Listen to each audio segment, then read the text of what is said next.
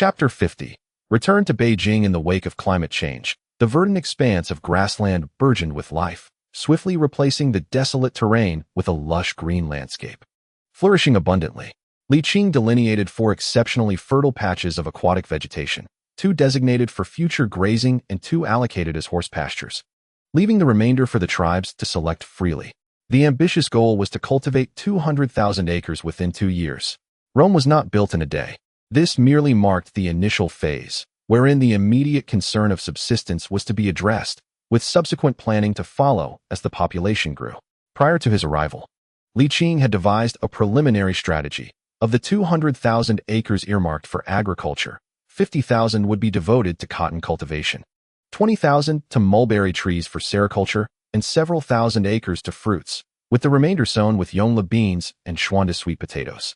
Due to climatic constraints, these high-yield crops could only be sown once a year, yet this single season would suffice to alleviate the basic needs of the populace.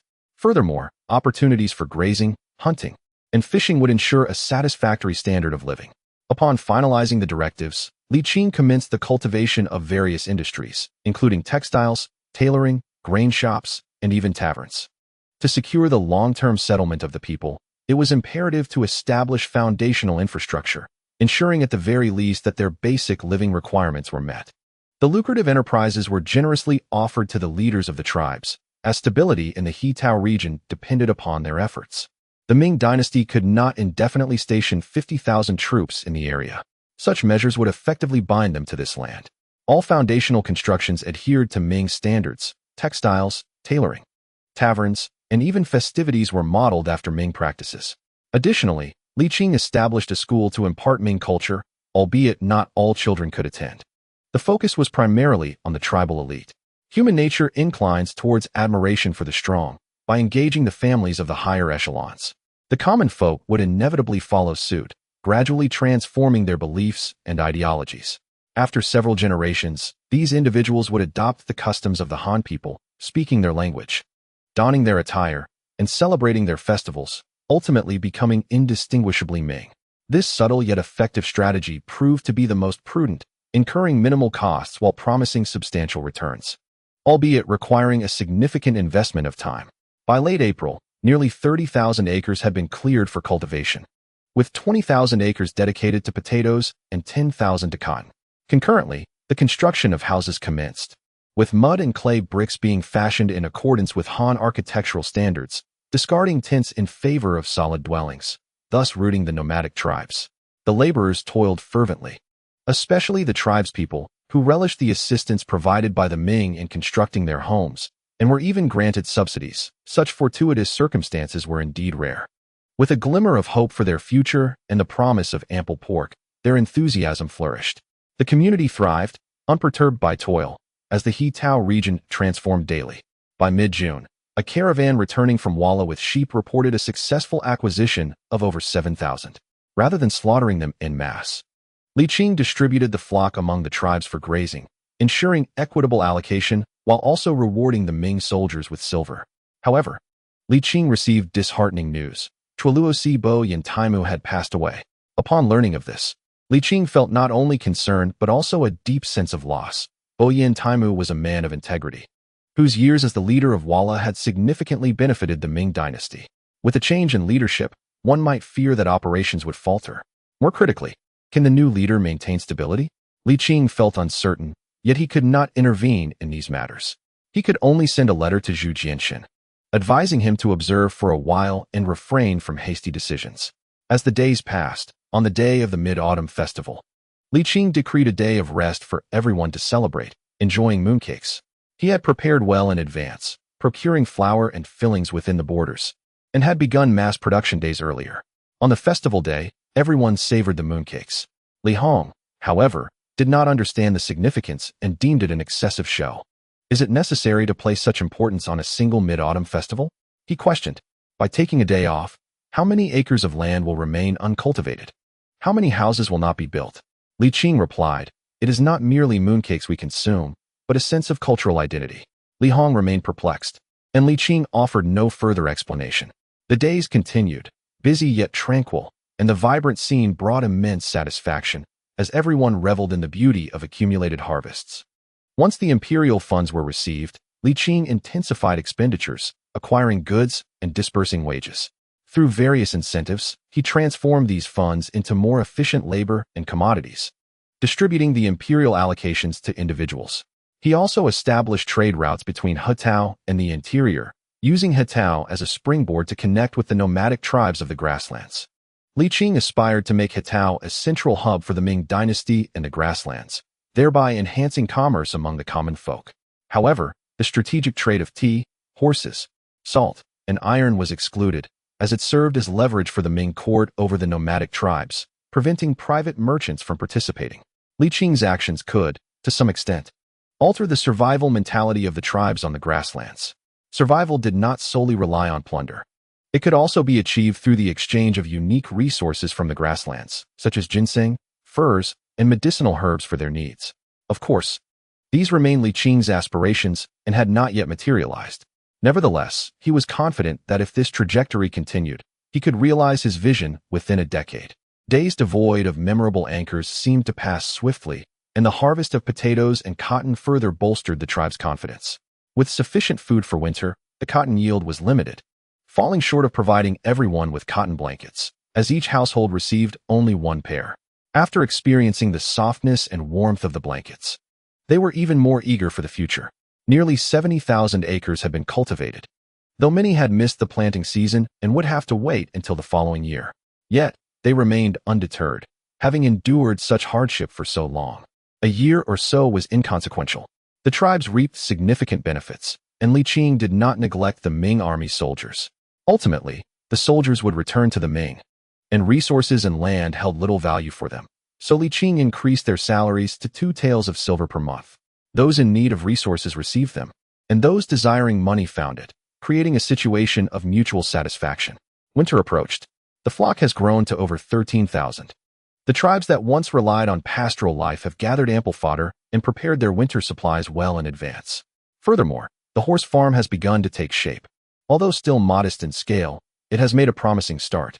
The earth lies desolate once more, yet the invisible yet palpable vitality seems to have intensified. In the handsome camp, Li Qing savors hot pot and enjoys a drink, feeling utterly content. As he lifts the tent flap, Li Hong enters, rubbing his hands together and chuckling. "Godfather, are you eating? Sit down and have some." Today, Li Qing's demeanor is no longer fierce. He greets Li Hong with a gentler attitude. "Ah, thank you, Godfather." Li Hong, unreserved, hurries to the table, seizing the chopsticks to indulge heartily. After a quarter of an hour, he finally pauses, takes a sip of wine to wash down his food, and inquires, "Godfather, do you remember you said we would return before the new year? Is that true?" Li Qing teases, "What's the matter? Are you homesick?" Li Hong shyly chuckles. It has indeed been over a year since he last returned home, and he genuinely longs for it.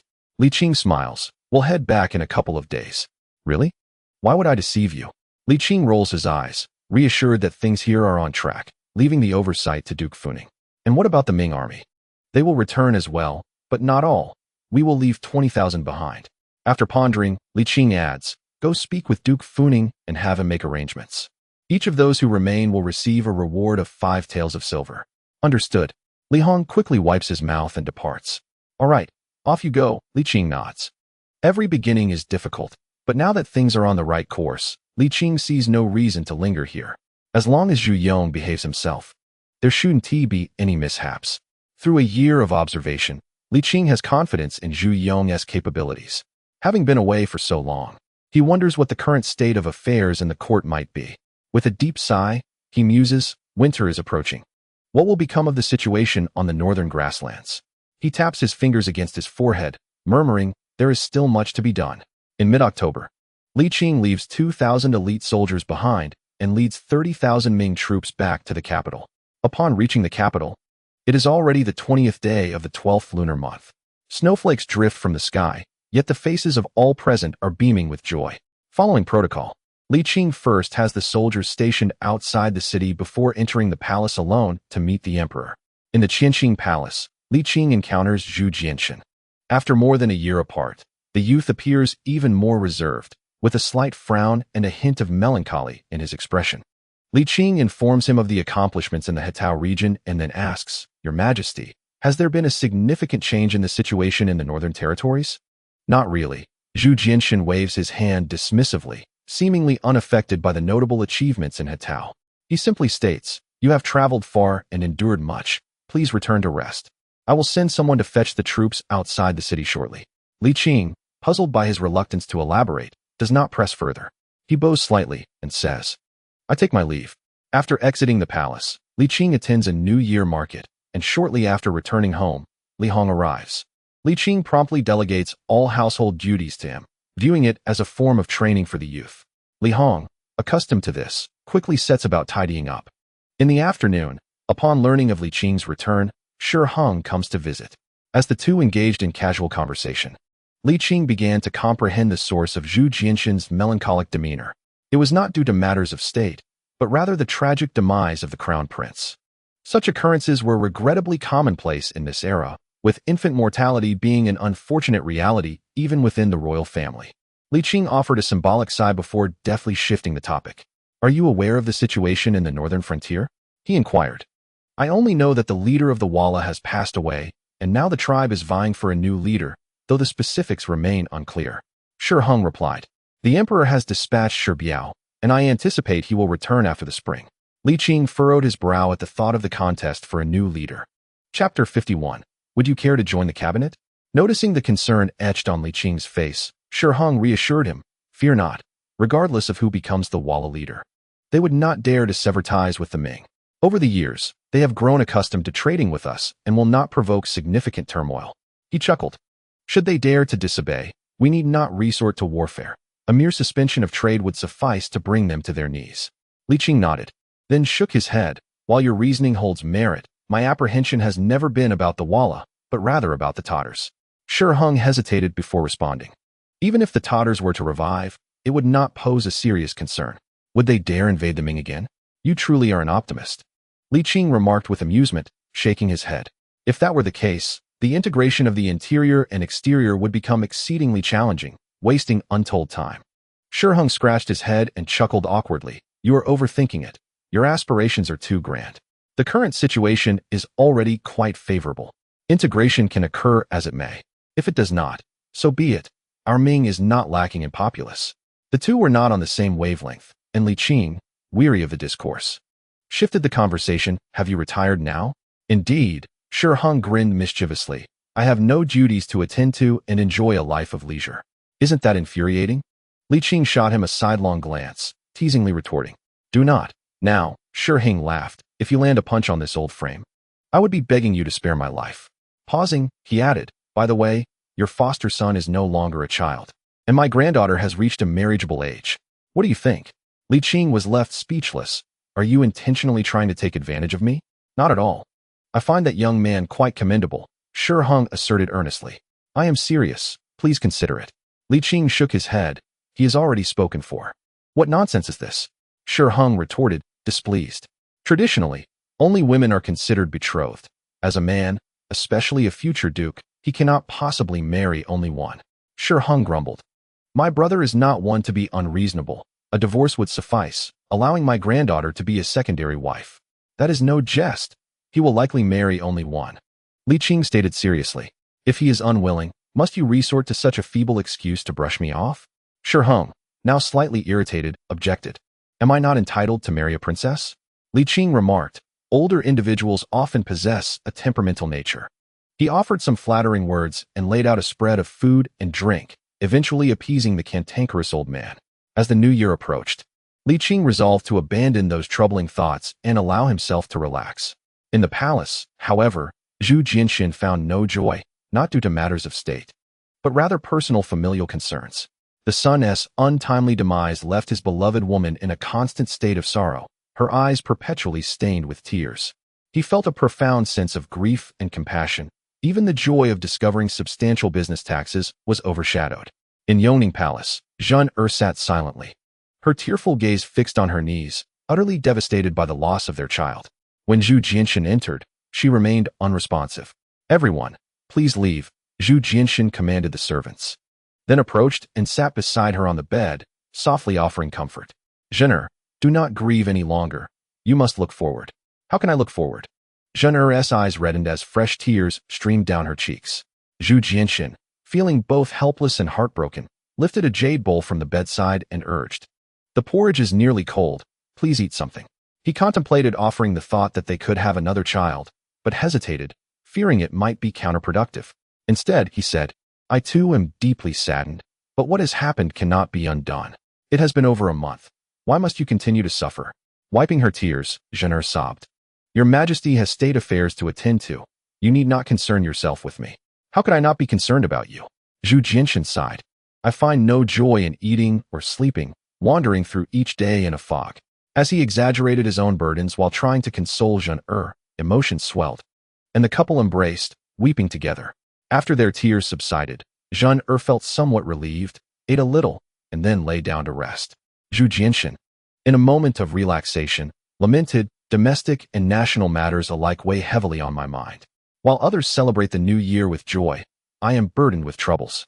Emerging from Yongle Palace, Zhu Jianxin initially intended to head to the imperial study, but suddenly paused and commanded, "Proceed to Lianjian." In a small courtyard, Li Hong squatted on a small stool, preparing vegetables while humming a cheerful tune, in high spirits. He had already written a letter to Jin Ling, assuring his parents, Uncle Zhu, and younger sister Wan Qing of his well-being, believing that after the Lantern Festival, she would come to visit. Although he had contemplated returning home, he couldn't shake his concern for matters in the capital, particularly fearing that his godfather might play tricks on him, jeopardizing his career. A man must strive to achieve something worthwhile, Li Hong mused, determined to make his mark, both for his godfather and for Wan Qing. "Is the Duke of Yongqing at home?" A sharp voice interrupted Li Hong's thoughts. "Yes, my godfather, the Duke of Yongqing, is home." Li Hong recognized the voice of a eunuch and hurriedly wiped his hands before opening the door. Upon opening the door, he was taken aback. Indeed, a eunuch stood there. But to his astonishment, the emperor was present as well. He quickly bowed, exclaiming, "I pay my respects to your majesty." Zhu Jianxin shot him a sidelong glance. "When did you become my subject?" I serve as a personal guard to the Duke of Funing in Hatao," Li Hong stammered, his face flushed. "Personal guards are not entitled to address the emperor as a subject," Huayan teased lightly, then inquired, "Where is the Duke of Yongqing?" "He is at home," replied Li Hong. While Huayan dared to jest with Li Hong, he refrained from making light of Li Qing and turned his attention back to Zhu Jianxin. Zhu Jianxin, accustomed to Li Qing's impudence, displayed no sign of displeasure and stepped into the courtyard. As Li Hong walked alongside Zhu Jianxin, he called out to the side room, "Godfather, rise quickly, the emperor has arrived." "I am coming." Li Qing's voice resonated, and shortly after, he emerged, tapping his shoes, with a smile, saying, "On such a frigid day, I truly wish to remain in bed. Do not take offense, your majesty." Zhu Jianxin cast a fleeting glance at him, replying coolly, "On such a cold day, do you not invite me inside?" "Your majesty, please do come in," Li Qing said, rubbing his nose and instructing his godson to prepare tea. In the guest hall, the two took their seats.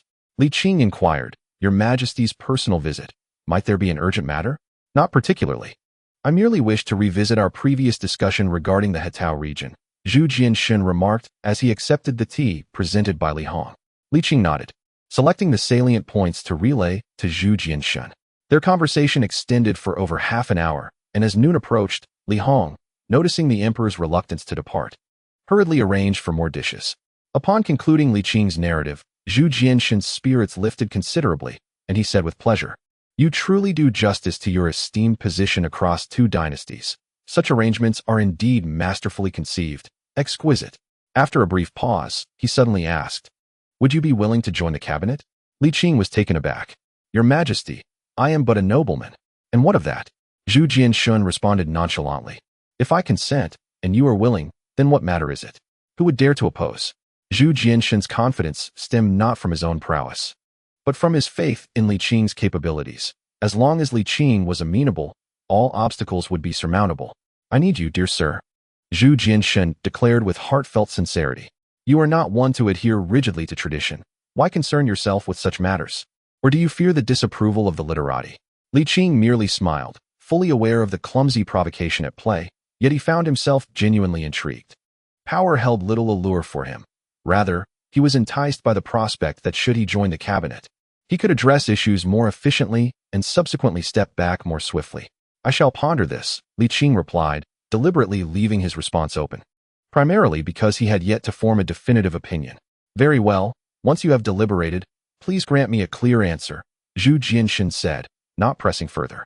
Li Qing's lack of outright rejection suggested that there was potential for agreement.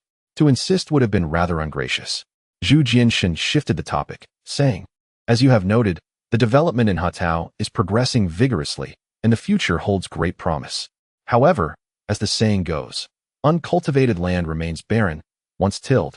Competition arises. Although Hatao belongs to the Ming, it lies beyond the borders. The situation on the grasslands is precarious, with the Tatars appearing dormant while the wall face internal strife. Zhu Jianshan furrowed his brow, expressing concern that someone might set their sights on Hatao. Li Qing nodded with a smile, showing no worry. That would not be ill-fated. It presents an opportunity for military action. Did you not wish to reform the military? Indeed, Zhu Jianshan chuckled. Perhaps I have been overly cautious. If such a scenario were to unfold, it might indeed work to my advantage. Let us see who could prevent my mobilization. Li Qing proposed, while preparing for battle. It is wise to steer toward peaceful resolutions. True, warfare is the most effective means of military reform, yet it is not the sole approach. The greater picture must remain paramount. Zhu Jianshan nodded in agreement. Rest assured, I shall not engage in battle for the sake of battle. Your Majesty is wise. Li Qing remarked, rarely offering flattery. He lifted his tea, savoring it, and then added, it is nearly mealtime, if you would permit. Zhu Jianshan nodded.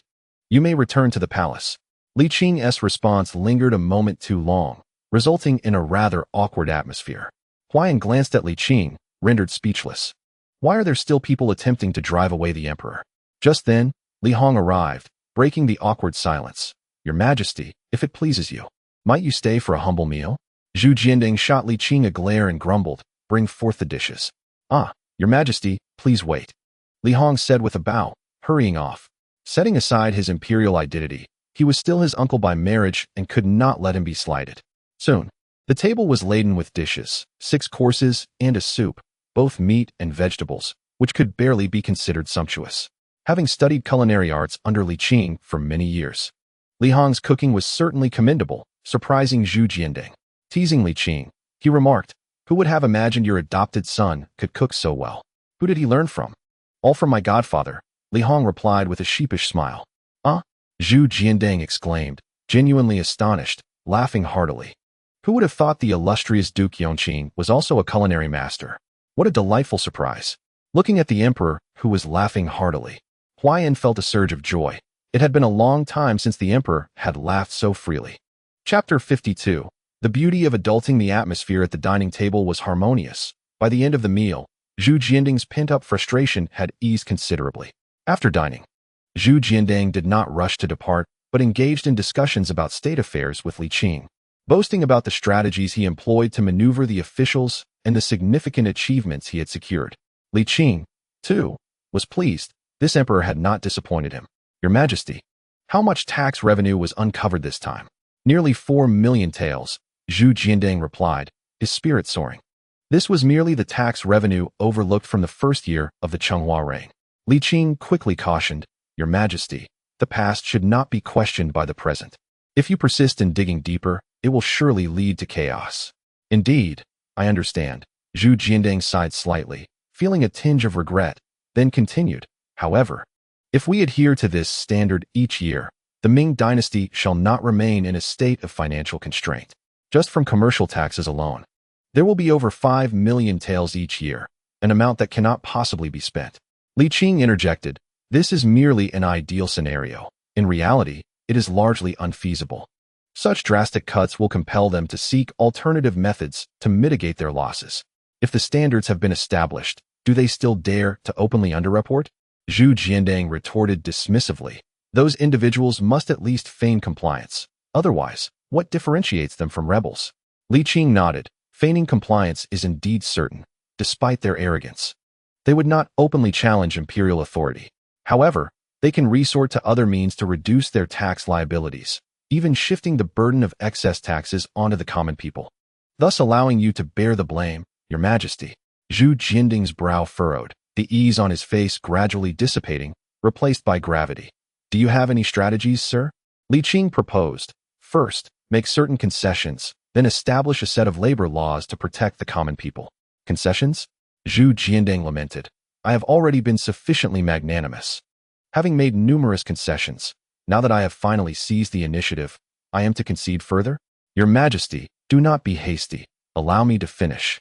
Li Qing sipped his tea and continued, maritime trade is thriving, indeed bustling everywhere, and merchants are profiting, yet their margins are steadily declining. I do not believe it. Zhu Jiandang scoffed. I previously dispatched the factory guards to investigate Jiangnan. Merchant ships set sail almost daily from the ports. Do you truly assert that their profits are minimal? Li Qing chuckled, stating, indeed, they are making money, substantial profits, yet it is also true that their margins are diminishing. The foundation of their earnings lies in the premise of growth. If the quantity of goods remains unchanged, their profits will inevitably decline. Zhu Jianxin, taken aback, inquired, are you suggesting that the goods of the Ming dynasty are losing their appeal? Certainly not, Li Qing replied. This is merely a principle of market dynamics. Rarity confers value. As trade continues, commodities cease to be as scarce as they once were, leading to a natural decline in prices. After absorbing Li Qing's explanation, Zhu Jianxin fell into silence. After a long pause, he asked, are you proposing a reduction in commercial taxes? Yes, but we can leverage the reduction of commercial taxes to introduce some necessary conditions. Li Qing affirmed. You mentioned protecting the labor laws for the common folk? Li Qing nodded, precisely. As profits continue to dwindle, exploiting workshop workers becomes their unequivocal choice to safeguard profits. We must establish a clear boundary, a universally acknowledged red line. Zhu Jianxin furrowed his brow in contemplation and remarked, what about the interests of the court? Lowering commercial taxes is far more tangible and beneficial than tax evasion, Li Qing asserted. Very well, I shall consider it further. Zhu Jianxin replied, rising. I have other official matters to attend to. I will return to the palace. After taking a few steps, he turned back to say, I hope you will give due consideration to the matter of joining the cabinet. Li Qing nodded, Your Majesty, take care. Li Hong, having seen off his uncle, squeezed in front of Li Qing and asked, Godfather, are you truly planning to join the cabinet? I have yet to make up my mind, Li Qing replied, sipping his tea thoughtfully. Joining the cabinet is a double-edged sword. It has both advantages and disadvantages, and I must ponder it carefully. Li Hong nodded, somewhat awkwardly inquiring, and what about me? You? Li Qing responded, puzzled. What about you? Li Hong declared firmly, how do you intend to arrange my future? I aspire to be a military general and pursue a political career. Li Qing sighed. Have you truly considered this? Once you embark on a political path, it is as deep as the sea. Are you certain you can withstand the intrigues of the court? Can you guarantee your survival on the battlefield, emerging unscathed? I cannot, Li Hong replied resolutely. But if I were to shrink back for that reason, how would I differ from a coward? If I were merely an ordinary citizen, I would not ponder such matters. However, my godfather is the Marquis of Yongqing, and my ancestors were the Duke of Chao. Given my background, if I were to choose mediocrity, that would indeed be my failing. Li Qing was momentarily taken aback, then laughed heartily, his smile filled with approval. Very well.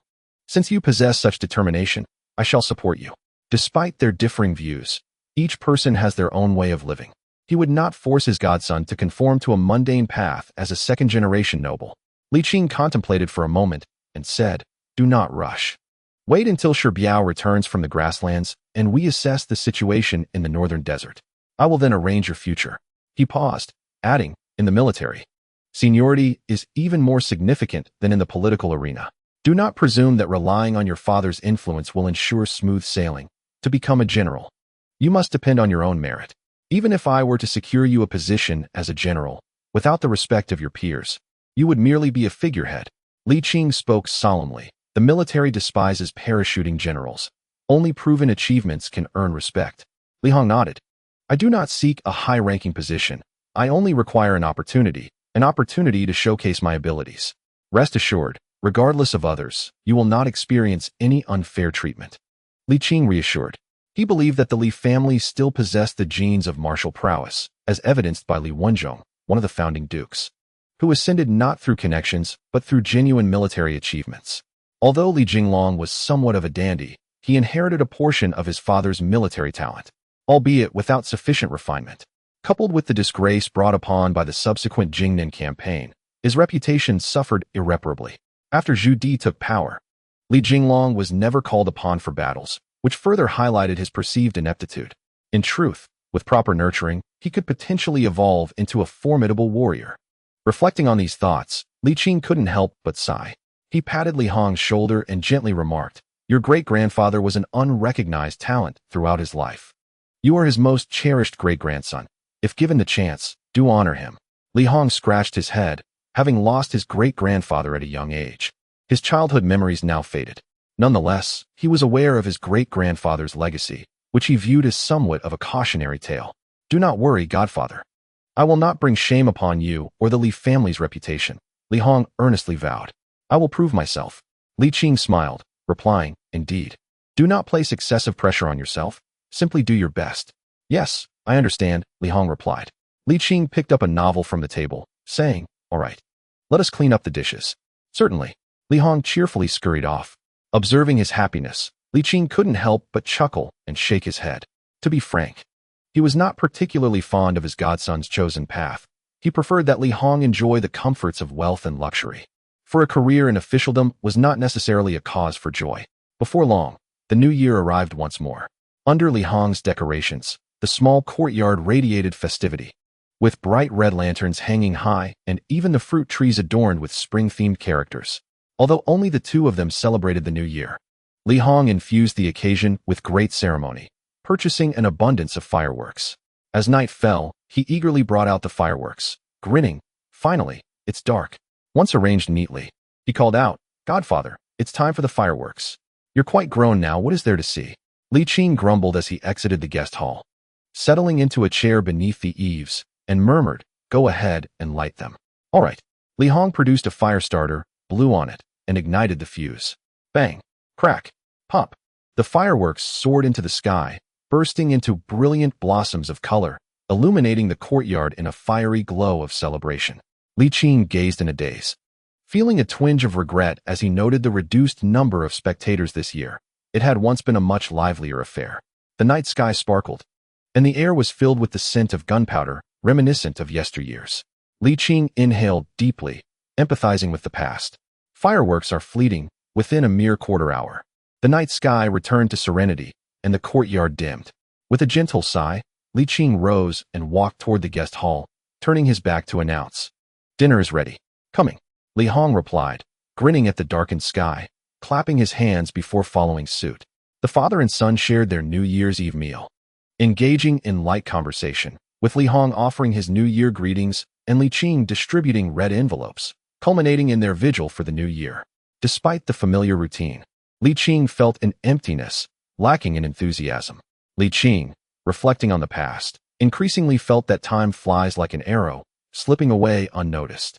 In the blink of an eye, it had been 3 years since the 3rd year of the Changhua era. At the 4th watch of the night, Li Hong knocked on the door. "Godfather, it's time to enter the palace and pay New Year's greetings to the emperor." Hearing him, Li Qing stretched lazily, rose, and opened the door. "Go back and continue your sleep."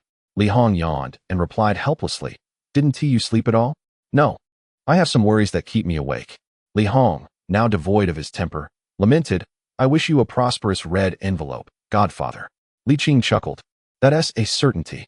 With so much commercial tax collected, the newly rich cannot avoid shedding some blood." In the square of the Feng Tian Hall, when Li Qing arrived, most people had gathered, creating an atmosphere of exuberance, particularly among the lower-ranking officials, all of whom wore joyful expressions, eagerly anticipating this year's red envelopes. With the substantial amount of commercial tax collected, the envelopes this year should surely multiply several times over. Before long, the eastern horizon began to lighten, a streak of rosy light breaking through the clouds, illuminating the glazed tiles of the palace hall, enhancing its resplendence. Soon, the dragon carriage slowly approached, and the noisy crowd immediately quieted, assuming respectful postures. On the first day of the Lunar New Year, especially on a day designated for distributing red envelopes, no one would dare to provoke the emperor at such a critical moment. After all, it was the festive season. Long live our emperor, long live. Long live for 10,000 years. The ministers bowed in unison. Zhu Jinshan waved his sleeve with grandeur. "All rise." "Thank you, your majesty." The ministers stood up, brushing off their sleeves, stirring up a cloud of dust. Zhu Jianshan wrinkled his nose and stepped back a couple of paces, then, with a slight smile, began to deliver his year-end remarks. This year, he was particularly reserved. Having been emperor for 2.5 years, the initial fervor had diminished, and he no longer spoke with fervency, yet still painted grand visions. The ministers had been subjected to his grandiose plans for so many years that they had become almost immune, yet they feigned appreciation. The dynamic between them resembled that of a couple who had long lost their passion, both striving to maintain their dwindling connection despite the lack of genuine enthusiasm, neither feeling truly satisfied. After Zhu Jianshan concluded his speech, the ministers began to offer New Year's greetings. Due to their overwhelming number, they approached in groups. The 6 ministries were first, followed by the cabinet, then the court of censors, and finally, as customary, the military officials echoed the cabinet's greetings. The idle noblemen, who merely lived off the efforts of others, always came last, repeating the military officials' congratulatory words. After a flurry of formalities, it was time for the much-anticipated distribution of red envelopes. This year, the traditionally stingy Zhu Jianshan was particularly generous, showering money liberally. It was not out of generosity, but rather a necessity.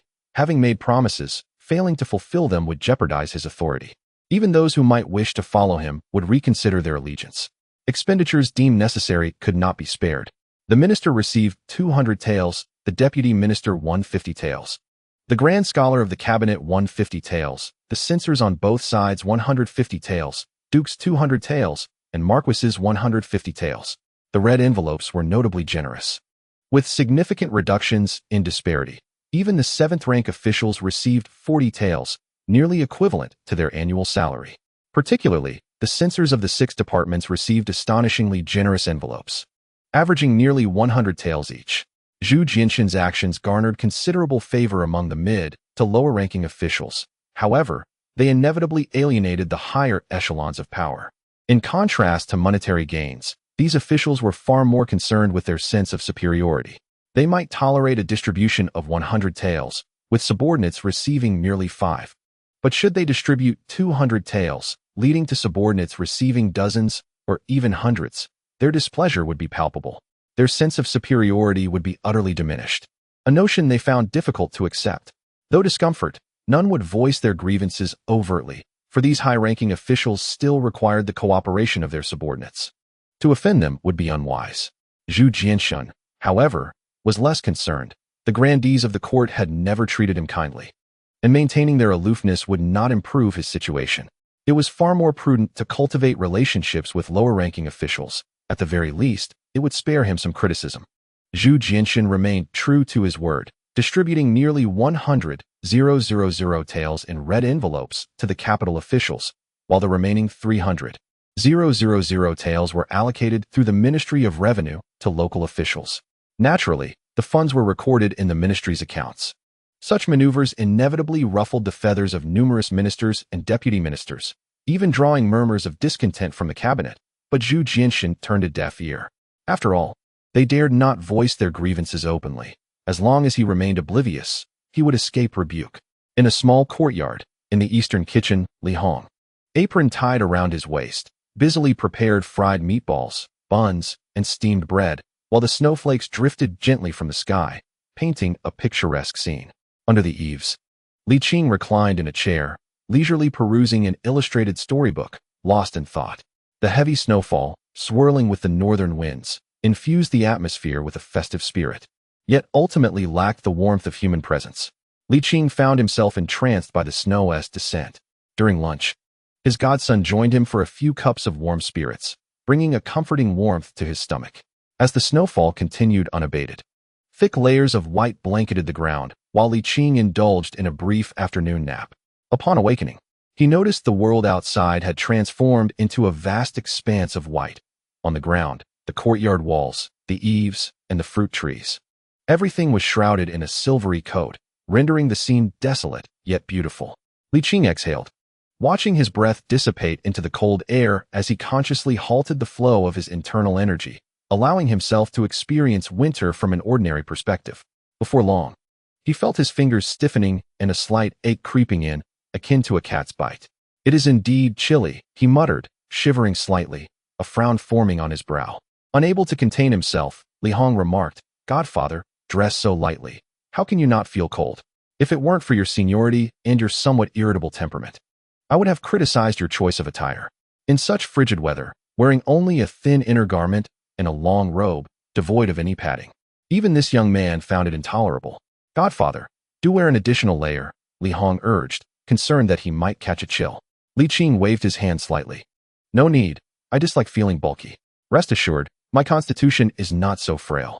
Casting another glance at the wintry landscape, he smiled. "Why don't you fetch an extra coat and accompany me for a stroll? It would be a waste not to appreciate such splendid snow scenery."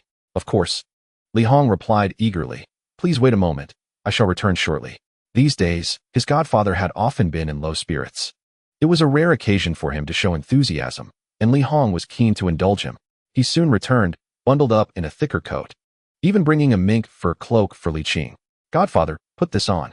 We must be cautious as we step out. Health is paramount." Li Qing, though not in need, ceased his reluctance.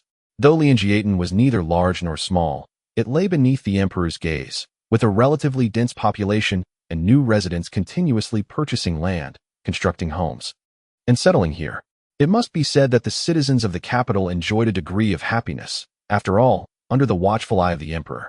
Any discontent among the populace would be immediately apparent, thus they would receive preferential treatment. Any benevolent policies from the court would first be implemented in the capital, effectively minimizing any grievances. As Li Qing strolled, he observed the air thick with the aroma of roasted meat and the distinctive scent of fried foods. In the streets, children played and laughed joyously, bundled warmly against the chill. Li Qing felt a sense of delight. He understood that this image did not represent the entirety of the populace.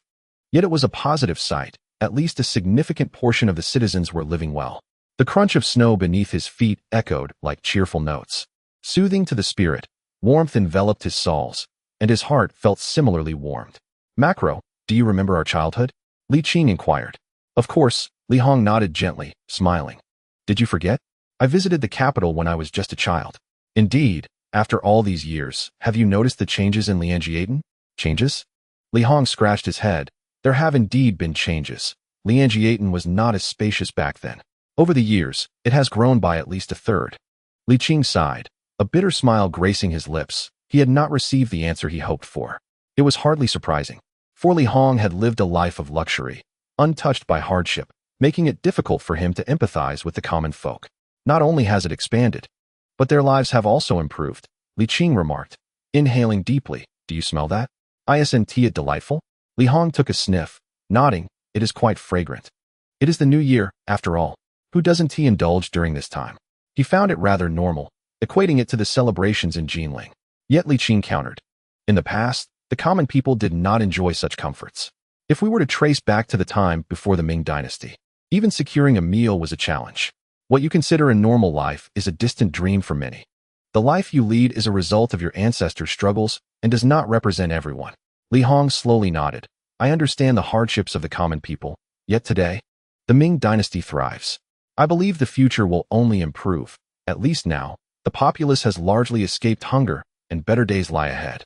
"Your optimism may be misplaced." Li Qing gently shook his head. "You see only the outcome and not the journey. The current state of the Ming dynasty has not come without its tribulations." With a soft sigh, he continued, "This flourishing scene is the fruit of the labor of the people, the dedicated efforts of successive emperors, and the diligence of a few virtuous officials." Pausing, he spoke with pride. "It is also the result of your godfather's tireless dedication, forged bit by bit." Li Hong chuckled. "Indeed, who does not know of my godfather's esteemed position across 2 dynasties, diligently serving for decades?" As Li Hong rambled on with flattering words, the bond between them deepened amidst the celebration of life. Li Qing chuckled softly and sighed. Thus, one must not be overly optimistic. Such a scene is hard won, and allowing things to unfold naturally may not yield better results. It could, in fact, worsen the situation. At all times, we need individuals who dare to swim against the current. If you choose this path, prepare yourself for struggle, to resist the tide of conformity and the complacency of officials. Li Hong, somewhat perplexed, nodded and replied, "I understand, father." Having never traversed the bureaucratic path, he grasped little of his godfather's words. Yet he could discern the weariness etched upon his face. Tentatively, he suggested, Perhaps you should refrain from joining the cabinet and instead consider retirement. Why is that? Li Hong inquired. After laboring for so long, it is indeed time for you to rest. With so many officials in the Ming dynasty, your absence would hardly be noticed. Though there are many officials, few can truly ease my concerns, Li Qing replied with a wry smile. The emperor's power remains unestablished. The situation in the northern grasslands is still ambiguous, and the Hetao region is yet to be properly developed. There is much work yet to be done. The question of entering the cabinet is secondary. Retiring is simply not an option. Why not? Because I have little faith in many people, Li Qing stated. Li Hong chuckled awkwardly.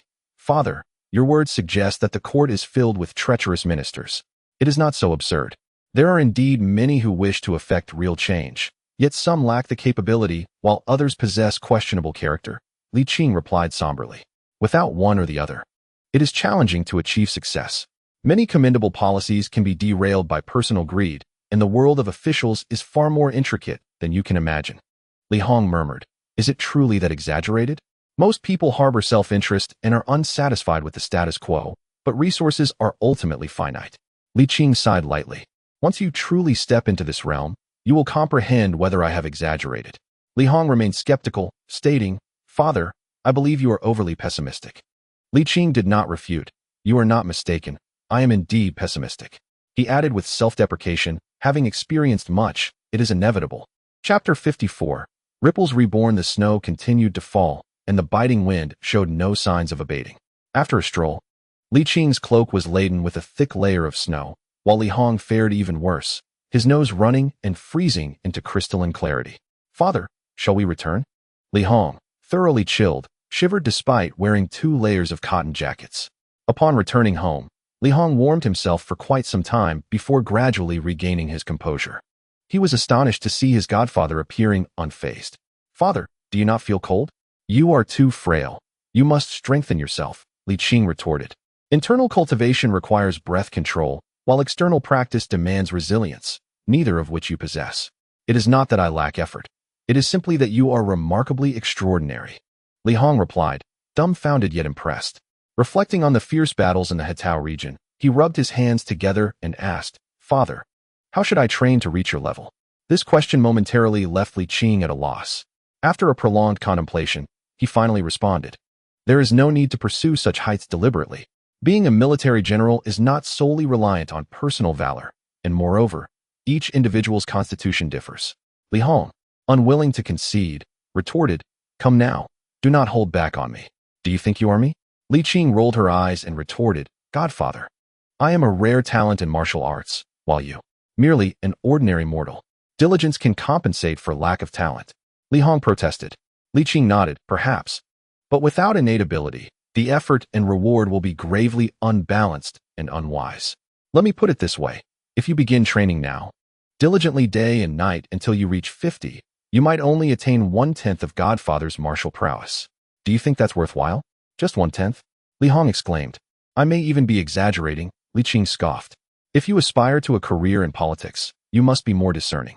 Martial prowess is merely an advantage, not a necessity. Using your intellect is of utmost importance. Li Hong sighed in disappointment, recalling when he had initially sought to emulate Godfather's relaxed demeanor on horseback, only to extinguish that notion in the face of such brilliance. Some individuals shine so brightly that others can only aspire to their heights. Future generations may not even manage to imitate them. Godfather, is the political arena truly as murky as you claim? Li Hong inquired.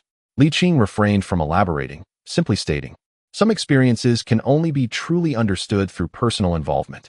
All right, Li Hong scratched his head and muttered, but when will I ever enter the political realm? Li Qing smiled. I have made you a promise, and I shall not break it. Rest assured, when the right opportunity arises, I will arrange it for you. Thank you, Godfather. Li Hong nodded. What as for dinner tonight? Anything. Could you be a bit more specific? Li Hong cautiously asked, recalling the last time he took those words at face value and ended up in a predicament. Oh, anything will do. The new year was a time of great comfort, filled with leisurely days accompanied by delightful cuisine and fine wines. After a year of toil beyond the borders, Li Qing enjoyed a well-deserved relaxation. Amidst this respite, he contemplated the prospect of joining the cabinet, weighing the potential negative consequences of noblemen's involvement against the advantageous national policies he could implement. After much deliberation, he found himself at an impasse. On one hand, the current Ming had few pressing issues needing reform. Any significant actions after joining the cabinet would be challenging. And once the precedent of noblemen entering the cabinet was set, it would be difficult to prevent others from following suit. On the other hand, while regions like Hetao and the northern grasslands flourished, they also bred various problems that required exemplary leadership. The parasites thriving in times of prosperity grow swiftly and pose the greatest threats. Ultimately, Li Qing resolved to wait for Shi Biao's return to the capital. If the situation in the northern grasslands remained stable, he would refrain from joining the cabinet, opting to guide based on circumstances. Conversely, if tensions arose, he would proceed to join. The Ming dynasty's holiday was brief, only lasting a few days. After this short reprieve, the vast machinery resumed its operations. Li Qing remained leisurely, awaiting Shi Biao's return. During this period leading up to the Lantern Festival, the court was notably tranquil, with no one seeking trouble, and the emperor treating everyone with kindness. Both sides were gathering strength, preparing for subsequent confrontations. On the 10th day of the first lunar month, the calm court rippled with activity, and the previously idle Li Qing attended the court. It was not Shi Biao returning from the grasslands, but rather disturbances arising within the Ming. The local chieftain of Dating Gorge in Guangxi was causing unrest. In the Hall of Heavenly Blessings, ministers expressed their opinions, creating a cacophony that ached the ears. The officials expressed their indignation, advocating instead for a conciliatory approach, employing etiquette and education to quell the disloyal sentiments of the local chieftains. The military leaders, lacking eloquence, remained mostly silent, which greatly vexed Zhu Jianshan, who had finally seized an opportunity to voice his opinions. Yet, he was unaware that managing internal conflicts posed far greater challenges than external confrontations. This was not due to the chieftain's martial prowess surpassing that of the northern tribes, but rather a consequence of the geographical environment. These chieftains ruled the mountains, fortified by natural defenses, and could sustain themselves to a certain extent. Employing force would not only incur significant costs, but also might not guarantee victory. In the vast mountains, disregarding logistical issues, deploying tens of thousands would yield minimal impact. It is noteworthy that even a tyrant like Zhu Yuanzhang, along with the formidable Ming army at the onset of the Hongwu era, replete with renowned generals, could not entirely resolve the issues posed by the chieftains. The chieftains, benefiting from their advantageous terrain, though not entirely sovereign, frequently acted arrogantly, often clashing with the local populace. Zhu Jianshan contemplated sending troops. However, with the military leaders remaining mute, he had no choice but to exercise patience and seek counsel from Li Qing. In the Qinqing Palace, the two sat opposite each other. Zhu Jianshan articulated his stance first. Relentless conciliation would only embolden their arrogance. A military response was imperative, one that would inflict pain before negotiations could commence. The emperor's reasoning was sound. Li Qing nodded in agreement. And then, Zhu Jianshan inquired with hopeful anticipation, urging him to share any sagacious strategies. Li Qing replied, ultimately, it is preferable not to engage in warfare. Zhu Jianshan, incensed, retorted, do you not recall that trouble had already arisen during the first year of the Changhua reign? I am unaware, Li Qing admitted. Zhu Jianshan's anger flared. Of course you are uninformed, as you do not attend court. Li Qing tactically leaned back to evade the spittle from Zhu Jianshan's fervent speech, responding helplessly, Your Majesty, please do not rush. Waging war against the chieftains is truly unwise. I shall not heed. Zhu Jianshan forcefully interrupted, exclaiming, I summoned you to devise strategies, not to counsel me against action. I have heard enough of such advice in court. Without waiting for Li Qing to respond, he continued, Are you aware of the numerous disturbances caused by the chieftains in just these past 2.5 years of my reign? I have listened to your counsel, striving to maintain stability within the court, but if these chieftains remain unchecked, they will grow insufferable. In truth, I have a general understanding of the situation, Li Qing replied, leaning back again and offering a wry smile. Your Majesty, first, please remain calm. Second, may I have the opportunity to speak?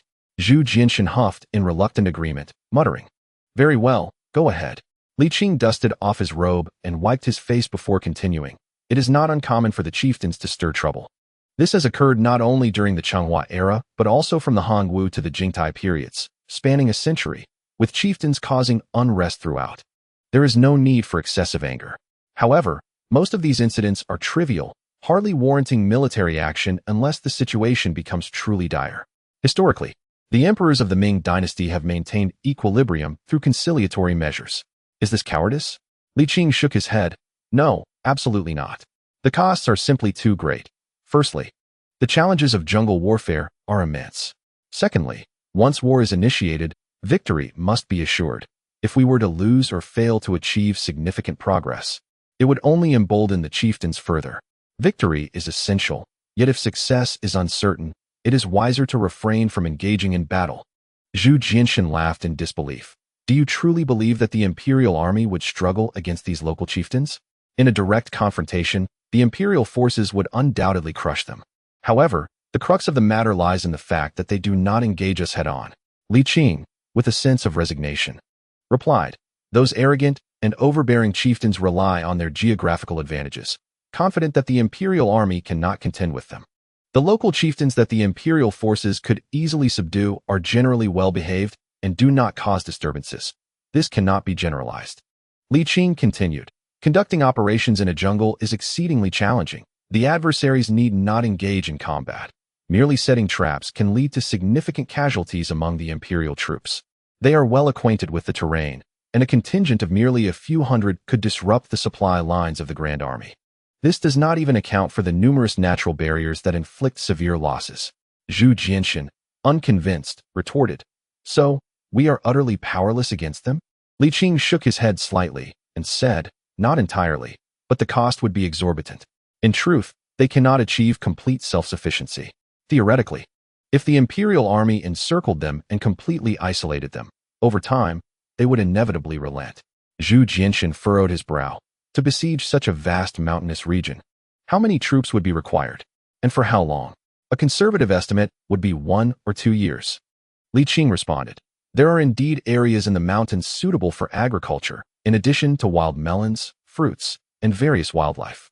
If we were to engage in a protracted struggle against the national treasury, it would not necessarily yield favorable results. Zhu Jinshan gritted his teeth. So, according to you, we can only submit to them, swallowing our grievances? Li Qing replied, while the chieftains may resist governance, the common folk living in the vicinity still hold the imperial court in high regard. If we inform the local officials to discourage the populace from trading essential goods with them, it would undoubtedly cause them distress. He paused, adding, furthermore, it would be prudent to dispatch the imperial guards to oversee the situation locally, to prevent anyone from taking risks for profit. Zhu Jinshan let out a dejected sigh. So, what you are saying is that we still cannot resort to military action. If it can be avoided, it is best not to engage in conflict, Li Qing affirmed. Zhu Jinshan, exasperated, retorted, in the end, it all boils down to the same bureaucratic reasoning. You may withdraw. Li Qing, taken aback, observed that the young emperor's melancholy was persistent and thus chose not to argue further. On the Lantern Festival, as the two were jovially preparing glutinous rice balls, a palace eunuch arrived with an urgent decree, demanding Li Qing to enter the palace immediately. Upon reaching the Hall of Heavenly Purity, Zhu Jinshan's first words were, we can no longer refrain from battle. Chapter 55. The situation escalates. Li Qing's brow furrowed. What has transpired? Those rascals have raided the government granaries, killed several officials, and seized 3 villages, resulting in the deaths of over 30 innocent civilians. Zhu Jinshan exclaimed in fury. This is no mere skirmish. This is outright rebellion. Your Majesty, please remain calm, Li Qing urged. How can I possibly remain calm? Zhu Jinshan shouted. Given the circumstances, are you suggesting I do nothing? Of course not. It is simply that the disparity in the news is rather significant, Li Qing stated, harboring doubts that Zhu Jinshan might be exaggerating. After all, he had long desired to mobilize troops, and it seemed plausible. What is there to doubt? Zhu Jinshan scoffed. Do you truly believe the local officials would dare defy the emperor? Li Qing cast him a sidelong glance and said pensively, the local authorities lack the audacity for such actions, yet one cannot dismiss the potential machinations of certain individuals. Perhaps it would be prudent to verify the situation? What do you mean? Zhu Jinshan, detecting the insinuation, felt a surge of indignation. Do you think I have fabricated this? I did not imply that, Li Qing replied. Merely observe for yourself. With a forceful toss, Zhu Jinshan flung the memorial, which scattered in the air, almost tearing apart. Li Qing reached out to catch it, unfolding it once more to scrutinize its contents. After a quarter of an hour, he dismissed his doubts and nodded, declaring, Such blatant disregard for the law warrants military action. Zhu Jianshan's mood brightened instantly, and he exclaimed, "You too support the mobilization?" "Certainly," Li Qing affirmed. "This behavior, to put it bluntly, is tantamount to rebellion. If we do not act now, how can the court maintain its dignity? How can the common people trust us?" "Indeed, well said." Zhu Jianshan finally received a compliment he yearned for. "Tomorrow marks the 16th day of the first lunar month. The festival will have concluded. Do not forget to attend court." "Understood." Li Qing was aware of the bureaucrats' aversion to military deployments, anticipating further contention. Zhu Jianshan, feeling buoyed by Li Qing's readiness, began to address him more familiarly. "Sir, how many troops do you deem appropriate for this campaign?" "As I have stated before, victory must be assured," Li Qing replied. "If we are to engage in battle, we must not shy away from expenditure. I propose deploying 150,000 troops." 150,000? Zhu Jianshan echoed. "Indeed," Li Qing insisted earnestly. "A smaller force risks devolving into a protracted conflict, favoring the indigenous chieftains who can endure such a drawn-out struggle. For the Ming dynasty, the most advantageous strategy is to strike swiftly, overwhelming them before they can adequately prepare, thus ensuring a swift victory." Li Qing spoke with gravity. "Should our forces be insufficient and the conflict stretch on, we would merely squander resources without gaining substantial results. A larger deployment not only bolsters the morale of our soldiers, but also instills fear in our adversaries." Zhu Jianshan clenched his teeth, enduring the financial strain. "Very well. 150,000 it shall be." He felt emboldened, having amassed a modest surplus in the national treasury last year, along with the newly collected commercial taxes, totaling nearly 6 million taels, ample to support a campaign, particularly one conducted internally. As long as the engagement was not prolonged, he could bear the cost. Li Qing exhaled in relief and inquired, "Does your majesty have a suitable candidate for commander?" "There are a few." Zhu Jianshan hesitated, regarding him with suspicion. "Do you wish to assume command?" In truth, Zhu Jianshan did not desire for Li Qing to gain further accolades. Firstly, Li Qing's already considerable influence was sufficient. Although trustworthy, such power could be detrimental to the emperor. Secondly, should Li Qing achieve further distinction, he would necessitate a noble title. Yet the dukes of the Ming dynasty were prohibited from wielding power, as per ancestral edict. Zhu Jianshan sought to have Li Qing utilize his talents to assist in governing the realm. But should he be granted a title, those plans would be rendered futile. Moreover, he contemplated bringing Li Qing into the cabinet. While a marquis could be accommodated into the cabinet, a duke's inclusion was utterly implausible. Even if he passed the scrutiny of the civil officials, he would not surmount the ancestral prohibitions of the Ming dynasty. Furthermore, such actions could instigate unforeseen complications. Li Qing discerned Zhu Jianshan's apprehensions and remarked, "I have but one inquiry. With 150,000 troops, as long as the commander does not make foolish decisions, victory is assured." "Is that so?" Zhu Jianshan chuckled, feeling considerably more at ease. "I have yet to finalize my thoughts. Let us deliberate on the military arrangements before we proceed with further discussions, shall we?" "Agreed," Li Qing nodded. Zhu Jianshan, feeling somewhat embarrassed, smiled and inquired, "Sir, have you given any thought to the matter of entering the cabinet?" Li Qing, undeterred by Zhu Jianshan's self-interest, a sentiment quite natural for a sovereign, remained unperturbed. His primary concern lay with the situation in the northern deserts. "I have not yet reached a decision. Let us observe the developments first," Li Qing responded. "Once Shi Biao returns, and we comprehend the status of the northern front, I shall make my choice. Should tensions escalate, I will agree to join the cabinet." "Very well." Zhu Jianshan nodded, feeling a twinge of guilt and refraining from pressing further. "Rest assured, I am well aware of your contributions to the Ming dynasty. I will not let you down," he assured, patting his chest. Li Qing smiled in acknowledgement. "Then I express my gratitude to His Majesty in advance." "Of course. It is only right," Zhu Jianshan replied with a chuckle. In a small courtyard, upon learning of the details, Li Hong was overjoyed. An opportunity had finally presented itself. "Godfather, what position do you intend to arrange for me?" 100 households, Li Qing replied. "What?" Li Hong was taken aback. Though he had not harbored overly high expectations, he had not anticipated such a modest rank. He had assumed that at the very least, he would attain the position of 1,000 households. After all, he was the heir of the Yongqing marquis, a second-generation nobleman of marquis rank. This starting point felt rather low. "Godfather, could we possibly elevate it just a notch?" Li Qing shook his head. 100 men is ample. If I were to give you a 1,000-man unit, would you be able to command it effectively? I believe. I do not wish to hear your beliefs. Godson, while military strategy and the realities of battle cannot be equated, they are nonetheless of great assistance. Moreover, I experienced real combat last time, Li Hong replied with a wry smile. Could you not have a bit more confidence in your godson? Li Qing rolled his eyes. If you had not faced actual combat, I would have simply kept you as my personal guard. Godfather. Enough, Li Qing asserted. You can either accept the position of 100 households or forego it altogether. The choice is yours. Li Hong, disheartened, conceded, 100 households it is, then. That's the spirit, Li Qing smiled. Every step must be taken firmly to establish your foundation. The height of a tower depends upon the strength of its base. Though it is but 100 men, it does not preclude you from achieving great accomplishments. After a pause, he added, remember, as a military officer, you must be responsible for your subordinates on the battlefield. Should you be reckless and cause significant losses among your men, I will see to it that you are punished upon your return. Li Hong nodded solemnly. Yes, I shall remember, father. Good, Li Qing's tone softened. The battlefield is fraught with peril. You must take care of yourself, understand? I understand, Li Hong nodded, smiling. Godfather, I am not a fragile flower. I grasp your sentiments. But a man's life should be lived with fervor.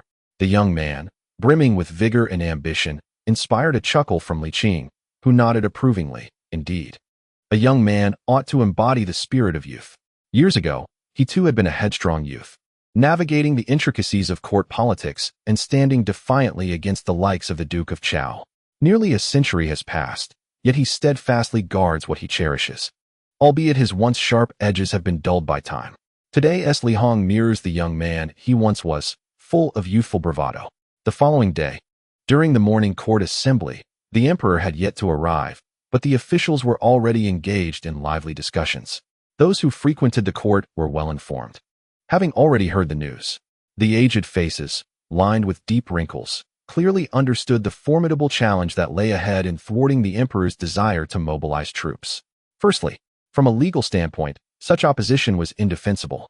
They typically championed the common people as their banner, invoking the dignity of the court. Yet now, with dozens of civilians and officials brutally slain, their banner faltered, and the court's dignity lay trampled. In such circumstances, to openly oppose military action would be an unequivocal political blunder, potentially providing ammunition for political rivals to settle scores later on. This situation was indeed precarious. Nonetheless, a faction of officials were incensed, believing that the local chieftains had overstepped their bounds, and that it was imperative for the court to take military action. Particularly, the censors and officials from the 6 ministries, who held the court's dignity in the highest regard, often positioned themselves on a moral high ground, never daring to face adverse winds or commit political errors. Witnessing the gravity of the situation, even Li Qing felt his presence was superfluous. Before long, Zhu Jinshan entered the grand hall. The assembled ministers fell silent and bowed in unison, proclaiming, "Long live our emperor." All rise. Zhu Jinshan's voice was gentle as he addressed the ministers. I presume you have all heard of the Yao tribe's rebellion? The ministers remained silent. Li Qing, with a sense of resignation, interjected, "We have all heard, Your Majesty." The ministers silently retorted, "Who appointed you to speak for us?" Zhu Jinshan's gentleness swiftly evaporated, replaced by an overwhelming fury. He slammed down the paperweight and exclaimed, "These local chieftains are utterly arrogant. If we do not punish them, I shall renounce my throne and hand it over to them." Zhu Jinshan firmly asserted the gravity of the situation, declaring that any dissent amounted to a challenge against his reign. The officials, discerning the underlying implications of his words, fell into a profound silence, feigning deafness and muteness. Li Qing, feeling helpless, continued to play the supportive role. "Your Majesty is wise." Zhu Jinshan nodded, observing the mute ministers, a smirk gradually forming on his lips. This time, I hold the reins of public opinion. The sensation of occupying the moral high ground is truly exquisite." He decided to abandon pretense. Clearing his throat with authority, "I intend to mobilize 150,000 troops. Who is in favor and who is against?" "Your Majesty is wise." Li Qing's somewhat reluctant voice echoed in agreement, continuing to support Zhu Jinshan. The senior officials remained silent, yet the junior ones began to fidget restlessly. The Minister of Personnel, Yao Kuei, realizing that a decision was imminent, reluctantly stepped forward. Your Majesty, is it not excessive to mobilize 150,000 troops for a mere Yao chieftain? Alas, as the head of the 6 ministries, he felt compelled to maintain the transcendence of the court and to set an example by opposing the emperor's decision. Only through such dissent could he gain respect and followers. Zhu Jinshan silently noted this transgression and replied coolly, "What do you deem appropriate, Minister Yao?" Yao Kuei, struggling to articulate a coherent response, stammered for quite some time without delivering a satisfactory answer. The old fellow was indeed in a difficult position. Speak he must. Yet his words felt inadequate. After a lengthy pause, he finally ventured, "I believe we should deliberate further." With a resounding thud, Zhu Jinshan slammed the paperweight again, his voice dripping with disdain. While the common people suffer devastation, the government is plundered, and officials are slaughtered, you suggest we deliberate further? How bold! To capture the leader is to capture the bandit. Li Qing immediately chimed in, echoing the sentiment. Yao Kuei, caught off guard, nearly collapsed to the ground, his legs trembling uncontrollably. In that moment, his heart was gripped by an overwhelming terror. It was not only the emperor's stringent expectations that instilled fear, but also the palpable menace emanating from Li Qing, which was even more daunting. How could one not be afraid? Li Qing had a notorious history, having previously committed murder against officials. If this man were to unleash his wrath upon him, who would he turn to for justice? Even if the emperor, under pressure, chose to punish Li Qing severely, it would not save Yao Kuei's life. The officials of the Ministry of Personnel were still human. Once their heads rolled, they could not be restored. With an annual salary of merely a few hundred taels, what was the point of risking one's life? Yao Kuei felt a deep sense of regret. Yet, more so, he found himself in a position of helplessness. The interests of sovereign and minister often clashed, rendering harmonious coexistence nearly impossible. As the foremost official, it was imperative for him to fulfill his leadership role, otherwise he would become a mere titular figure, and any semblance of prestige would be lost. Power is a double-edged sword, and at this juncture, many matters were beyond his control. The example of the 3 Yangs served as a cautionary tale. Yao Kuei recognized that this situation was unlike any other. He had not intended to confront it head-on, merely to put on a facade. To his dismay, the emperor's rigid stance and Li Qing's unruliness left him no choice. Reluctantly, he sought to mitigate the tension. Your Majesty, I act solely for the court, for the stability of the great Ming dynasty. This tactic, which had proven effective in the past, brought tears to his eyes as he continued. Your Majesty, how could I harbor any ill intentions? I am merely striving to conserve the court's expenditures for the sake of the Ming soldiers. In the eyes of the civil officials, tears were never a sign of shame, but rather an embodiment of unwavering loyalty. Stopping the mobilization of troops was highly improbable. The best he could hope for was to minimize the deployment so as to suppress the rise of military officials to some extent. Although a single internal deployment would not suffice to empower the military, the civil officials understood the historical oppression their predecessors had faced, despite not having lived through it themselves. Before the 3 Yangs, civil officials were indeed subordinate. Now that they had finally gained the upper hand, they were determined not to grant the military any opportunities.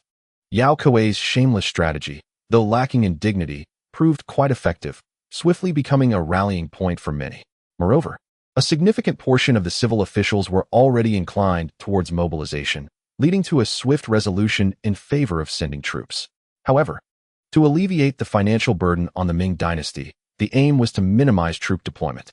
Particularly, the Minister of Revenue and his subordinates lamented the fiscal strain, emphasizing the difficulties faced by the Ministry of Revenue. Their complaints significantly dampened the military officials' eagerness to engage in battle. Everyone was acutely aware of the challenges involved in combating the local chieftains. Without overwhelming strength, victory was unattainable. Forget about accolades. Merely avoiding impeachment or punishment would be a cause for gratitude. Who would willingly undertake such a thankless task? Zhu Jin deeply inhaled, his voice solemn as he remarked, "If we reduce troop deployment and prolong the conflict, who will bear the responsibility?" But the treasury truly lacks funds. The Minister of Revenue, Ming, wore a troubled expression as he addressed the emperor. Your Majesty, as you are aware, the first year of Chenghua has left us nearly bankrupt. Following that, we undertook the development of the Hitai region and then dispatched tens of thousands of troops to Walla to assess the situation with the local chieftains. Their actions are indeed infuriating and warrant severe punishment. However, it is a fact that the finances of the Ming are rather strained. We truly lack funds. Zhu Jianxin anticipated that someone would raise this issue and calmly replied, "What if the financial dilemma were resolved?" The grand hall fell into a hushed silence. Even Yao Kuei refrained from speaking. Everyone understood what the emperor was about to proclaim. True to expectations, Zhu Jianxin remarked, "All military expenditures shall be drawn from the imperial treasury. The Ministry of Revenue need not contribute a single tael of silver." Yet, the ministers felt a sense of helplessness. The emperor possessing funds placed them in a precarious position. With the emperor personally financing the military, no one could voice dissent. Thus the matter was settled. However, it was not long before a memorial for the impeachment of the emperor appeared on his desk, primarily arguing that the emperor ought not to appropriate the court's fiscal revenues as personal property. This was improper and should be integrated into the national treasury, managed by the Ministry of Revenue. This confrontation deepened their understanding of the significance of fiscal authority and the peril of the emperor wielding such power. They proposed a scheme wherein the national revenue would be divided, with 1/5 allocated to the imperial treasury and 4/5 to the national treasury. Upon seeing this distribution suggestion, Zhu Jianxin was infuriated, nearly overturning the table. This was utterly outrageous. He was acutely aware that the civil officials were merely leaving room for negotiation, yet he could not acquiesce. To follow their rhythm would only reduce him to a beggar on his knees. Consequently, Zhu Jianxin swiftly quashed the proposals, refusing to entertain any memorials regarding the allocation of fiscal power. The ministers submitted their petitions in vain, failing to elicit any response. Within days, their frustration boiled over, and they openly criticized him during court, their words sharp and scathing. Zhu Jianxin, however, did not erupt in anger, not out of good temper, but from a sense of numbness. Let them scold, it would not cost him anything. No matter how harsh their words, he would never relinquish control over fiscal authority. The distribution was his decision alone. He would listen with one ear and dismiss with the other, and when the tirades became unbearable, Zhu Jianxin would cite his health as a reason to adjourn court, allowing them a moment for their grievances to vent. Simultaneously, he channeled more energy into the forthcoming military campaign, influenced by Li Qing. He believed in the necessity of rapid advancement and overwhelming force. Thus, he decided to augment the original force of 150,000 with an additional 10,000 elite soldiers from the Divine Machine Camp. It was no wonder Zhu Jianxin placed such importance on this endeavor. It represented his first true military engagement since ascending the throne, carrying immense significance and far-reaching implications. He was determined to avoid any unforeseen complications. Li Qing merely offered some considerations, such as the extent of their advance and post-war arrangements. He did not involve himself in specific tactical arrangements or personnel deployments, reasoning that such a large-scale operation was unlikely to fail, and Zhu Jianxin was not inclined to allow him to take the spotlight. Li Qing was accustomed to this and did not mind. Few emperors of the Zhu lineage had ever fully satisfied him, including Zhu Yuanzhang and Zhu Di. However, upon further reflection, such emperors instill a sense of reassurance, for at least they possess the awareness of their solitary status, particularly since the reign of Zhu Zhangji. Apart from the relatively better Zhu Qiyu, the three of them have been remarkably similar in nature. Viewed from the emperor's perspective, this is hardly surprising. No emperor wishes for the emergence of a formidable power broker, unless he is entirely devoid of authority and must rely on such an individual to secure his position. Yet, it is evident that Zhu Jianxin does not fit this mold. Li Qing remains indifferent. He is solely focused on his pursuits and steadfast in his beliefs, rendering everything else inconsequential. After a few days of busyness, Li Qing returned to his modest courtyard, spending his days in leisurely contemplation. In the court, debates regarding the distribution of financial power raged on, but Li Qing refrained from intervening. Zhu Jianxin, seemingly embarrassed, did not seek his assistance but bore the burden alone. On a morning in early February, two luxurious carriages halted at the entrance of the courtyard. One belonged to Li Hong's father, while the other was that of Zhu Wanqing. One yearned for his son, the other for her beloved, arriving together in mutual sentiment. Li Hong, brimming with joy, hurried to the market and returned with an abundance of ingredients, eager to showcase his culinary skills. In the sitting room, Li Qing and Li Hong's father sat across from each other, savoring tea and engaging in conversation. Li's father glanced toward the kitchen and sighed, brotherly. This child is already 23, and the young lady is approaching the age for marriage. Before coming here, I even went to propose to her family. Do you not wish for him to quell the rebellion? Li Qing inquired. Well, Not exactly, Li's father chuckled awkwardly. It's about establishing a family first, and then a career. Is it not? Li Qing smiled, understanding his father's mindset. In essence, it mirrored his past desires, to have his son inherit the title of Marquis Yongqing and enjoy a life of wealth and honor. He is an adult now, with his own aspirations. I have previously advised him on this, but he remains resolute. Pausing for a moment, he added, as his father, you certainly have the right to express your opinion. If you do not wish for him to pursue this path, perhaps you should counsel him. The rascal has long stopped listening to me under your influence. I doubt my words would hold any weight, Li's father replied with a wry smile. Brotherly, you are also Honger's father. Shall we not join forces? Li Qing shook his head. I have already offered my counsel. I shall not intervene further. Please feel free. My dear brother. After a moment of stalemate, Li's father conceded and suggested, how about we first settle the marriage of our two younger generations, if that suits you? Li Qing expressed his confusion. Is this not a matter beyond my jurisdiction? Why not? You are Honger's father, Li's father insisted. True, I am indeed his godfather. But I am not the father of the young lady. Li Qing retorted, exasperated. This is a matter you should discuss with Lord Zhu. Brother Li and brother Zhu share a bond akin to that of brothers, inseparable in spirit. Hold on, not so fast. Li Qing interjected, feeling slighted. He is he, and I am I. We share no such intimacy. Li's father would not be swayed. No closeness. Yet you entrusted him with your vast estate? That is indeed a bond forged in loyalty. Brotherly, we cannot allow time to slip away from Honger any longer. Li's father attempted to appeal to emotions. However, Li Qing remained unmoved. He held no affection for Zhu Qizhen. Yet, Zhu Wanqing was the cherished daughter of Zhu Qizhen, his beloved. Li Qing, despite his flaws, would never resort to such acts of generosity at the expense of others. Moreover, these are not mere trifles, but living, breathing individuals. Although the two young ones share a profound bond, having grown up together, matters of marriage should rightfully seek the consent of their parents. Engaging in underhanded tactics? How utterly beneath contempt. Li Qing remarked nonchalantly, what does a man have to fear without a wife? Besides, Hong is still in his early 20s. There is no need to rush. Li's father sighed in resignation. Brotherly, my younger sibling is well versed in the classics. Surely, he has attempted to communicate with that young lady's parents.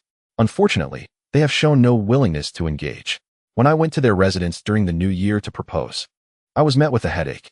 I was promptly ejected, and the gifts I brought were tossed over the wall, shattered into pieces. Li's father was furious. After all, he is a descendant of the Duke of Chao, albeit a branch of the family, yet still partakes in noble heritage. To be treated in such a way by a wealthy family, while he himself is reliant on their hospitality, is a profound humiliation. Were it not for his son's unwavering determination to marry her, and the girl's amiable nature, he would have felt compelled to confront them directly. What gives you the right to act so arrogantly? Chapter 57. Some people always seek their own destruction. Dinner is served. Li Hong, wearing an apron, entered cheerfully, followed by Zhu Wanqing, who was carrying dishes. Their conversation came to an end as they took their seats at the dining table, awaiting the arrival of the meal. Today's fare was lavish, featuring more than 10 dishes, both meat and vegetarian, all beautifully presented and delicious. Li's father sampled the food and complimented his son's culinary skills, though his tone bore an undertone of disappointment. In this era, it is not particularly commendable for a man to cook. Li Qing secretly scoffed. Who was he trying to impress? Even Zhu Wanqing harbored her own grievances. In that moment, two beneficiaries shared an unspoken understanding. Li Hong awkwardly chuckled and served his father a couple of dishes, saying, Father, you've worked hard. Please eat more. Li's father, maintaining a neutral expression, grumbled, It isn't just me who has worked hard. Your sister Wanqing has also toiled.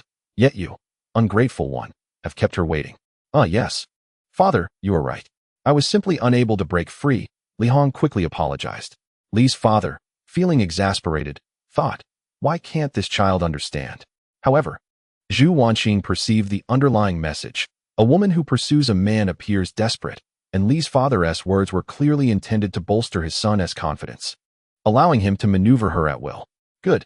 You deserve to be cast out by my father, Zhu Wanqing thought bitterly, though her face remained demure. Yet, by nature, she was not particularly magnanimous. She chose to disregard Li's father and lavished her attention on Li Qing, leaving him feeling quite neglected.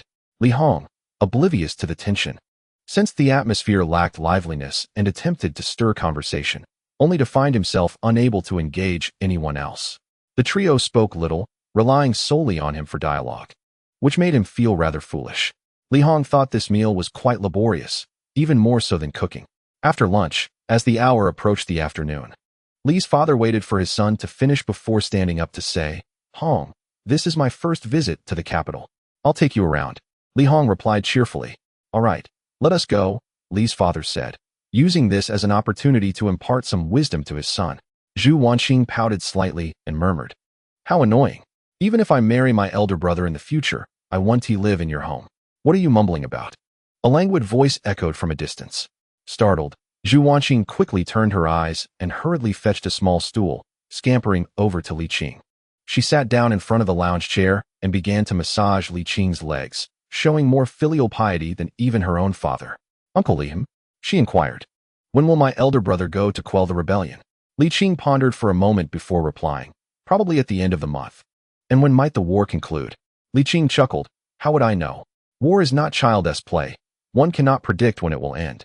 Zhu Wanqing pouted. "Just give me an estimate." Around 3 months, I suppose." "That's rather quick." She nodded and continued. "Is war very dangerous? Isn't that a given?" Zhu Wanqing's expression turned solemn as she hesitated. "Uncle Li, are you going?"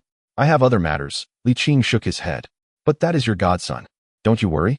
The little girl appeared both doubtful and morally inquisitive. Li Qing, lacking in moral qualms, nodded, not worried. Everyone has their fate. Li Qing then asked, "By the way, how old are you this year?" "Just turned 16. Zhu Wanqing replied somewhat sullenly. "Why do you ask, Uncle Li?" "Oh, nothing much." "Do you truly wish to marry Li Hong?" Zhu Wanqing's delicate face flushed suddenly, yet she bravely confessed, "Yes." Li Qing nodded. "What are your thoughts on this?" "What thoughts?" Zhu Wanqing was perplexed. "I mean marriage," Li Qing elaborated. "He has waited for you for so many years. He cannot wait indefinitely. At 23, he is neither too young nor too old. It is rare for a man of his age to remain unmarried. You cannot keep him in suspense." With a flushed face, Zhu Wanqing said, "Actually, I have no issues. It's mainly my father. He doesn't want me to marry too early." "Come now." Li Qing scoffed. "Am I not aware of your good girl persona?" "Uncle, that remark stings." She retorted. "Enough of that." Li Qing straightened up, his expression turning earnest. "I am not trying to pressure you.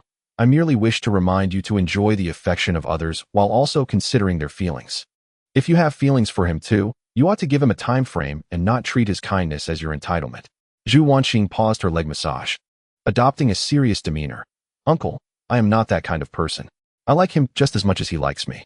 It's just that my father, and even my mother, does not wish for me to marry too early." After a moment's thought, she added, "I will make things clear with my elder brother. 2 years, at most another 2 years. I must also consider my parents. They raised me with difficulty, and I do not want to turn a good thing into a source of discontent for them." Li Qing nodded.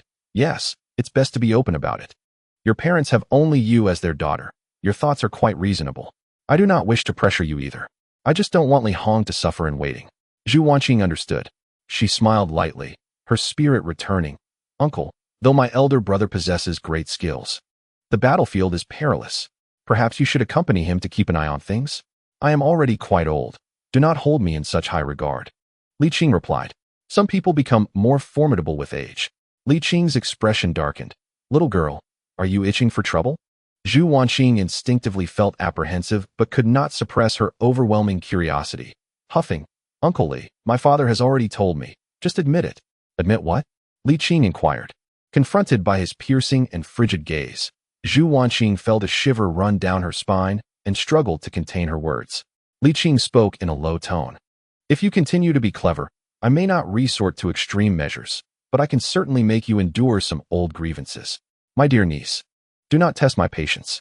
Zhu Wanqing, recognizing the gravity of the situation, promptly yielded, aware that her uncle was not a benevolent figure. Nevertheless, her conviction regarding her suspicion strengthened, and she was nearly certain. Li Qing understood that the girl had probably deduced the truth, yet he could not resort to silencing her. Instead, he aimed to intimidate her into silence. However, Li Qing did not believe the girl as fanciful notions. He was well aware that such significant matters would not be disclosed without his consent. This clever girl was indeed a challenge. If only she could share some of that intellect with her elder brother. On that note, Zhu Jinshan was also quite astute, setting aside political acumen. He was not inferior to this young lady. Truly, the esteemed lineage was remarkable, Li Qing mused internally. Should you continue to court disaster, do not blame your uncle for being unsparing. Li Qing warned ominously, I dare to stab your father in the back, so do not think you are exempt. You stabbed my father? Zhu Wanqing gasped, her shock quickly turning into anger. Are you really so brazen, a mere subject challenging me? Li Qing's temper flared slightly. Remember, little girl, I am not your father. Cross me, and no one will come to your aid. Zhu Wanqing regained her composure, muttering, but you cannot do that.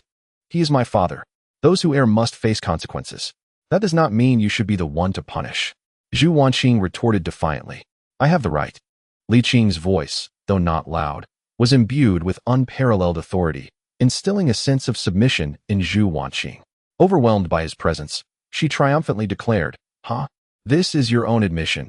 You are indeed the Li Qing of your everlasting Qing. Hey, Uncle Li, what are you doing? No. My dear niece has made a mistake. I shall never dare again. Li Hong could not comprehend why his innocent father, merely accompanying him to the capital, returned to find Zhu Wanqing had suffered a brutal beating, her palms bruised and her legs struck with a club, leaving her unable to stand. It was utterly barbaric. Li's father glanced sideways. Brotherly, did you once lead a band of outlaws? Li Hong felt a pang of sympathy but dared not suggest that Li Qing was anything but noble, so he said, Foster father, if Wanqing makes another mistake, please inform me. If necessary, I shall intervene. Can you truly bring yourself to do it? Is it not to protect her? Li Qing scoffed, replying, Rest assured, she will not be disabled, nor will there be lasting scars. I have already prepared the remedies. Shortly, you may fetch the necessary herbs, and she shall heal in no time. Pausing, he added, I possess a myriad of methods to ensure her discomfort without inflicting genuine harm, compelling her to behave and refrain from provoking me. Yes, I will convey that to her. Li Hong nodded awkwardly, perplexed. Why does Sister Wanqing always seem to poke at her godfather's vulnerabilities? How does she manage it? It turns out that some individuals simply need a firm lesson, for without it, they remain oblivious. After receiving a thorough reprimand, Zhu Wanqing became remarkably obedient, her manners polished, and her words pleasing. Time flew by, and before long, half a month had passed. On the 25th of February, Zhao Fu, the deputy commander, accompanied by a multitude of valiant generals, led an army of 160,000 towards the Yao chieftaincy, with Li Hong following suit to quell the rebellion. Zhu Wanqing, reluctant to part ways, spoke extensively before allowing him to leave. The following day, Li's father expressed his intention to depart, with his son gone. There was no longer a reason for him to stay. However, Zhu Wanqing chose to remain. Firstly, her elder brother's campaign would not last long, and secondly, she could obtain first-hand information here. She asked Li's father to convey a message to her parents and settled in the capital. Yet, her heart remained restless, fearing that she might become a widow before even marrying. In contrast, Li Qing found himself far more at ease, spending his days immersed in novels, while commanding her to prepare meals and tidy up, living in utter comfort. Zhu Wanqing, vexed, deliberately made the food unpalatable, yet ultimately, she was the one who ended up consuming it. Reluctantly, she decided to behave and cease to oppose Uncle Li. She feared that if she continued her antics, she might not live to see her elder brother's triumphant return. The dutiful and amiable younger generation found that Li Qing was not averse to playing the benevolent elder, and thus, the dynamic between them shifted from confrontation to a harmonious father-daughter relationship. On the 10th of March, after lingering at home, Li Qing finally stirred, making his way to the royal palace early that morning. The reason being, Shi Biao had finally returned from the grasslands. In the Hall of Supreme Harmony, Zhu Jinshan occupied the primary seat, with Li Qing and Shi Biao seated across from him. The chief eunuch, Wherein, stood by, and the vast hall was devoid of anyone else. Zhu Jinshan sighed and addressed Shi Biao. My dear minister, please inform Lord Yongqing of the situation. Shi Biao nodded and got straight to the point. The walla has fractured. Li Qing's gaze sharpened. This outcome did not surprise him, yet it filled him with concern. Be more specific. At present, it is broadly divided into 3 factions, one comprising the walla's direct lineage, another consisting of the local tribal alliances from the grasslands, and the third being a coalition of walla's branches and some local tribes. Shi Biao elucidated that among these, the direct lineage inheriting the walla's core is the strongest. The local tribal factions are slightly inferior, and the branch coalition is the weakest. He paused, adding that regardless of the faction, their stance towards the Ming dynasty remains quite amicable, at least on the surface, as all three factions expressed a willingness to continue paying homage to the Ming and engage in trade. Li Qing's brows furrowed slightly as he pondered.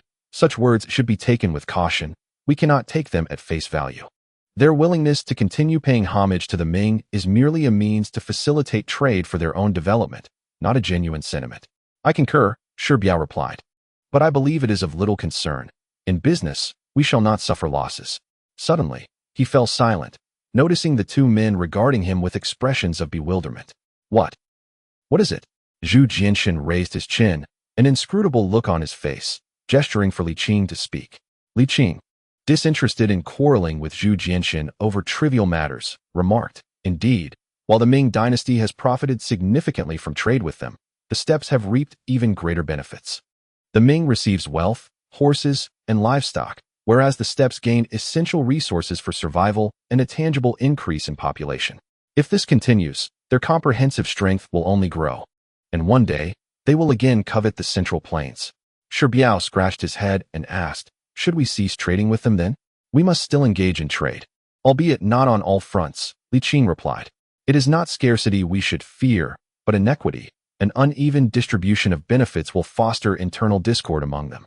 Zhu Jianxin interjected, I share this sentiment, but the current situation remains unclear, making it unwise to reach a decision too hastily. Should we misplace our trust, it could backfire.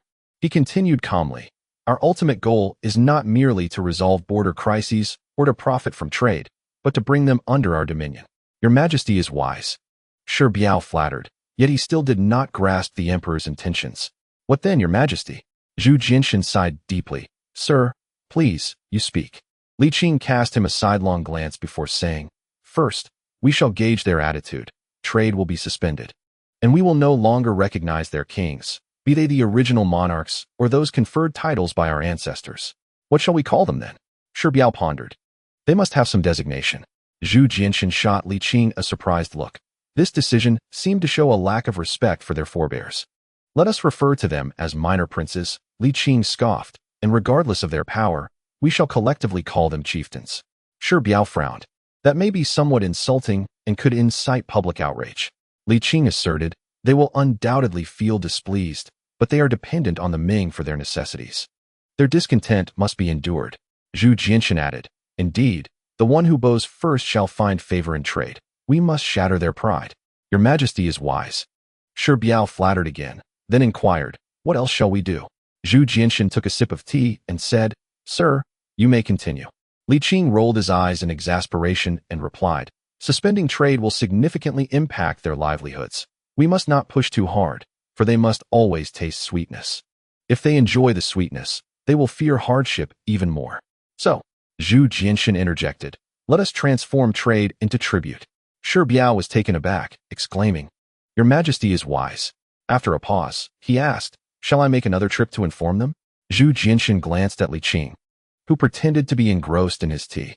After a moment of contemplation, Zhu Jianxin nodded, you shall make one more arduous journey, but this time, do not take too many people. They dare not openly defy the Ming, and the national treasury is not affluent. He paused and added, I shall provide you with 3,000 elite troops. Will that suffice? Shi Biao nodded. When shall I depart? Dear Minister, you must first rest for 2 days. Zhu Jianxin replied, we shall set out the day after tomorrow. Shi Biao was left speechless. The day after tomorrow? I must mobilize immediately. Resting for 2 days amounts to merely 2 hours.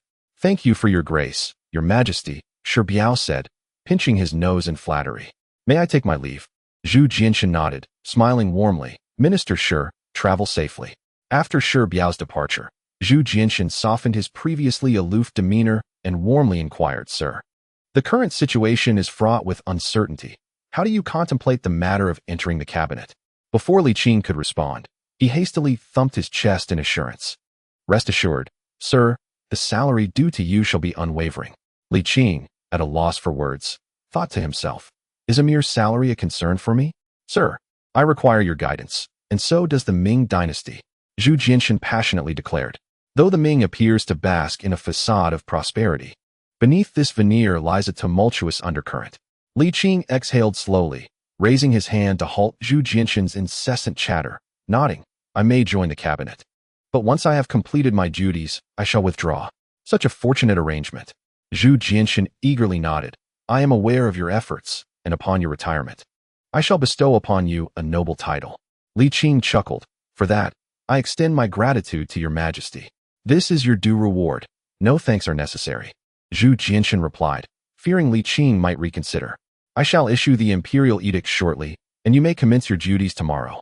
Li Qing nodded. That is acceptable. But my working hours shall be variable. You are aware of my advancing age. Zhu Jianxin pinched his nose in agreement. I understand. Very well, I shall take my leave. Li Qing said. No sooner had he departed than Zhu Jianxin issued the edict summoning Li Qing to the cabinet. Under Zhu Jianxin's directive, within just an hour, this news swept through the official circles, igniting a tempest of reactions. This audacious cabinet appointment raised concerns. Would there be good days ahead? It seemed that even without entering the cabinet, there were no favorable days in sight. However, it was evident that once appointed, Li Qing would face even greater constraints. Yet, the emperor's decree was not to be contested. Opposing it would equate to challenging imperial authority. The only recourse was to target Li Qing himself, but the cost of doing so was considerable. The events of the Yongle era, when officials stormed into Li Qing's residence only to be met with disastrous consequences, were still fresh in the minds of those who had lived through them, sending shivers down their spines. A direct confrontation was clearly ineffective, and a subtle approach yielded little success. Li Qing's thick skin and unscrupulous tactics, particularly his reckless disregard for personal safety, rendered him formidable. Indeed, it was akin to a dog attempting to bite a hedgehog, impossible. Naturally, the most disgruntled were those within the cabinet, while the officials of the 6 ministries and the censorate exhibited a mild form of rejection, tinged with a hint of schadenfreude, hoping that Li Qing would stir chaos within the cabinet. In a small courtyard, the orange-hued sunset cast a vibrant glow upon the branches of the fruit trees, brimming with life. This year, the warmth arrived later. It was only in March that the trees began to sprout tender buds. Zhu Wanqing set the table and called out to Li Qing beneath the fruit trees. Uncle Li, dinner is ready. Coming.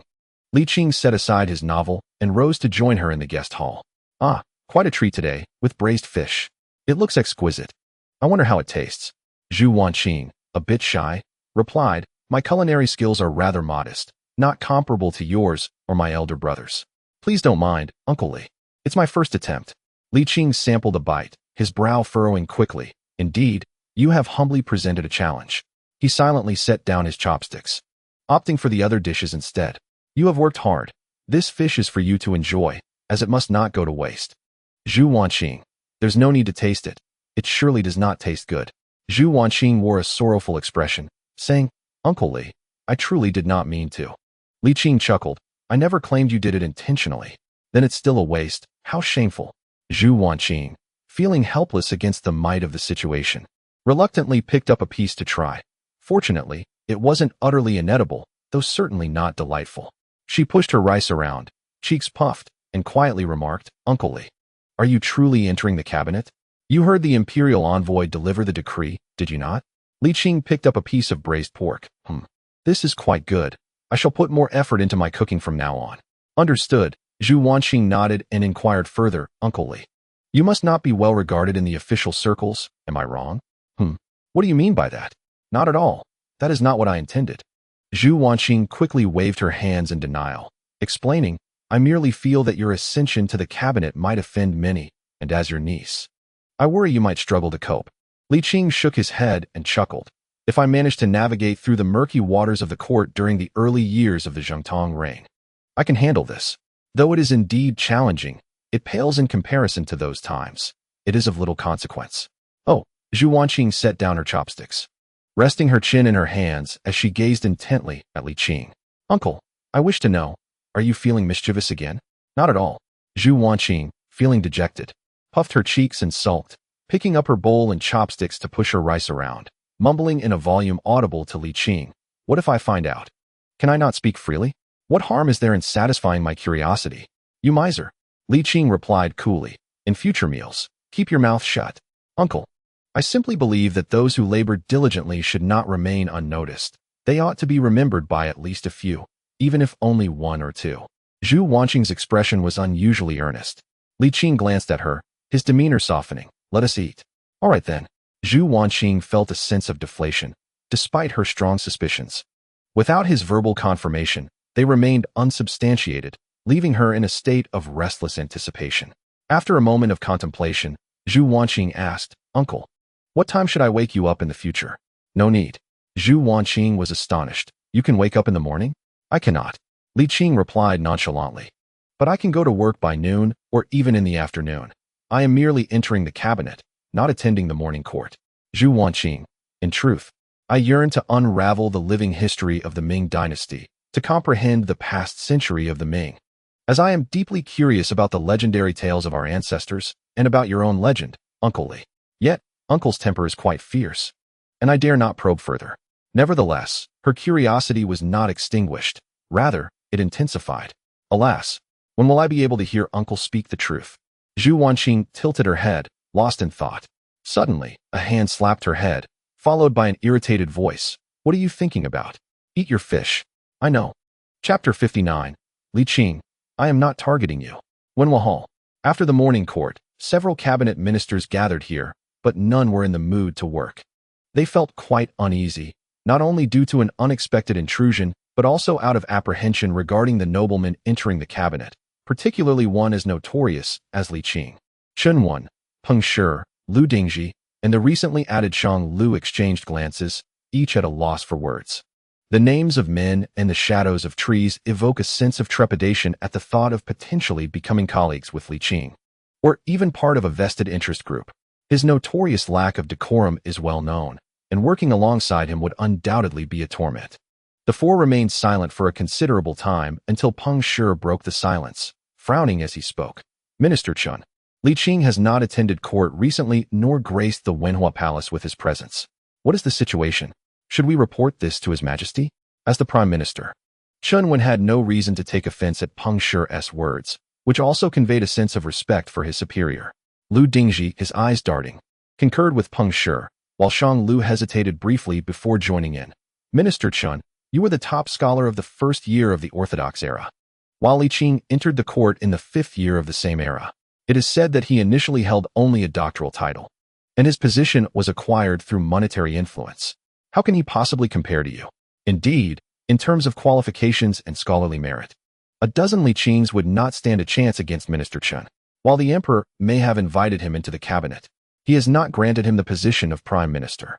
You are his superior, and his arrogance clearly indicates a lack of respect for you. The three spoke fervently, demonstrating their unwavering loyalty to Chen Wan, dismissing Li Qing as insignificant. Yet, Chen Wan perceived their intentions. They sought to use him as a pawn against Li Qing, aiming for a scenario where both parties would be embroiled in conflict, leaving the opportunistic observer to benefit. I refuse to fall into this trap. At my age, with my health declining, why should I seek the limelight? I desire a peaceful conclusion to my tenure. Chen Wen silently mused. Nonetheless, a flicker of indignation arose within him, and he remarked, Indeed, Lord Yongqing has been rather presumptuous, disappointing the emperor's expectations. The three nodded, eagerly anticipating his next words. Unexpectedly, however, Chen Wen continued, Let us set him aside for now. We have pressing matters to attend to that should not be delayed. The three exchanged glances. Is that all? Just this? What more would you have? Why don't you take action yourselves? In a single office, for individuals harbored a multitude of thoughts. In essence, the duties of the cabinet were quite straightforward, to assist the emperor in organizing memorials and providing annotations for his consideration. However, the decision to adopt or implement these suggestions ultimately rested with the emperor. By the time of the Changhua era, they had not shed the mantle of secretarial duties. This was largely due to the constraints imposed by the 6 ministries and the emperor's deliberate diminishment of their power. Otherwise, the cabinet would not have been so stifled.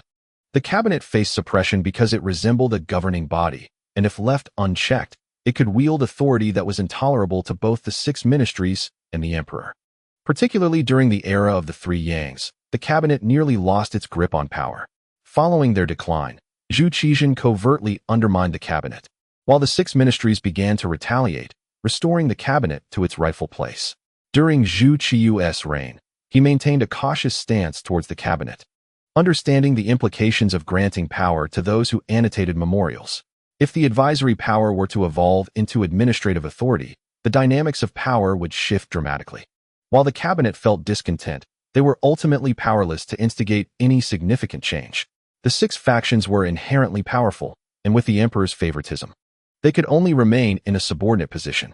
Now, even that position is perilous, as the censorate seeks to usurp their standing. Currently, with the inclusion of Li Qing, a nobleman, into the cabinet, the situation for the existing members has become increasingly tense. They silently lamented, flipping through official documents. As the sun soared high, Li Qing arrived, greeting them with a smile. "Ah, gentlemen, are you all quite busy?" The four looked up, nearly unable to contain their exasperation at his cheerful demeanor. "Perhaps you should check the hour. It is quite late." Xuande chuckled, clasping his hands in a gesture of respect. As the Marquis of Yongle, "It is customary for us to pay our respects, yet now that you are part of the civil official system, we are colleagues. There is no need for such formalities. We may simply address each other as peers." Li Qing, disliking the formality, appreciated Xuande's ease. Seeing Li Qing so amenable, Xuande felt a slight relief, and his negative impression of Li Qing softened, as did the others. If they were to bow in greeting each time, their stature would diminish further, leaving them perpetually unable to stand tall in his presence. After exchanging a few pleasantries, Li Qing took a seat at the long desk and stated, "I am not well versed in civil affairs, so henceforth, I shall take charge of military matters, such as the northern grasslands, the Hetao region, and the various local chieftains' petitions. Is that agreeable?" Pausing, he added, "I also possess some knowledge in commerce, which I will oversee as well, thereby alleviating some of your burdens." The audacity to seize control of military and financial affairs ignited Xuande's temper, despite his intention to be accommodating. The other three shared his frustration, their nostrils flaring with indignation. "This is untenable," Xuande declared sharply. "Li Daren, are you not being rather domineering?" "Am I?" Xuande retorted. "As the head of the cabinet, I must remind you that despite your title, you are to operate within the cabinet's regulations."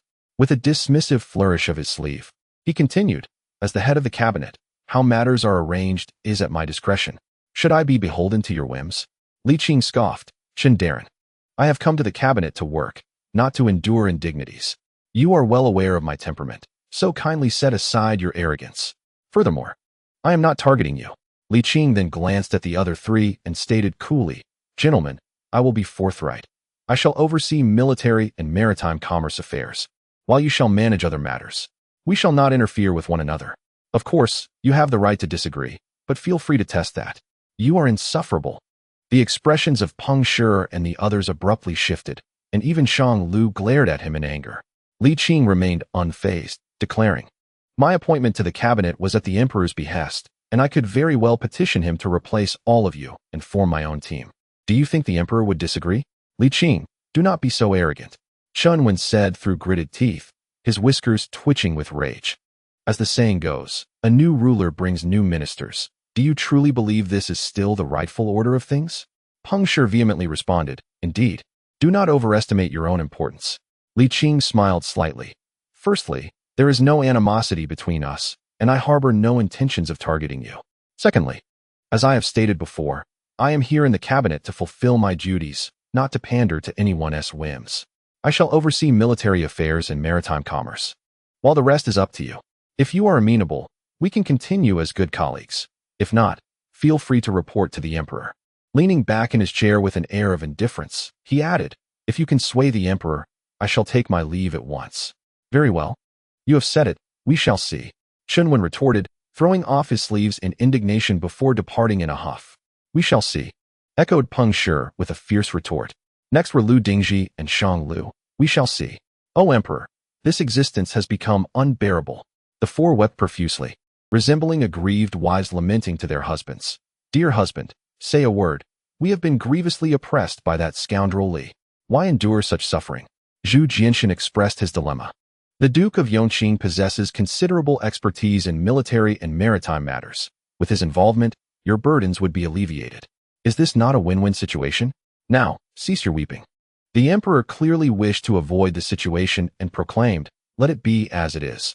Do not complicate matters further." Xuande, tears streaming down his face, trembled as he pleaded, "Having received the emperor's grace, we toil for the state. If your majesty believes we are incapable of serving you, then grant us permission to retire to our homes. The wives, unable to contain their frustration, retorted, if you do not intervene, we shall seek a divorce. Zhu Jianxian frowned, a surge of unexpressed ire rising within him. His tone grew stern. For years, Elder Chun has labored for the nation, neglecting his health. I have witnessed this, and my heart aches for him. If the elder wishes to enjoy his twilight years, then I, too, must endure this painful separation. Then let it be, the husband declared. How can the emperor speak thus? Xuande lamented, tears flowing freely, overwhelmed with sorrow. The wife scoffed, you heartless scoundrel. After a prolonged stalemate, Zhu Jianxian, exhausted from the emotional demands placed upon him, found the incessant weeping infuriating yet felt compelled to maintain composure. Reluctantly, he announced, you loyal ministers, devoted to the nation, living modestly, each of you shall receive 100 taels of silver as a token of my appreciation. The husband commented, take it to buy a purse. Do not create unnecessary trouble. If you continue this, I shall replace you with younger individuals. The wives expressed that ultimately, Xuande and his companions were unwilling to part ways or retire. Having reached this point, none would easily relinquish their positions. The status of cabinet minister was coveted by many, and despite the erosion of their power, it was still incomparable to other official ranks. They sighed and resolved to endure. What choice did they have, encountering the formidable Li Qing and the emperor's unyielding heart? They could only accept their fate with resignation. Xuande inquired, Your Majesty, if the Duke of Yongqing intervenes in matters beyond military and maritime affairs, what shall we do? Indeed, Your Majesty, the concentration of power in one individual is quite inappropriate. Peng Shi concurred. Even if Li Qing is dedicated to the public good, what follows after him? It must be said, Li Qing's character in official circles is notoriously poor. Yet no one doubts his integrity or loyalty. However, this does not prevent the overwhelming majority of scholars from disliking him. We implore Your Majesty for a definitive answer. The four spoke in unison. One must establish a baseline. If Li Qing were to wield such immense power while simultaneously coveting what is not his, life would become utterly intolerable. Zhu Jianxian pondered for a moment and concluded that it would be unwise to grant too much authority to a single individual. He had faith in Li Qing, yet distinctions must be made. Matters of governance cannot be treated lightly. He would oversee military preparations and maritime commerce. And he candidly provided the four men with the answer they sought. Beyond that, he had no authority to intervene. Chapter 60. Truly. One shares the same blood in the Wenhua Hall. Li Qing occupied one side, while Xuande and his three companions sat on the opposite side. The division stark enough to warrant a line drawn down the middle. Their discontent was palpable, yet they found themselves unable to eliminate Li Qing, creating a rather humorous atmosphere. As their camaraderie had plummeted to an all-time low, Li Qing, unperturbed, immersed himself in his own world, writing with remarkable speed. He was quite experienced in reviewing memorials. After all, his former desk mate had been Zhu Biao. Now, with Xuande and the others in place, he felt it a bit beneath him. One could only wonder what expressions Xuande and the others would wear if they knew the full story. Li Qing worked efficiently, processing dozens of memorials in less than an hour before securely locking them away. These annotated memorials would subsequently be delivered to the emperor by the court of ceremonial. As he prepared to leave, Xuande cleared his throat and inquired, Is Master Li departing already? Why not? Li Qing replied, puzzled, I have completed my tasks. Xuande retorted, matters of state must be handled with utmost caution. Although the cabinet's proposals may not all be accepted by the emperor, your flippancy inadvertently adds to his burdens. One must serve the sovereign with diligence. Enough. Li Qing interjected, his expression darkening. Could it be that you are simply taking too long? Do not misunderstand. I do not intend to mock you, Li Qing continued. At 63, it is reasonable for you, Elder Chun, to exhibit diminished vigor. Your continued service to the nation is commendable. Huh? Is Master Li insinuating something about my age? Xuande shot back, his face flushed. Indeed, it seems that a wild boar cannot be fed fine grain. Li Qing replied nonchalantly. Think what you will. Farewell. With that, he strode away. Xuande's face reddened further as he trembled, pointing in the direction Li Qing had taken. What does he mean by that? What does he mean? Peng Shi remarked, Elder. I believe he is subtly suggesting your retirement. Is that so? Shang Lu hesitated. Without a doubt. Lu Dingji glared at Shang Lu, exclaiming, Elder, do you not see? Even if we do not provoke him, he will nonetheless stir trouble for us. Shang Lu rubbed his nose, choosing to remain silent. How could he not understand? The two were clearly plotting ill intentions, hoping to confront the old man and challenge Li Qing. Yet, what concern was it of his? Previously summoned by the emperor to the cabinet, Chun had made things difficult for him. Now, refraining from adding to Chun Wen's troubles was already a significant act of grace. Breathless and with reddened eyes, Chun Wen found himself losing composure. Under normal circumstances, he would not have reacted so irrationally, nor would he have failed to notice his colleague's provocations. However, in this moment, his wrath had clouded his judgment. How outrageous! The insults are intolerable. Do not let your temper get the better of you. Dear sir, cautioned Li Qing, who was indifferent to the intrigues among his colleagues. His entrance into the cabinet was solely to address underlying issues. Other matters did not warrant his attention. In the courtyard, Li Qing reclined in a chaise longue, contemplating ways to refine the commercial system and enhance the combat effectiveness of the Ming army. As Zhu Jianxin observed, the current state of the Ming dynasty was one of prosperity, yet beneath this facade lay numerous issues that required urgent consideration. The most glaring concerns were the lack of regulation among maritime merchants and the decline in the military prowess of the Ming forces.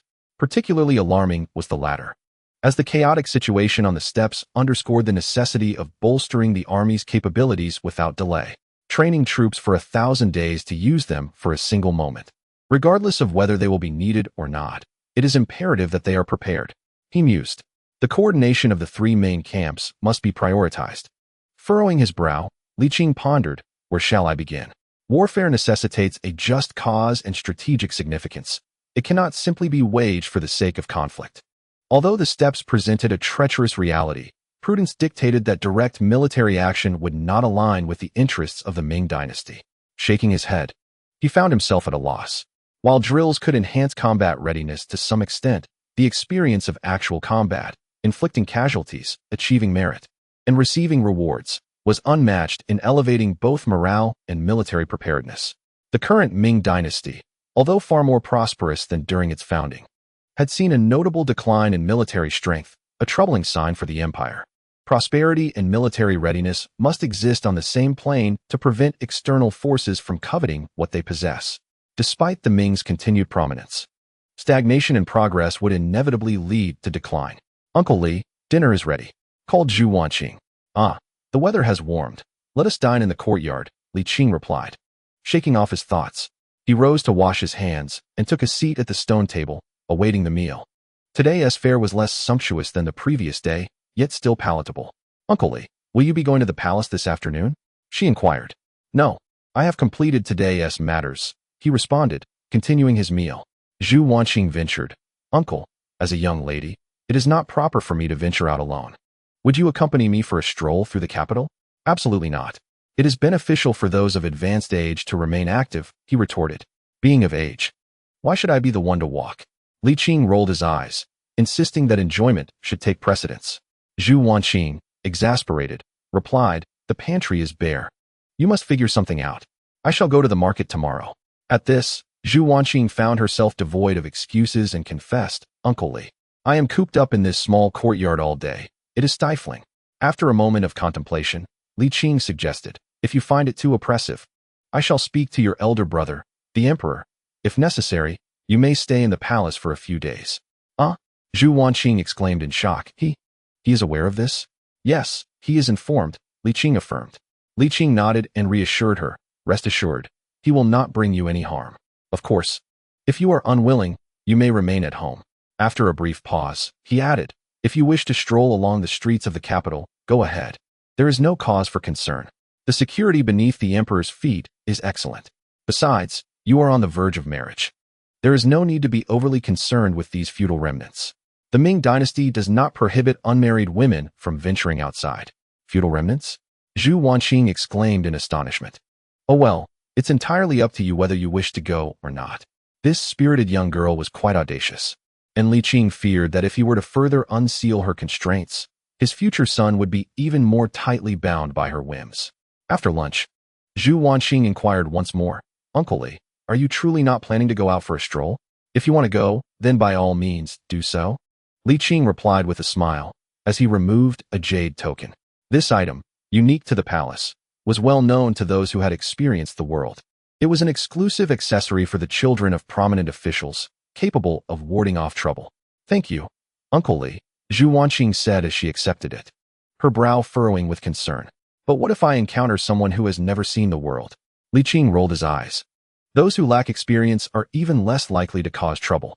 Indeed, Zhu Wanqing nodded sheepishly, though she was spirited and somewhat headstrong. This was her first time wandering the streets alone, leaving her somewhat anxious. She hesitated before suggesting, Uncle, why not accompany me? Return the jade token to me. I won't.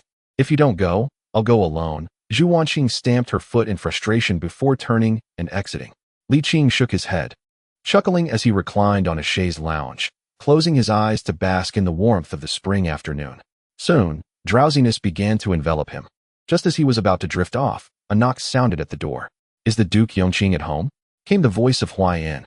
Li Qing reluctantly opened his eyes. What is it? Whereин's voice came again.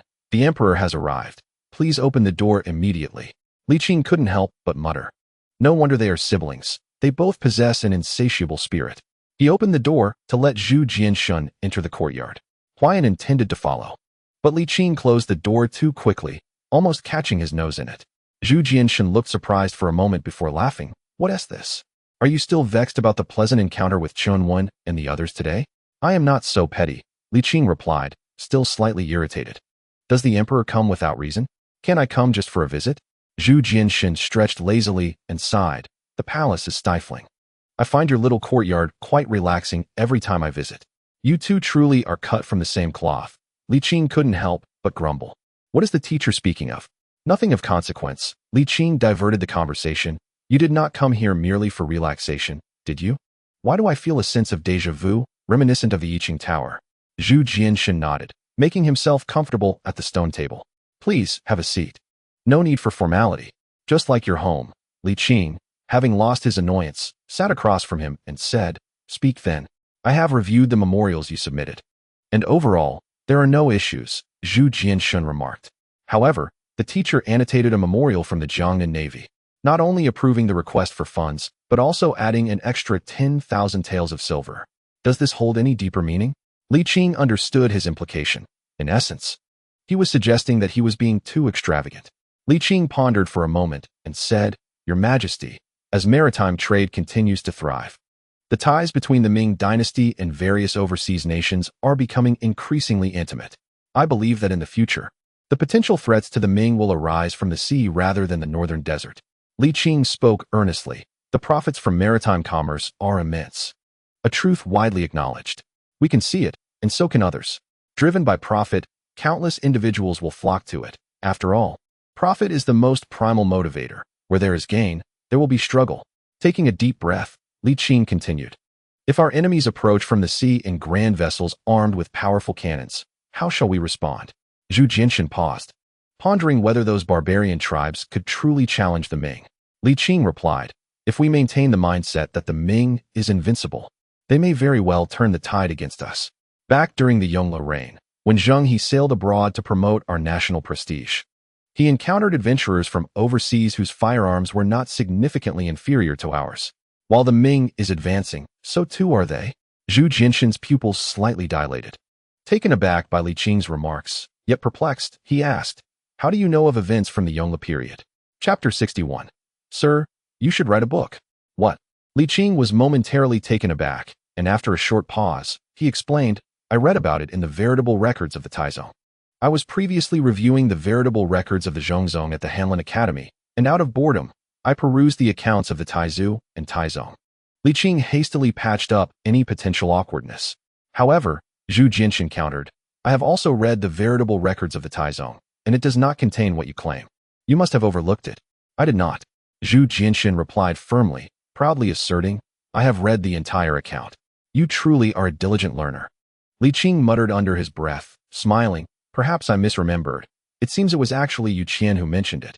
Yu Qian had long returned to his hometown, and Li Qing doubted he could summon him back for verification. Zhu Jianshun was not bored enough to doubt Li Qing's identity, yet he was skeptical of Li Qing's sincerity. Which small nation do you refer to, and what is its name? Li Qing thought for a moment and replied, Phalange. Is that so? Why would I deceive you? Li Qing rolled his eyes and continued. In truth, many events are not recorded in the annals or are recorded with discrepancies. Of course, this was all told to me by Yu Qian. Everything can be attributed to Yu Qian, especially since he is no longer in the capital. Zhu Jinshan's interest was piqued. For instance, Taizong's promotion of our national prestige among the myriad nations. Li Qing explained. To put it plainly, it was primarily about engaging in commerce. Taizong's grand achievements could not have been realized without substantial financial backing. No matter how brilliant a mind, it requires resources to succeed. However, the records were crafted to present a polished image, framing it as the enhancement of the Ming's national prestige. Pausing for effect, he added, otherwise, why has maritime trade flourished so remarkably since the Taizong's reign? Let's not even mention the common folk. Aside from the early years of the retired emperor's rule, when maritime trade was temporarily suspended, has the court ever ceased such ventures? Slowly nodding, Zhu Jinshan remarked. So it seems you are quite knowledgeable? Somewhat. Li Qing nodded, assuming an air of superiority.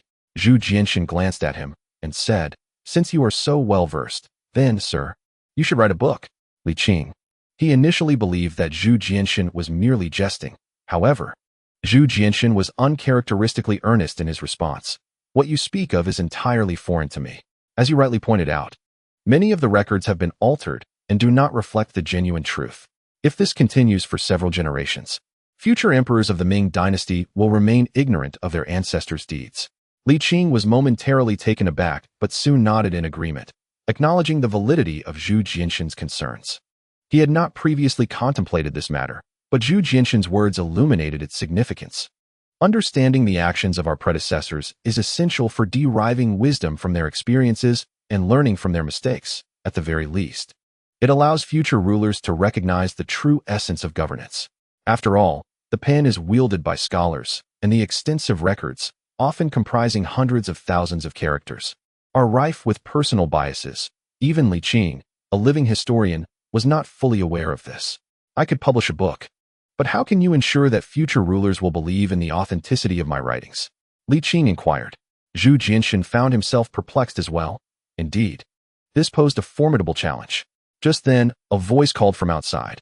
Uncle Li, please come out. They want to let me in. Zhu Jinshan was momentarily taken aback. Who is this? Your sister.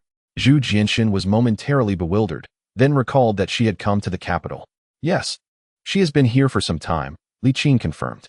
Shall you go, or shall I? I shall go, Zhu Jinshan replied, rising to head toward the entrance. While Li Qing pondered how to ensure that his writings would be acknowledged by future rulers. He had never considered this before, but after conversing with Zhu Jinshan, he suddenly recognized the alarming trend of distortion within Ming history, a matter that could profoundly affect future rulers' judgments regarding the previous dynasty. Uncle Li, Zhu Wanqing timidly called, fidgeting with the hem of her garment, her head bowed in shyness. Li Qing snapped back to reality, glancing at her in surprise. How is it that you returned so swiftly in less than half an hour? I did not dare to go alone, Zhu Wanqing stammered. I merely strolled around Lianjiaten. Li Qing, both amused and exasperated, chided, you little monkey. Zhu Wanqing, feeling a mix of embarrassment and indignation, refrained from reacting. Besides her fear of Li Qing, she held a profound respect for this unfamiliar emperor and dared not act disrespectfully in his presence. Very well. I am engaged in matters of state with His Majesty. You may return to your quarters. Yes, Zhu Wanqing nodded, offering a slight bow to Zhu Jinshan before hastily departing. Zhu Jinshan cast a glance at his sister and then turned to Li Qing, his brow furrowing in concern. What troubles you? Li Qing asked. Zhu Jinshan replied with displeasure. Do you always speak to her in such a manner? Do not be angry. I treat your father similarly, Li Qing remarked, scratching his nose. The young lady is playful. Being a bit stern is not unwarranted. Zhu Jinshan's displeasure deepened. Despite lacking a formal title, she was nonetheless a princess of the Ming dynasty. How could you treat her so? He exclaimed in a hushed voice. Li Qing, smacking his lips, suggested, shall I summon the retired emperor to hear his opinion?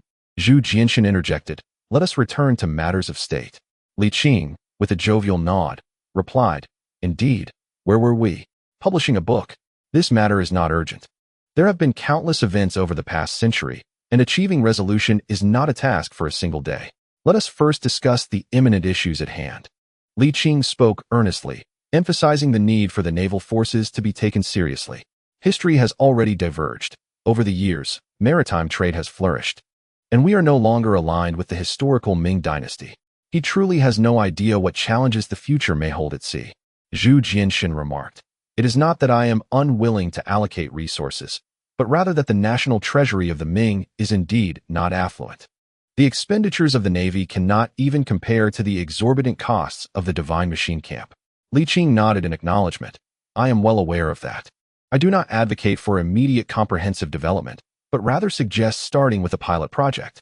For now, our main focus should remain on safeguarding against the northern deserts. Indeed, I too believe that prioritizing the northern deserts is the most prudent course of action." Zhu Jianshun breathed a sigh of relief and continued, "I foresee future instability in the Hetao region. The reason is simple. The three factions of the Walla, while outwardly submissive to the Ming, are primarily motivated by trade. Once trade routes are restricted, it is difficult to ensure they will not set their sights on Hetao." Zhu Jianxin sighed again and went on, "The Walla have mingled with the local nomads for so many years that they are practically indistinguishable from them. Should they choose to raid, the Ming would have no means to prove their involvement. Thus, we must remain vigilant." Li Qing nodded in agreement, appreciating Zhu Jianshun's broad perspective and political insight, which aligned with his own expectations. "What does your Majesty propose we do?" Li Qing refrained from hastily voicing his opinions. Zhu Jianxin pondered for a moment before stating, "I intend to withdraw a contingent of the Ming army stationed in Hetao." "Which troops shall be withdrawn?" "The 3,000 camp," Zhu Jianxin replied, intending to fill the resulting vacancies with local tribes while simultaneously reinforcing the divine machine camp with additional soldiers. Li Qing's enthusiasm deepened as he inquired, "Why is that?" "The combat effectiveness of the Ming army primarily hinges on the collaboration of the three major camps. This strategy will facilitate a swift restoration of military prowess and the rapid assimilation of those tribes." Zhu Jianxun reflected, "Furthermore, we can utilize troop rotations to refine the Ming army. If we were to deploy forces to the grasslands in the future, we would be able to replicate the overwhelming might of the Taizong era." Li Qing smiled with satisfaction and bowed respectfully. "Your Majesty is indeed wise." The sudden display of courtesy left Zhu Jianxin feeling somewhat awkward. He chuckled sheepishly, asking, "Do you also endorse my vision, sir? Such arrangements are indeed quite judicious." Li Qing nodded with a smile, offering generous praise. Zhu Jianxin grinned, tempted to laugh, but abruptly composed himself, frowning as he remarked, "In truth, the most pressing issue at present is not the situation in the northern deserts. It is finances," Li Qing asserted. "Indeed," Zhu Jianxin nodded gravely. "As the saying goes, an emperor cannot afford to starve his soldiers, whether in military preparations or civil governance. Everything hinges on money." However, he sighed, saying, "I am currently in dire need of funds." After a pause, he tentatively suggested, "Perhaps we should print more treasury notes?" Li Qing firmly rejected the idea. "That is absurd. You should be content that I have not called in your debts. Printing more treasury notes is out of the question. Funds can be generated through commercial taxation." Li Qing elaborated, "I have been contemplating this matter for some time. Your Majesty need not rush. I will swiftly present a set of regulations to replenish the national treasury." He then proceeded to expound upon the theory of the 5 oranges. He had previously provided Zhu Jianxun with supplementary lessons in finance, but had not delivered a systematic explanation. Today, seizing the opportunity, he conveyed the intricate relationships involved in these matters to Zhu Jianxun. This lecture spanned an entire afternoon. As the hour grew late, Zhu Jianxun rose to take his leave, expressing admiration. "Your perspective on issues is indeed unique and remarkably profound. I appreciate your guidance on financial matters." Li Qing smiled and nodded. "Governing a great nation is akin to delicately cooking a small fish. Haste is counterproductive. The emperor is still young and has ample time for arrangements. Slowing down certain matters may paradoxically lead to swifter outcomes." Zhu Jianxun chuckled in agreement. "I fully comprehend the principle that haste makes waste. Rest assured, I do not intend to replicate the errors of my predecessor. I possess the patience required." "Very well, Your Majesty, take care." As Zhu Jianxun departed, Zhu Wanqing peeked out, asking, "Uncle Li, has the emperor left?" "Indeed." Li Qing replied with mild irritation. "Aren't you usually quite capable? Why do you hesitate to step out?" "Who says I'm afraid?" Zhu Wanqing retorted, puffing out her chest. "I merely strolled around the neighborhood." Li Qing, uninterested in further debate, remarked, Enough of that. Go prepare dinner. But uncle, we truly have no ingredients left, Zhu Wanqing said with a wry smile. Then it settled. Missing one meal, one tea lead to starvation, Li Qing mumbled, preparing to recline in his favorite chair. Zhu Wanqing quickly grasped his arm, looking pitiful. Uncle Li, please take me out to a restaurant next time. I find my own cooking rather unpalatable. And after all this time, I've lost quite a bit of weight. Li Qing glanced at the sun, realizing there was still time. Pleased with Zhu Jianxin's performance today, he nodded in agreement. Very well. We shall also address your mischievous tendencies. Zhu Wanqing chimed in. Chapter 62. A superior skill set. Upon arriving at the bustling streets of the capital, Li Qing realized he had been outsmarted. The young girl had been feigning her reluctance. However, he felt no anger, only a sense of nostalgia. No matter how spirited and willful she might be, she remained constrained by the limitations of her era. It was not fear of strangers, but rather the societal judgment faced by an unmarried woman venturing out alone that held her back. Despite her illustrious lineage, she was firmly bound by the prevailing norms, hesitant to defy them. Some aspects could be altered, while others could not. To force change might yield counterproductive results. At least, he had no intention of changing this spirited girl. Should he attempt to instill modern ideas in her, she might well ascend to the heavens. What do you wish to eat? Li Qing inquired. Anything, she replied nonchalantly. Li Qing raised an eyebrow, finding her response oddly familiar. Zhu Wanqing, oblivious to his expression, was wholly absorbed in the vibrant atmosphere of the capital, exclaiming, truly, this city is as lively as Jinling. After being cooped up in the courtyard for so long, she felt as liberated as a dog released from its leash, overflowing with joy. Li Qing chuckled, suddenly aware that he had shown insufficient care for his younger kin. From now on, if I'm not busy, I'll take you out more often. Really? She asked, her excitement palpable. Provided you don't cause any trouble. Or else I may have to break your legs. Understood. Li Qing grunted. Now, let us eat. If you keep dawdling, it will be dark before we know it. The restaurant was modest in size, and the two chose a window seat. Zhu Wanqing eagerly ordered over 10 dishes, showing no signs of stopping. Li Qing, with a frown, took the menu from her hands and eliminated more than half of the selections, leaving only 4 dishes and a soup. What a miser, Zhu Wanqing thought to herself.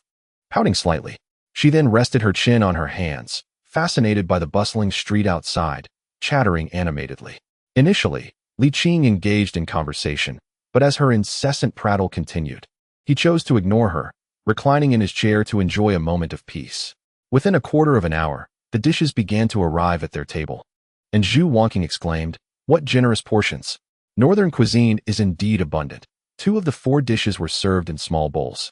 And even the fish was significantly larger than those found in Jinling.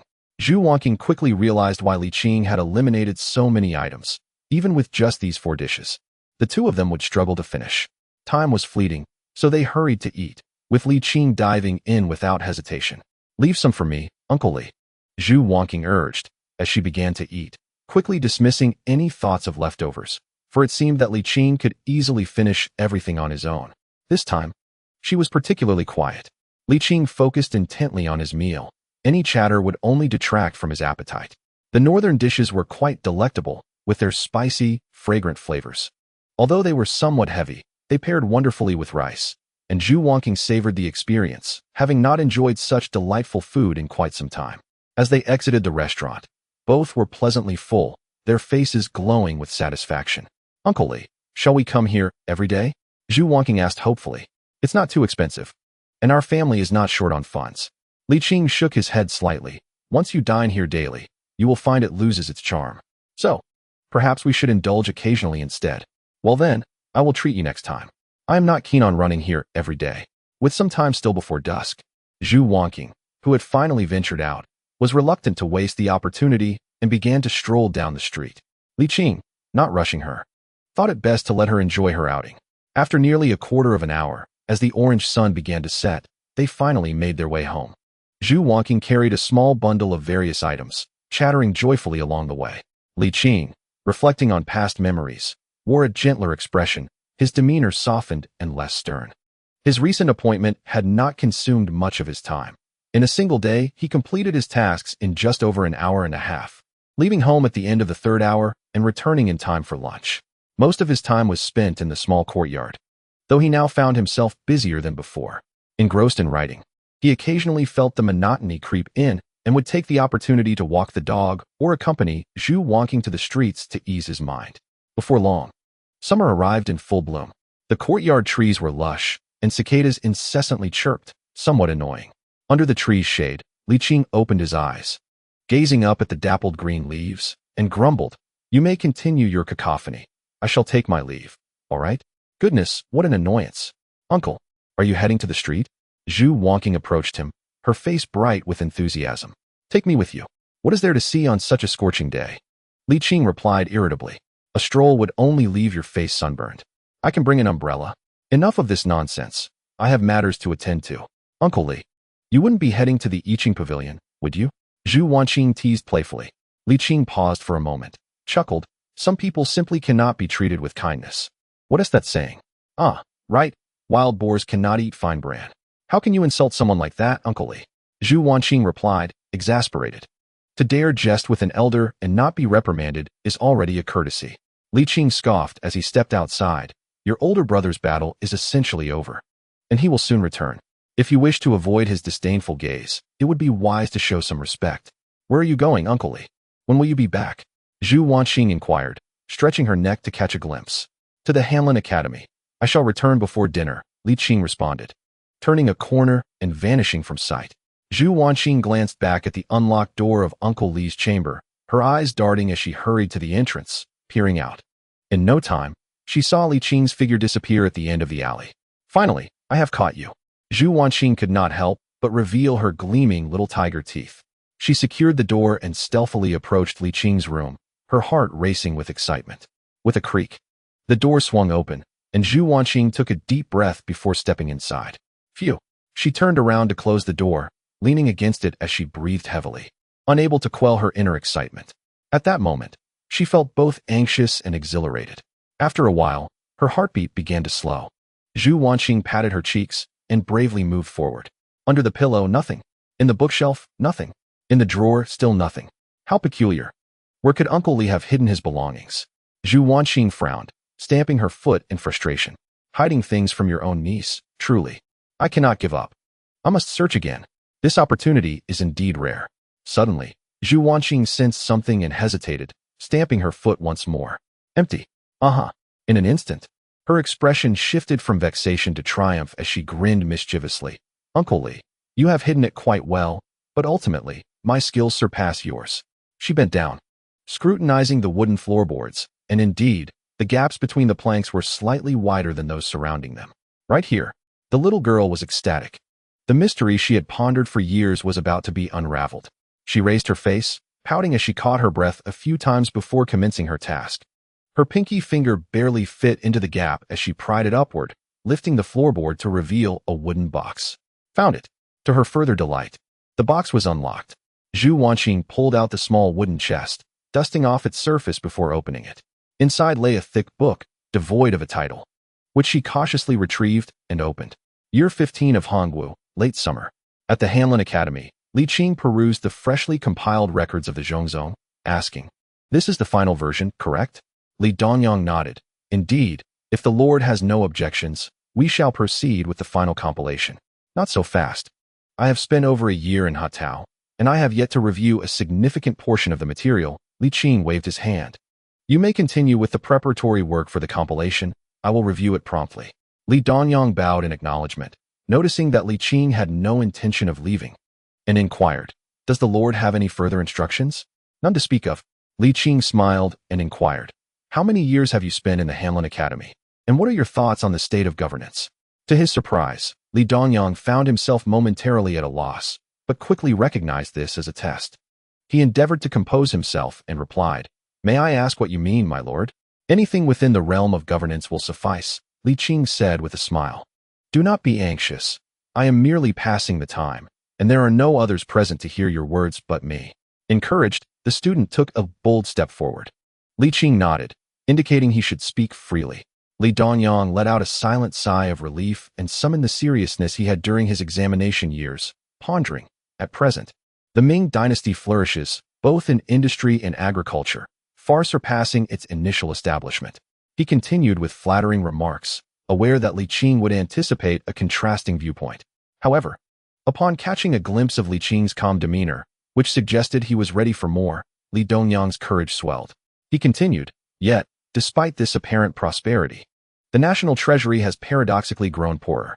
He elaborated, "During the era of the founding emperor, grains could be converted into manpower, having food would mobilize people, and even soldiers could be dispatched to battle with only a modest financial incentive. However, this is no longer feasible. With the introduction of new crops, hunger has largely been alleviated, yet military expenditures have risen, and so too have the costs of various constructions, while the wealth of the treasury has not correspondingly increased."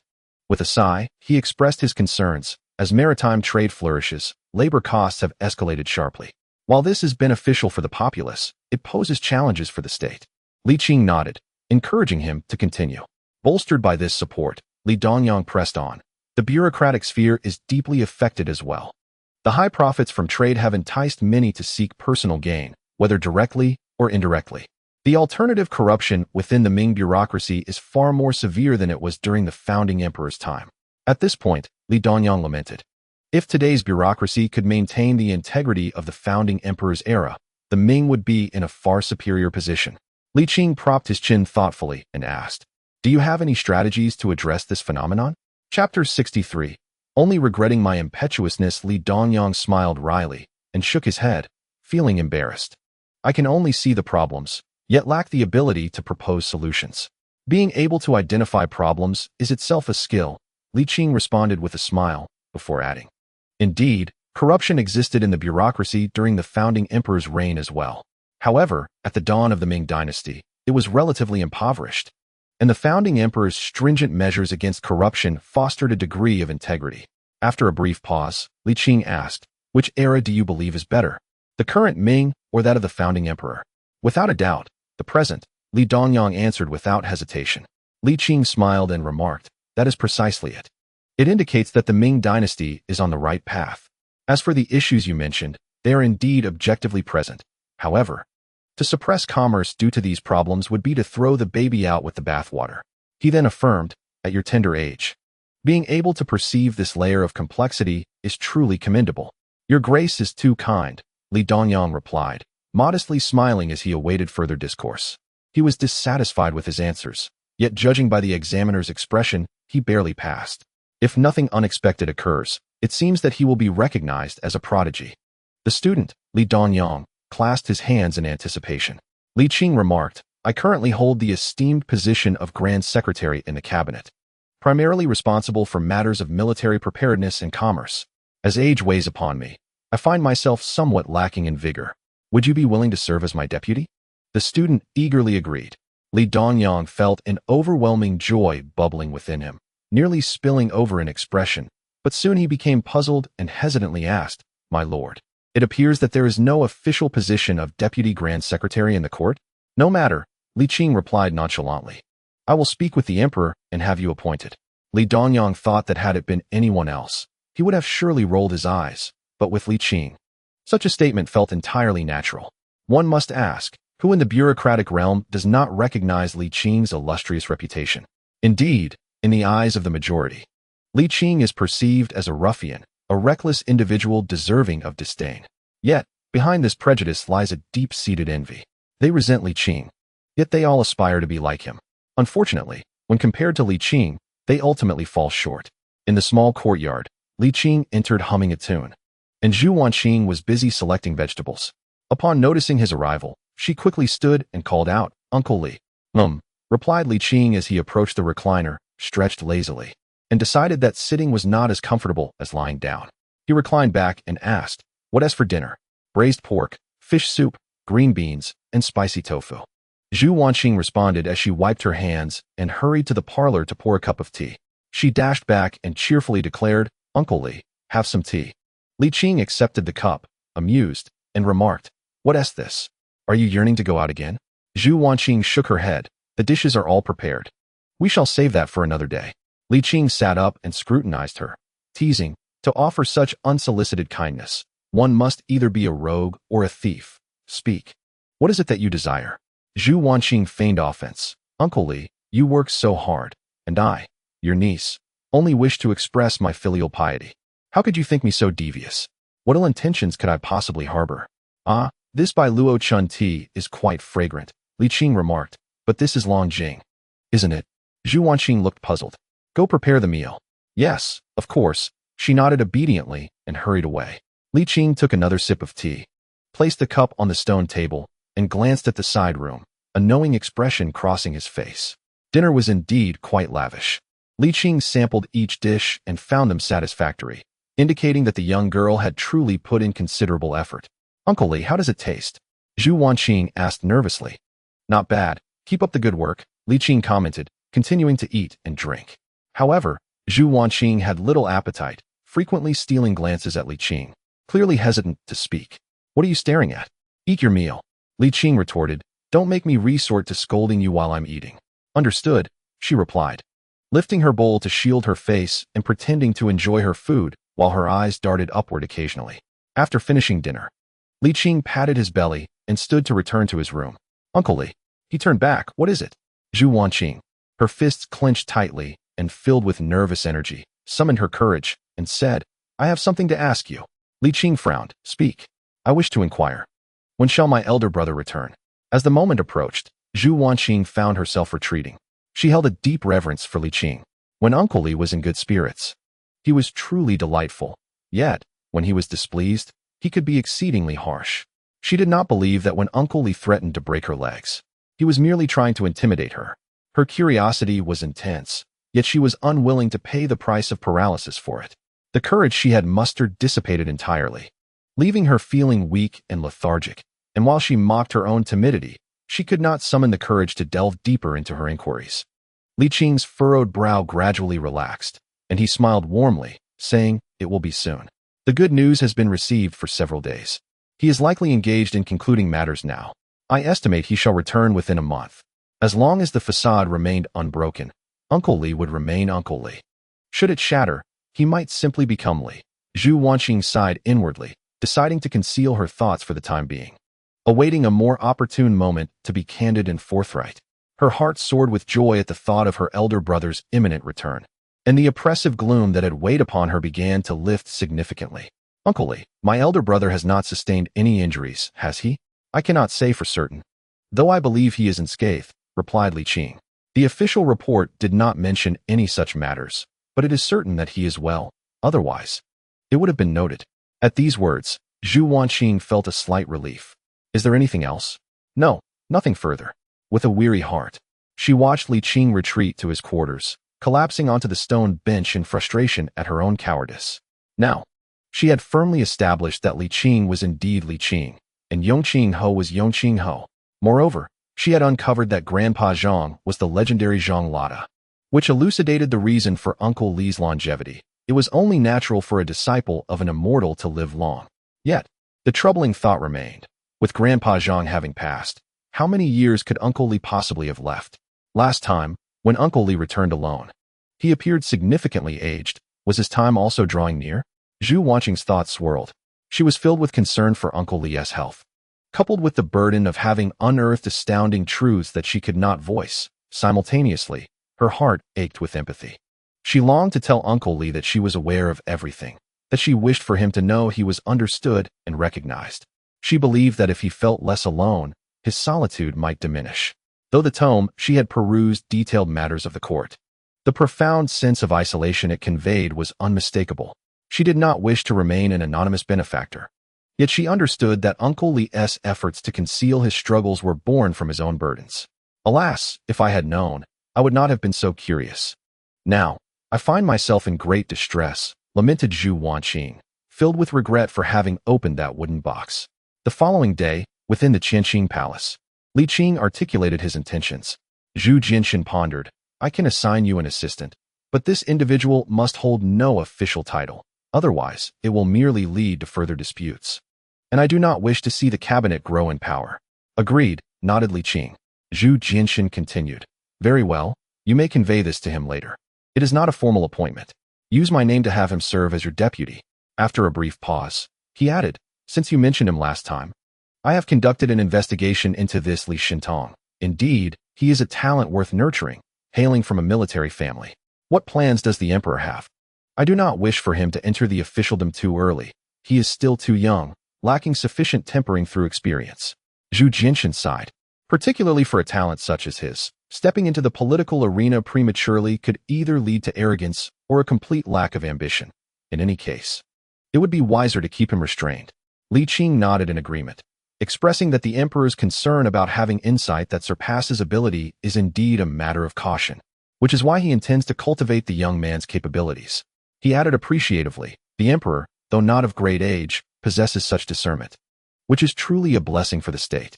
Zhu Jinshan chuckled softly, remarking that it is due to his own extensive experiences and trials from a young age. Sensing the deeper implications of his words, Li Qing lowered his gaze and gently remarked, Your Majesty, you should not blame the late emperor.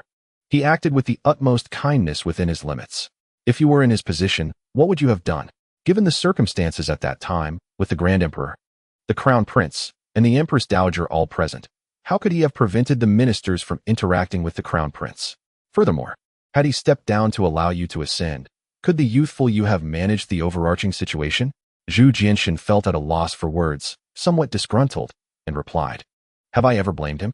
Let us speak of something else. Regarding the recent victory over the Yao ethnic group in Guangxi, I plan to promote some mid-level military officers. What are your thoughts on your godson? You may decide, Your Majesty, Li Qing replied nonchalantly. After a moment's contemplation, he added, He is still young and has not been in the military for long. It would be unwise to promote him too rapidly. Zhu Jinshan nodded lightly, smiling. You truly are selfless. In truth, I do not wish for him to embark on an official career. Your perspective is misguided. I must admonish you. Zhu Jinshan seized the opportunity to point out Li Qing's error. Before Zhu Jinshan could elaborate, Li Qing swiftly departed for the Hanlin Academy. Li Dongyang was overjoyed, undeterred by the lack of promotion, for he understood this as an opportunity to enhance his own abilities. He was not in a hurry, at merely 20 years of age. He had ample time ahead. As long as he solidified his foundation, he would eventually have his moment to shine.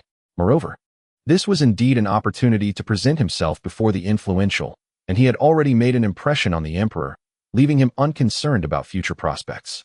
Suppressing his excitement, Li Dongyang clasped his hands and inquired, Lord Marquis, when shall we commence? From tomorrow onwards, Li Qing replied with a smile, there is no need to arrive too early. Reaching the Wenhua Palace by the end of the Qin hour will suffice. The workload is light, requiring only an hour and a half each day. Understood. The student will remember. Li Qing acknowledged with a sound and added, Bring me the records of the Zhongzong that I have not yet reviewed. Li Dongyang explained.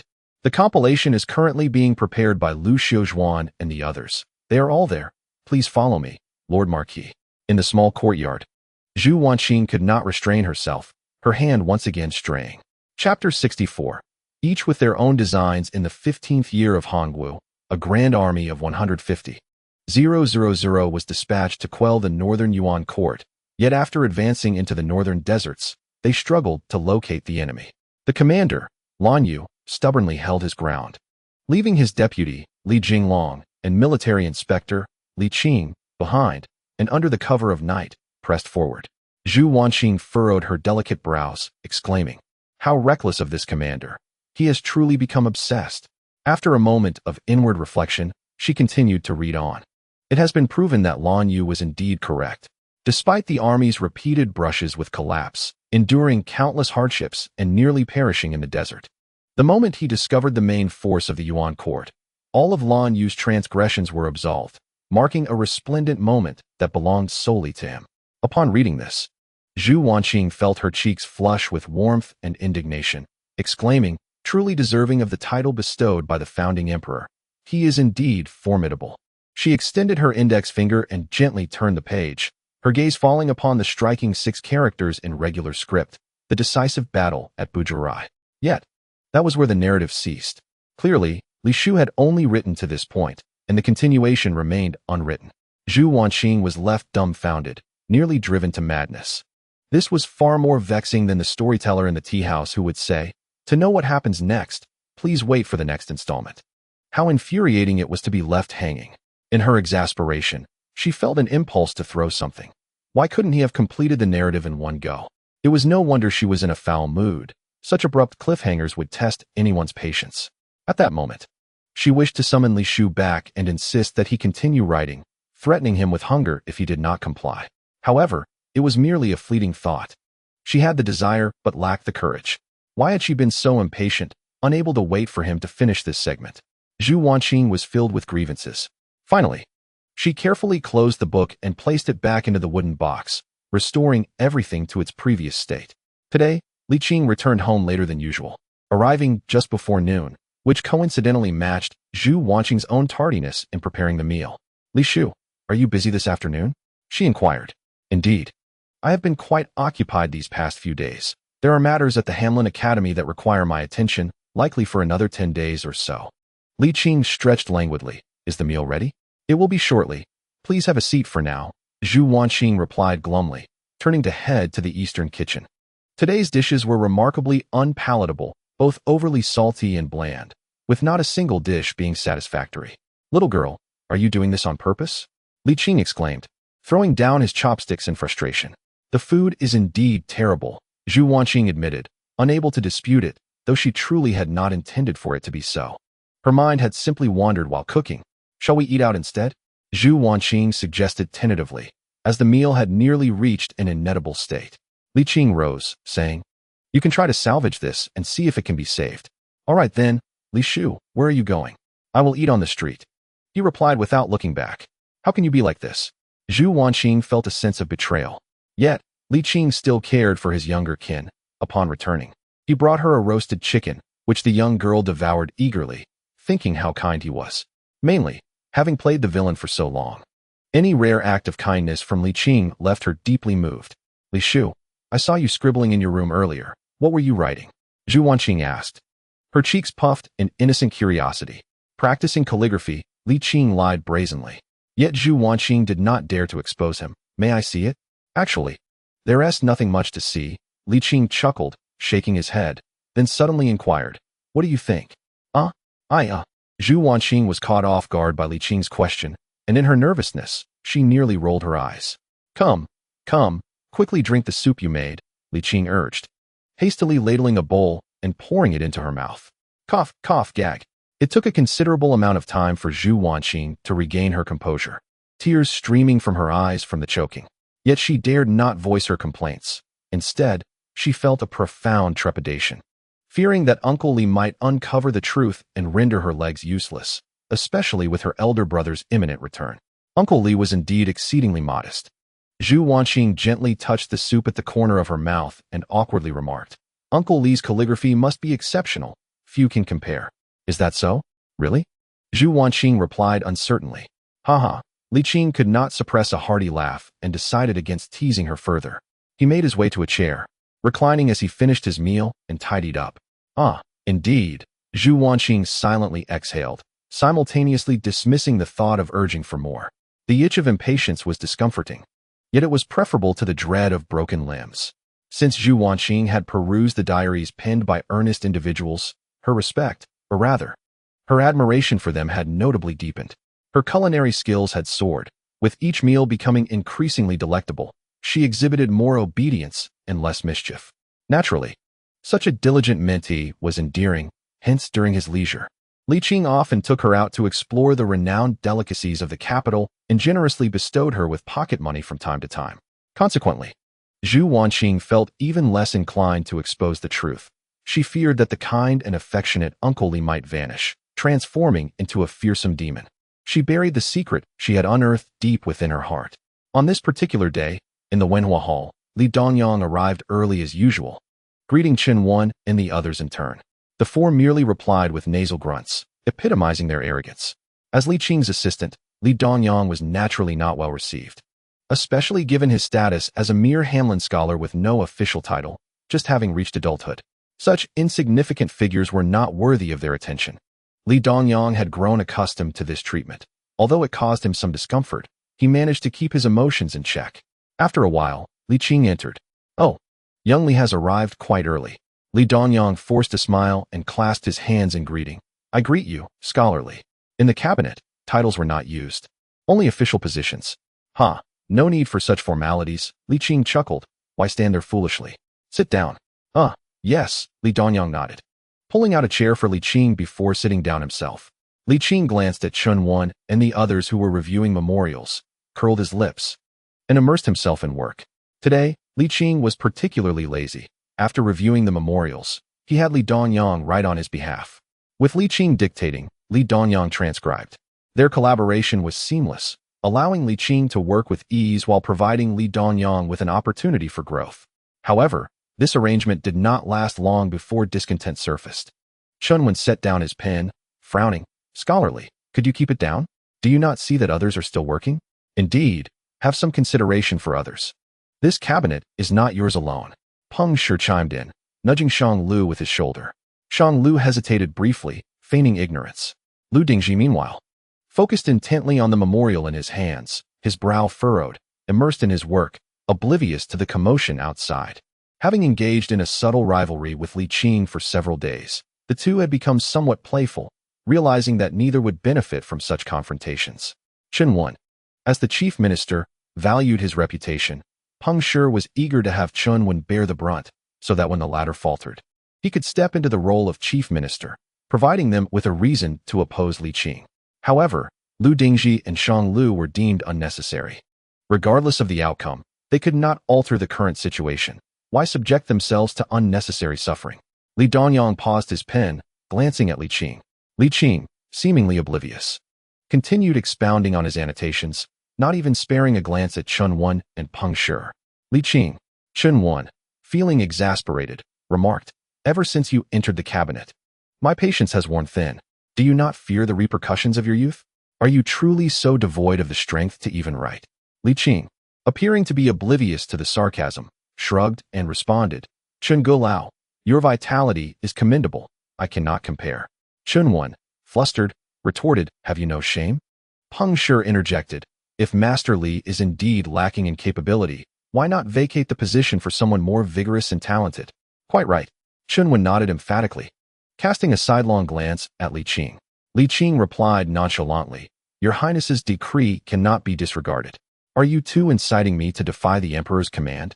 Li Dongyang felt a surge of relief, even suppressing a laugh, though he had been trained to maintain composure. Xuande, panting with indignation, proclaimed, I shall impeach you. By all means. Li Qing responded indifferently. Over the years, countless have attempted to impeach me. What makes you think you are any different? Very well, very well. Xuande repeated thrice, turning in exasperation.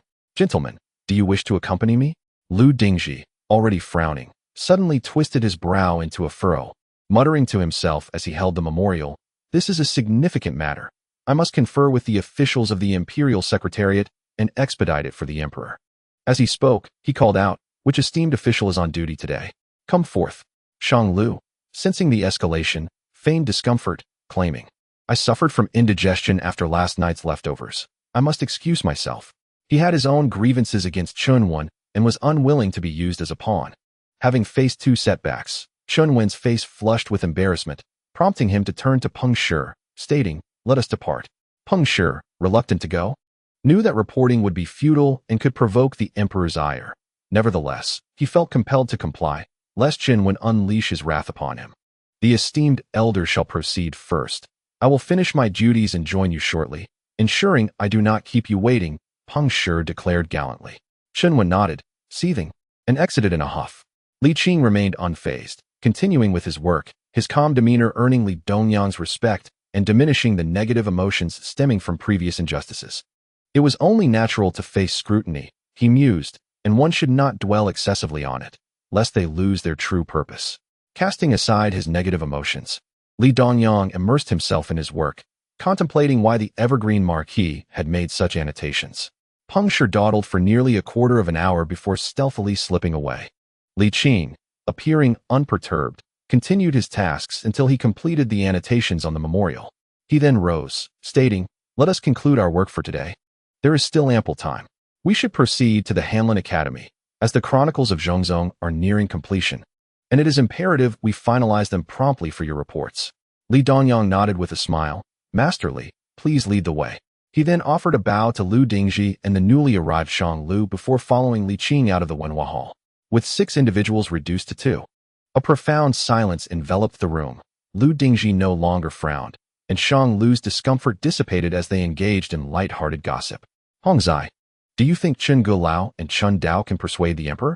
Lu Dingji inquired. Shang Lu shook his head slightly, saying, Master Jing, have you not yet grasped the situation? The emperor is willing to risk setting a precedent by admitting noble officials into the cabinet merely to bring Li Qing into the fold. How could he be easily swayed? Lu Dingji nodded gently, acknowledging the point. Shang Lu sighed. I find myself increasingly concerned about that young lad. Li Qing's demeanor clearly indicates he is grooming him. And for advancement within the cabinet. Are you being overly cautious? How old could Li Dongyang be? Lu Dingji chuckled. Entering the cabinet at such a young age? What a jest. Shang Lu paused, then burst into laughter. I may have exaggerated, yet it is evident that Li Qing is infiltrating the civil official system. I believe we could leverage this to our advantage. Oh, how do you mean? Lu Dingji expressed intrigue. Shang Lu raised an eyebrow and smiled. Let us not forget. The illustrious Duke of Yongqing is now a grand scholar in the cabinet. Oh, indeed. Lu Dingji also laughed, his eyes glimmering with excitement. Chapter 65, Our Cabinet Hamlin Academy. Li Qing concluded the final portion of the recorded content and declared it finalized. With Li Qing's confirmation, Lu Jian immediately became busy, initiating the final compilation. Li Dongyang joined in, and a dozen individuals sat in a row, swiftly pinning down their contributions according to the final draft. Li Qing did not linger for long. Upon witnessing the smooth progress of the various tasks, he returned home. Upon arriving, dinner was ready. In recent days, Zhu Wanqing's culinary skills had progressed remarkably, nearly matching Li Hong's expertise, and the meal was delightful. After dinner, Zhu Wanqing, with a flattering demeanor, asked Uncle Li, Are you still busy? With matters at Hamlin Academy settled, Li Qing replied, Not particularly busy. Is there something on your mind? He regarded her with a curious expression. Zhu Wanqing chuckled awkwardly and replied, As the saying goes, 3 days without practice makes one rusty. 3 days without recitation makes one forgetful. Uncle, your calligraphy ought not to be neglected for too long. Quick, quick. Li Qing scoffed. You seem quite concerned. Your niece is simply well-meaning. Zhu Wanqing, hesitant to delve deeper, swiftly changed the subject. Uncle, when will my older brother return to the capital? He has long been on the road. I estimate he will return in about 10 days, Li Qing teased. What? Are you eager for his return? Zhu Wanqing's face flushed suddenly, and she pouted. How annoying. I am not. Li Qing exaggeratedly rubbed his arms. Could you not be so coy? I am getting goosebumps. Oh dear. How bothersome. This is called modesty. Zhu Wanqing broke character. Uncle, you are so annoying. Li Qing laughed. Just confess whether you want to see him or not. I do not. Zhu Wanqing crossed her arms, turning her head away, trying to appear aloof. Li Qing nodded. That is good. When he returns, I shall send him to develop in the Hetao region. You are still young, so there is no rush regarding marriage. Uncle, that is rather unkind of you. Zhu Wanqing pouted. How could you treat your godchild this way? Li Qing replied, You are not in a hurry to marry him, rather than keep him hanging. It would be better for him to gain some experience. He has his own life plans and is not merely your private possession. Zhu Wanqing was rendered speechless. After a moment of hesitation, she said, Upon returning, I will discuss this with my father and mother. Li Qing nodded. Little cub, this is as far as your godfather can assist you. Since that incident, the cabinet has become considerably more tranquil. Even Peng Shi, who has always been at odds with Li Qing, has settled down. The reason for this change lies with Chunwen. During that occasion, Chunwen threatened to resign. And as a result, Zhu Jianxin, disregarding the principles of governance, did not even attempt to persuade him to stay and readily agreed to his resignation, though he did not withhold any of the retirement benefits due to him. After Chunwen's departure, Peng Shi adopted an unusually low profile, wary of following in Chunwen's footsteps and of offending Li Qing, which could jeopardize the position of the prime minister. Despite Li Qing's successful induction into the cabinet, discerning individuals were well aware that he would never ascend to the role of prime minister, not due to any lack of merit on his part, but because the emperor sought to maintain a delicate balance.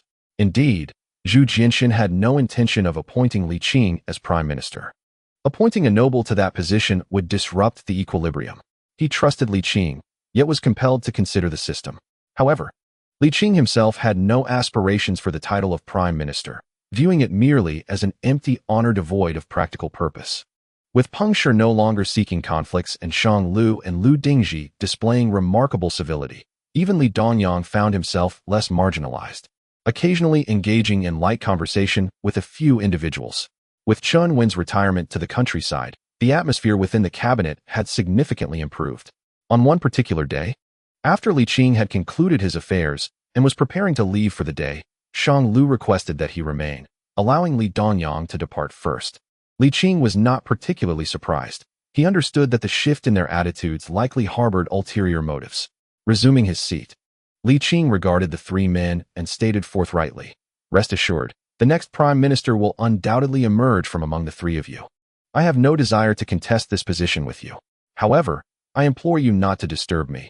Let us each attend to our own responsibilities without interference." Lu responded courteously, "Your Excellency, you are too modest. Among the four of us, if we consider qualifications, who else could possibly claim the prime ministership but you?" Indeed, Lu Dingji nodded in agreement. "If your Excellency does not ascend to the prime ministership, it would not be due to any shortcoming on your part, but rather a matter of personal choice." Peng Shi also joined in, fawningly nodding his head. Li Qing chuckled, "Let us speak plainly. I encourage you to express your thoughts candidly." The three men exchanged glances, and finally, Peng Shi clasped his hands in a gesture of respect, saying, "Your Excellency, I apologize for any previous offenses. Please forgive me." "I too enough." Li Qing raised his hand to halt the pleasantries. "Let us get straight to the matter at hand." Peng Shi nodded. "Since your Excellency is so forthright, I shall not hold back any longer. Alas, our cabinet has been subjected to tremendous pressure. All the memorials from various regions require our annotations and suggestions, with actual implementation typically hovering around 70%. We in the cabinet have been diligently addressing our responsibilities. Yet what of the 6 departments? Lu took up the mantle, continuing, "Indeed, serving the emperor and alleviating his burdens is our duty. And enduring some hardships is of little consequence. That is the essence of being a minister. However, we cannot allow ourselves to be browbeaten. The 6 departments have overstepped their bounds, and even the censorate seeks to ride roughshod over the cabinet, which is utterly unacceptable." Lu Dingji's brow furrowed deeply. His voice laced with anger. "Li Dakshuishi, do you see this? They are taking advantage of the honest among us, truly believing that the cabinet is made of clay." Peng Shi interjected, "Even clay idols possess a modicum of spirit. We cannot remain passive. Indeed, we cannot remain passive." One cannot deny that the fervor and passion of the trio evoked a sense of shared indignation, even kindling a spirit of camaraderie against a common adversary. Yet, in the presence of Li Qing, their aspirations evidently fell short. Li Qing remarked, "The founding of the cabinet by Emperor Taizong was intended to alleviate the burdens of the sovereign. By rank, the Grand Academicians of the cabinet hold the 5th rank, while the ministers of the 6 ministries, the deputy ministers, and the censorate's chief censor rank above them. What grievances do you have, esteemed gentlemen?" The 3 were taken aback, clearly unprepared for Li Qing's forthrightness, momentarily at a loss for words. Li Qing continued, "All of our efforts are for the greater good of the Ming dynasty. Let us refrain from speaking of hierarchies and superiority." Upon uttering these words, Li Qing could not help but internally chide himself. Why does this sound so melodramatic? Oh, it must be that little girl's influence. The expressions of the 3 darkened. They had not anticipated his outright refusal. Peng Shi clasped his hands in respect and stated, "Lord Li, your humility and broad-mindedness are indeed commendable. However, the cabinet's voice holds little weight, and the 6 ministries and censorate harbor ulterior motives, often suppressing us under the guise of public interest. It is imperative that we remain vigilant against their machinations. Indeed, a man may bear some grievances, but a tiger poses a threat to man." Lu nodded in agreement. "We can endure some pressure, but the fact that they exploit their power to frequently dismiss the cabinet's proposals is truly despicable." Lu Dingji clasped his hands and added, "Lord Li, as both a Grand Academician and the Duke of Yongqing, we may tolerate some indignities, but you must not." Li Qing interrupted him with a smile. "I have stated before that my purpose in the cabinet is to work diligently. I concern myself with nothing else. If you feel aggrieved, feel free to report it to His Majesty." With that, without waiting for further pleas, he stood and said, "I take my leave." The 3 watched Li Qing depart, exchanging glances, rendered speechless. Lu Dingji furrowed his brow and said, "Hongzai, did you not mention that Li Qing intended to establish a foothold within the civil service system? Why does he seem so indifferent?" Lu felt a flush of embarrassment and sheepishly replied, "It should not be this way. Perhaps there is a misstep somewhere." "I understand now." Peng Shi suddenly spoke up, capturing the attention of both men. They inquired, "What has crossed your mind, Brother Chunda?" Peng Shi smiled and said, "While you both focus on having him execute tasks, have you considered offering him some benefits? Isn't the Duke of Yongqing financially secure?" Shang Lu hesitated. Lu Dingji frowned. "His past reputation is rather unsavory." One cannot fault generosity, Peng Shi countered, disagreeing with their views. The past is the past. He is evidently strategizing to enhance the civil service system and elevate the cabinet standing, which would only serve his interests. It is simply a matter of finding the right approach. He chuckled. After all, he is a figure capable of stirring the winds within the court. How could we expect him to act immediately upon our words? That would be quite undignified. That makes sense. Lu Dingji's furrowed brow softened. Shang Lu also found merit in this reasoning, nodding slowly. "So what shall we do? Let us share the burden," Peng Shi proposed. Li Hong, clad in chainmail and astride a magnificent steed, exuded an air of authority as he glanced back at the grand army, inhaling the aroma of food wafting through the air. He could not help but grin broadly. This battle was exhilarating, with an army of 160,000 encircling the enemy, followed by a comprehensive advance bolstered by artillery and firearms. It was a complete annihilation. Unlike the last encounter where he narrowly escaped death, this combat afforded him a singular sensation, sheer exhilaration. Leading a 100-man squad, he had claimed the most enemy lives and was the first to ascend the heights, and though he did not seek glory, he had undeniably achieved a significant feat. Upon returning, it is essential to have a heartfelt conversation with my godfather about Li Hong, who could not suppress his foolish grin and was reluctant to dismount. At that moment, a voice came from behind. "Shaoli, come and eat." Li Hong turned around and, upon seeing the speaker, hastily dismounted and cupped his hands in greeting. "General He." "No need for excessive formalities," He Yong chuckled. "I share a close camaraderie with Duke Yongqing. Now that the battle has concluded, you may simply call me Uncle He." Uncle He," Li Hong replied, inquiring, "Given our current marching speed, how long until we return to the capital?" "At most, about 10 days, He Yong jested. "What? Are you eager to return?" Li Hong, feeling somewhat embarrassed, scratched his head and shifted the topic. "Uncle He, how shall we deal with the prisoners we brought back? What else can we do?" "The men will be castrated to serve as eunuchs, and the women will enter the palace as maidservants," He Yong replied with a smile. This approach not only showcases the imperial authority, but also reflects our military achievements. Li Hong nodded. "With so many individuals, can the palace accommodate them?" "Just a few hundred. It's hardly an issue even if the numbers multiply," He Yong reassured him. "If not, there's always the Ministry of Music." He Yong couldn't help but chuckle. "Shaoli, you're not still a novice, are you?" Chapter 66. Lacking taste in the small courtyard, Peng Shi, Lu Dingji, and Shang Lu arrived together for a visit. Their words courteous and their demeanor graceful. It must be said that scholars tend to be quite particular about appearances. Not wishing to strike a blow at those who wear smiles, Li Qing invited them into the house. In the guest hall, they chatted amiably, as if they were longtime friends. Peng Shi surveyed the room's furnishings and remarked with admiration, "Duke Yongqing has contributed so much to great Ming, yet remains so frugal. It truly puts us to shame." While this statement was laden with flattery, it bore some truth. Many in the court were dissatisfied with Li Qing, yet they could not deny his accomplishments. The facts were indisputable. One could not afford to overlook them, especially since civil officials valued outward appearances. And openly criticizing Li Qing would tarnish their own credibility. This is why Li Qing had faced repeated impeachment, yet never on matters of significant consequence. It was not due to lack of desire, but because he had no flaws to exploit in substantial issues. Li Qing smiled and said, "At my age, with no children or heirs, I am content with simply having food and shelter. I do not chase after material possessions." Outside, Zhu Wanqing felt a pang of sadness upon hearing these words, her heart aching for Uncle Li. In the guest hall, the flattery continued. And once the customary formalities were completed, they finally turned to the main topic.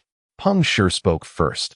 Currently, Great Ming enjoys peace and prosperity, with tranquility reigning over the realm. Although there may be internal frictions and external threats, given the current strength of Great Ming, there is little to worry about.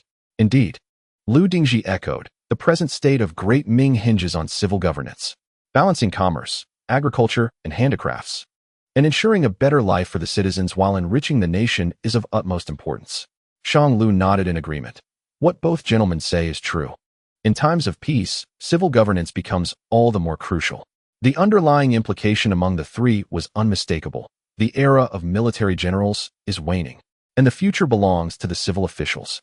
This perspective, while not incorrect, reflects the current state of Great Ming, where warfare is scarce.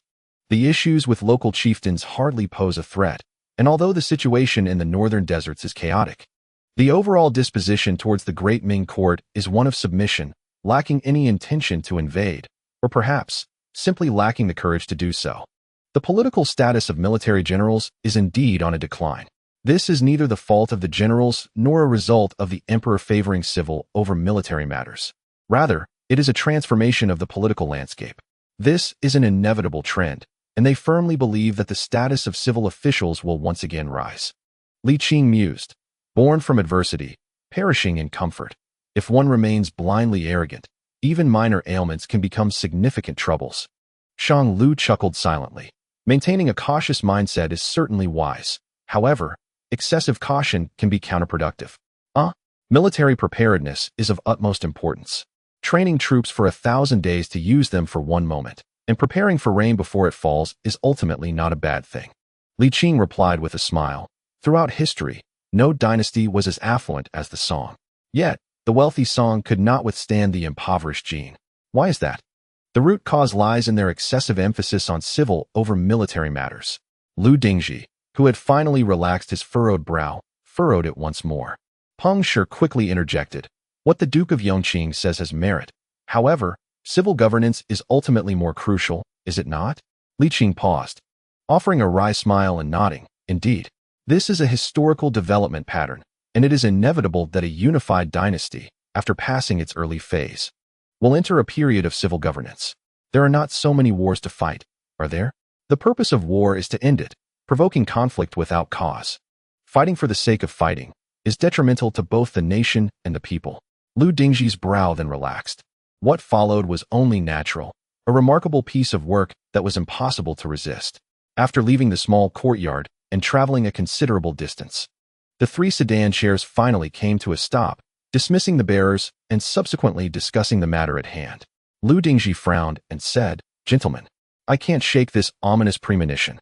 It has always been the case that money speaks." Peng Shi replied with a smile, having received the payment, surely.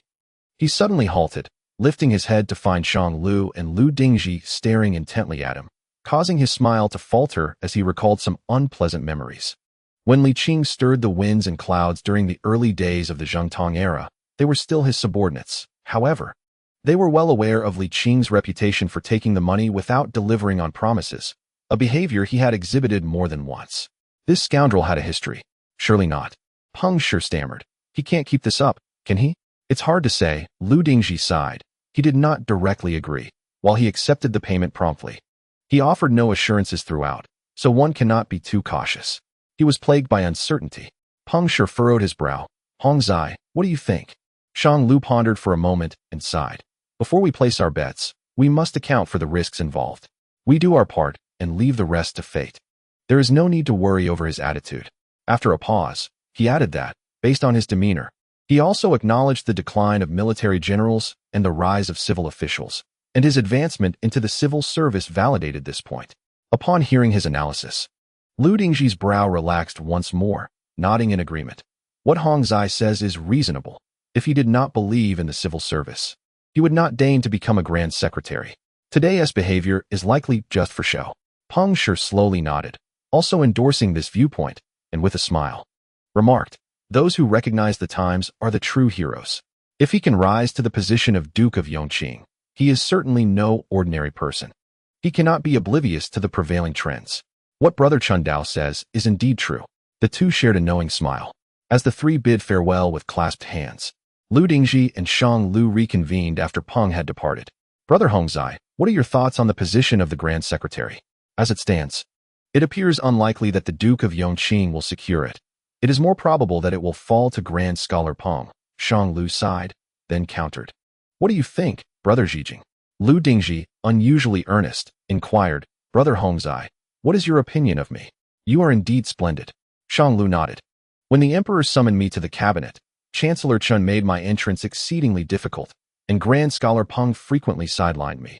Yet, only you, Brother Zhijing, treated me with kindness. Lu Dingji's heart soared with joy, and he assured, "If you support me, I shall not disappoint you when I become the Grand Secretary." Shanglu, visibly pleased, replied, "Brother Zhijing, should you require anything, just utter a word." "Ah, splendid." The two walked for a considerable distance before parting reluctantly. Shanglu sighed lightly. "Let them compete. It will not fall to me anyway. I shall simply observe the spectacle, and perhaps I may yet reap some benefits." Lu Dingji thought to himself, "Shanglu's influence is too minimal. He is merely a supporting character. It seems I must observe the Duke of Yongqing closely and pay him another visit privately tomorrow." In a small courtyard, Li Qing extracted the notes from within his book and counted them. 3 notes of 1,000 taels each, and 20 notes of 100 taels. Quite a substantial amount. With the salary of a grand scholar, supplemented by imperial rewards and other allowances, this sum could sustain them for at least 3 years. However, judging by the trio's expenditure, it was evident that such funds were insufficient to cause them significant distress. This underscores the stark reality that truly incorruptible officials are exceedingly rare in the Ming dynasty. Reflecting on this, Li Qing could not help but sigh. In the court, how many are there who are not greedy? Zhu Wanqing, having endured her frustration, finally could not restrain herself and retorted, "Uncle Li, how are you any different from a corrupt official? You little girl, what do you know?" Li Qing, this time, did not react with anger but instead asked, "Do you know the criteria for identifying corrupt officials?" Zhu Wanqing huffed, accepting bribes. Assisting those who bribe to the detriment of the court and the people. Well, what if one only accepts money but does not act? Zhu Wanqing found herself momentarily at a loss for words. Can it be so? Why not? Li Qing asserted with conviction. Do they have justification for bribing? But is it justified for you to accept bribes? Zhu Wanqing dared not voice her thoughts, instead asking, "Uncle Li, are you not afraid they might become furious?" "They dare not," Li Qing chuckled. "If they are not clean themselves, how could they accuse others of being dirty?" Zhu Wanqing fell silent, feeling disgruntled. "Uncle Li, your stance is quite morally questionable. In the realm of officials, there is little morality," Li Qing smiled, tucking the banknotes into his waistband. "Come, let us dine out." Zhu Wanqing was left in admiration, particularly for the fact that such a person as Uncle Li still garnered favor. Among the trio that had visited that day, one returned with a substantial sum, amounting to 1,000 taels. These people are truly wealthy, Zhu Wanqing thought resentfully. As Uncle Li said, there are few honest officials in the court, yet Uncle Li himself is not without corruption. The young girl felt discomfort in her heart, partly due to the murkiness of the officialdom. Although her identity as a princess was not acknowledged, she still regarded herself as a member of the royal family.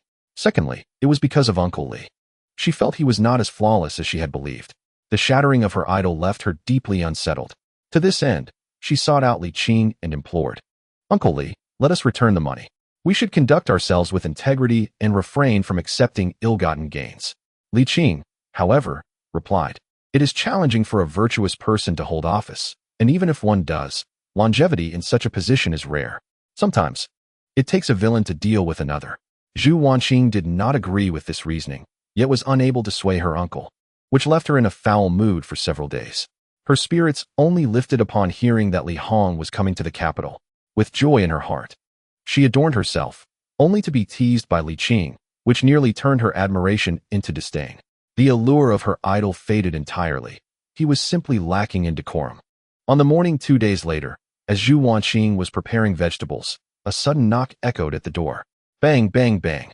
Li Hong's booming voice called out, "Godfather, open the door, it's me, Hunger." "Big brother?"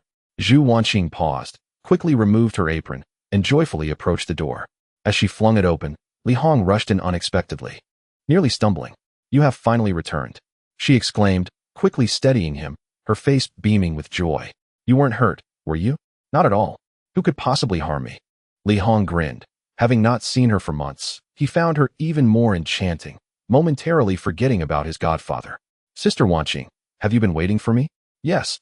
Zhu Wanqing blushed, unable to lift her gaze, only revealing her alabaster neck. This sight was utterly captivating. Li Hong, unable to restrain himself, instinctually reached out, for she was simply too fragrant. The sight of her fair neck and full earlobes stirred his emotions, and he longed to kiss her. He thought it, and then acted upon it. A resounding slap brought Li Hong back to his senses. Zhu Wanqing freed herself from his grasp, stepping back a considerable distance. Her little fists clenched, her body slightly hunched, resembling a tightly wound spring, her face, neck, and earlobes flushed like fiery peppers. Her chest rose and fell rapidly, a mix of tension and fear overwhelming her. What are you doing? Zhu Wanqing stammered, resembling an injured fawn. Dear Sister Wanqing, please do not be afraid, Li Hong stuttered, flustered and at a loss for words, wishing to explain but unable to find the right words. In a different era, such intimacy between lovers would be deemed perfectly normal, and even further advances would be trivial. However, the times were different. Despite their mutual affection, such behavior before marriage was considered exceedingly disrespectful. Li Hong recognized his impropriety, but his clumsiness left him in a sweat, regretting his actions and wishing to chastise himself. After all these years, could you not have exercised a bit more restraint? At that moment, Li Qing entered, humming a tune, and upon witnessing their predicament, remarked with surprise, "Oh, Honger has returned. What happened between you two?" "Ah," Zhu Wanqing shrieked, turning and fleeing to her room, slamming the door shut behind her. Li Qing, perplexed, muttered to himself, "What on earth?" Glancing at his godson, he seemed to understand, chuckling. "Did you make a move?" Li Hong's face flushed, and he stammered, "I was reckless, child." "Oh, what of it?" Li Qing replied with an open mind. They were both adults, and their feelings for each other were genuine. There was nothing to feel embarrassed about. However, Li Hong, feeling agitated, raked his fingers through his hair and lamented, "If Uncle Zhu finds out, he will surely skin me alive." "Is it really that serious?"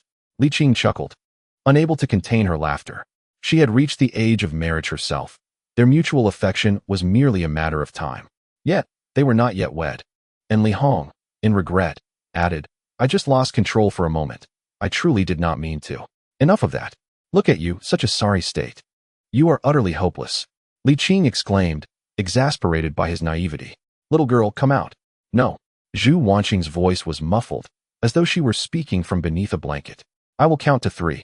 Li Qing declared. 1. The creaking door of the side room opened, revealing Zhu Wanqing's half-hidden face. "Uncle Li, do you need something?" "Yes." Li Qing beckoned her forward. "Come here." Zhu Wanqing's cheeks were aflame with embarrassment. Li Qing, brushing her nose, nodded toward Li Hong and stepped forward. After a moment's hesitation, he followed suit. "Please, don't come any closer," Zhu Wanqing exclaimed in fright. Li Qing rolled her eyes, saying, "What is there to be shy about? You both share mutual affection, and your parents have given their blessing. Embracing and kissing is nothing to fret over. Stop being coy and come out to help with the cooking." "I can cook," Li Hong offered. "Goodness, you truly are a hopeless case," Li Qing thought to herself, wishing she could kick him out. "Honger, you shall cook today," she instructed the young girl. Zhu Wanqing replied, "Okay, you both go to the parlor. I will join you shortly." She was too embarrassed to face anyone, despite Li Hong's impudence. "Very well," Li Qing acknowledged, understanding the constraints of their era. The young girl could not escape societal norms. She pulled Li Hong into the room. "Godfather, I fought bravely this time, taking down 7 enemies," Li Hong said, attempting to change the subject, feeling awkward. Li Qing listened quietly, offering no commentary. Finally, she remarked, "This time, the emperor will promote a number of lower-ranking military officers, and you are among them. However, do not hold your hopes too high. At best, you may become a 1,000 household leader." "A 1,000 household leader is fine. I am not picky," Li Hong replied eagerly, nodding. He believed that with his own abilities, he could carve out a path for himself. "Do you understand that the current political climate is not particularly favorable to military officers?" Li Qing asked. Li Hong hesitated. "Then where is the opportunity?" "The only chance lies in the Hetao region," Li Qing answered. "But you must consider this carefully. If you go to Hetao, you will have to part ways with that girl. Uncle Zhu would never allow his daughter to accompany you there, nor would it be wise to take her along." Li Hong fell silent. "I want to go," he finally said. Li Qing was taken aback. "Are you sure?" "Yes, I am certain," Li Hong affirmed, nodding. "A man must not only concern himself with romantic feelings. I wish to achieve something substantial. Though by status, I can never compare to Sister Wanqing. I must at least overcome my own hurdles." He paused. "You know Uncle Zhu. He has never regarded me with any seriousness. I wish to prove myself. I am not a mere fool." Li Qing shook her head. "If it is merely for pride, then there is no need. But I believe it is necessary." Li Hong insisted. Li Hongdao, unwilling to yield, declared that he had no intention of living off others. If one were to truly assess the situation, it was his Uncle Zhu who was the one indulging in such a lifestyle. Li Qing rolled her eyes and advised him to reconsider, urging him not to rush into a decision.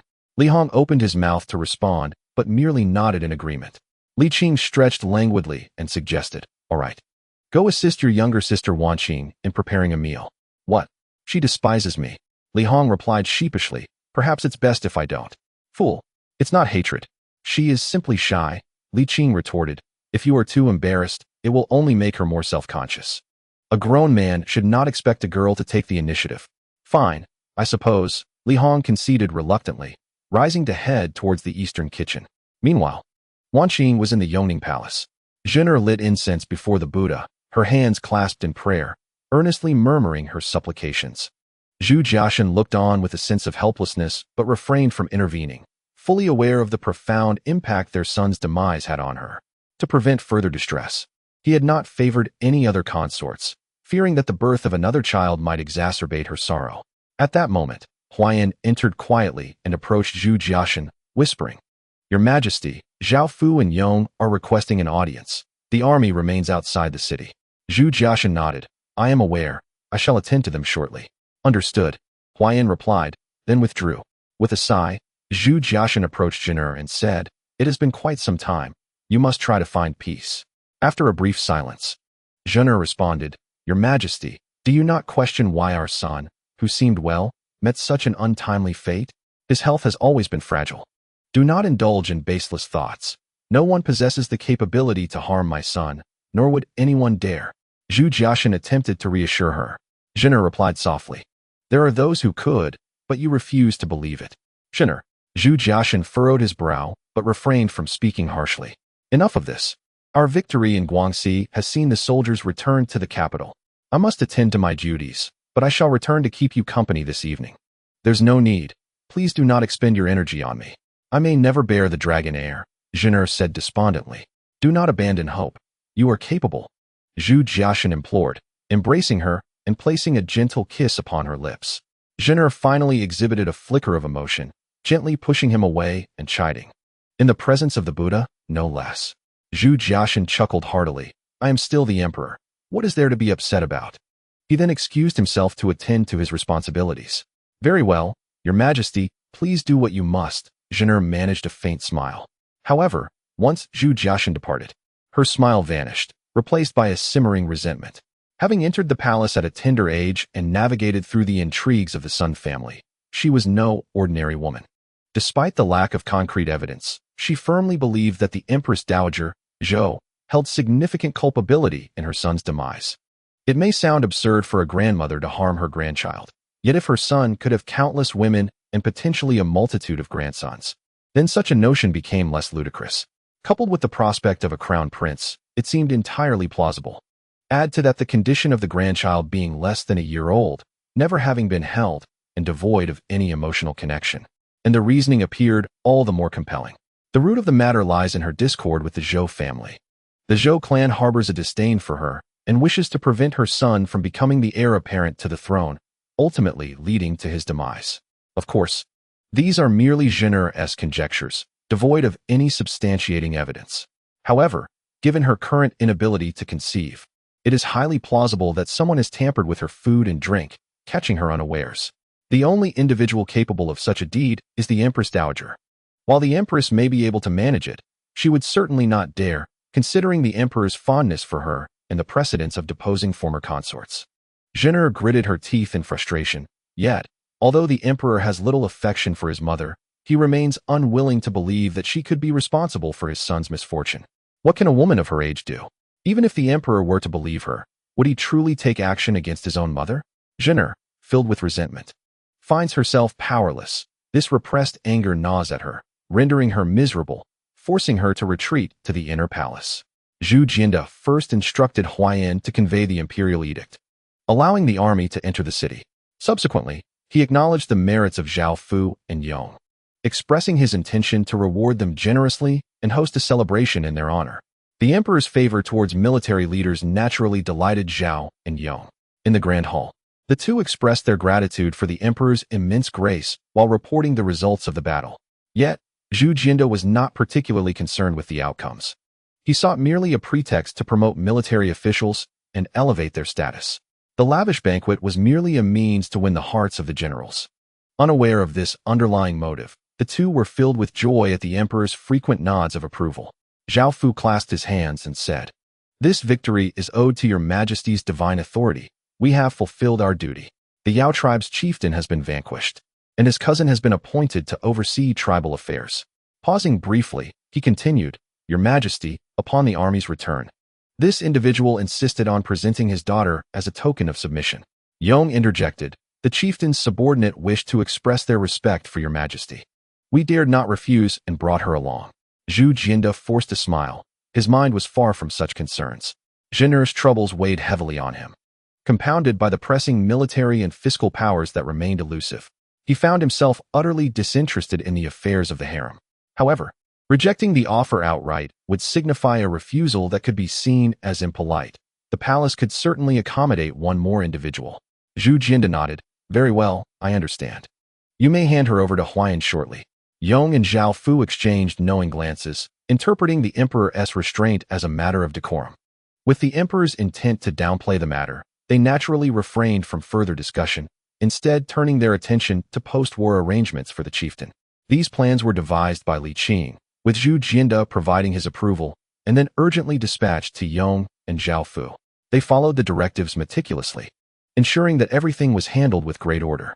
Upon hearing their report, Zhu Jiande revealed a long-lost smile, finally encountering a matter that brought him satisfaction. He promptly appointed a special envoy to convey the imperial decree to the Yao tribe's chieftain, designating the individual who had temporarily managed tribal affairs, and presented his daughter as the new chieftain, aiming to swiftly quell the situation. Afterward, Zhu Jinshan shared some intimate words before allowing the two to depart. Once they had left, he summoned the imperial guards to notify all officials of the 5th rank and above in the capital to attend a banquet in 3 days, celebrating the military's achievements.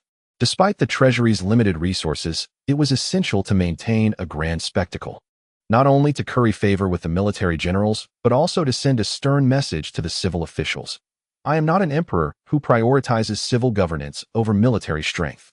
As the news spread, the civil official faction harbored dissatisfaction but did not express overt outrage. The erosion of the military's political influence could not be remedied by a single military campaign or a celebratory feast. Without warfare, the martial class was destined to decline. In the Wenhua Hall, Qing and Li Danyang sat on the left, while Peng Shi, Lu Dingji, and Shang Lu occupied the right. Unlike before, the invisible divide between the two sides seemed to have nearly vanished. The distance between them had considerably diminished, and it felt as though their hearts had drawn closer as well. The office ambience ceased to be so dreary amidst their bustling duties. They would engage in trivial conversations over tea, enlivening the atmosphere. The civil officials possessed certain virtues that the military generals could not match, such as eloquence and engaging conversation. This working environment was truly delightful. Li Danyang felt significantly more at ease, no longer burdened. Li Qing exhibited remarkable efficiency within a single hour. While others were just finishing a few memorials, he had already stacked a substantial pile, completing his work for the day. However, he did not rush to depart, but leisurely savored his tea, allowing Li Danyang ample time to study and reinforce his knowledge. Observing Li Qing's pause, the other three set down their pens and closed their memorials, taking an early break. Peng Shi expressed admiration. "Master Li's astuteness and capability indeed put us to shame." Li Qing smiled modestly, rarely exhibiting humility, attributing his speed to the careful diligence of his colleagues. Despite the common perception that Li Qing lacked refinement, he did not share this sentiment and often regarded himself as quite discerning. "Master Li is overly humble," Peng Shi remarked, stroking his beard. "In terms of ability, how many in the court can compare to Master Li?" "Perhaps none," Lu Dingji chimed in. Soon after, Shang Lu added, "There is simply no one to be found." The room was filled with endless flattery. Li Danyang felt a sense of discomfort, akin to a weasel wishing the chicken a happy new year. Yet, Li Qing appeared oblivious, seemingly relishing the praise, smiling broadly while insisting it was undeserved. Unable to suppress his frown, Li Danyang thought to himself, "Something is amiss. The three elders are acting strangely, undoubtedly with ulterior motives." Even the Yongqing Marquis seemed out of sorts. How could he fail to perceive it? As he witnessed the three elders harboring untrustworthy intentions, and the Yongqing Marquis stepping into a trap, Li Danyang felt a surge of anxiety. However, he found himself powerless to intervene, as he had no authority in this matter and could only observe the unfolding situation. All prelude serves to prepare for the main event. This holds true in all aspects. After a prolonged exchange of compliments, the three finally revealed their true purpose. Peng Shi spoke first. Masterly, you are still in your prime, vigorous and full of energy. Why not ascend to the court to alleviate the emperor's burdens?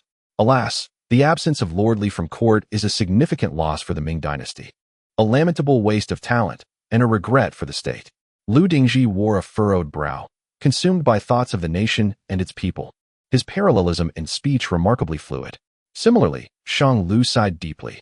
The emperor's reliance on lordly is unparalleled in the entire court. Who could rival him? Serving the sovereign while alleviating his burdens. Ah, what a noble endeavor. Upon hearing this, Li Danyang finally grasped the intention of the three men. They were urging the Duke of Yongqing to attend court, thus fostering a profound alliance between him and the cabinet, were they not? As realization dawned on Li Danyang, he found himself in agreement with this perspective. Through recent interactions, he had come to recognize the formidable abilities of the Duke. Such a talent, absent from court, is indeed a grievous squandering of potential. He turned to Li Qing, seeking affirmation. Li Qing chuckled lightly. Throughout history, talented individuals emerge in every generation. The Ming dynasty is never short of talent, merely lacking opportunities for their expression. Peng Shi, deeply impressed, clasped his hands in respect. Lordly, your broad-mindedness inspires great admiration in me. However, this matter of your attendance at court bears little relevance and no inherent connection. Lu Dingji nodded. If Lordly is unable to express his concerns, we are willing to petition the emperor on your behalf. It is all for the sake of the Ming. Shang Lu added. Li Qing continued to smile lightly. Shaking his head, it is still best that I do not attend court. The three exchanged glances, their expressions darkening. Could it be that Li Qing truly refuses to act for coin? Particularly Lu Dingji, whose furrowed brow deepened. After all, he had contributed financially. Wrath surged within him, and his tone grew stern as he inquired. What if we insistently urge the emperor to summon you, Lordly? Li Qing paused, then burst into laughter. Then by all means, do urge him. Lu Dingji was momentarily taken aback, his rigid demeanor gradually softening. For Li Qing had not outright dismissed their appeal. Perhaps to mask his embarrassment, he feigned a sip of tea, nudging Shang Lu lightly. Shang Lu smiled. If that is the case, let us agree on this. After a brief pause, he added, in truth, Lordly need not worry. Although the 6 ministries and the censorate harbor certain biases against you, their intentions are not malevolent. Ultimately, both we and they seek the prosperity of the Ming. Such words were indeed eloquent, offensive to none, while establishing a common adversary and fostering camaraderie. Peng Shi could not help but inwardly commend. Truly, a man of 3 triumphs. Alas, a man of 3 triumphs entangled with an elder of 8 dynasties. Li Qing had navigated the court long enough to remain unperturbed by others' emotions. He merely nodded with a smile. Well said, we are all here for the Ming, so why engage in strife? A chuckle from Shang Lu followed. Imbued with a sense of futility akin to striking cotton with a fist, the atmosphere momentarily grew tense, prompting Li Qing to rise. Gentlemen, please continue your affairs. I take my leave. Lordly, please go with care. The 3 stood and offered their hands in courtesy. Once Li Qing exited the great hall, they sank back into their seats, exchanging glances filled with bitterness. Judging by Li Qing's demeanor, it seemed he was still unwilling to take action, truly outrageous. However, there remained a glimmer of hope. At least Li Qing had not explicitly refused, leaving room for artistic persuasion. Perhaps they could yet turn the tide. For instance, Your Majesty, it is not that Lord Yongqing is unwilling to attend court, but rather that he finds it difficult to face the situation. In the Qinqing Palace, Peng Shi remarked as such. Following this, Shang Lu added, Your Majesty, Lord Yongqing's capabilities are well known. He is yet to reach 60 and is fully capable of fulfilling his duties. Lu Dingji stated, there is no regulation in the Ming dynasty that prohibits marquises from attending court. I implore Your Majesty to employ talented individuals and welcome wise counsel. Zhu Jianxin remained speechless. Is it for you to determine his competence? If I could compel this fellow to attend court, would I not do so? He was fully aware of their intentions, which were merely to invoke Li Qing and challenge the 6 ministries. But would Li Qing deign to become cannon fodder? Is it Li Qing who is foolish, or are you all simply naive? Zhu Jinshan could not help but chuckle. The emperor could issue a decree allowing Lord Yongqing to join the cabinet.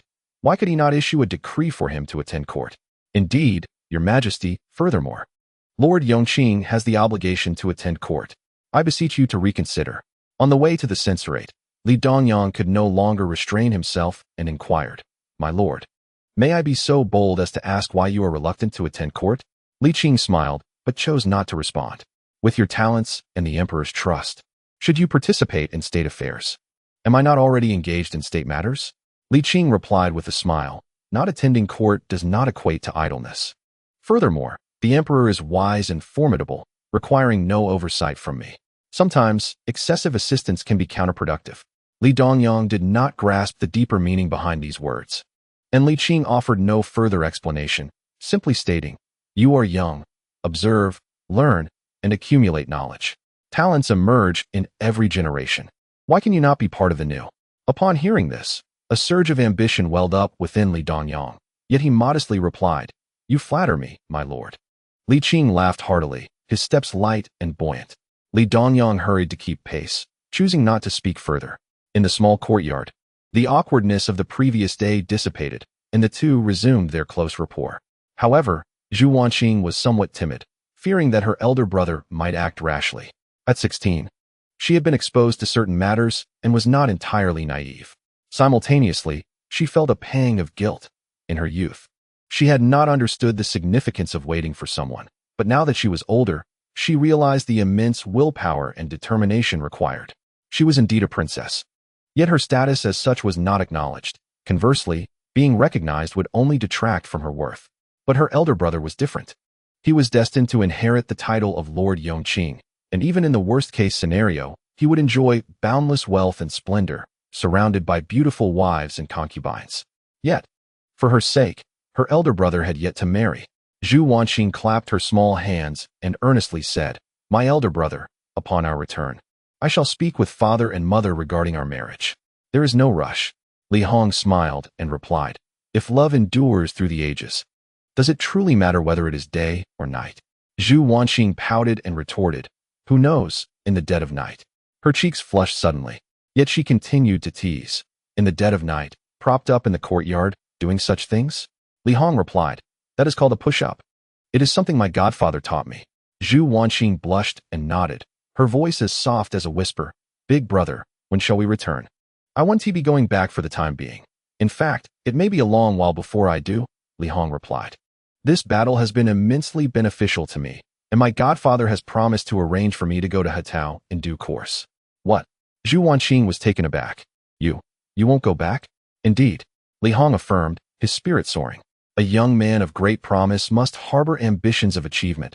How can one remain idle? Wait, Zhu Wanqing interrupted his lofty aspirations, asking, What about me? You? Li Hong pondered for a moment. You should return. Uncle Zhu and Aunt should be missing you. Zhu Wanqing, frustrated, exclaimed, Is that truly what you think? Li Hong looked puzzled. If not, then what? He then chuckled lightly. Rest assured, Wanqing, I can wait. In a few years, after I have accomplished something noteworthy, I shall return to marry you. In a few years? Zhu Wanqing echoed, her eyes widening in disbelief.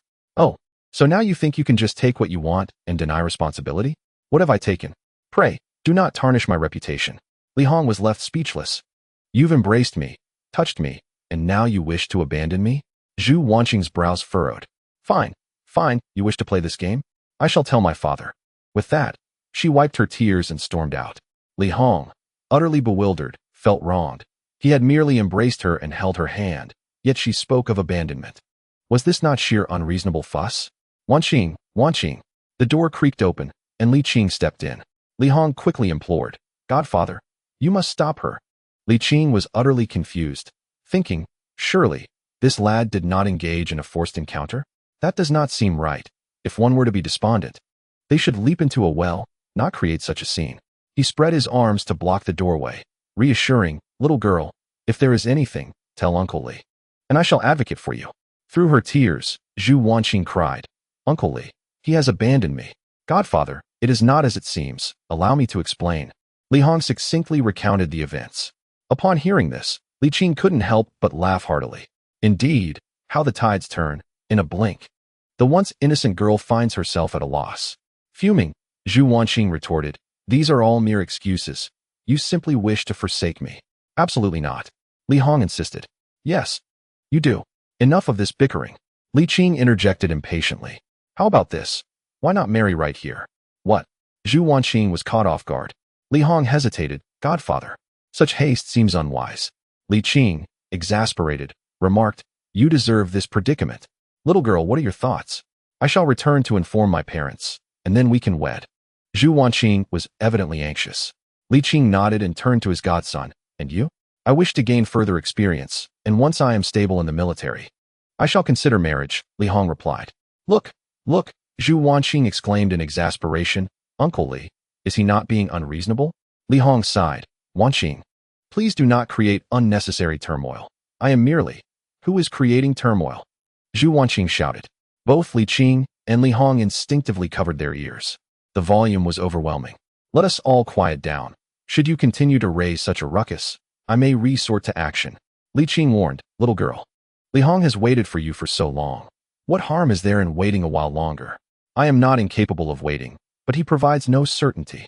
Zhu Wanqing felt a pang of frustration. Moreover, a man can marry at any age, while a woman cannot compare. Who knows how many years will pass? And who can ascertain whether he might change his heart in the future? "He won't," Li Hong declared. "I assure you." "Is that all? What else could it be?" Zhu Wanqing took a deep breath, ready to explode. "Enough."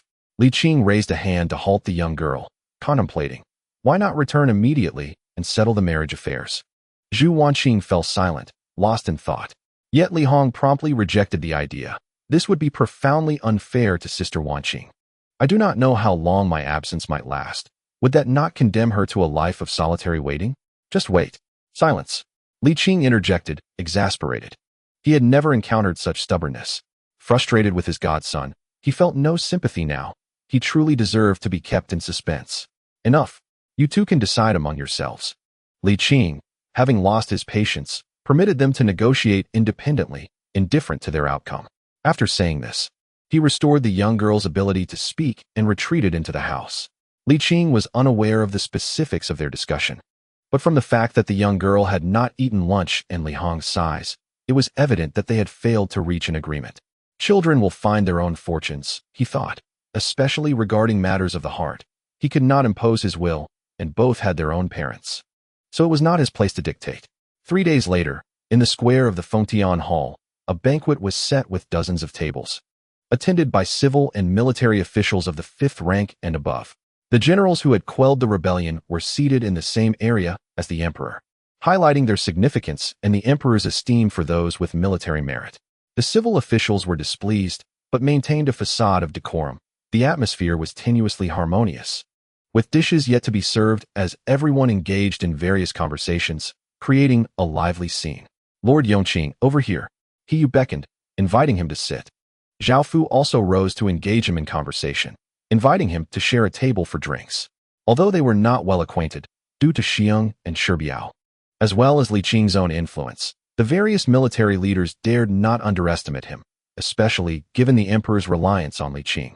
This was why, despite lacking substantial power, Li Qing remained unmatched. The scene evoked envy among the 6 ministries, the cabinet, and the supervisory court, their jealousy palpable. Had their envious glances been arrows, they could have pierced Li Qing like a hedgehog. However, they quickly regained their composure and feigned goodwill as Li Qing approached. With a smile that felt like a spring breeze, he appeared utterly at ease, seemingly oblivious to the hostility from the civil officials. In truth, he was in high spirits. "I relish the sight of you all harboring animosity towards me, yet being incapable of undermining me," Li Qing cheerfully greeted the crowd. The group, suppressing their discomfort, offered polite acknowledgments. Ultimately, Li Qing seated himself at the cabinet's table. With only 4 individuals at the table, including himself, it promised to be a bountiful gathering. Li Qing pulled out a chair and settled down, remarking, "Gentlemen, I apologize for my tardiness today. I shall incur a penalty of 3 cups of wine." The 3 others forced smiles, their insincerity evident on their faces. "Do not be aggrieved. Even the emperor is reluctant to issue a decree allowing Li Qing to attend court, rendering the money a futile expense." A quarter of an hour later, Zhu Jinshan arrived, and the ministers rose to pay their respects. Following the customary formalities, they took their seats once more. Next came the most anticipated moment for Li Qing, the serving of dishes. The banquet was quite grand. Yet the fare was not particularly sumptuous, as the national treasury was not affluent. The Ministry of Revenue offered various excuses to evade expenditures, insisting that the funds must come from the internal treasury. Given the circumstances, Zhu Jianshan had already shown considerable generosity, especially as he intended to reward those who had rendered service. After this occasion, the profits recently acquired from Japan would soon dwindle. Financial resources were alarmingly insufficient. Zhu Jianshan increasingly felt the strain of rising costs and the burdens of governance. He conceded that he had been somewhat naive in his youth. Soon, the food and drink were fully served. Zhu Jianshan raised his cup and, with a hearty laugh, proclaimed, "Let us toast to this great victory, to our triumphant achievement." A salute to His Majesty. The civil and military officials echoed in unison, downing their cups in one swift motion. Zhu Jianshan, with a warm smile, encouraged, "Please be seated. Do not stand on ceremony." "Thank you, Your Majesty." Once the emperor took his seat, the others followed suit. Despite their usual raucousness, no one dared breach the etiquette expected of them. The ministers sat dutifully, waiting for the emperor to begin his meal, only picking up their chopsticks after he had taken the first bite. Li Qing raised his cup, saying, "Having been comrades for so long, I have yet to share a drink at the same table with all of you. Today, under the emperor's auspices, I toast to you all." The three officials, unaware of his ulterior motives, felt greatly flattered to receive such esteemed treatment from the illustrious Duke Yongqing. For a moment, the frustration of having invested financially without results dissipated considerably. "Your Excellency, Li is too modest," they exclaimed, raising their cups in return. They refrained from addressing one another by titles, opting instead for their official positions, a gesture intended to assert dominance over the 6 ministries. Li Qing, of course, did not correct them. The military was weak, and a certain degree of rivalry among the cabinet was indeed necessary. He certainly would not be a mere pawn in their conflicts, yet providing them with a semblance of authority was quite agreeable, as he had nothing to lose. Upon witnessing this development, the 6 ministries immediately directed their ire towards the cabinet, only to find that the younger officials were also unwilling to remain passive, subtly attempting to integrate into the fray. The long-standing rivalry within the cabinet had now drawn in the relatively minor but ambitious censorate, causing discontent to brew between the two factions, which began to unify in their exclusion of outsiders. It is often said that 3 women create a drama. The intertwining of 3 branches of government was far more captivating than any theatrical performance. Meanwhile, Zhu Jianshan was not idle. As the banquet progressed, he found himself amidst the military officials. The civil servants, witnessing this, were alarmed and immediately ceased their efforts, beginning to converge on Zhu Jianshan, as if intent on reclaiming the emperor's attention. The banquet had become a complex web of intrigue and maneuvering. Li Qing, enjoying both the feast and the unfolding drama, relished the atmosphere. The revelry continued until the late afternoon, with nearly all attendees, including Zhu Jianshan, having indulged excessively. No one dared to pour more wine for him. Yet the civil officials continued to voice their grievances, particularly with their pitiful expressions of betrayal, which were far more demanding than the whims of any capricious lady. Ultimately, the Ming dynasty was leaning towards a civil governance model. Despite Zhu Jianshan's personal preferences, he could not afford to alienate the civil officials in favor of the military. After a lavish banquet, Zhu Jianshan found himself inebriated, having vomited thrice before even reaching the Yongle palace. Alas, the burdens of being an emperor are indeed heavy. Wiping his mouth, he grimaced.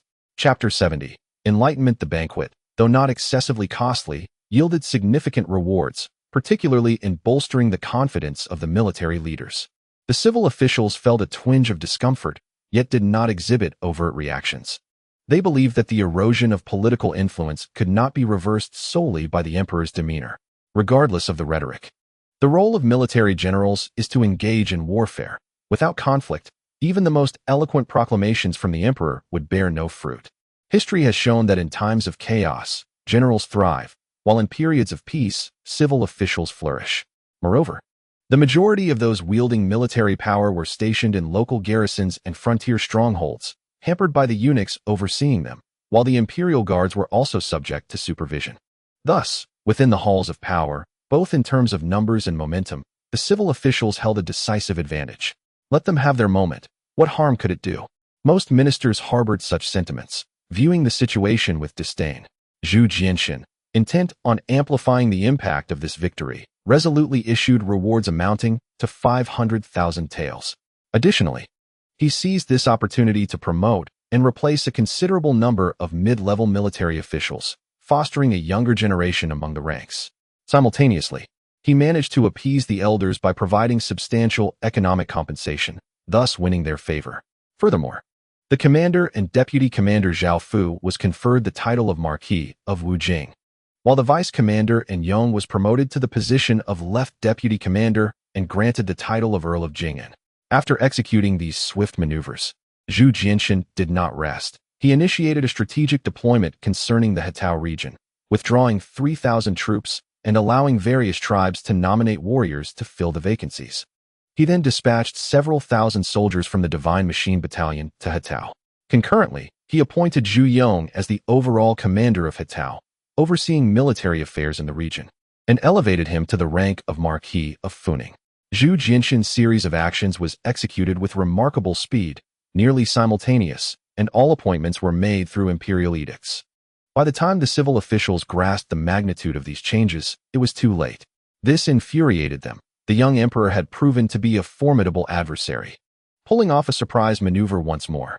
Following their previous encounter regarding trade taxes, they found themselves outmaneuvered yet again by the young emperor, who compelled them to recognize his adeptness and capabilities. In him, they discerned echoes of the illustrious Taizu and Taizong. His decisiveness was striking. When he acted, he did so with intention and purpose. Given the efficiency with which he issued commands, it was evident that these plans had been meticulously crafted in advance, perhaps rehearsed countless times, catching them utterly unprepared. They acknowledged their oversight this time, extinguishing any lingering notions that allowing the military a measure of freedom was acceptable. No more concessions. The military must not be allowed to gain further ground, nor can the emperor afford to yield. If they failed to implement measures, continuing down this path, it was debatable whether the military could rise, but the decline of the civil officials was inevitable. This reality was intolerable to them. They reminisced about the glorious days of the civil officials during the early years of the Zhengtong era. Yet, as time passed and the imperial power shifted, they had not progressed, but rather observed a more pronounced decline. They could no longer afford to remain passive. This time, Zhu Jianxin, through an audacious and unconventional approach, achieved yet another victory. However, he paid a significant price for his triumph. This time, the rewards, promotions, and compensations for the soldiers were all financed by the imperial treasury. Of course, if Zhu Jianxin were truly resolute, he could compel the Ministry of Revenue to contribute a portion of funds. However, such actions might provoke unforeseen consequences, and it is uncertain how much silver could actually be procured. To ensure the swift implementation of his edicts without fail, Zhu Jianxin had no choice but to endure with gritted teeth. Furthermore, the civil officials had undergone a complete awakening. They no longer harbored illusions and had developed a strong aversion towards him as their emperor, beginning to contest his authority. The spectacle of kneeling at the palace gates was once again set to unfold. Their demands were threefold. First, the emperor should refrain from issuing edicts too frequently. If he were to govern with absolute authority, what role would the ministers serve? Second, the emperor ought not to appropriate the majority of tax revenues for the imperial treasury. Wealth derived from the people should be utilized for the people, and treating national wealth as personal property is unbecoming of a wise ruler. Third, they implored the emperor to diligently attend the imperial lectures and study the teachings of the sages, governing the realm through enlightened knowledge and righteous intentions. Zhu Jianxin was furious. He consented to reopen the imperial lectures and promised to seriously consider the allocation of national tax revenues, assuring that he would exercise caution in issuing edicts in the future. However, this time, the civil officials were not easily placated. Mere words were insufficient, and they sought tangible evidence. Zhu Jianxin would certainly not issue a decree, for such self-binding folly was beneath him. I have already made concessions. What more do you desire? The ministers, naturally, were not satisfied. Your concessions are far too vague. Do you dare to be more specific? Specificity was out of the question, and if they continued their demands, he would impose penalties on their salaries. Zhu Jianxin decreed, "No more kneeling. Return to your duties and be rewarded." Those who delay public affairs for the sake of reputation shall be punished. Upon the issuance of this decree, the already agitated group of civil officials became even more incensed, with nearly 1,000 kneeling at the palace gates. Observing this scene, Zhu Jianxin was immediately cowed. He no longer mentioned penalties, yet he also did not concede, opting for inaction instead. If you wish to kneel, so be it. I shall not interfere. Their desire was not to kneel, but rather for him to act as a wise ruler, was it not? The struggle between the scoundrel and the jealous was prolonged for over 10 days, until finally, Li Qing made his appearance in court. He knew that despite Zhu Jianxin's bravado, he was nearing his breaking point and needed to divert the conflict. Li Qing, not one for pretense, immediately led the cabinet into battle against the 6 ministries upon entering court, aiming to dismantle the civil officials' coalition from within. This was practically an open strategy, and the civil officials were certainly aware, yet human selfishness prevailed. Peng Shi, Shang Lu, and Lu Dingji quickly rallied to respond, seizing the opportunity to stab in the back while the 6 ministries clashed with the emperor. The censorate, always eager to stir the pot, would lend support whether the 6 ministries were at odds with the cabinet or vice versa. In light of this, although they were all aware of Li Qing's ploy, the inherent selfishness of human nature led the alliance forged by the civil officials to swiftly crumble. The pressure they had once exerted on the emperor transformed into a struggle for power, allowing Zhu Jianxin to extricate himself from the situation. Zhu Jianxin, having transitioned from participant to judge, began to point fingers and further divide the civil officials' coalition. Nevertheless, under Li Qing's guidance, this tempest did not endure for long. Drawing to a close in less than a month, the cabinet achieved a modest victory, and the 6 departments suffered no losses. However, the censorate, the instigator in this affair, gained nothing and instead faced significant reprimand. While the outcome was indeed unfortunate, it was not unjust. After all, when one does not belong to a certain circle yet insists on intruding, it is inevitable to face backlash. Nevertheless, the tumult has subsided. Yet the relationship between the sovereign and his ministers remains strained, with the civil officials harboring strong resentment toward the emperor. On another front, Li Hong and Zhu Wanqing have openly discussed their future, setting their wedding date for 2 years hence, agreeing to make concessions regardless of circumstances at that time. Zhu Wanqing sent a letter to her father, requesting he send someone to escort her, while Li Hong prepared for his assignment in the Hitao region. Li Qing resolved the discord between the sovereign and his ministers and subsequently embraced a leisurely existence, attending to cabinet affairs for just an hour each day before indulging in relaxation. In the palace, Zhu Jianxin found rare moments of leisure as he strolled through the imperial garden with Zhen'er. Zhen'er remained despondent, her countenance devoid of joy, and despite Zhu Jianxin's efforts, he could not alleviate her melancholic state. "Zhen'er, you mustn't remain in this sorrow," Zhu Jianxin said with a weary smile. "It pains me to see you like this. Please do not dwell on the past. To cause the emperor distress is my failing." Zhen'er replied softly, "I am now aged and no longer pleasing to your eyes. You know that is not my sentiment." Zhu Jianxin took her hand gently, gazing at her fondly. "Even if all the women in the world were gathered together, none could compare to you. My affection for you transcends mere beauty." The two exchanged tender glances for a long while, until Zhen'er, unable to withstand the weight of her emotions, collapsed into his embrace in tears. Zhu Jianxin sighed softly, holding her close and gently patting her back without uttering words of comfort. After some time, Zhen'er lifted her head, her eyes glistening with tears as she gazed up at him. Zhu Jianxin tenderly wiped away her tear stains and chuckled softly. "Even when you cry, you remain so lovely." Zhen'er could not help but smile through her tears, playfully chiding him. "How could that be? I am aging and cannot compare to them." Her tone softened, eventually dissolving into a deep sigh, laden with unspoken emotions. After this sigh, she found a sense of acceptance, coming to terms with the loss of her child and her own fading beauty. "Your Majesty," she began softly, "I wish to visit the laundry bureau." Zhu Jianxin nodded. "Let us go." At the laundry bureau, the emperor's arrival rendered everyone exceedingly cautious, fearful of making any misstep, including the eunuchs in charge. The chief eunuch, upon seeing Zhen'er again, nearly trembled in fear, recalling the audacity he once possessed. He bowed his head almost to the ground, terrified of being recognized by the beloved concubine. Fortunately, Zhu Jianxin and Zhen'er soon moved on, sparing him from further fright. Unaware of the eunuch's anxiety, the couple strolled hand in hand, causing those around them to kneel in reverence. After wandering for a while, Zhu Jianxin suddenly proposed, "Zhener, let us revisit the place of our first encounter." "All right," Zhener replied with a gentle nod. The storeroom was vast, encompassing several rooms, with freshly laundered garments neatly categorized and arranged in various sections. Due to the obstruction of their sight, the individuals in the storeroom did not immediately come forth to pay their respects. Observing this, Huayan called out, "The emperor has arrived." In an instant, the previously serene atmosphere of the storeroom transformed into a flurry of activity. A senior palace maid led 2 other maids and 2 young eunuchs, hastily approaching and kneeling in reverence, exclaiming, "We, your humble servants, pay our respects to your majesty. Long live the empress." Zhu Jianda felt somewhat disheartened. Casting a disapproving glance at Huayan and gesturing, "Rise, you may leave for now." After a brief pause, he pointed at Huayan, "You too, step outside. You lack discernment." "Yes, your majesty," Huayan replied, retreating alongside the maids. Suddenly, Zhener tugged at Zhu Jianda's sleeve, pointing to the smallest of the young eunuchs. Zhu Jianda followed her gaze, but could only see the diminutive figure quickly vanish from view.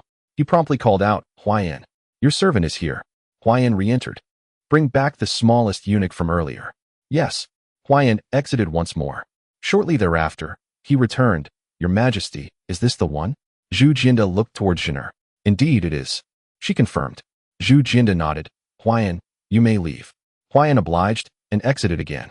Now, Zhu Jianda scrutinized the young eunuch, noticing the ill-fitting, loose garments that adorned him. He appeared to be around 6 or 7 years of age, kneeling on the ground, too timid to raise his gaze, his small frame trembling slightly. "Lift your head," commanded Zhu Jianda. The little one flinched, slowly raising his chin. Upon seeing his face, Zhu Jianda was momentarily taken aback. What a beautiful child. Chapter 71. No one will bully you again. The child's features were remarkably delicate, his eyes pure and untainted, resembling black buttons, radiating a lively spirit. With rosy lips and pristine teeth. At such a tender age, the distinctions of gender were not yet pronounced, which was why Zhu Jianda had described him as beautiful. Truly lovely, he thought, realizing why Zhener had insisted on summoning this child. "How old are you?" "Your Majesty, I am 6 years old," he replied, his voice quavering with a heavy accent, his shoulders shaking violently. "Do not be afraid.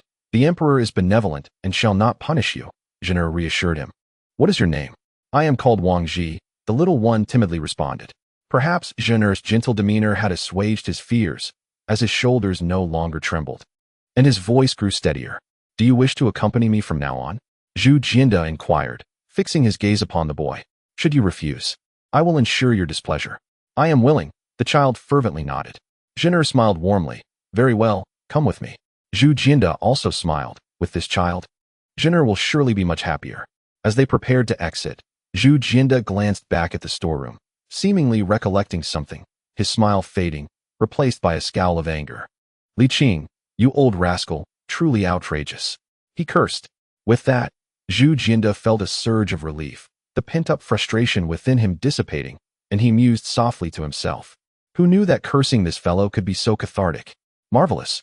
The little Wang Ji shuddered at Zhu Jianda's sudden outburst, retreating further behind Zhener. Zhener was equally bewildered. Yet she soon comprehended why her imperial husband had scolded Li Qing, and a bittersweet smile crept onto her lips. She gently ruffled the little one's hair and spoke softly. "Do not fear. From now on, you shall follow me, and no one shall bully you." The small child nodded, resembling an injured little wildcat that had encountered a kind-hearted soul, murmuring, "Thank you, Your Highness." Zhener developed a fondness for this little Wang Ji. Upon returning to her chambers, she instructed her attendants to tailor garments for him and brought forth an array of delightful snacks for him to enjoy. The young one had never tasted such delectable treats before. As he ate, tears streamed down his cheeks, creating a scene both endearing and pitiful. Watching him, Zhener felt an ache in her heart and gently reassured, "In the future, you shall enjoy such delicacies every day." Little Wang Ji was momentarily taken aback. He wiped his tears with his arm and knelt down, repeatedly bowing his head. "Rise, there is no need to kneel so often," Zhener encouraged, helping him up with a tender smile. "You need not live in fear anymore. No one shall mistreat you." He nodded vigorously, sniffling. Ever since little Wang Ji entered the palace, Zhener had smiled more frequently, bringing a sense of relief and lightness to Zhu Jiaxin as well. In a small courtyard, Li Qing's family of 3 had finished their lunch and engaged in light-hearted conversation, creating a warm and harmonious atmosphere. Since their last encounter, Zhu Wanqing had also undergone significant changes. She had become less willful and more understanding. "Uncle Li, when will you arrange for the elder brother to go to the river plains?" she inquired. Li Qing jested. "What? Do you not take a liking to him?" "Not at all," Zhu Wanqing pouted. "I am considering the elder brother's ambitions. He wishes to achieve great deeds." "Huh. Truthfully, I am not in a rush either." Li Hong modestly scratched his head, then added, "Godfather, autumn is nearly upon us. Do you see?" Li Qing chuckled and scolded playfully. "Still claiming you are not in a hurry?" Li Hong sheepishly laughed, turning to the young lady. "Do not worry, Sister Wanqing. I shall definitely marry you within 2 years. Who would desire that?" Zhu Wanqing rolled her eyes dramatically, her lips curling into a smile. This display of affection. "Cough, cough," Li Qing said with a darkened expression. "You, go chop the firewood, and you, prepare the vegetables." "Uncle, it is only just past noon." Li Qing raised his hand. Zhu Wanqing shrank back. "I shall go, niece." Li Hong, understanding the situation well, hurried off to chop wood. "Ah, how refreshing," Li Qing mused, feeling a sudden clarity and ease throughout his being. He softly murmured to himself, "It seems that directing these 2 young ones also contributes to my cheerful disposition. How delightful." He lifted his teacup and brought it to his lips, just as a voice called out, "Lord Yongqing, open the door. The emperor approaches." Li Qing smacked his lips and downed the remaining tea in one gulp, responding irritably, "Stop shouting. I shall be there shortly." Outside, Huayan echoed the lip-smacking gesture, feeling quite speechless. However, since the emperor had said nothing, he refrained from expressing his dissatisfaction, patiently awaiting the door to open. In a moment, the main door swung open. Li Qing cast a glance at Zhu Jiaxin and asked, "Does the emperor have business here?" This rascal has grown increasingly audacious, neglecting even the formality of a greeting. Zhu Jiaxin, infuriated, replied, "Yes, there is indeed a matter." Li Qing nodded. "Please, Your Majesty, come in." Zhu Jiaxin rubbed his nose, feeling a surge of anger. Yet remembering he had requests to make, he suppressed his ire. "Huan, you may return to the Directorate of Ceremonies. There is no need for you to accompany me." He wished to avoid appearing diminished in front of others. As he stepped into the courtyard, the sight of the inexpensive girl and Li Qing's adopted son deepened his gloom. "You leave," Zhu Jianshan commanded imperiously.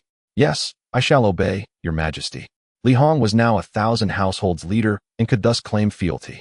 Zhu Wanqing, feeling quite displeased, clapped her small hands and knelt, proclaiming, "This humble girl pays her respects to Your Majesty. Long live the emperor." The peculiar phrasing was laden with dual meanings. Zhu Jianshan's expression stiffened momentarily before he coldly replied, "You may rise." "This humble girl thanks His Majesty for the great favor," Zhu Wanqing said as she stood. "May I inquire, Your Majesty, if I should take my leave?" Zhu Jianshan, having frequented the courtyard and grown accustomed to the girl's nature, was no longer perturbed as he had once been. The siblings shared a similar disposition, both favoring a strategy of advancing while the enemy retreats. Zhu Jianshan, somewhat irritated yet wary of her potential to report back to the Grand Emperor, grumbled, "Very well, fetch a cup of tea." "Yes, I shall obey." Zhu Wanqing pouted slightly before departing. Zhu Jianshan seethed inwardly. One after another, do they all conspire against me? He was already irked before even entering the room. Li Qing chuckled, "Your Majesty, please." With a sigh, Zhu Jianshan stepped into the main hall. Once seated, he addressed the matter directly. "Sir, I am not in a prosperous state. Do you have any prudent strategies regarding commercial taxation?" Li Qing pondered before responding. "The previous turmoil has not yet fully settled. It would be wise to wait a while longer. There is no immediate urgency." He paused, adding, "Moreover, the commercial and grain taxes for the first half of the year will soon arrive in the capital, so we are not yet in dire straits." While this was true, who wouldn't desire more wealth? Zhu Jianshan remarked, "You were the one who suggested assisting me in extracting silver from commerce. That was contingent upon no such incidents occurring. Yet it remains feasible now," Li Qing replied. "Have you made your decision, Your Majesty?" Zhu Jianshan responded begrudgingly. "Then we shall wait. When do you think would be appropriate?" Just then, tea arrived. Zhu Wanqing entered with a teapot, interrupting their discussion. She poured a cup for Zhu Jianshan and another for Li Qing, then, feigning respect, declared, "Your Majesty, please enjoy your tea." Zhu Jianxin, feeling exasperated, chose to ignore her. Zhu Wanqing, taken aback, questioned, "Surely, Your Majesty does not suspect that I would poison your tea?" Li Qing was left speechless. Zhu Wanqing took a sip from the cup beside Zhu Jianxin and said, "Can Your Majesty now rest assured? I am at ease." Zhu Jianxin gritted his teeth. "I am discussing state affairs with the Marquis of Yongqing. You are not permitted to enter." Realizing the urgency of the matter, Zhu Wanqing ceased her antics, performed a curtsy, and withdrew. Zhu Jianxin muttered, "Is she like this in Jinling as well? Indeed, is no one able to discipline her? I have certainly given her a good thrashing on occasion," Li Qing remarked. "A young sapling must be pruned to grow straight." Zhu Jianxin's expression softened considerably, and his mood lifted as he nodded. "That is quite reasonable." Pausing briefly, he resumed their earlier conversation. "With wealth, matters can be resolved. If the issue of commercial taxation can be addressed, it would be best to expedite the resolution." Li Qing nodded. "Indeed, I am also seeking a suitable opportunity. However," he leaned forward, adding, "Your Majesty, while I have yet to find a suitable opportunity regarding commercial taxation, I have discovered a reason to deploy troops." "What do you mean?" Zhu Jianxin inquired. "There are some unruly individuals in Liaodong. We could strike them," Li Qing explained. "The migrating tribes from the grasslands?" Zhu Jianxin was momentarily taken aback, frowning as he inquired, "When did this happen, and why did you not inform me sooner?" Li Qing shook his head. "They are not grassland tribes. They are the Jurchens." "The Jurchens?" Zhu Jianxin paused, then responded with evident disinterest. "With such a meager number of them, they hardly warrant concern." Li Qing shared this sentiment, recognizing the Jurchens' weakness. However, contemplating their future resurgence, he deemed it prudent to take precautionary measures, despite the potential overkill. "Your Majesty, it is wise to exercise caution," Li Qing asserted earnestly. "There are numerous tribes residing in Liaodong, and should the Jurchens continue to meddle, it might provoke those tribes' wild instincts, leading to grave consequences." "What of the memorial?"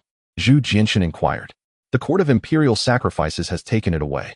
Then I shall assess the severity of the situation upon my return and make a decision." Zhu Jianxin stated, "Sir, the foremost priority now is to generate revenue. Without funds, how can we reorganize our military or restore the might of the Ming army? The emperor need not worry about starving the troops." Li Qing assured him, "Rest assured, Your Majesty, I shall present a plan regarding commercial taxes before the year's end." Zhu Jianxin nodded with delight, replying, "In that case, I shall trouble you for it." "Your Majesty is too kind," Li Qing smiled, sipping his tea and falling into silence. Zhu Jianxin remarked, "Are you playing the game of serving tea and sending guests away? How outrageous." Originally intending to rise, he decided to remain. "Can you truly send me away? Does Your Majesty have further matters to attend to?" Li Qing, noticing his reluctance to leave, prepared to assist him in maintaining his dignity.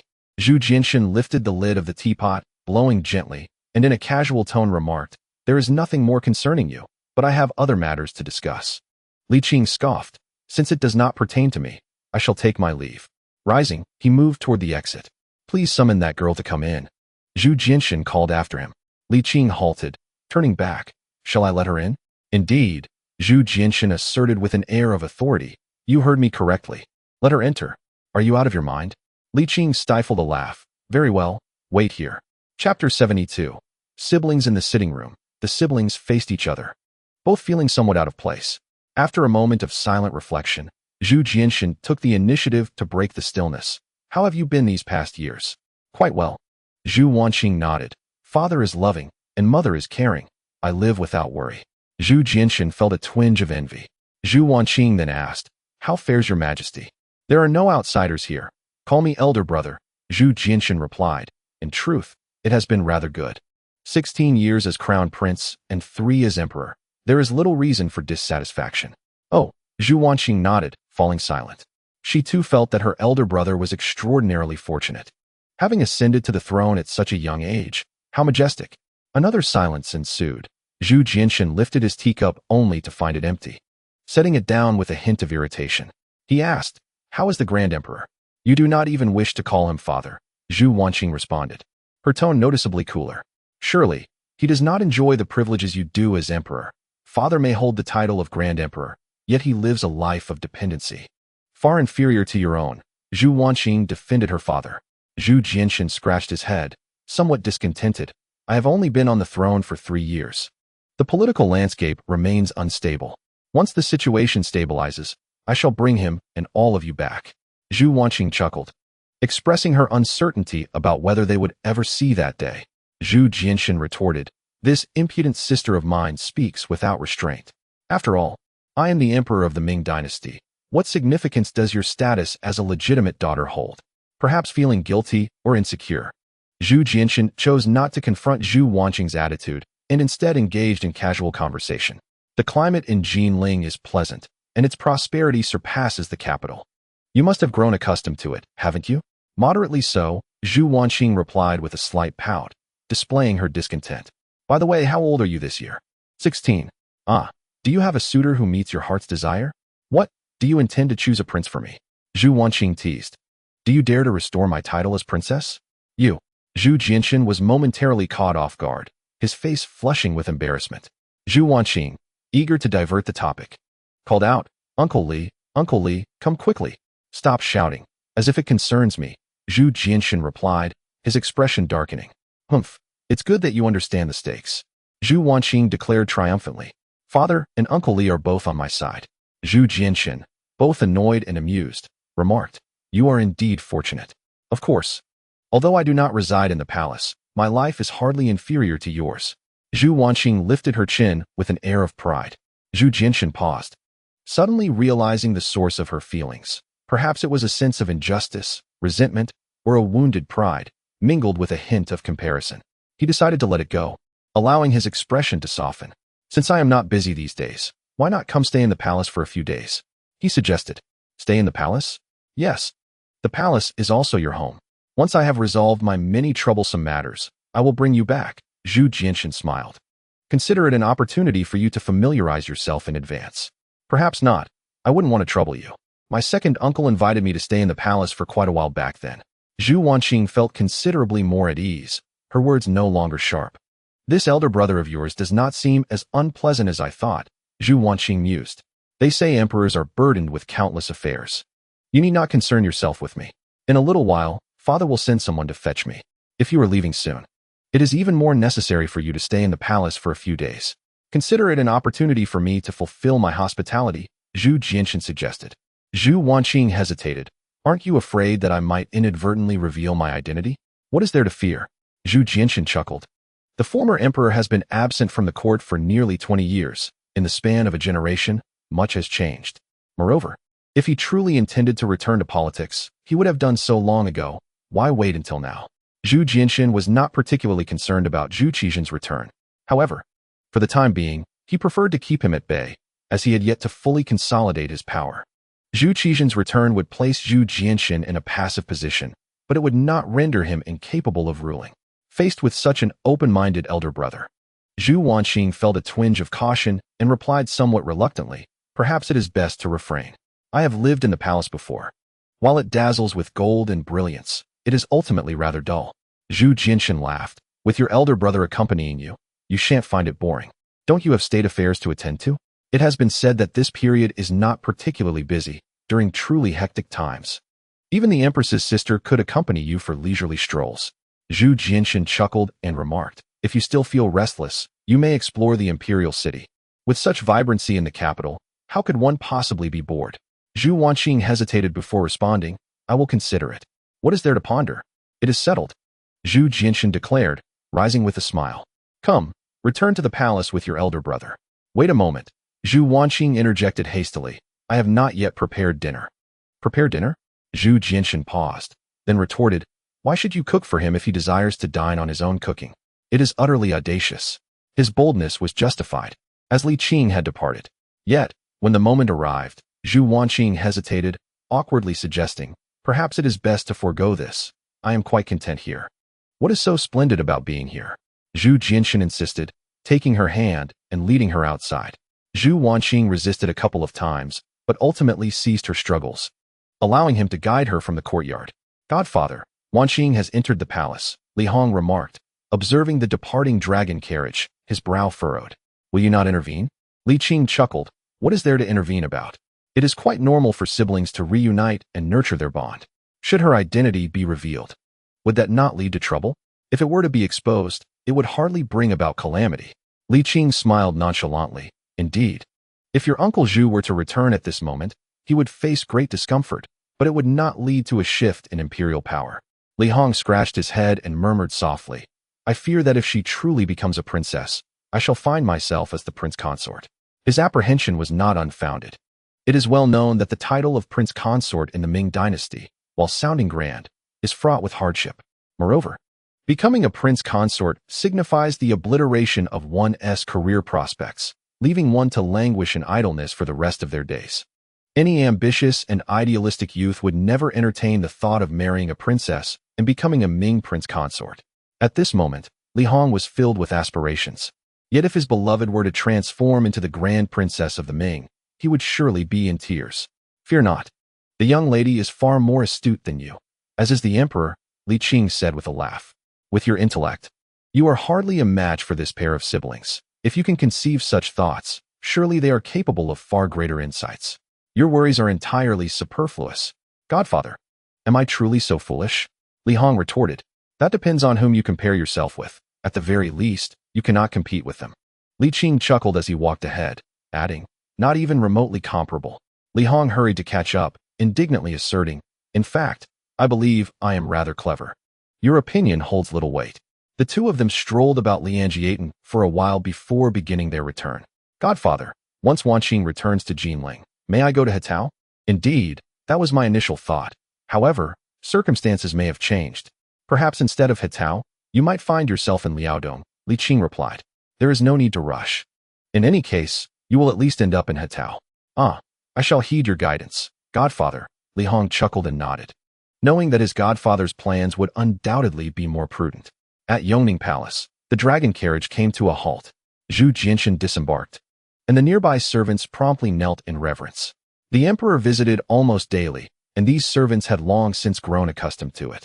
However, when they beheld Zhu Wanqing stepping down from the dragon carriage, they were immediately struck with astonishment.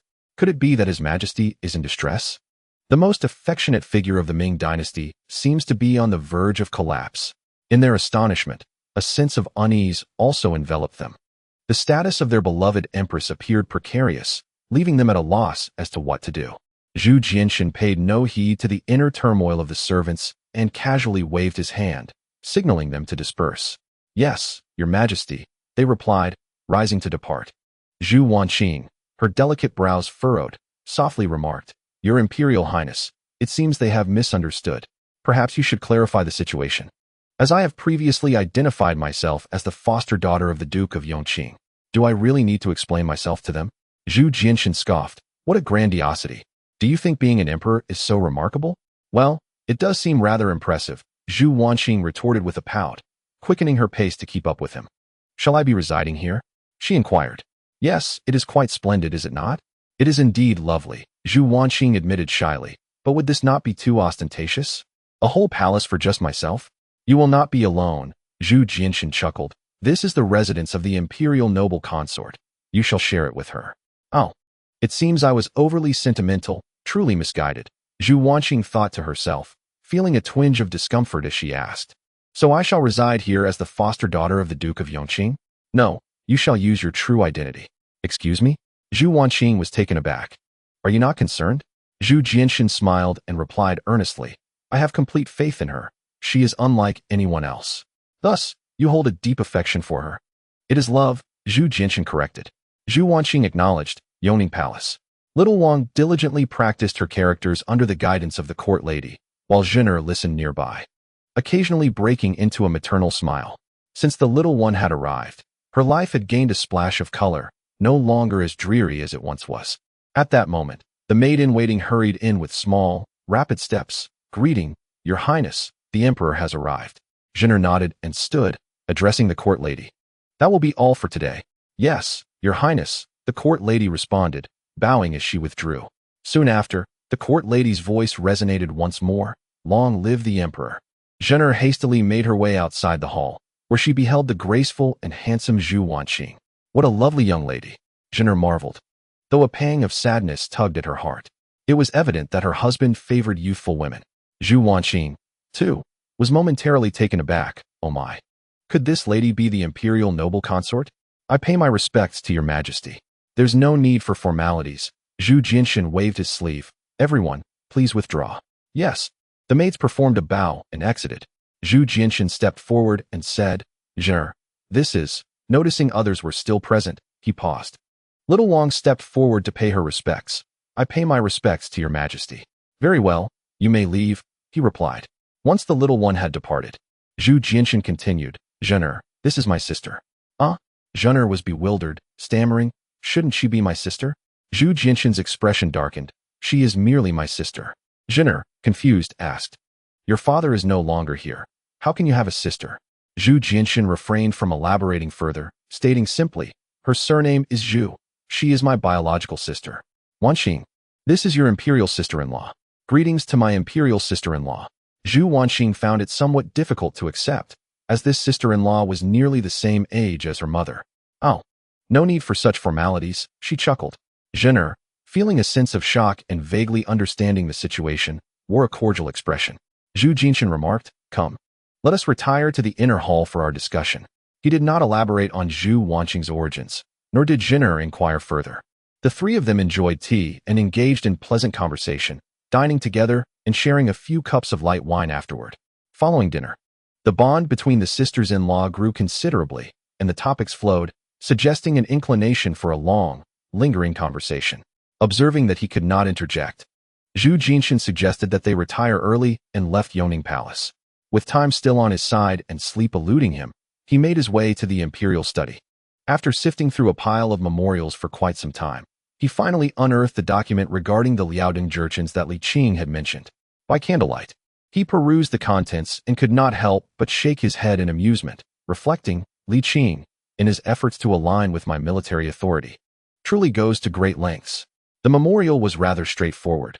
The matter was minor, merely concerning the Jurchens of Jianzhou who, while presenting tributes in Liaodong, had been received by local officials according to protocol. However, amidst the festivities, perhaps having indulged too much, the leader of the Jianzhou Jurchens uttered some disrespectful remarks. Though this incident was trivial, if taken seriously, it could be escalated to a significant issue. It could be interpreted as a slight against the Ming dynasty and an affront to imperial authority. Despite the gravity of a drunken remark, the officials in the court would not dare treat it lightly. Nevertheless, engaging in conflict with the Jianzhou Jurchens seemed rather unworthy of consideration.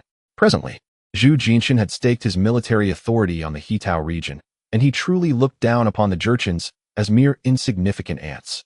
While even a fly's leg could be deemed meat, this was contingent upon a lack of sustenance. At this moment, the active development of Hitao was destined to make it a coveted region for Mongolian interests, an almost natural training ground for troops, rendering any military action against the Jianzhou Jurchens rather inconsequential. With merely 3,000 households, even if each household contributed a young man for arms, it would amount to no more than 3,000 warriors. To put things in perspective, a single garrison in the Ming dynasty boasted over 5,000 personnel, making such a number hardly worthy of concern. This also elucidated why the Jianzhou Jurchens opted to pay tribute in Liaodong rather than journey to the capital. Their tribe was simply too small to be afforded the privilege of direct tribute. Was it truly an overreaction to consider military action against the Jianzhou Jurchens? Zhu Jinshan pondered. While he held no interest in the Jianzhou Jurchens, he feared that inaction might dishearten Li Qing, who was striving to support his military authority. After much contemplation, Zhu Jinshan resolved to bring the matter to the court for discussion. Firstly, a direct military response would lead to accusations of his autocratic tendencies, causing quite a stir.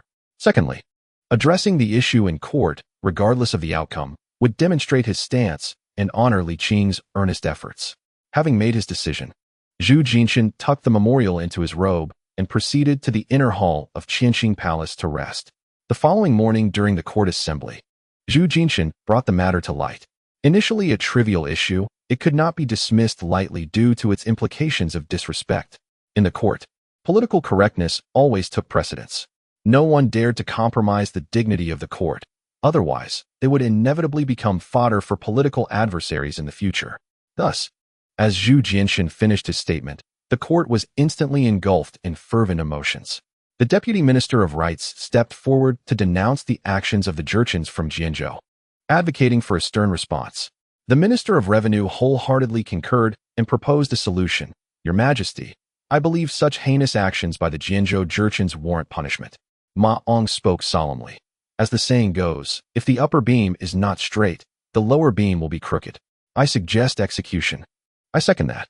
The Minister of Personnel, Yao Kuei, then advanced, stating, when they next come to Liaodong to pay tribute, they should be apprehended and brought to the capital, subjected to public execution to serve as a warning to others.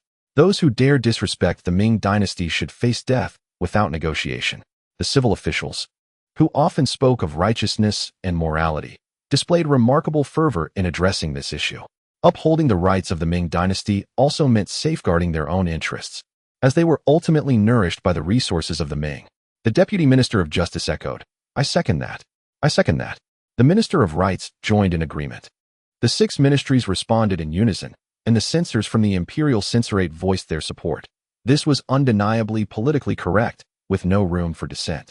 Unless one were to have their head caught in a door. I oppose. The cabinet intervened.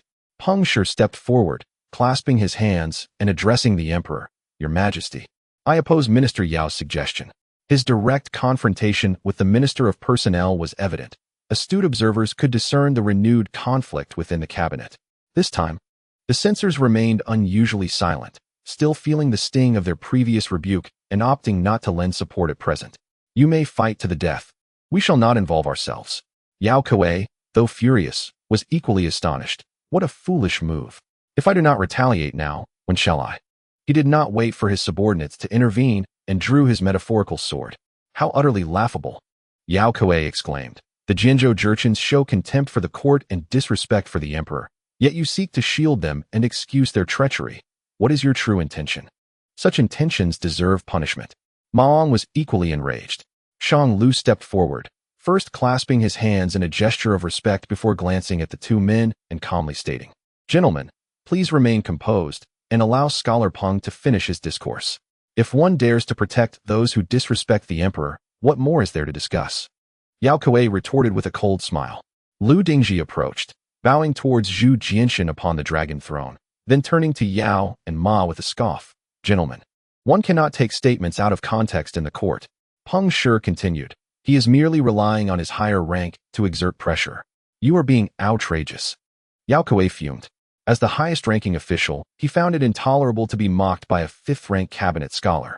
Silence. The standing eunuch commanded sharply, raising his whisk. Yao Kuei faltered, quickly quieting down.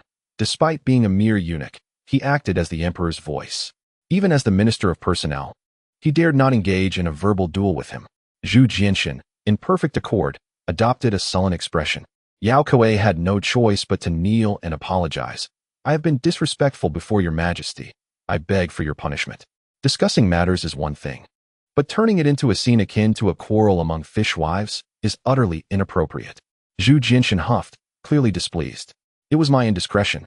Yao Kuei, appearing both frustrated and aggrieved, responded, But your majesty, this old minister cannot endure hearing anyone defend a traitor. Ma Ong bowed deeply and declared, Your Majesty, Minister Yao has indeed acted inappropriately. However, there are reasons for this. The cabinet's blatant protection of the scoundrels is utterly infuriating. He directly linked Peng Shi's words with the entire cabinet, aiming to broaden the scope of the attack, as they currently held an undeniable advantage.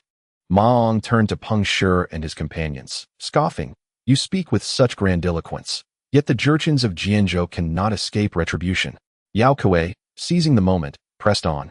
Your Majesty, I hereby impeach Peng Shi, Shang Lu, and Lu Ding. Your Majesty, I have never suggested sparing the Jianzhou Jurchens. Peng Shi forcefully interrupted, kneeling before the throne. I merely cannot agree with Minister Yao's strategy. Shang Lu followed suit, bowing, Your Majesty, our Ming dynasty is a force of justice. How could we resort to such despicable means? Whether punishment or execution, it must be conducted with honor. Lu Ding echoed, as Minister Yao has stated. Seizing them during their tribute is beneath our dignity. What will become of our celestial kingdom's majesty?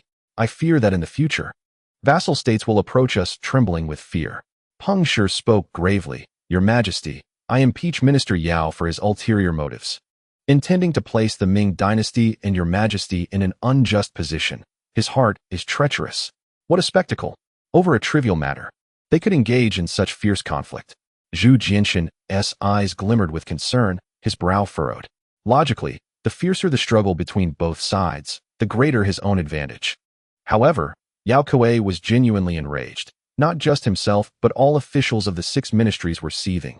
Even the censors of the Dezhouan could not conceal their fury. No one anticipated the cabinet's utter shamelessness. Yao Kuei's proposal aimed to avoid military action, a boon for the entire civil service group. Yet, the cabinet, driven by political rivalry, advocated for warfare, which jeopardized the entire civil system. It was not that Yao and Ma were foolish, but rather that they had not anticipated the cabinet's audacity, effectively severing ties with the civil officials. At this point, further discourse was unnecessary. A new round of palace intrigue had entered a fever pitch. Zhu Jinshan acutely realized that this time the cabinet had also plotted against him. Historically, the cabinet had always been weaker than the 6 ministries, but after this incident, the cabinet was no longer merely at a disadvantage. They were potentially facing annihilation. They were unequivocally fighting for survival. If they failed, their demise would be inevitable. They were determined not to allow the cabinet to perish, compelling me to take action. Zhu Jinshan seethed with rage. Yet, despite his anger, he could not afford to remain passive. If the cabinet were truly crushed by the 6 ministries, the wavering officials would undoubtedly align with them. This would solidify the civil service group into an unbreakable bloc. Damn it, Zhu Jinshan cursed inwardly. Those who merely observe have become the actors in this drama. Chapter 75. Without severe punishment, there can be no deterrence this time. The cabinet clearly abandoned all restraint. Engaging in a desperate gamble, questioning the emperor, will you stand with us or not? If you do not, the cabinet will perish, and we shall become mere vassals. If you do, the cabinet will gain power, and you too shall benefit in the struggle against the 6 ministries. This time, the cabinet has burned their boats, intent on thriving amidst adversity. It is a grand gamble, yet they are not acting recklessly. They believe that this young emperor is no ordinary figure, a conclusion drawn from his 2 decisive victories. They are confident in their victory, and the odds are significantly in their favor. In the Grand Hall, there are no fools. The situation has unfolded to a point where nearly everyone is acutely aware of the cabinet's ambitions. The atmosphere in the court has grown tense to an extreme, rendering the vast Xuande silent enough for a falling needle to be heard. Even the eunuchs on duty cannot help but feel the rising tension. As the suffocating scent of gunpowder fills the air, Zhu Jinshan wears a grave expression, forcibly thrust into the spotlight as a judge. The cabinet's gaze is piercing. The 6 ministries are restless, and the eyes of the censorate squint slightly, as all understand that today may determine the political landscape of the Changhua era, perhaps even longer. In this moment, everyone's heartbeat quickens, including Zhu Jinshan's. Li Qing had not anticipated that his intention to challenge the Jianzhou Jurchens would once again stir the winds of the court, with far-reaching implications. After a long pause, Zhu Jinshan finally spoke. What insights do you have, Minister Peng? This statement was unmistakably clear, support for the cabinet. Instantly, the faces of officials from the 6 ministries turned grim. While the cabinet rejoiced internally, and the censorate was left in shock, Peng Shi trembled with excitement. His voice quivering yet passionate. The Jianzhou Jurchens are utterly contemptuous of the law. They must be severely punished, lest it fail to serve as a warning. And without stringent measures, we cannot establish the authority of the law. His words erupted forcefully, resonating throughout the hall. With no turning back, the 3 members of the cabinet were entirely bound together. They would rise or fall as one, with no room for luck. Shang Lu immediately followed suit, exclaiming loudly, such actions by the Jianzhou Jurchens warrant their extermination, to eradicate their lineage and restore the majesty of heaven, undoubtedly deserving of his 3 consecutive top honors. Shang Lu's words were both eloquent and commanding. However, this left Lu Dingji in a quandary. At such a critical juncture, hesitation was not an option. Yet he struggled to formulate a more impactful statement. Nevertheless, he knew he must speak. Summoning all his strength, he declared in a deep voice, "Indeed, it must be so." One could hardly call this a scholar's response. Had it been a military general, he might have merely said, "I feel the same." This time, whether in terms of public sentiment or political correctness, the cabinet held an absolute advantage. You claimed you would impose sanctions? Then let us impose sanctions. We shall act with greater transparency and even more resolve. What can you say to that? Moreover, our stance aligns more closely with the emperor's interests. This time, The cabinet wielded a devastating blow, inflicting 1,000 wounds upon the enemy while suffering 800 themselves. After all, they too belonged to the civil service system, an essential component, and such actions placed them under immense pressure. Nevertheless, they believed that the emperor would not stand idly by. Indeed, Zhu Jianxin could not remain indifferent. The cabinet must not be reduced to mere vassals of the 6 ministries. Clearing his throat, he prepared to speak, yet felt the atmosphere had reached a critical point, compelling him to maintain appearances. Otherwise, the hard-won ambience would inevitably decline. With a thud, Zhu Jianxin slammed down a paperweight and exclaimed angrily, "Such disdain for the Ming. Do they think they can deceive me? Absurd." The ministers exchanged glances, thinking it was nearly enough. Why were they still indulging in this performance? Zhu Jianxin retorted, "The Jurchens are uncivilized and unaccustomed to education, akin to savages. They must be taught a painful lesson. Your Majesty is wise." Peng Shi, fearing his words might fall flat, quickly supported him. Shang Lu cupped his hands and declared, "As we plow the fields and excavate the caverns, let us demonstrate the celestial might of our great Ming." Lu Dingji responded, "Indeed, it must be so." The officials from the 6 ministries and the censorate remained silent, unable to voice their opposition, yet unwilling to support the cabinet in urging the emperor to mobilize troops. They chose to remain mute. After the morning court session, Zhu Jianxin promptly summoned Li Qing to the palace. In the Qingqing Palace, Zhu Jianxin briefly recounted the events of the morning court and then inquired, "What is your perspective, esteemed sir? The emperor's actions are commendable. The cabinet must not be allowed to perish, it must be preserved." Li Qing furrowed his brow, astonished that the situation had escalated to this point. "By heavens, I merely wish to administer a sound thrashing to the Jurchens of Jianzhou, and yet you have concocted this dire predicament." With a sigh, Li Qing continued, "Your Majesty did not summon me solely to hear my thoughts on this matter, did you?" Zhu Jianxin nodded. "I too have been drawn into this quagmire, yet I do not wish to allow the cabinet to achieve its goals so easily. Think of a strategy. But the cabinet has already gained the upper hand." Li Qing replied with a wry smile. "At such a critical juncture, any sign of retreat on your part will lead the cabinet to irreversible ruin. There is no middle ground." He paused, then added, "However, we could seize this opportunity to maximize our benefits." "Oh." Zhu Jianxin's interest was piqued. "What do you propose?" Li Qing pondered before saying, "The development of Liaodong far surpasses that of Hetao, and its strategic significance is also greater than that of Hetao. We should take advantage of this moment to amass a formidable military presence in Liaodong." Zhu Jianxin frowned. "Is it solely for the Jurchens of Jianzhou?" "Certainly not. There are more than just the Jianzhou Jurchens in Liaodong," Li Qing explained. "Most of the 3 Jurchen tribes reside in that region. Moreover, the Mongolian tribes allied with the Ming are not all straightforward and compliant. Liaodong also involves external powers and a complex geographical relationship that must be regarded with utmost seriousness." Zhu Jianxin contemplated for a moment before slowly nodding. "Shall we send Zhao Fu there?" "Your Majesty may decide," Li Qing replied with a smile. Zhu Jianxin teased, "When did you become so circumspect? Shi Hong has aged, and Shi Biao is no longer young. I have limited knowledge of the new generation of military leaders." Li Qing chuckled. "You, with your singular focus on military power, naturally know more than I do." "You're simply lazy," Zhu Jianxin scoffed, then suddenly recalled something and asked, "You just mentioned maximizing benefits. Could we also resolve the issue of commercial taxes during this opportunity?" Li Qing paused, then nodded. "There is indeed feasibility in that, Your Majesty." This praise was devoid of any insincerity. Although Zhu Jianxin was still young, his grasp of politics and keen political intuition surpassed that of his peer, Zhu Qizhen. Moreover, he possessed a rare quality that many emperors, including Zhu Qizhen, lacked: patience. Zhu Jianxin was adept at understanding the nuances of advancement and retreat. He would not yield an inch when firmness was required, yet he would show deference when necessary, caring little for matters of pride.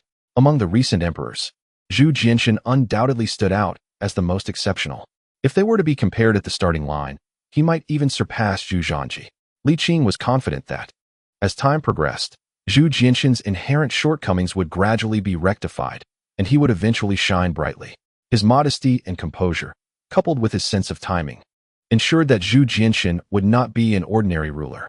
The two engaged in a thorough discussion on this matter before returning to the topic of Liaodong. Li Qing places considerable importance on this matter, not solely due to the presence of the Jurchens, but also because of geopolitical concerns. Currently, the Ming dynasty's generous treatment of the Mongolian tribes that have sought refuge is gradually diminishing, and various taxes are aligning more closely with those imposed on the common people of the Ming. In this context, it is challenging to ensure that these individuals will continue to behave themselves. This situation demands significant attention. Upon hearing Li Qing's exposition, Zhu Jianxin expressed his strong agreement with the perspective presented, indicating that he would first dispatch Zhao Fu to reside permanently in the area, with further arrangements to be made subsequently. The emperor's willingness to heed advice brought Li Qing a sense of relief. After exchanging a few casual remarks, Li Qing took his leave, and Zhu Jianxin rose to see him off. Just as they exited the palace doors, they noticed a sedan chair approaching from a distance. Seemingly prepared to depart the palace, Zhu Jianxin remarked with a smile, "Perhaps the favored consort is taking Wanqing out for a leisurely outing." Li Qing furrowed his brow in surprise, asking, "Has the emperor disclosed this to the imperial consort?" Zhu Jianxin replied, "Not entirely. I merely mentioned that Wanqing is my sister. I hold a very limited number of individuals in this palace in whom I place my trust, and she is undoubtedly one of them. Your Majesty, if you cannot trust even her, then I find it difficult to believe anyone else in this palace is worthy of trust." Zhu Jianxin spoke earnestly. Li Qing rubbed his nose, pondering that perhaps allowing Wan Zhener to be aware of this was not entirely detrimental, as it might alleviate any potential jealousy she could harbor. His interactions with Wan Zhener had been sparse. Apart from a period of frequent contact due to the Sun family, they had since lost touch. Nevertheless, Li Qing no longer harbored any prejudices against her. While her character could be debated, he was certain that Wan Zhener was by no means a fiendish figure. Even if she possessed such inclinations, she would be incapable of executing them. As for causing turmoil within the court, that was utterly impossible. However, he found it perplexing why someone would seek to malign a mature woman. Could it be that they were using Wan Zhener to satirize and defame Zhu Jianxin? "Sir," he said, snapping back to reality, "since your Majesty is so confident, I shall refrain from further intrusion." As Li Qing turned to depart, Zhu Jianxin furrowed his brow slightly. Your servant takes his leave," Li Qing concluded, satisfying Zhu Jianxin's modest pride. Zhu Jianxin smiled, replying, "Indeed, take care, sir." In a small courtyard, Li Hong squatted on a low stool, preparing vegetables while envisioning himself galloping into battle, occasionally breaking into a youthful grin. Soon, however, his expression darkened. What if Wanqing's identity is revealed, or the emperor reinstates her as a princess? What then shall I do? Smack! Li Qing teased. "What are you daydreaming about instead of cooking properly?" "Ah." Li Hong paused, suddenly inquiring, "Did the emperor summon you regarding my affairs?"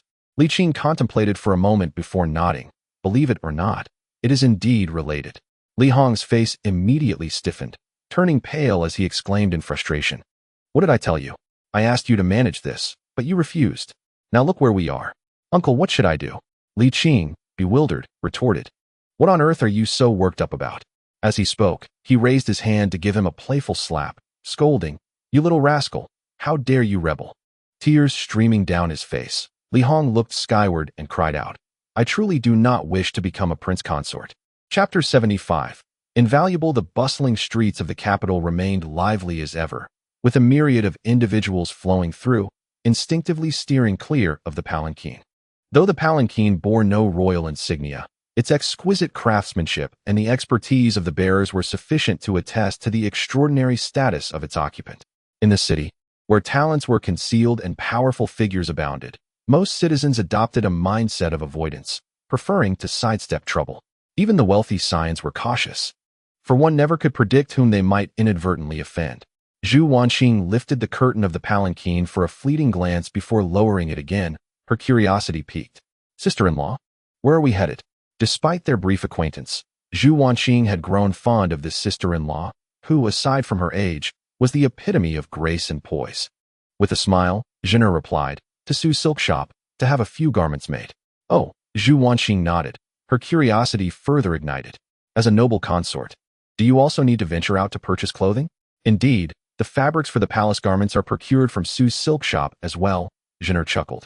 "The imperial treasury is not particularly affluent, and rather than using public funds, it is wiser to send servants with a little incentive.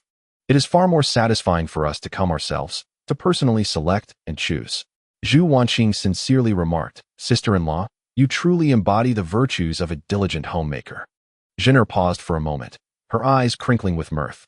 Although no longer in her youth, and with delicate wrinkles gracing her eyes, her charm remained undiminished. Zhu Wanqing seemed to grasp why the emperor held her in such high regard, although she was not entirely aware of the distinction between affection and love. In a small courtyard, Li Hong exclaimed, "Do not strike me. It was all a misunderstanding. I admit I spoke a bit too loudly. Please, be magnanimous." After a lengthy pause, Li Qing dusted off his robe and seated himself at the table, stating coolly, "Be more mindful of your tone next time." "Yes, I shall remember," Li Hong replied, clutching his swollen cheek, wincing in pain, and wearing a look of deep grievance. Soon, he perked up again, positioning a stool before Li Qing and inquired, "Godfather, how many people are there in the Jianzhou Jurchens?"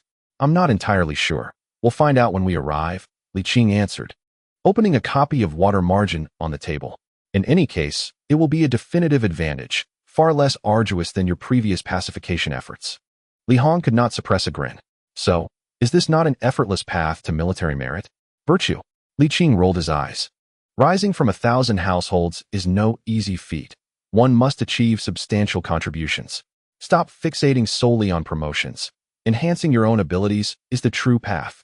"I understand." Li Hong nodded with a smile, then asked, "Godfather, what happens after dealing with the Jurchens? Do we head to the Hetao region, or stay in Liaodong?" Li Qing turned a page in the book. "There, you will find greater opportunities for growth. It is not just the Jianzhou Jurchens who are troublesome, but also the other Jurchen tribes." Li Hong slowly nodded and asked, "Godfather, will you not accompany us?" Li Qing shook his head, sighing. "I am now a grand scholar of the cabinet. Leading troops into battle would be ill-advised. The competition among the 6 ministries and the cabinet has reached a fever pitch, and I cannot afford to leave." "Very well," Li Hong replied, somewhat disappointed. "I had hoped we could fight side by side, leaving the enemy with nothing." Li Qing scoffed. "Our joint efforts would yield far fewer results than when I take the lead." "I am no burden," Li Hong retorted. "That depends on whom you follow," Li Qing replied. Li Hong licked his lips, inevitably recalling that night battle in the riverbank, where his godfather seemed as though a celestial demon had descended. His ferocity was boundless. He was filled with envy and asked, "Godfather, do you think I still have a chance?" It was said that everyone's physique was different, and there was no need to be fixated on personal valor. Li Qing shook his head and replied, "Your bone structure is ordinary. Your current achievements are nearly your limits. Is there no possibility for remedy?" Li Qing cast him a sidelong glance and said, "Do you know why talent is called talent?" "I understand." "Well then, go prepare the meal." For lunch, they had 4 dishes and a soup. And Li Hong even prepared a pot of wine for a small toast between the two of them. "Godfather, I will be leaving soon. Don't go hungry again. If necessary, hire a few maidservants or servants. We are not short of that little money," Li Hong said. "You're even arranging things for me now," Li Qing chuckled. "Rest assured, I won't starve." Li Hong forced a smile. "Godfather, can't you give me some peace of mind? Look, you're getting anxious again." After a pause, he continued, "If you don't mind, why not find me a godmother?" "No joking, I'm serious." Li Qing replied blandly, "I am a Taoist." "Then why do you still go to the pleasure house?" Li Hong exclaimed, "Godfather, can you show me a little respect?" "See, you're shouting again." Li Qing rolled up his sleeves, preparing for a retort while saying, "Am I not giving you face? Look, your face has grown a bit larger." "I am indeed giving you ample regard." Amidst their jovial banter, a sudden knock resounded at the door. "Uncle Li, big brother, I'm back. Open the door." Li Qing ceased his antics and nodded towards the door. "Go open it." "Do you think I still have the face to open the door?" Li Hong grumbled. "You go? I can manage." He sulked his way to the door.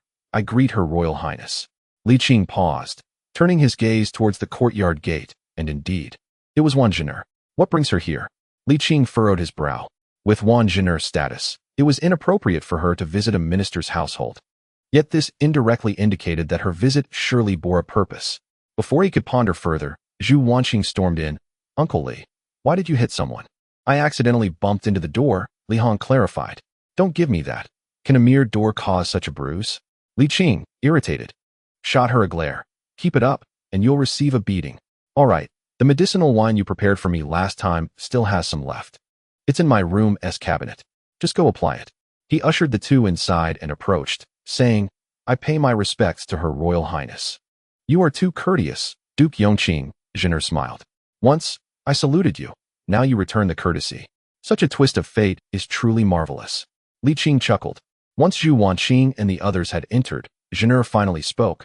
I have come to Duke Yongqing to seek your counsel on certain matters. Li Qing lowered his eyelids and took a seat at the stone table. What matters? Zhen'er moved closer, sitting opposite him, and inquired. Is that girl truly the daughter of the emperor? You could simply ask the emperor directly, Li Qing replied. He claims so, Zhen'er stated. Then he lied. And you don't believe it? It matters not whether I believe. It is just. Zhen'er furrowed her brow and whispered. What exactly are you scheming? Do you harbor ambitions of political involvement? Li Qing's tone turned cold. Whether you believe it or not. Do you think I would hesitate to kill you? Zhen'er hesitated for a moment and retorted. I have never entertained such thoughts. I merely fear that certain individuals harbor ulterior motives. Just focus on living your life. This is not a concern that should trouble you. Li Qing, unyielding, responded. Have you forgotten what I previously advised you? Strive to be a good person. Zhen'er instinctively replied. But then, feeling vexed, continued, times have changed. I am, after all, the imperial noble consort. How can you be so rude? Li Qing sighed, saying, I understand you come out of concern for the emperor, but still, I reiterate, focus on your own life and refrain from seeking unnecessary troubles. And do not think that just because you are a noble consort or even a queen, it changes anything. Li Qing continued, I advise you to enjoy your wealth and status quietly. I am not a benevolent person, and you should be aware of that. Zhen'er fell silent for a moment before conceding. He is a good emperor. Please have faith in him. He is truly trying his best. Li Qing, with an impatient tone, replied, I do not need you to tell me. My eyes are not blind. Though Li Qing's expression was displeased, she felt a sense of empathy. Zhu Jianshun was infatuated, and was Zhen'er not the same? Their bond, even if it were to exist among common folk, would be precious, let alone within the royal family. Li Qing's perception of Zhen'er was neither wholly favorable nor entirely unfavorable. If one were to evaluate, Zhen'er was a woman of both misfortune and fortune. She had committed wrongdoings, yet not out of malice. She had suffered hardships, but never lamented her fate. Ultimately, Li Qing disclosed, the emperor's position is secure, no changes will occur. It is indeed a rare feat that you have arrived at this moment. So I hope you will cherish it and act wisely. Upon hearing this, Zhen'er felt a wave of relief wash over her and managed to smile. Since Lord Yongqing says so, I shall comply. At that moment, Zhu Wanqing emerged from Li Qing's quarters, fuming. Uncle Li, you have gone too far this time. Li Qing rolled her eyes, choosing to ignore her. Zhen'er rose with a smile, saying, Wanqing, after wandering for so long, I am quite fatigued. Shall we return? Yes, indeed, Zhu Wanqing replied, making a face at Li Qing before exiting the small courtyard with Zhen'er. The following morning, Zhu Wanqing returned early. Uncle Li, did the Empress inquire about my background yesterday? You knew? Of course. Otherwise, I would not have brought my elder brother in to give her the opportunity, Zhu Wanqing sighed. In truth, she is rather pitiable.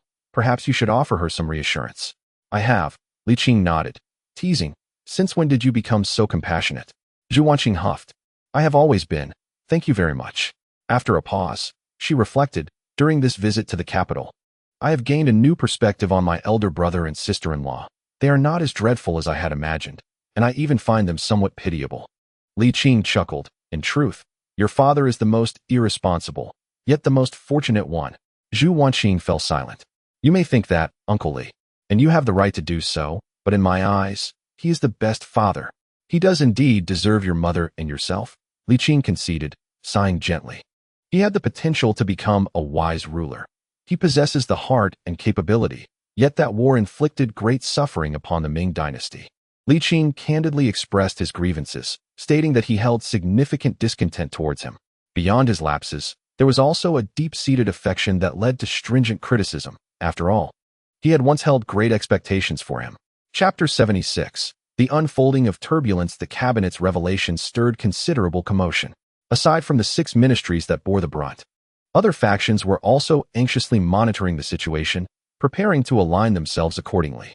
Although the cabinet comprised merely 3 individuals, none dared to underestimate its influence. The majority of state affairs had to pass through the cabinet's hands, which enjoyed a distinct advantage that other departments could hardly rival: proximity to the emperor. They could even collaborate directly in the imperial study, a closeness that elicited envy and jealousy from other departments. After all, the cabinet served as the emperor's private secretariat. Their closeness to the emperor, coupled with the power to review memorials, constituted the cabinet's leverage and the source of its formidable reputation. Otherwise, as mere fifth-rank academicians, they would hardly command respect. In terms of rank, any official from the Ministry of Personnel or the Ministry of Revenue could easily overshadow them.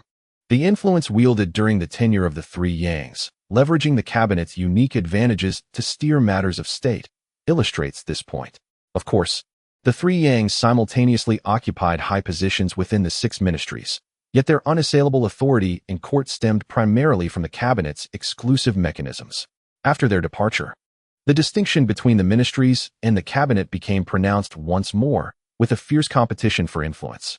Zhu Qizhen, having experienced the consequences of the cabinet's power, sought to suppress it once he assumed control, keeping the cabinet at a disadvantage.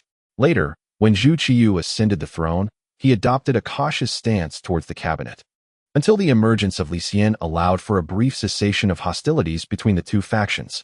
However, the concurrent appointment of the Minister of Personnel as a cabinet scholar established the conceptual role of the chief minister. Despite the rupture between the ministries and the cabinet following Li Xian's departure, the position of chief minister endured. Nevertheless, Zhu Jianshun was reluctant to see a substantive chief minister arise again, believing that excessive concentration of power in a single individual was unwise for the emperor. If Li Qing could not manage, how could anyone else? A balanced power struggle between the six ministries and the cabinet would ultimately benefit him as emperor. Should the cabinet find itself in harmonious accord, it would be he who faced the repercussions. In reflection, Zhu Jianshun realized he had been outmaneuvered by the cabinet, prompting him to consider alternative strategies to mitigate his losses. The following morning at court, Zhu Jianshun proposed the stationing of heavy troops in Liaodong, eloquently articulating an insightful perspective that mirrored Li Qing's views. After his discourse, he directly sought the opinions of the three cabinet members. All three, being astute, comprehended the emperor's intent. I can support the cabinet, but you must also demonstrate sincerity. Peng Shi remarked, Your Majesty is astute. Shang Lu asserted, troops must be stationed. Lu Dingji concurred, as it should be. Witnessing the harmonious exchange between the two parties, the six ministries were incensed, with the Ministry of Revenue vehemently opposing, declaring, We lack funds and provisions. Arrange as you will, the ministry has no money. Zhu Jianshun smiled faintly, adjusting his dragon robe as he turned his gaze towards Peng Shi and the others. Understanding the cue, they promptly rose to counter the six ministries, valiantly defending Zhu Jianshun's position. Meanwhile, officials outside the cabinet refrained from rushing to intervene, adopting a more detached stance, akin to spectators at a spectacle. Their actions are justifiable. Aligning oneself early carries inherent risks. Have you not noticed that even the censorate remained silent? Both parties exchanged words, engaging in a dispute that continued until the court's adjournment. Yet naturally, no resolution was reached. Zhu Jianshun, unperturbed, understood the gravity of the situation and had never expected that a single court meeting could yield a solution. He merely smiled and suggested, Let us deliberate another day. Just before dispersing the court, he deliberately instructed the cabinet to conduct their affairs in the imperial study today. This clear declaration of his stance elicited elation from the cabinet while inciting fury within the six ministries, drawing the attention of others. Once the morning court had concluded, the six ministries swiftly mobilized. Yao Kuei convened a discussion on how to navigate the situation. Zhu Jianshun did not require the three to work, but granted them a reprieve, allowing them the space to maneuver. The three, understanding the unspoken message, promptly divided into three groups, actively engaging with the censorate, the Hanlin Academy, and the National University. They sought alternative paths to seize the initiative in public opinion, boldly proclaiming that the emperor sided with the cabinet while also presenting enticing prospects. In the small courtyard, Li Qing began to devise regulations for trade taxes and formulate labor laws, preparing to enhance the court's revenue while safeguarding the rights of workers and commoners. This cabinet conflict presented an opportune moment to implement new national policies, which must be seized. Simultaneously, officials of various ranks in the capital commenced their operations, fully aware that in power struggles, neutrality is a myth. They understood that soon they would be compelled to choose sides. Those of lesser stature and limited influence began to band together to mitigate losses and even strive for their rights. In no time, officials in the capital were bustling about, striving for their political futures. Everyone recognized the significance of this gamble, adhering to the principle that in the face of self-interest, all must concede. Consequently, even the cabinet's advocacy for military action, which compromised the overall interests of civil officials, went largely disregarded. Their primary concern was aligning with those who could provide them with sustenance. This tense atmosphere enveloped the imperial city, affecting everyone. To the extent that Zhu Wanqing noticed something amiss. In the imperial garden, Zhu Wanqing observed her elder brother, the emperor, engaging in light-hearted banter with the empress. Feeling anxious for him and unable to suppress her thoughts, this emperor is truly carefree. Wanqing, do you have something on your mind? Zhu Jinshan inquired. I have nothing, she replied. Zhen'er remarked, if there is anything, do not hesitate to speak. Zhu Jinshan smiled and added, speak freely. I shall not disallow it. There is truly nothing. Zhu Wanqing insisted, shaking her head. Zhu Jinshan, displeased, replied with a stern countenance, if you do not speak, I shall impose a penalty upon you. Zhu Wanqing hesitated, glancing at the servants nearby, prompting Zhu Jinshan to wave his sleeve and dismiss them. The servants dispersed. Now speak, he urged. Zhu Wanqing said, this morning, as I was leaving the palace with the empress, I noticed many officials. I have no ulterior motives. I merely wish to caution you. Oh, it is nothing of great concern. Zhu Jinshan dismissed her worries. Zhu Wanqing, feeling somewhat anxious, insisted, brother, it would be wise to have someone take a look. I have a nagging feeling. Oh, it is of no consequence. The Ming dynasty is vast, with myriad events transpiring daily, both good and bad, large and small. Zhu Jinshan replied, if we treat every matter as a dire threat, we would collapse within days. Zhu Jinshan stretched lazily and continued, to be an emperor, one must learn self-regulation, know when to focus on the significant and when to let go of the trivial. At times, one must also learn to feign ignorance and make appropriate concessions. Zhu Wanqing, taken aback, sighed after a long pause. Brother, being an emperor must be exhausting, right? It is indeed quite tiring, but there is no alternative. I am the only son of the retired emperor. Even if I wish for a leisurely life, it remains elusive. Zhu Wanqing pouted, sensing that her brother was weary yet found joy in his role. Perhaps this was the allure of power. She mused. Perhaps their father had felt the same, deeply entrenched within the sphere of influence, yet dismissive of it once detached. Rather than allure, it would be more apt to call it temptation. To put it bluntly, it was merely enslavement by power, with no freedom in sight. In that moment, her gaze towards Zhu Jinshan was filled solely with pity. What kind of look is that? He inquired. Ah, nothing. I just feel sorry for you, brother. Zhu Wanqing chuckled awkwardly. Zhu Jinshan smiled appreciatively. It's heartening to know you think this way. It shows my affection for you has not been in vain. Men and women perceive matters differently, and their values diverge. Xuande comprehended Zhu Wanqing's sentiment, and couldn't he help but think how splendid it would be if he were not an emperor, but merely a prince. As she contemplated this, her expression grew somber. Zhu Jinshan, bewildered, asked, what is wrong with you two? Nothing, they replied in unison, their expressions still unnatural. Are you both feeling unwell? Not at all. Very well then, let us go for a drink. Zhu Jinshan exclaimed, his spirits high. The recent power struggle had been fierce. But the greater the tumult, the more valuable the catch. Of course, this was contingent upon not mishandling the situation. Yet, Zhu Jinshan was confident in his abilities. Especially with Li Qing by his side, the risk was virtually negligible. This was also why he appeared so relaxed and in good spirits. When the clam and the heron vie, it is the fisherman who benefits. Following this incident, the true victor would undoubtedly be he who had not placed any bets. Brother, your mouth is crooked, Zhu Wanqing remarked. Chapter 77. The complexity of human nature. Zhu Jinshan remained composed, observing the unfolding situation, occasionally stoking the flames to make the performance more captivating. The 6 ministries engaged in networking, rallying support, while the cabinet focused on propaganda to amplify their influence.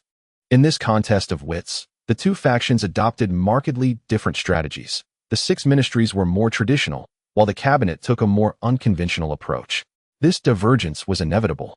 The cabinet lacked the strength of the 6 ministries and could not hope to compete without forging a new path.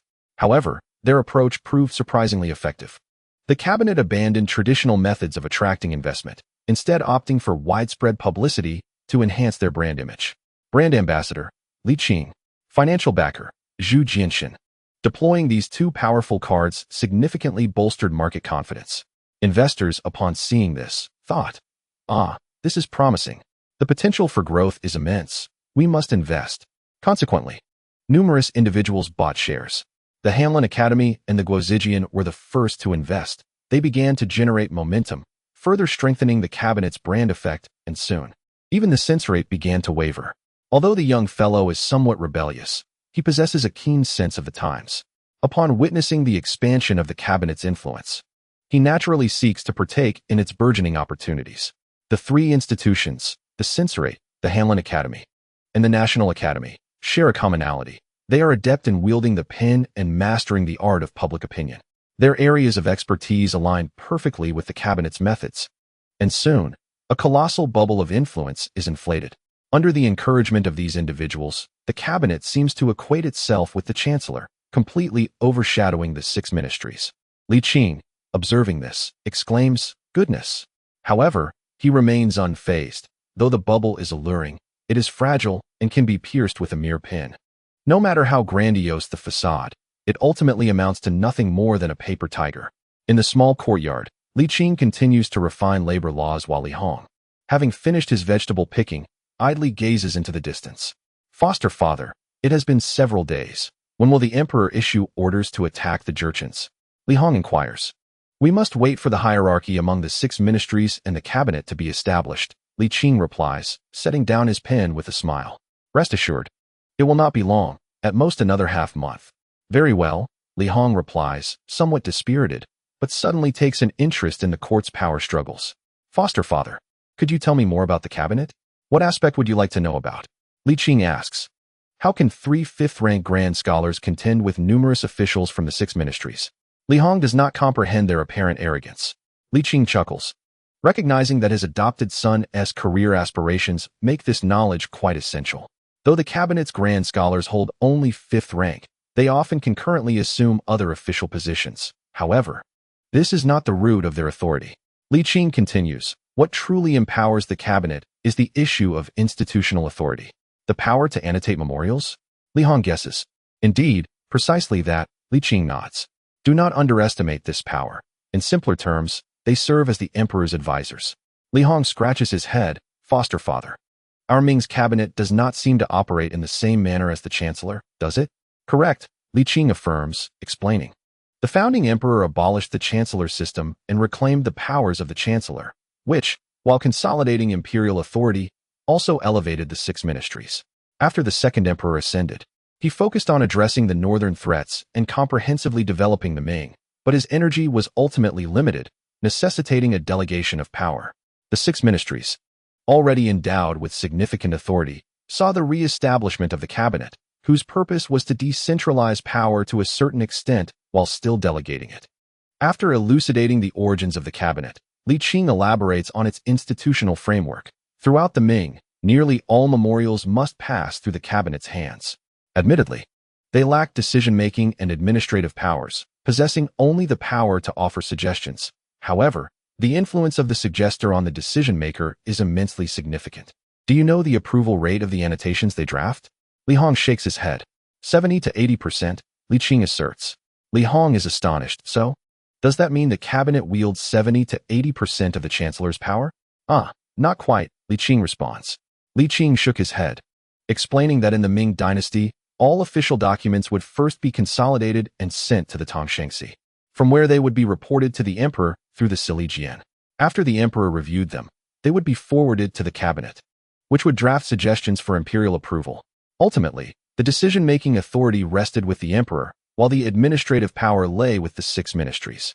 On the surface, the cabinet seemed to possess the least influential advisory power. However, they could significantly sway the emperor's decisions, as Li Qing elaborated with meticulous detail. He concluded with a fair assessment. The cabinet might hold one-third of the power of the chancellors, but due to its smaller size, it could not compete with the six ministries. Nevertheless, every situation has its dualities. A smaller number could be advantageous, for instance, enabling a few individuals to set aside their prejudices and unite, or allowing their power to appear more concentrated. Realizing this, Li Hong sighed, exclaiming, Indeed, this is quite complicated. Just thinking about it gives me a headache. Human nature is far more intricate than the system. Li Qing remarked, what my godfather has shared is merely the surface. You can still withdraw now. Li Hong shook his head, speaking with pride. How can a man of stature retreat upon encountering a setback?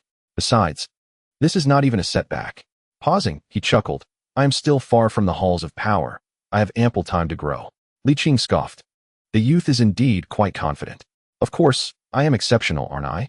Li Hong puffed out his chest, adding, perhaps I could even surpass the blue. Huh. Then you must strive for it, Li Qing said, putting away the drafted laws and rising. Patience is key. This power struggle began with the cabinet going all out. And thus it cannot last long. Ah, good, Li Hong chuckled. Besides, Sister Wanqing has yet to leave. Li Qing smirked. She is enjoying the pleasures of the palace. Unlike you. Oh, indeed, Li Hong sighed, mimicking his godfather's tone. Unlike me, toiling away like a cook. Off to prepare a meal I go. Young rascal Li Qing laughed and shook his head, his eyes reflecting the pride of a father. As Li Qing had predicted, this contest of power did not endure for long. Merely 5 days later, it came to a close. The cabinet emerged victorious. The absurdity of the 6 ministries' defeat lay in the fact that some had defected to the cabinet. There was no remedy. That group was exceptionally persuasive. And not everyone possessed extraordinary foresight. Ironically, the majority of civil officials ultimately supported the cabinet, despite it undermining their collective interests, an embodiment of the complexities of human nature. Although you have wronged me, as long as you can offer me benefits in the future, I am still willing to support you. Such a significant event required some explanation. Zhu Jianshan seemed to have just realized this and began to rigorously investigate the recent factional behaviors of officials. 2 days later, Minister of Personnel Yao Kuei resigned in disgrace. Simultaneously, Zhu Jianshan issued an edict to quell the rebellion in Liaodong, imposing severe punishments on the Jianzhou Jurchens, using this as a pretext to begin stationing troops in Liaodong. Today, Zhu Wanqing took charge of the kitchen, preparing a feast to send off her elder brother. Autumn had arrived, and the temperatures in Liaodong were considerably lower than in the capital, necessitating warmer clothing. Zhu Wanqing lowered her head, absent-mindedly picking at her rice, murmuring, "You are not Uncle Li. Do not presume yourself invincible. Be cautious when engaging in battle." Li Hong nodded vigorously, savoring his meal and praising. Sister Wanqing's culinary skills are remarkable. He feigned ignorance of the crimson hue in his beloved's eyes. Li Qing, observing this scene, could not help but reminisce about the past. A faint sorrow gracing her features. Partings are always melancholic, and the most heartrending are those from which reunion is impossible. She refrained from seeing her godson off, offering but a few words of encouragement before retreating indoors. Zhu Wanqing wished to bid farewell, yet as a young woman, it was deemed inappropriate to expose herself too much. Especially given her sensitive status, she merely shared numerous parting words. Once the army departed, Li Qing resumed her own affairs. Regarding the campaign against the Jurchens of Jianzhou, she felt no trepidation. The disparity in strength between the two sides was too significant for any unforeseen events to arise. After Li Hong's departure, Zhu Wanqing returned to the palace for a few days before moving back to her small courtyard to prepare meals for Uncle Li. As time flowed by, half a month later, visitors from Jinling arrived, prompting Zhu Wanqing's return, leaving Li Qing alone in the small courtyard. Mature persimmons hung like red lanterns from the branches, yet they failed to evoke any warmth. Through the years, Li Qing believed she had learned to adapt. At least, that was her conviction. On this particular day, within the Qianqing Palace, the sovereign and his minister sat across from one another. Zhu Jianshan smiled. "Mr. Li, your uninvited presence suggests you have made progress regarding the commercial tax matters?" "Indeed, the regulations concerning labor have also been largely refined," Li Qing replied, producing a stack of papers. "Here, take a look." Zhu Jianshan accepted the documents, scrutinizing them intently. After a considerable time, he set the papers down, frowning. "Your suggestions to grant workers time off during the busy farming season and to provide paid leave on the 1st and 15th of each month are indeed beneficial to the populace. However, will the wealthy adhere to these regulations? There are always principles to uphold," Li Qing asserted. Zhu Jianshan smacked his lips and added, "The commercial tax has dropped to 30% of product prices, and there are no longer restrictions on export amounts. This poses a threat to the weaving bureau." Li Qing chuckled. "The weaving bureau has grown too complacent. A bit of pressure is not unwelcome.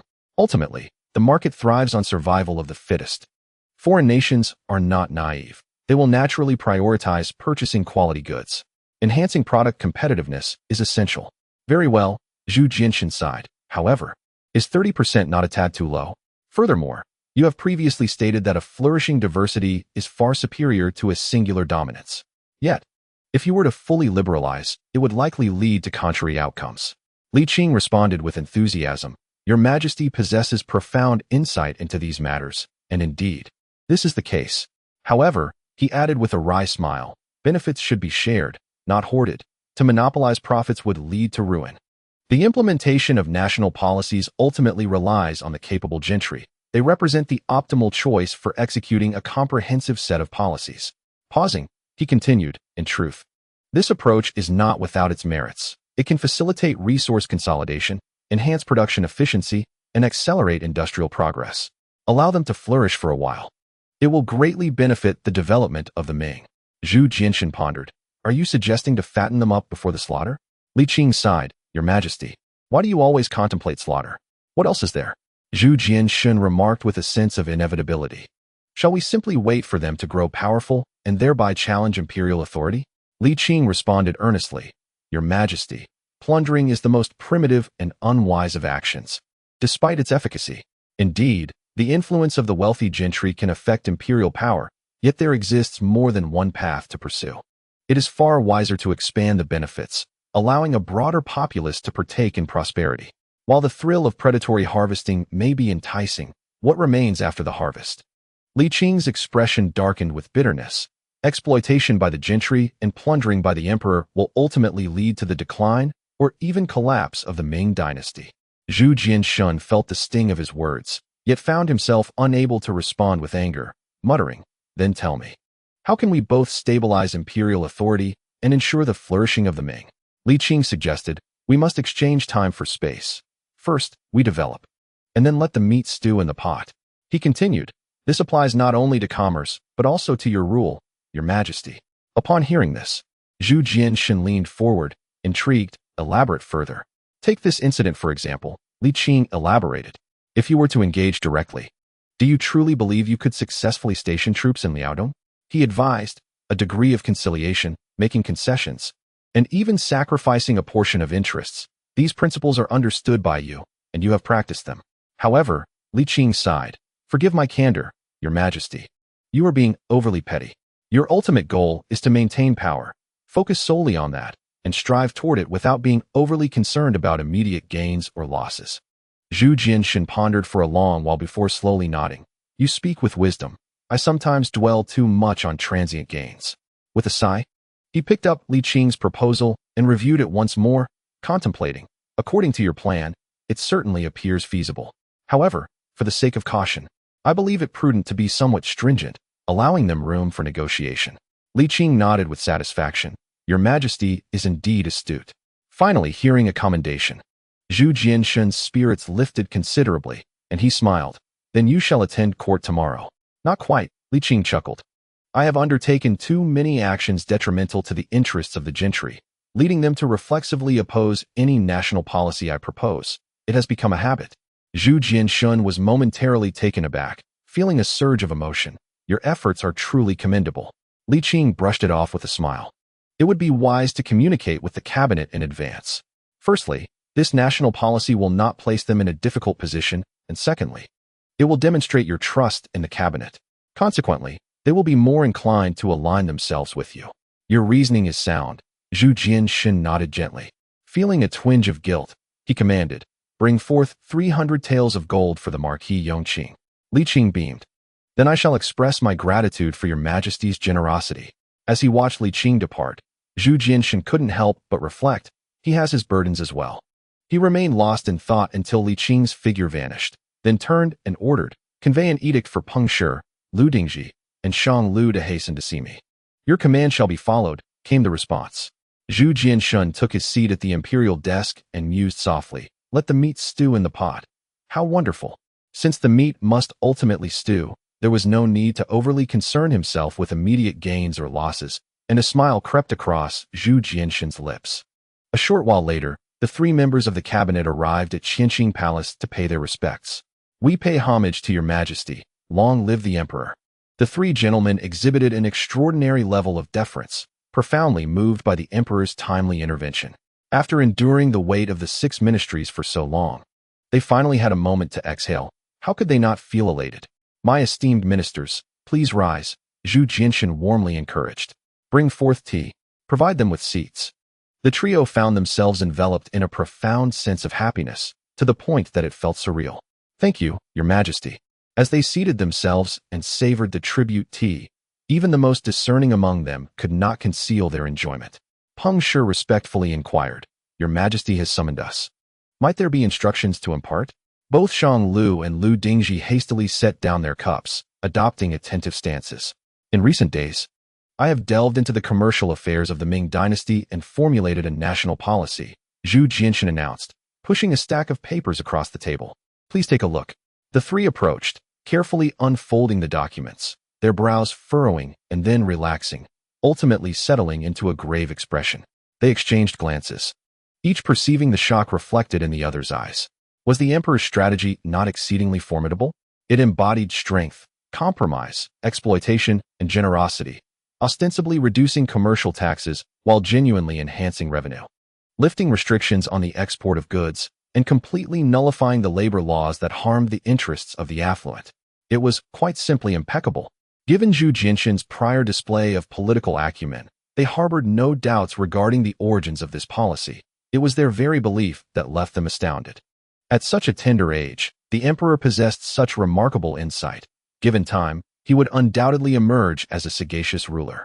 To serve as a close minister to a sovereign of such caliber would surely etch their names into the annals of history. The three were lost in reverie. Yet little did they fathom the extent of the emperor's audacity in appropriating the fruits of others' labor. Of course, Zhu Jinshan's brazen demeanor stemmed from his financial inducements. This was a clear case of a paid acquisition. Sipping his tea, he observed the astonishment etched upon their faces, reveling in his delight. After finishing his cup, he cleared his throat and asked, What are your thoughts, my esteemed ministers? Snapping back to reality, Peng Shi was the first to respond, bowing respectfully. Your Majesty is indeed enlightened. The labor laws have secured welfare for the workers, and alleviating commercial taxes benefits merchants, fostering the development of handicrafts. This policy, in my opinion, should be implemented immediately. Lu Dingji eagerly interjected, exclaiming, Delaying such a policy by even a day would result in significant losses. Shang Lu subtly furrowed his brow, thinking, Damn it, having just reaped the benefits, these two are already squabbling. Let us not jeopardize this promising situation. Lacking aspirations for the position of Prime Minister, he maintained a more rational perspective. Thus, he promptly added, The policy drafted by Your Majesty is beneficial for both the nation and the people, and it is quite feasible. However, the 6 ministries currently mobilizing troops in Liaodong has exacerbated the already strained national treasury. I believe the Ministry of Revenue would oppose it on the grounds of fiscal scarcity. Peng Shi and Lu Dingji were momentarily stunned, then suddenly awakened to the reality that the cabinet had yet to solidify its standing. They needed to seize the opportunity to neutralize their common adversary. Your Majesty, what the esteemed Minister of Commerce has stated holds merit. Lu Dingji quickly shifted his rhetoric. I believe we could impose stricter conditions to leave room for negotiation. Peng nodded and clasped his hands, addressing the emperor. Your Majesty, the concerns expressed by the 2 grand scholars are not without merit. The cabinet will undoubtedly support you. But the stance of the 6 ministries remains uncertain. After a brief pause, he continued, Perhaps it would be prudent for the cabinet to propose this national policy. While the court engages in endless debate, Your Majesty could take measures to benefit the populace, thereby implementing the policy and enhancing your own illustrious reputation. Lu and Shang echoed his sentiments, the signs of internal discord dissipating as the trio began to exchange compliments. Your insight, Grand Scholar Peng, is profound, Peng humbly replied. I merely articulated the thoughts of the 2 esteemed gentlemen, employing a touch of cunning. After a few more pleasantries, the conversation shifted to extolling the virtues of Zhu Jinshan. The flattery from the literati, especially those within the court, was indeed a source of great pleasure. Zhu Jinshan smiled and said, My loyal ministers, your disregard for personal gain warms my heart. Yet, am I to be a ruler who seeks personal glory at the expense of my loyal subjects' reputations? He asserted without room for debate, This national policy is conceived by me, and thus it shall be presented by me. After a moment's reflection, He added, however, Minister Xiang's suggestion carries weight. Leaving room for flexibility will facilitate the policy's implementation. Nonetheless, let the blame fall upon me, while you take on the role of the virtuous. The three ministers were taken aback, immediately kneeling to pledge their loyalty. No, your majesty. How could you risk your esteemed name? They implored. The master suffers the servant's disgrace, and the servant perishes in the master's shame. Such a path is fraught with peril. Zhu Jinshan resolutely replied, my decision is made. It shall be so. The emperor, with unyielding resolve, expressed his desire to realize his ambitions, albeit with a heavy heart regarding the 6 ministries. Zhu Jinshan sighed, at tomorrow's morning court, I shall present this national policy. Do not betray my goodwill, my loyal ministers. Without waiting for their response, he added, as long as your hearts remain with me. Understanding my intentions, what harm is there in my enduring some hardship? The three were moved to tears, recognizing the rare empathy of their sovereign, who considered their plight. Your Majesty, think this through. They cried. I have already pondered it extensively. No further persuasion is needed. Zhu Jinshan waved them off. Bring in the attendants to escort the 3 grand scholars out. The ministers were forcibly led from the grand hall, their voices gradually fading. Zhu Jinshan sighed with relief, a subtle smile gracing his lips. His actions were not without purpose. The cabinet's rise depended not solely on him, but significantly on its stakeholders. With their foundations unstable, confronting everyone outright would inevitably allow the 6 ministries to seize the opportunity for a comeback. Therefore, to ensure the cabinet's foothold, it was essential for them to distribute dividends to the stakeholders. This was a notion the 3 ministers grasped. Yet their eagerness to bear the emperor's burdens was a tactic to further entangle him in their plight. In truth, they genuinely wished to shoulder the blame, not merely as a formality. This strategy aimed to deeply intertwine the rights to propose and make decisions. Little did they know, Zhu Jinshan was not one to offer himself up without a fight. What is the burden of blame? I have grown accustomed to it. Besides, I shall not re-enter the fray. Nevertheless, it must be said, the 3 ministers were indeed touched. Although their ultimate goal was not achieved, the emperor's loyalty was commendable, allowing them to secure their positions. Despite his impure motives, he had genuinely assisted them. This episode of rivalry between sovereign and subjects could hardly be classified as a victory or defeat. Both sides had garnered something of value. The next day, at the morning court, after the formalities between the sovereign and his ministers, Zhu Jinshan directly addressed the matter at hand. Citing the welfare of the people, he proposed an enhanced version of the labor law, advocating for the development of handicrafts while simultaneously easing commercial taxes. As soon as his words left his lips, the cabinet immediately sprang into action to counter his claims. The 6 ministries, upon witnessing the unfolding discord, were invigorated. Oh, is there such a fortunate turn of events? In the realm of governance, such compromises are a long-standing maneuver. The senior officials of the 6 ministries soon discerned the underlying motives and felt a profound sense of disappointment. Realizing that this was merely a performance intended for their eyes, with the ultimate outcome already predetermined. However, they remained oblivious to the true limits of this arrangement. In their ignorance, any rash involvement would only render them passive. Thus, despite their reluctance, the 6 ministries could only assume the role of bystanders. In this round of political strife, the 6 ministries suffered a complete defeat, with the Minister of Personnel resigning in shame, extinguishing their aspirations for advancement. Alas, the ranks have dispersed, making leadership a challenging endeavor. The cabinet faced their fury, yet the prevailing circumstances did not permit excessive interference, at least for a considerable period. Such was the case. The ministers and vice-ministers remained silent, quietly assuming the role of spectators, observing the unfolding drama. Nevertheless, the court did not grow quiet due to their silence. Rather, it became even more vibrant. The cabinet clashed with the emperor, receiving support from the vice-censors of the censorate, the minister of the Grand Secretariat, the minister of rights, the minister of justice, and the grand historian, creating quite a spectacle. Even mid-level officials from the 6 ministries were not devoid of supporters. In a flash, the cabinet emerged as the champions of official petitions, basking in unprecedented glory. Of course, astute observers noted the underlying intricacies, yet the momentum of the cabinet had already taken root, making compliance the most prudent choice, especially since they too stood to benefit. As the court's voices converged toward a unified front, any lackluster praise was deemed unacceptable. After a protracted debate, the emperor ultimately capitulated. The labor law was revised, commercial taxes were reduced to 30% of the commodity price, and the export limits on goods were lifted. This outcome was indeed a cause for universal celebration. This development provided an opportunity for the gentry to expand their enterprises. All parties involved, including the high officials of the 6 ministries, were beneficiaries.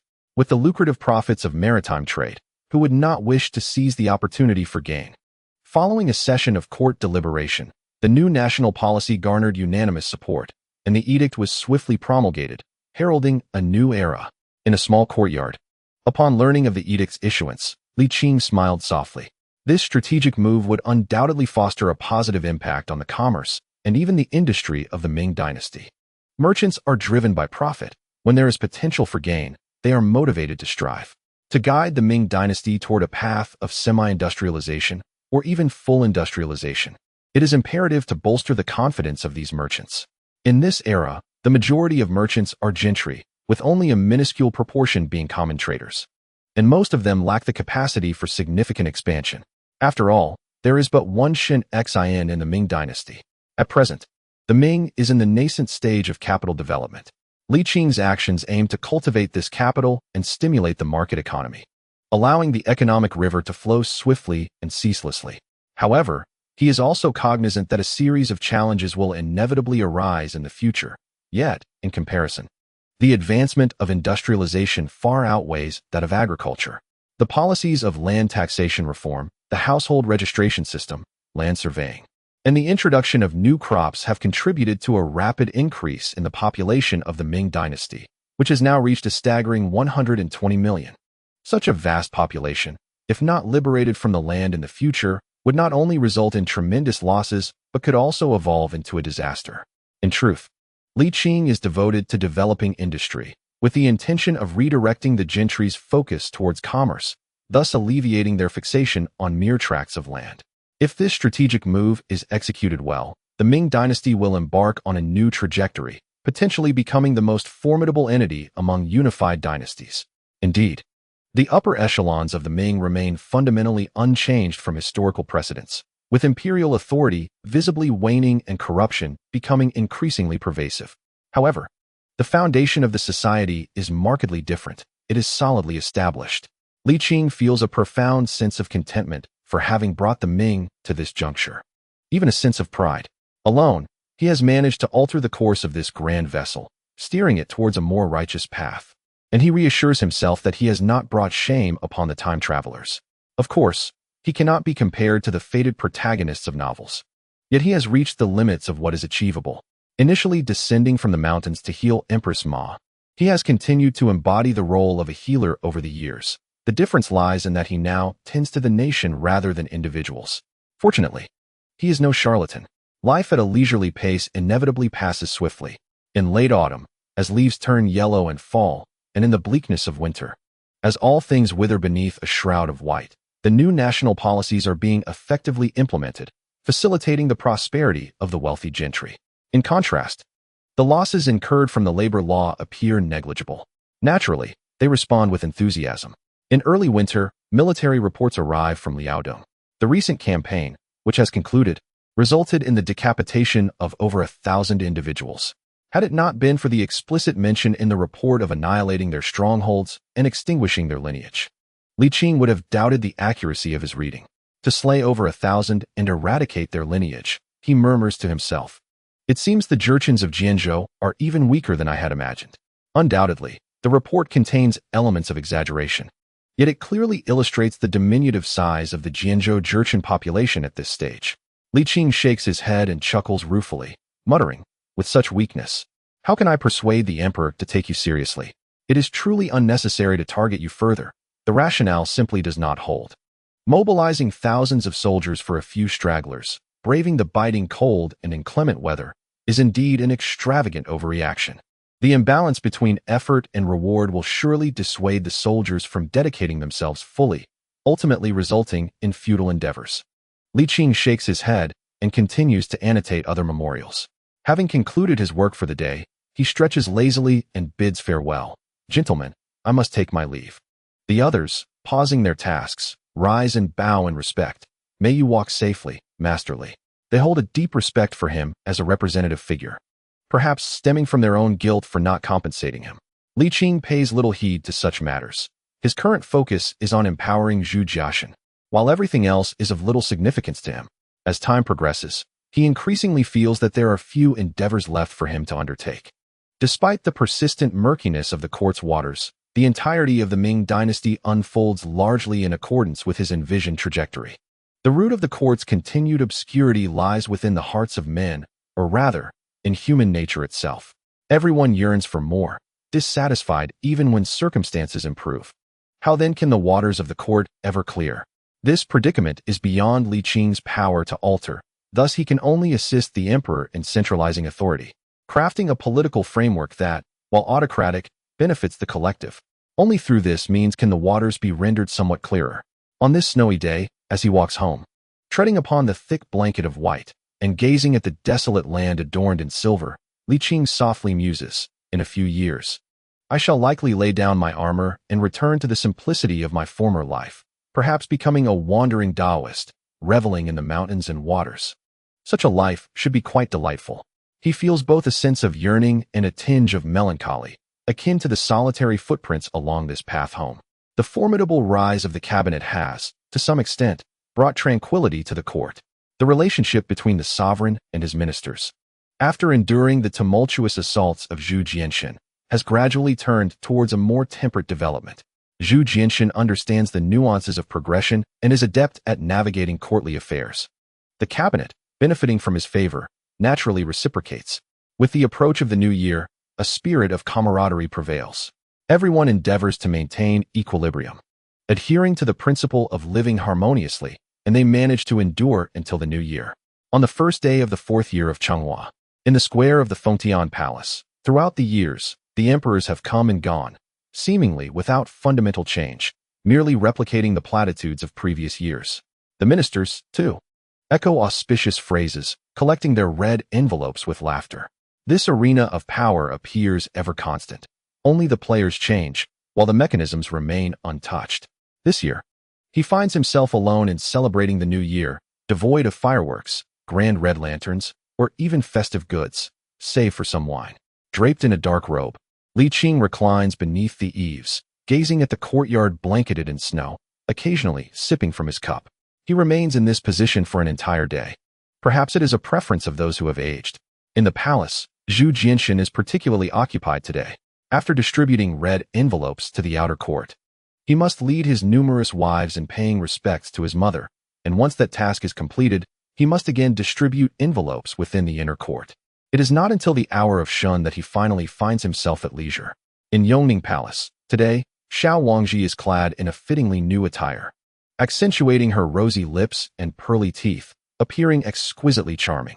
Observing such an endearing little one, Zhener feels her earlier vexation from greeting the old which diminish significantly. Zhu Jianshan, relieved to see her smiling, breathes a sigh of relief.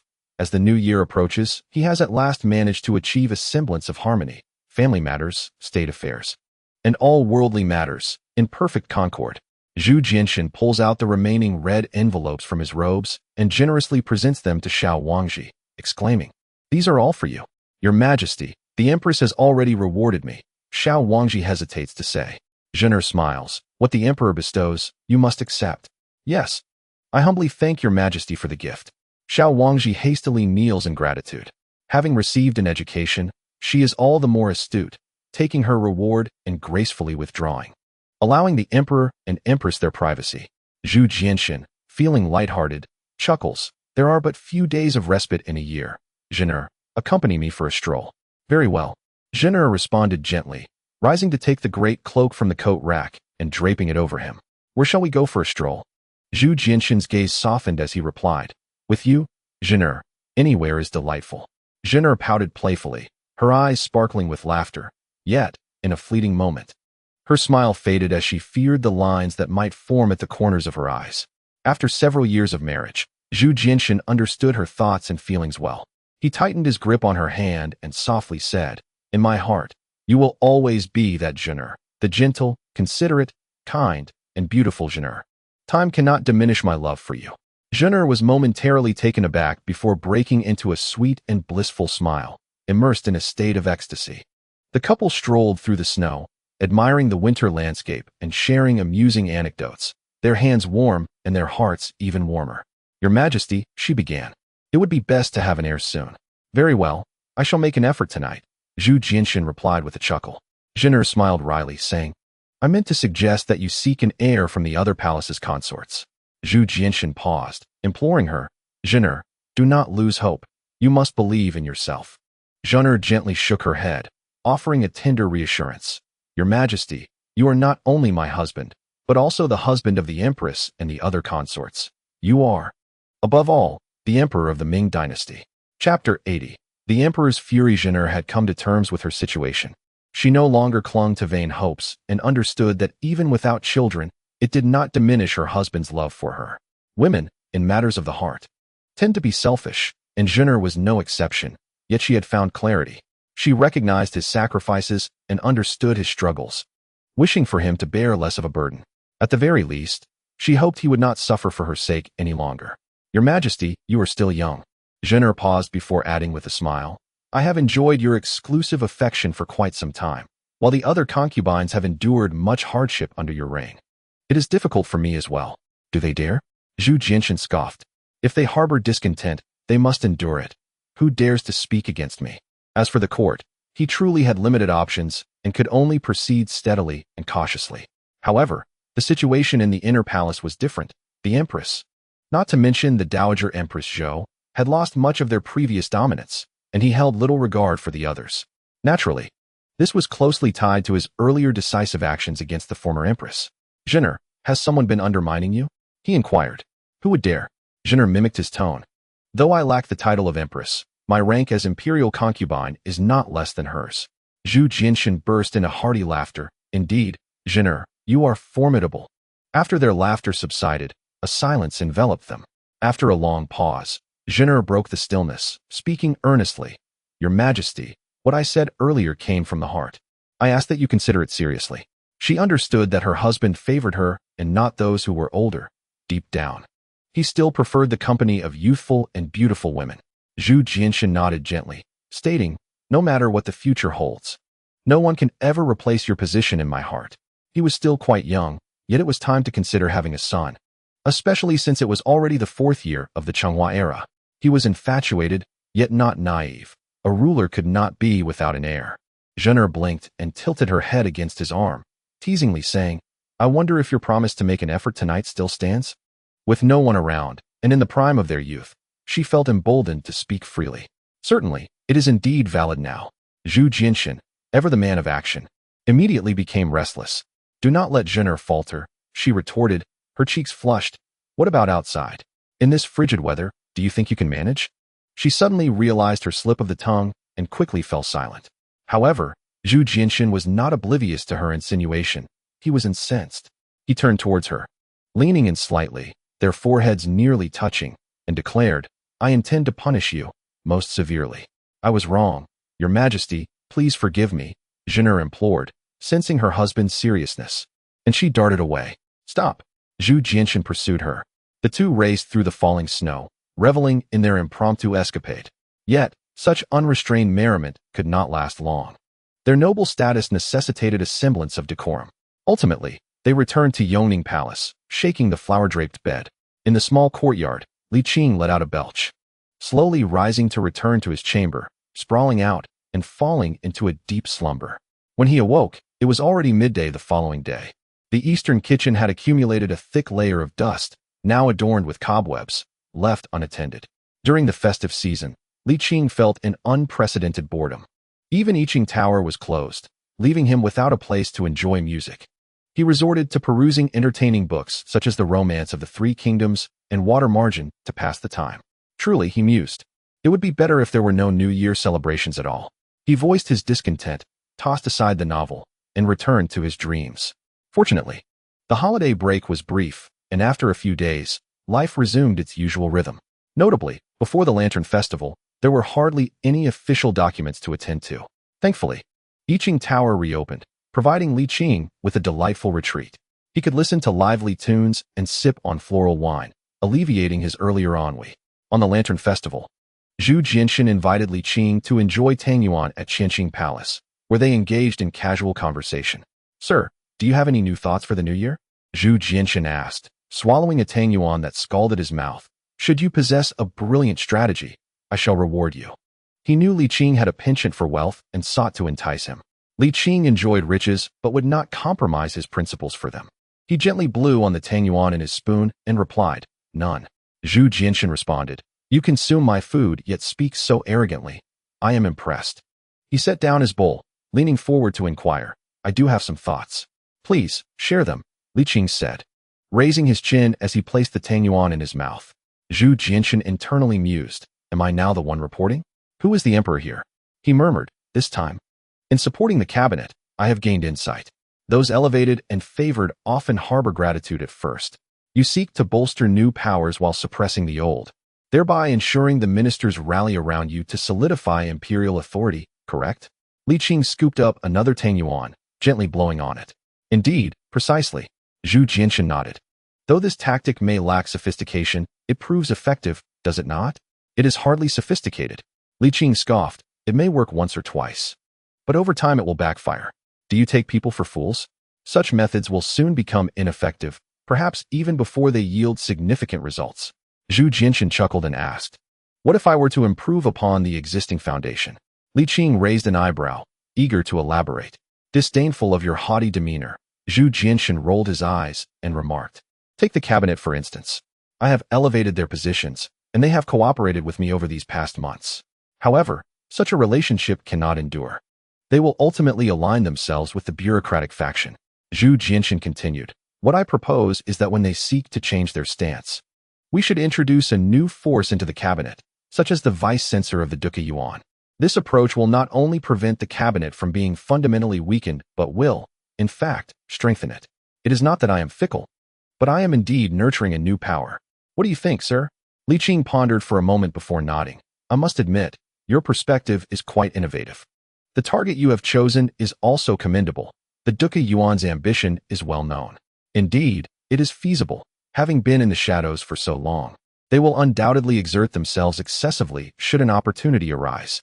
Pausing, he frowned and added, however, this action will once again enhance the cabinet's influence. And this strategy will yield significant results only the first time. Its effectiveness will surely diminish thereafter. It would be prudent to reserve it for a critical moment. Zhu Jinshan nodded in agreement. This is only natural. I am well aware of their character. As for your assertion that the cabinet's power will be augmented, I see little concern. As you previously stated, we are exchanging time for space. While I contend with the outer court, I am also managing the inner court, making tangible progress. I began this endeavor long ago when the Wu family colluded with the inner court. Otherwise, would I not have dealt with Niuyu? With a resolute gaze, Zhu Jinshan proclaimed, just wait and see. There will come a day when I will render these 6 ministers as if they were mere clay figures.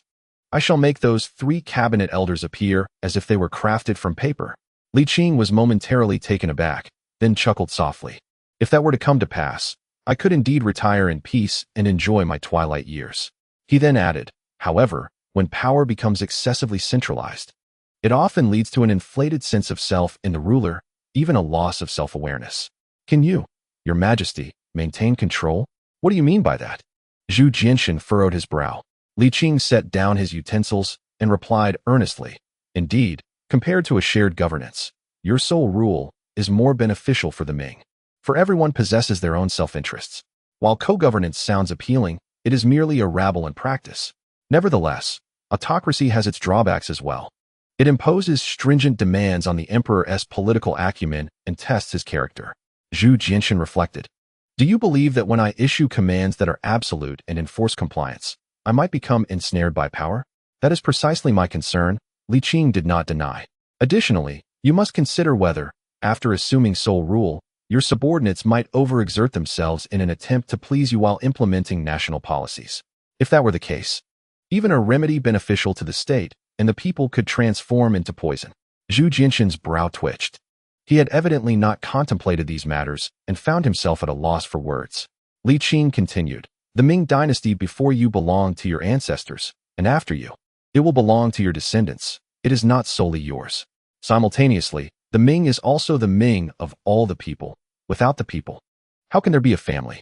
Without a family, how can there be a nation? You are capable of ruling alone, yet cannot benefit alone. Li Qing spoke earnestly, and Zhu Jianxin, initially displeased, gradually became immersed in his words, absorbing their essence. Ultimately, Zhu Jianxin rose and performed a lengthy bow. Filled with heartfelt respect, today's discourse from you, sir, far surpasses the historical texts I have perused over the years. Governing a great nation is akin to delicately preparing a small dish. In the days to come, when I reign over the realm, I shall certainly exercise greater caution and prudence. I shall not betray the ancestral legacy nor the populace. Li Qing nodded gently, smiling as he remarked, one must keep one's word, otherwise, even if I depart, I shall return to slap you. The gratitude and emotion that welled up within Zhu Jianxin evaporated in an instant. Replaced by fury. Li Qing, you are audacious. Do you still regard me? Is this how a subject behaves? Zhu Jianxin bombarded him with relentless questions, yet sadly, Li Qing had never subscribed to the literary scholar's doctrine of loyalty to the sovereign. What are you shouting about?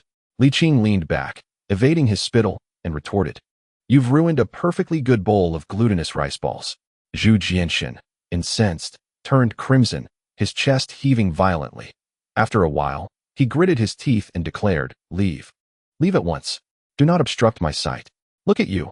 Why are you so agitated? Li Qing was taken aback.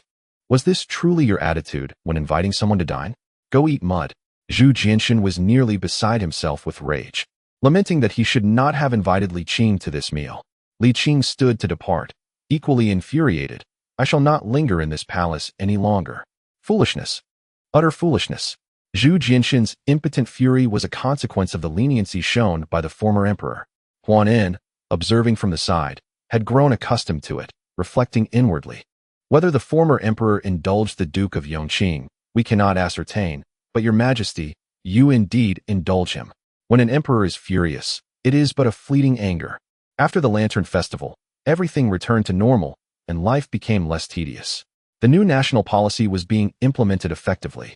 With a reduction in commercial taxes and the lifting of quotas, workshops began to proliferate, particularly notable in the Jiangnan region. The labor law was implemented in conjunction with the new policies, leading to its successful enforcement, not due to the benevolence of the wealthy gentry, but because the benefits outweighed the losses they could easily bear. The increase in workshops enhanced employment opportunities, inviting more individuals to partake in the burgeoning maritime commerce, thus expanding the proverbial pie. Li Qing's workload increased slightly, yet he found joy in the busyness, leading to a more fulfilling life. Zhu Jianxin, too, remained industrious, diligently managing the relationship between sovereign and subject, preparing for the next covert operation. In early March, military reports arrived from Liaodong, indicating that several rebellious factions had emerged among the Mongolian tribes that had surrendered to the Ming. Li Qing, incensed, called for war. Zhu Jianxin naturally supported him. And as the cabinet found the opposition untenable, they reluctantly agreed to quell the rebellion, while the 6 ministries remained silent, tacitly consenting. The campaign to suppress the rebellion in Liaodong was reignited. The conflict lasted a month, culminating in nearly 10,000 executions. This battle instilled terror among the tribes. In June, the nomadic tribes invaded the Hetao region, arriving prepared and launching a surprise attack. The vast expanse of Hetao, coupled with the dispersion of Ming forces, resulted in significant losses of cattle and sheep. Zhu Jianxin was furious, commanding the general stationed in Hetao, Duke of Funing Zhuyong, to lead 3 battalions in a retaliatory strike. The imperial decree was urgently dispatched to the Hetao region, and by mid-June, Zhuyong received the edict. At the beginning of July, he led an elite force of 10,000 troops to exact revenge. The vast grasslands differ greatly from the central plains, with most tribes leading nomadic lives, making it exceedingly difficult to pinpoint the enemies responsible for the ambushes. Zhuyong, in his frustration, decided to act indiscriminately, attacking anyone he encountered, even going so far as to strike passing dogs. In essence, if the tribes of the grasslands seized our possessions, we would retaliate with interest. This campaign continued until the winter of the 4th year of the Changhua era, and once the losses of cattle and sheep in Hetao were fully compensated, the Ming forces boasted a significant surplus. Zhu Jianda was greatly pleased upon reviewing the reports, and with a grand gesture, he rewarded the excess cattle and sheep to his soldiers. This led to an unprecedented situation. The prospect of such lucrative gains ignited a fervor among the Ming soldiers, and the allied tribes eagerly prepared to join the fray, a domain in which they excelled. The Tatar and Wala tribes were no longer a threat. The elite Ming forces in Hatao were deemed invincible among the various tribes of the grasslands. They felt empowered to seize what they desired.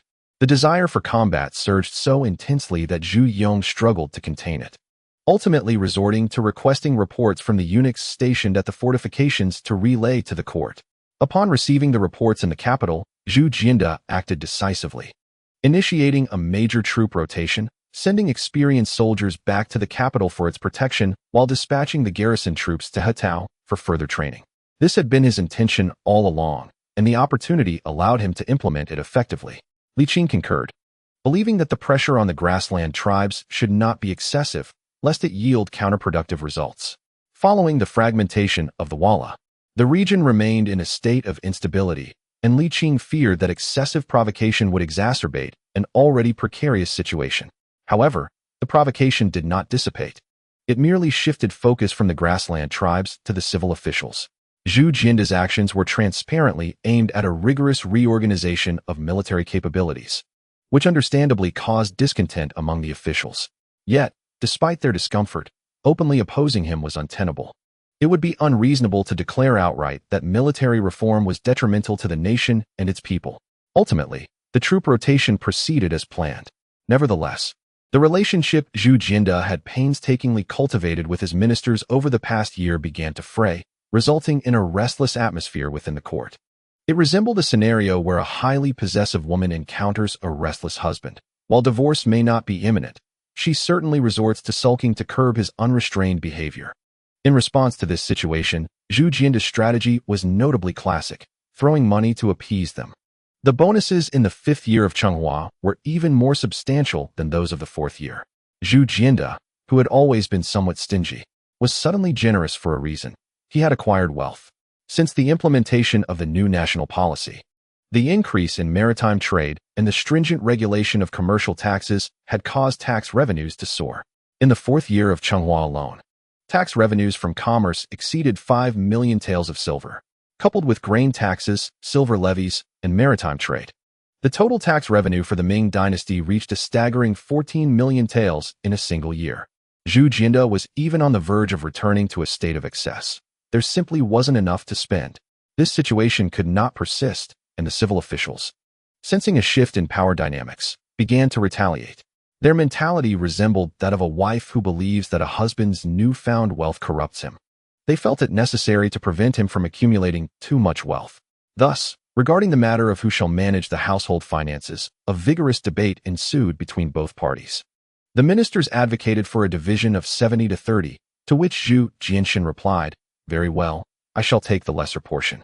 The ministers, however, were unwilling to accept such a proposition, fearing it would render them beggars. The matter escalated into a fierce confrontation, with ministers kneeling at the palace gates, causing Li Qing considerable distress from the uproar. Observing the disruption to state affairs, Li Qing was compelled to mediate and proposed an equitable 50-50 split. Zhu Jianxin acquiesced. Yet the ministers remained steadfast in their demand for 70-30. Frustrated by this impasse, Zhu Jianxin retorted, "If they are unwilling to cooperate, then let us not proceed at all." In May of the 5th year of the Chenghua reign, Peng Shi, who had been appointed as the prime minister less than half a year prior, was dismissed, leaving the position vacant once more. In the same month, Zhu Jianxin promoted Wanan, the left assistant minister of rights, to the role of minister of rights and summoned him to the cabinet. Wanan was, without a doubt, regarded as a sycophant by the civil officials, as he immediately distanced himself from his colleagues upon assuming office, ingratiating himself with the emperor. Zhu Jianxin valued this trait in him. After Wanan joined the cabinet, his control over the Ministry of Rights allowed Zhu Jianxin to regain his assertiveness.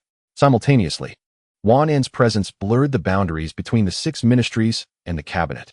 On a particular day in the Qianqing Palace, the sovereign and his ministers sat across from each other, savoring tea. Zhu Jianxin smiled and remarked, "It has been a while since you last visited. Did you come today for matters of the court?" Li Qing nodded. After several months of turmoil, it is time to reign in the chaos. Zhu Jianxin furrowed his brow. "Are you suggesting that they receive 70 while I only receive 30? With so many people in the palace, if merely 30% enters the imperial treasury, and after expenses, how much will I have left to allocate? Without funds, nothing can be accomplished, do you understand? Li Qing chuckled. Your Majesty, you seem to be mistaken. It is not they who take 70 and you 30. It is rather the national treasury that holds 70, while the imperial treasury retains merely 30. Are we to believe that the national revenue has become the private property of the civil officials? Zhu Jinshan paused, reflecting. I do understand this principle. But you are aware as well. He sighed. Once silver enters the national treasury, my ability to spend it becomes constrained, and I must heed their sentiments. Not quite. Li Qing interrupted. Your capacity to manage the treasury is directly proportional to your authority. The greater your power, the more you can wield it with precision.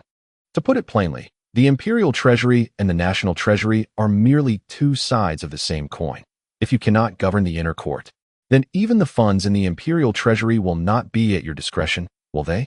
Zhu Jinshan nodded slowly. That is indeed the case. However, I have yet to fully grasp control over the outer court. Li Qing shook his head. No, it simply has not reached your expectations. In truth, you are already able to exert a measure of influence over them. Am I? Zhu Jinshan mused. The prime minister can be dismissed at a whim, and the minister of rights can be promoted at your command. Could you have accomplished such feats at the onset of your reign? Zhu Jinshan scratched his head, chuckling awkwardly. Well, I suppose that is true. Indeed it is, Li Qing retorted, casting him a sidelong glance. Let me ask you, do you wield power for the sake of the Ming dynasty, or merely for the sake of power itself? Certainly, it is for the sake of our ancestors, the state, and the populace, Zhu Jinshan replied. Li Qing remarked, however, the ongoing struggle between the sovereign and his ministers has evidently impacted the governance. What shall we do? Zhu Jinshan, filled with frustration, responded, why can't they just yield to me? Li Qing chuckled. Ironically, they are thinking along the same lines. Zhu Jinshan, with a bitter smile, raised his teacup to his lips but lost all desire to drink, muttering, is it really a 3-7 split? More like 4-6, Li Qing replied. After all this turmoil, with kneeling at the palace gates and salary penalties, they are suffering too. If you offer them a way out, they will gladly retreat. Zhu Jinshan's expression softened slightly. Such words were not as difficult to accept. Li Qing took a sip of tea and continued. There is one more thing I wish to remind you. Who am I? Zhu Jinshan asked sullenly. There is one more point I wish to address, Your Majesty. Li Qing said, somewhat exasperated. After all these years, he still needed to coax him. Your appointment of Wanin was to control the court and further consolidate your power. Do not let this notion become inverted. Li Qing's demeanor turned serious. The emperor can indeed have favored ministers, as this strengthens imperial authority. But one must differentiate between favorites and capable officials. To be frank, someone like Wanin is unsuitable and cannot serve as the prime minister. His current position is already the pinnacle. He can only decline from here. Are you teaching me how to govern? Zhu Jinshan exclaimed, furious. Rest assured, I am well aware. Li Qing nodded. That is all. I take my leave. Wait, do you have something else? Zhu Jinshan inquired. Zhu Jinshan sighed. Would you consider taking the position of prime minister? Li Qing gently shook his head. It is better not to open that door. If things continue to develop as they are, within 5 years, you will become a sovereign with real power. And I see no need to assume the role of prime minister. After a pause, he added, Your Majesty, once this turmoil has passed, I would like to request a leave of absence. A leave of absence? Zhu Jinshan clearly did not grasp the duration Li Qing implied. No problem, if you are tired. Take a break. I shall grant you a few extra days. Then I thank Your Majesty in advance. Li Qing said with a smile and a respectful bow before taking his leave. Li Qing's rare display of deference brought a pleased expression to Zhu Jinshan's face. Yes, go? Go, he encouraged. As Li Qing walked home, he murmured to himself, after all these years, there is no need to rush.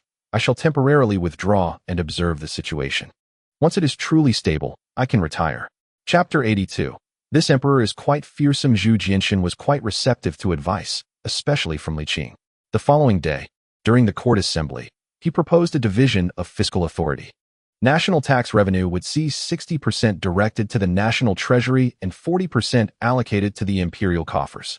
As Li Qing had noted, the ministers had endured their share of hardship over the past half year. The emperor had already made concessions, and since they held the upper hand, it would be rather ungrateful to stubbornly cling to that remaining 10% of financial authority. Such a division was begrudgingly acceptable. Over the years, they found it increasingly difficult to manipulate the emperor, and correspondingly, their arrogance had diminished considerably. Once the allocation of financial power was confirmed, the tumultuous court began to settle down, though the relationship between the sovereign and his ministers remained somewhat strained. Zhu Jianxin, adept at navigating such matters, noted the situation and immediately extended a gesture of goodwill. In the sweltering summer heat, he arranged for each prominent household to receive a daily supply of ice to alleviate the heat. It cost little, but was a thoughtful gesture nonetheless. The emperor's favor, particularly in the eyes of the image-conscious civil officials, holds considerable value. Of course, the senior military generals are not overlooked either. The principle of equitable treatment prevails. This year, Zhu Jianxin, with the demeanor of a newly affluent individual, frequently resorts to monetary displays, which undeniably bruises the pride of many. In response, the ministers are incensed. A little more generosity would be quite welcome. On the 7th day of the 6th month, a day of great joy, the virtuous consort, Lady Bai, gives birth to a dragon son. Zhu Jianxin is overwhelmed with delight and hosts a grand feast in the palace, celebrating with his officials. With no obligation to contribute, everyone indulges in the lavish spread, including the infamous Li Qing. When it comes to banquets, he never misses an opportunity to partake. In the square of the Fengtian Hall, Li Qing naturally occupies a seat at the cabinet table. Including him, there are 4 individuals, making this table particularly advantageous.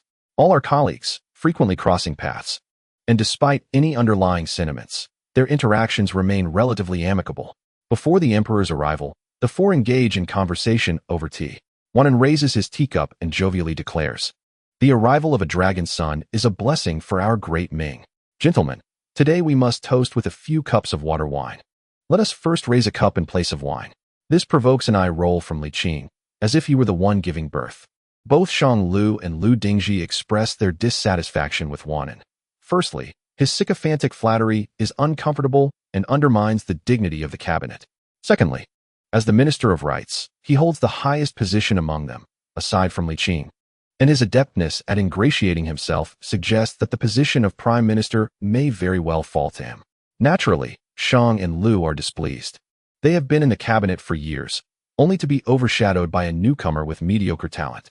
It is truly a case of a dog relying solely on its bark to lift the curtain. Lord Wan, please continue at your leisure. I have already had 2 cups, and fear I might be disrespectful before the emperor. Shang Lu smiles. Li Qing bluntly states, "I am not thirsty."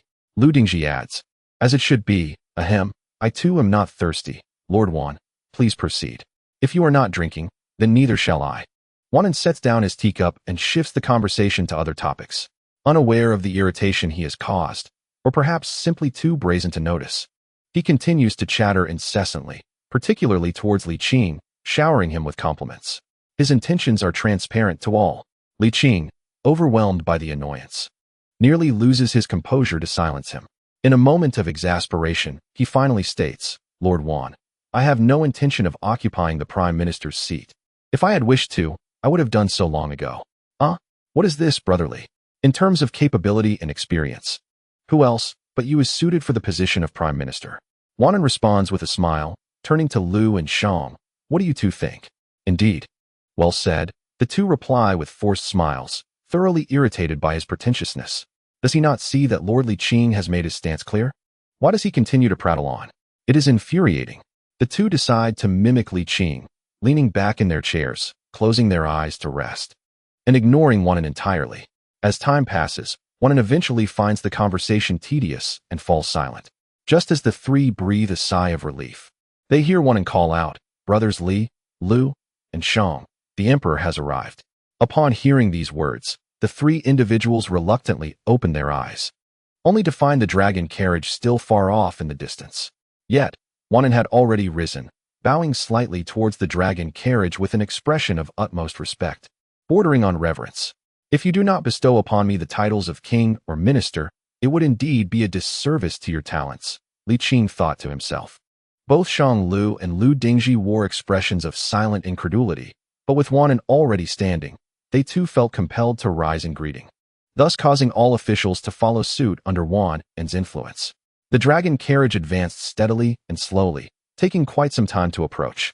As Zhu Jianxin's foot barely touched the ground, Before he could steady himself, a resounding voice rang out.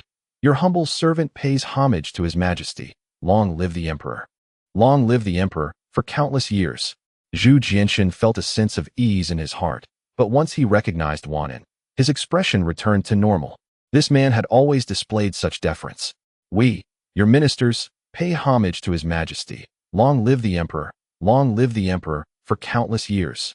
The courtiers bowed in succession, their voices lacking unison, all due to Wanin's disruption of the rhythm. All rise, Zhu Jianshan said, unperturbed by the chaos, his tone amiable. There's no need for excessive formalities. Please take your seats. Thank you, Your Majesty, the courtiers replied, rising to reclaim their seats. Shortly thereafter, an array of delicacies began to grace the table, accompanied by melodious tunes from the music department.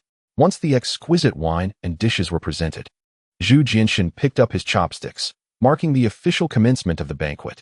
In a swift turn of events, Wanin seized a wine pot, hurriedly pouring a cup before rushing towards Zhu Jianshan. Li Qing froze momentarily, forgetting to pick up his own food. Was this man offering a toast? Or was he plotting an assassination? Huayan's eyelids twitched uncontrollably. Were it not for Wanin's advanced age, he might have instinctively called for the guards. It was utterly terrifying. Congratulations, Your Majesty. Blessings upon you, Your Majesty. May heaven protect our great Ming. Wanin had not yet reached Zhu Jianshan, yet he was already showering him with auspicious phrases, and as he drew near, tears of joy streamed down his face. Having served as an official for so long, Li Qing was witnessing something unprecedented. While he had seen many flatter the emperor, he had never encountered such an extreme display. Wanin had, through sheer force of will, elevated the art of flattery to celestial heights. To be frank, it was rather insincere, yet astonishingly effective. Wanin was not foolish. He understood that his ostentatious display could hardly move the emperor, yet this was of little consequence. The emperor's decision to appoint him as the Minister of Rights and summon him to the cabinet was precisely due to this trait. His goal was to ensure that all ministers would follow suit in respect and obedience. Flattery was his core competency, and he intended to magnify it. He had completely grasped the crux of the matter. Even though the emperor might shudder at his antics, he would still commend and utilize him. For the emperor needed someone like Wanin to set an example. This could be considered a form of overt strategy, albeit one frowned upon by many. As Wanin had anticipated, the emperor appeared quite pleased and granted him the honor of dining at the same table. Wanin had diligently maneuvered his way from the cabinet's table to that of the emperor. Li Qing could not help but recall a vivid image from the future, a crab priced at 50 yuan per jean, crawling into a pool priced at 100 yuan per jean. It was a striking metaphor. One could mock Wanin, yet one could not deny that, in a certain sense, he was indeed striving earnestly. Li Qing glanced around at the prominent figures of the court, and, as expected, they all wore expressions of disdain mixed with envy. Li Qing furrowed his brow slightly, contemplating the implications of Wanin's introduction. It was bound to foster a culture of flattery and sycophancy, potentially becoming a prevailing trend. Indeed, this situation was a double-edged sword, advantageous for Zhu Jianshan to wield power. Yet it was imperative to remind him afterward not to become complacent and forget his original intentions. The absence of certain individuals was ultimately beneficial, particularly after Wanin's machinations. Both Shang Lu and Lu Dingji had lost their appetite, leaving an entire banquet of delicacies for Li Qing to relish. He feasted heartily, delighting in the flavors, consuming only chicken legs and fish heads, until he felt thoroughly sated, his belly brimming with exquisite delicacies. However, Li Qing sensed a void, though he could not quite articulate what it was. It wasn't until the banquet concluded that he realized what was amiss. In his fervor to indulge, he had neglected to consider whose banquet he was attending. Was this dragon child destined to become the future Hongji? Li Qing scratched his head. Vexed, what was the name of Hongji again? Beyond the more illustrious emperors of the Ming dynasty, he could scarcely recall the names of the others, only their reign titles. Naturally, the names of emperors and even the crown prince were not shrouded in secrecy. Anyone in the court would inevitably be aware. Yet, with thoughts of retirement looming, he could not afford to wait that long. Thus, halfway through his musings, Li Qing turned back, intent on probing Zhu Jianshan further. In the Qinqing palace, Zhu Jianshan, having consumed copious amounts of wine, bore a flushed visage yet remained in high spirits. He cheerfully inquired, "Is it my leave you seek, dear sir?" "Your Majesty is indeed perceptive," Li Qing acknowledged. However, before that, there is a matter I wish to discuss, and I hope your majesty can provide an honest answer. Zhu Jianxin cast him a sidelong glance, scoffing, with our relationship, must you resort to such circumlocution? Ask away. Li Qing nodded. Might I inquire if your majesty has intentions of designating this prince as the crown prince? Zhu Jianxin's gaze sharpened, locking onto Li Qing's, who met his scrutiny with calmness. After a lengthy pause, Zhu Jianxin averted his gaze, smirking.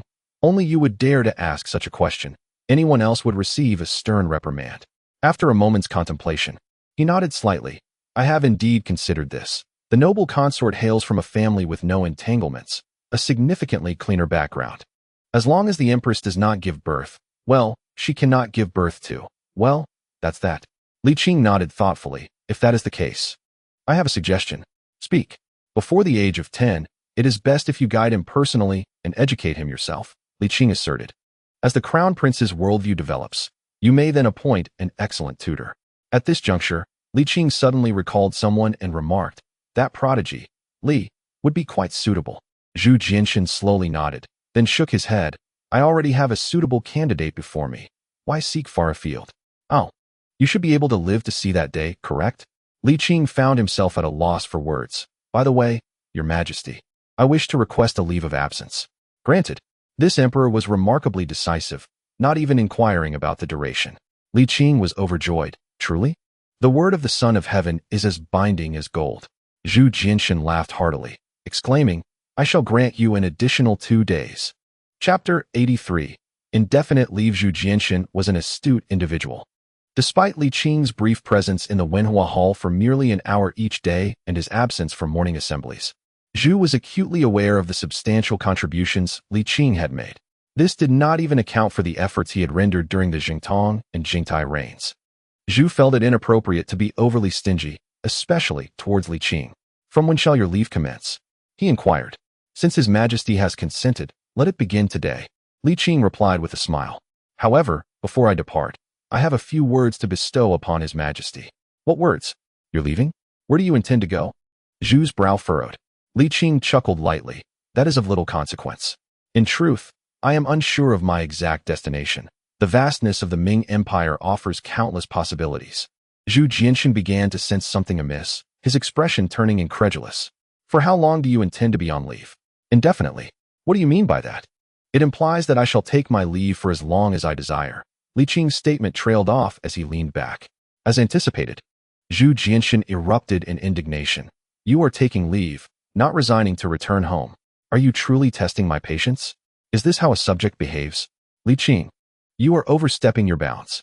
It took Zhu a full quarter of an hour to regain his composure, panting as he declared, no leave shall be granted. Not even for a single day. You are wasting my affection. Isn't it said that a sovereign's word is as solid as gold? How can you renege so easily? Zhu Jianxin adopted a defiant demeanor. I have reneged. What of it? If that is your stance, I might as well resign from my position, Li Qing retorted, rolling his eyes. I am making this request out of respect for you, not because I seek your approval. I must be frank, Li Qing stated. Whether you approve or not, you must grant my leave. How dare you? Zhu Jianxin exclaimed in frustration. You threaten me? How audacious. Li Qing's brow furrowed slightly, responding coolly. Do not raise your voice at me. How outrageous. Zhu Jianxin's patience was wearing thin. The eunuch on duty and the guards outside rushed in. But before they could steady themselves, Zhu unleashed a tirade. Get out. Who permitted you to enter? Leave at once. Yes, your majesty. The group departed as hastily as they had arrived, leaving the hall in a profound silence, with only the two men locking eyes. Zhu glared fiercely while Li Qing maintained a placid demeanor. After a prolonged silence, Zhu huffed. Very well. I shall grant you 3 months of leave to visit Jinling. Would that suffice? In the Ming dynasty, annual leave was calculated by the day, so Zhu believed he was being exceedingly generous by granting 3 months. Li Qing, however, rolled his eyes skyward. 3 months? Are you treating me like a beggar? My leave cannot be measured in months. Is that unacceptable? Zhu's anger flared again. Li Qing, do not take undue advantage of my favor. Li Qing countered with another wave of assertions, prompting Zhu to relent slightly. Half a year, but no more. That is my limit. Li Qing sighed, a wry smile crossing his lips. Your Majesty, you are no longer a child. You possess the capability to soar to great heights. Why do you still rely so heavily on your subjects? I do not rely on you. Do not flatter yourself, Zhu retorted, his frustration palpable. It is your duty to alleviate the burdens of the sovereign. Then I shall forego it, Li Qing stated plainly. Zhu Jianxin, panting heavily, exclaimed, Speak. What will it take for you to relent? With a weary tone, Zhu expressed his frustration, as if he were a petty wife throwing a tantrum. Li Qing responded with a bitter smile. I have stated from the beginning that there is no deadline. Are you truly going to press me so? He continued. As an emperor, one must be prepared to embrace the solitude that comes with the throne. Li Qing remarked, Ultimately, you can rely solely on yourself. This has always been the way of emperors, and you must surely understand this. Zhu paused, somewhat taken aback, and replied sulkily, Of course I understand. But I thought you were different from others. Li Qing, momentarily stunned, softened his expression. I am indeed different, yet I am still human and can feel fatigue. Sighing, he assured softly, You need not worry. I will not abandon the Ming. Zhu's countenance improved slightly. An indefinite period is impossible, at most. I can grant you 2 or 3 years. Li Qing chuckled. In 2 or 3 years, Your Majesty, you will have nearly consolidated your power. What difference would my presence or absence make? Zhu fell silent. What is it that you wish to convey to me? Li Qing took a sip of tea and spoke earnestly. While individuals like Yuan may exist, they must not be numerous. If too many voices echo the same sentiments, those receiving the praise may take it to heart. I do not wish for you to become an arrogant emperor. After a pause, he added, As I previously mentioned, should you provoke me, I shall certainly return to admonish you. Is that all? Li Qing continued. Currently, the revenue of the Ming has seen a significant rise, and there is virtually no financial strain. It is time to focus on our naval forces, as the oceans will undoubtedly be the arena for nations to vie for dominance. The control of the seas must remain firmly in our grasp if we wish for the Ming to endure for generations. Zhu Jianxin nodded slightly. I shall attend to this matter, but first, I need to carry out some arrangements and evaluate the individuals involved. Indeed, Your Majesty is always prudent and cautious in your endeavors. Li Qing smiled gently. I hope you will continue to be so. What else do you have to say? Li Qing laughed heartily, then rose, suppressing his mirth, and bowed. I take my leave. Turning, he exited the Wenhua Hall. Li Qing made his farewells to Xionglu, Lu Dingji, and Wanin. Their astonishment at his departure was palpable. Had they wielded Li Qing's power and status, they would have clung to it until death. Yet, Li Qing spoke of giving it up so readily, a generosity they could not fathom. Even Wanin felt a surge of admiration, questioning whether he could ever reach such heights. May the noble lord return soon after this respite, Wanin expressed with a sorrowful countenance. Xionglu and Lu Dingji nodded in agreement, their expressions tinged with reluctance. However, they understood that once Li Qing departed today, it would be exceedingly difficult for him to reclaim his current standing upon his return. Li Qing simply smiled lightly. If the court is governed wisely and the people live in peace and contentment, why would I need to return? The three fell momentarily silent, then, regaining their composure, watched as Li Qing exited the palace, laughter echoing behind him. In the residence of the Wuqing Marquis, Li Qing gathered for a farewell with the uncle and nephew, Shi Heng and Shi Biao. Although it was termed a drinking session, they hardly consumed much alcohol. Their time was primarily spent in conversation. Shi Heng, having aged, walked with difficulty and could barely drink. Shi Biao, in considerably better health, was nonetheless no longer youthful. After the ascension of the new emperor, there was a deliberate intent to diminish the political stature of the two, and though they held high positions, their influence was starkly disproportionate to their rank. As the saying goes, a new emperor means new ministers. Over the years of the Changhua reign, the uncle and nephew had nearly faded from the political limelight, and the psychological disparity weighed heavily upon them. Even Shi Biao, once fierce and vigorous, had grown melancholic, his eyes betraying an undeniable sense of desolation. Li Qing, empathizing with their sentiments, remarked that there was little wrong with their current state. You have once basked in glory, now you enjoy wealth and comfort. At your age, cherishing grandchildren and stepping back from politics should bring no regret. Shi Heng nodded with a smile, sighing lightly, with my frail condition. Should the emperor bestow heavy responsibilities upon me, I would be unable to fulfill them. I harbor no dissatisfaction. Indeed, I am content for Biao. Shi Biao raised his cup, took a sip, and with a bittersweet smile remarked, It is customary for the new generation to replace the old. I have no complaints. The emperor has been quite gracious. So what more could we desire? Li Qing nodded, smiling. Let it be so. In the past, we endeavored to save the nation. Now, we have provided for our descendants. We should be grateful. Indeed, gratitude was in order. The uncle and nephew gently nodded in agreement. Shi Hong inquired, when will you return from your departure? Li Qing shook his head, sighing. If the court remains stable and the people live in peace and contentment, there shall be no necessity for my return. Are you suggesting that today as farewell might be our final meeting? Li Qing paused for a moment, then with a wry smile, nodded, perhaps. Shi Hong lamented. You have a remarkable perspective, discarding the accumulated legacy of 3 reigns so easily. What a pity. Who would not feel the same? Do you truly intend to leave your title to someone other than your own son? Shi Biao expressed his discontent for Li Qing, bewildered by his thoughts. After a lifetime of toil, it would be unfortunate for it to be claimed by a stranger. Indeed, Shi Hong echoed, your health is evidently still robust. Why not sire your own heir? Yet, Li Qing laughed heartily. Material possessions hold little significance. Besides, he is not a stranger. Indeed, Li Hong is not only your godson, but also the descendant of an old acquaintance. How can he be considered an outsider? The uncle and nephew were unaware of the full details, and even if they were, they would not concur. In their eyes, and in the eyes of nearly everyone of their era, a biological son was inherently preferable. After a lengthy pause, Li Qing raised his cup. Another drink? The uncle and nephew also lifted their cups. Another drink. Take care, gentlemen. You as well. Outside the capital, the carriage came to a gentle halt. Li Qing alighted, casting a glance back at the city of Beijing and then towards the palace, softly murmuring, in the blink of an eye, several decades have passed. How swiftly time flies. Standing for a long moment, Li Qing smiled softly and departed. The wheels turned, leaving 2 tracks in the earth. As they journeyed into the crimson glow of the setting sun, the sound of the carriage fading into the distance. In the 5th year of the Yongle reign, he returned to the court. In the 5th year of Qing, he withdrew from political life. Over these years, he had restored order, initiated reforms, salvaged the nation from peril, and corrected its course. He, too, had grown weary. As the sun set in the west, the horse-drawn carriage gradually receded into the distance. Chapter 84. A visit to an old friend. Li Qing has departed. The ministers rushed to share the news, jubilant beyond measure. The heavens have indeed seen fit to intervene.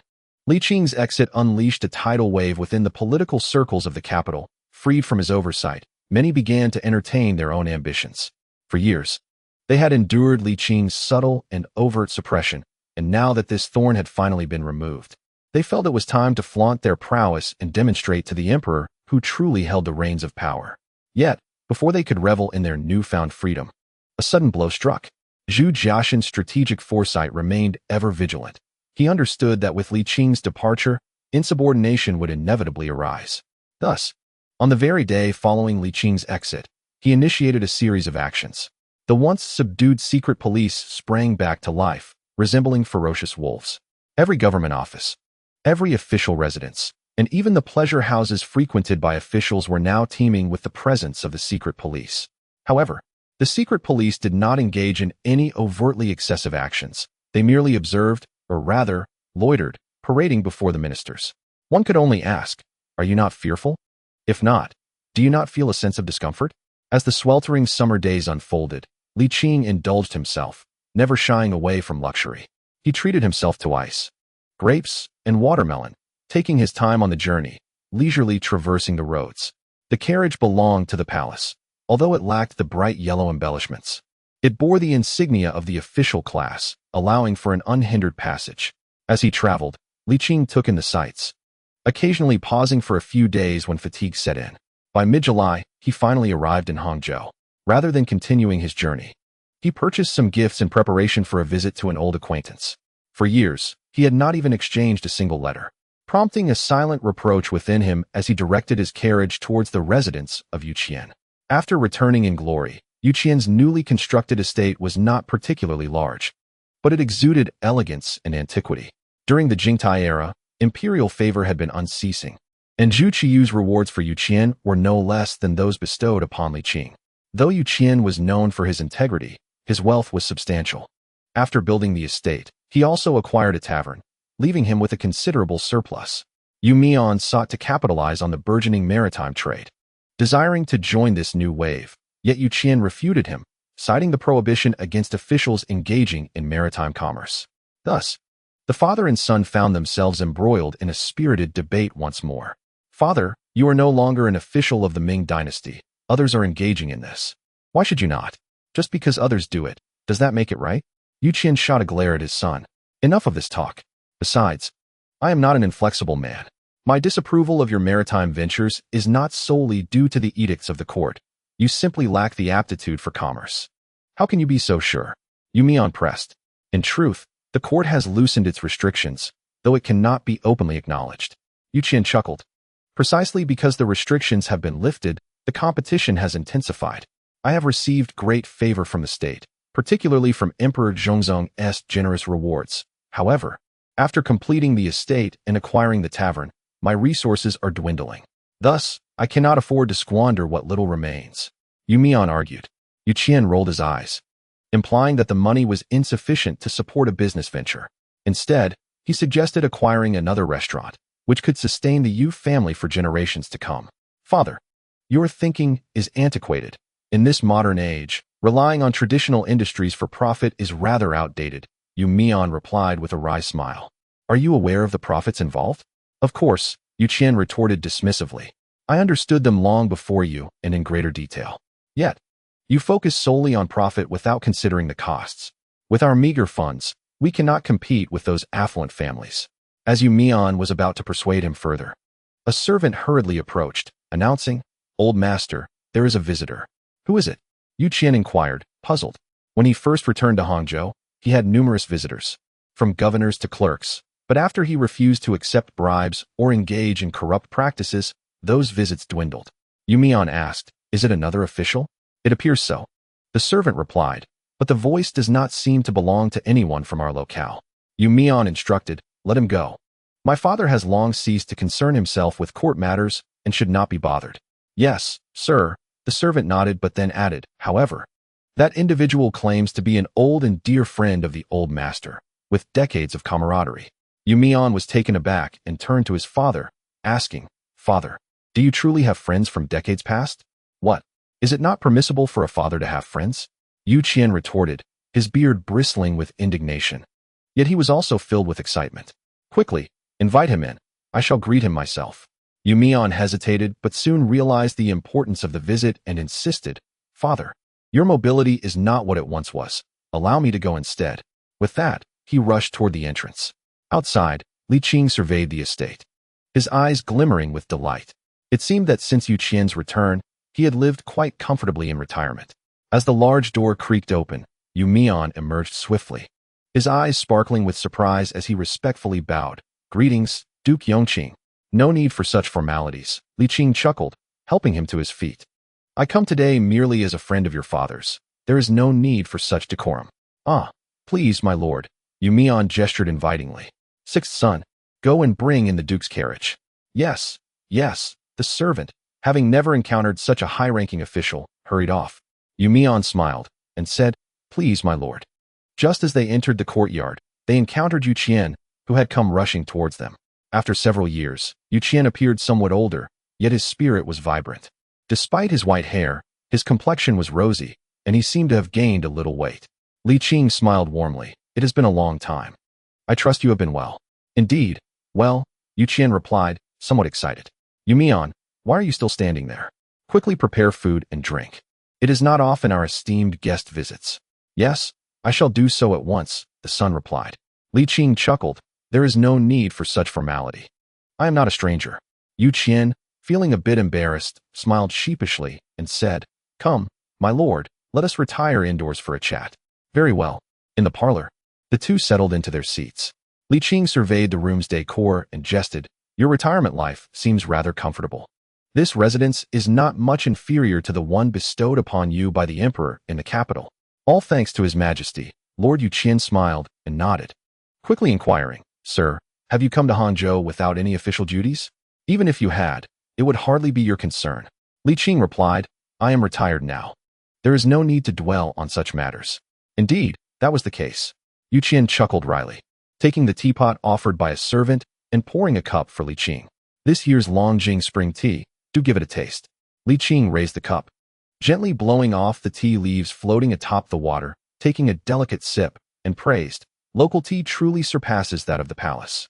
His spirits lifted. He felt glad that the Ming dynasty had not let Yu Qian down. Witnessing Yu Qian's comfortable later years brought him joy.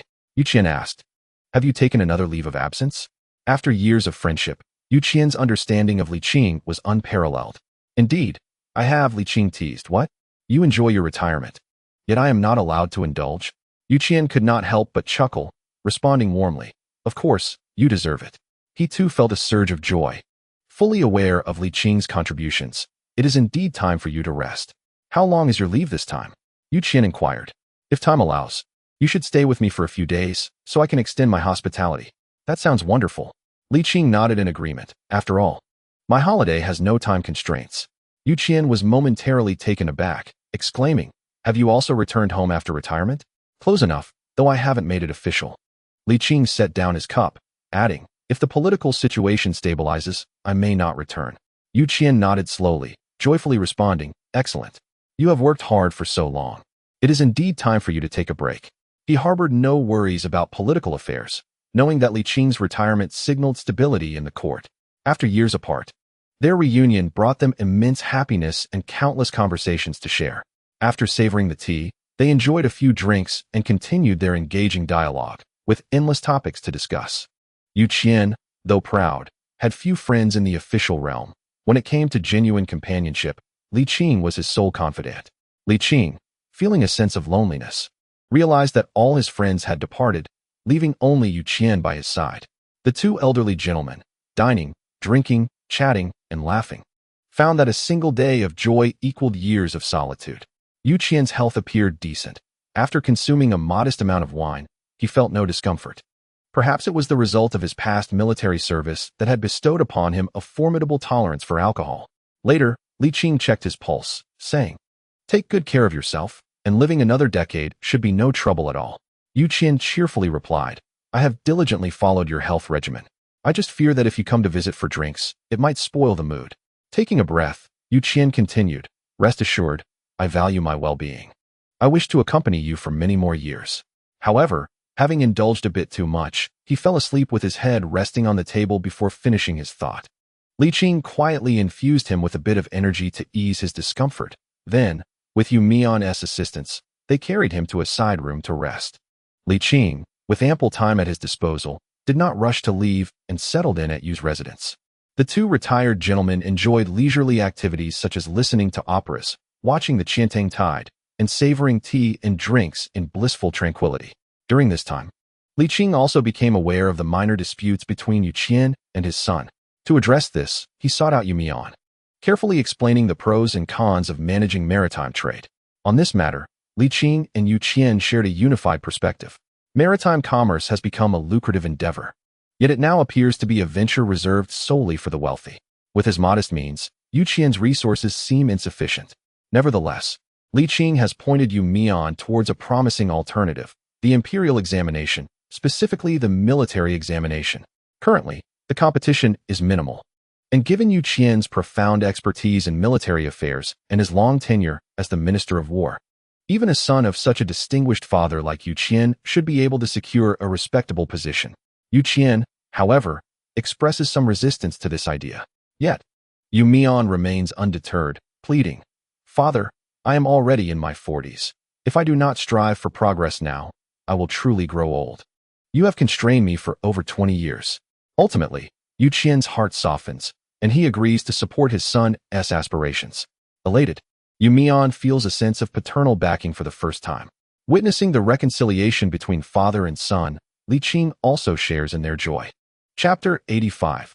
Women change at 18. Once a person is imbued with ambition, their demeanor transforms instantly, becoming markedly different from their previous self. Yu Mian, now in his early 40s, exhibits a vigor akin to that of Li Hong when he first aspired to enter the officialdom. This transformation astonishes Yu Qian, though it is primarily a source of delight for him. Li Qing, however, is not surprised. With Yu Qian's strong foundation, how could Yu Mian falter? He merely lacked a clear goal to strive towards. Thanks to Li Qing's mediation, the discord between father and son has significantly eased, fostering a nurturing father-son relationship. As a result, not only has Yu Mian found a purpose, but Yu Qian also has something to occupy himself with, alleviating his previous ennui. After a few more days of stay, Li Qing expresses his intention to take his leave. Yu Qian feels a tinge of reluctance, but refrains from excessive persuasion. Simply stating, "Sir, whenever you have the leisure, do come to visit again. We may lack in many things, but we shall ensure an abundance of fine wine and exquisite dishes." "I shall certainly return," Li Qing replies with a smile, pausing momentarily. "Sir," he calls back, "now that the burdens have been lifted, let us embrace a more carefree attitude." Yu Qian encourages him to be more open-minded and relaxed. "Well then, I shall take my leave." Li Qing turns and urges the horse-drawn carriage onward. In Jinling, at the Yongqing Marquis' residence, the gates swing open, and a servant inquires, "Whom do you seek?" "I am looking for your Lord Zhu. Please ask him to come and receive me." "Please wait a moment." The servant, having never seen Li Qing, is nonetheless cautious, recognizing the carriage as one belonging to an official. After a quarter of an hour, Zhu Qizhen approaches. In his 40s, he has gained a bit of weight, yet he walks with a commanding presence, exuding vitality and spirit. "Sir, what brings you back?" Zhu Qizhen exclaims in astonishment. "Am I to leave then?" Li Qing retorts. "No, I mean," Zhu Qizhen stammers, "I am simply taken aback. Please, do come in."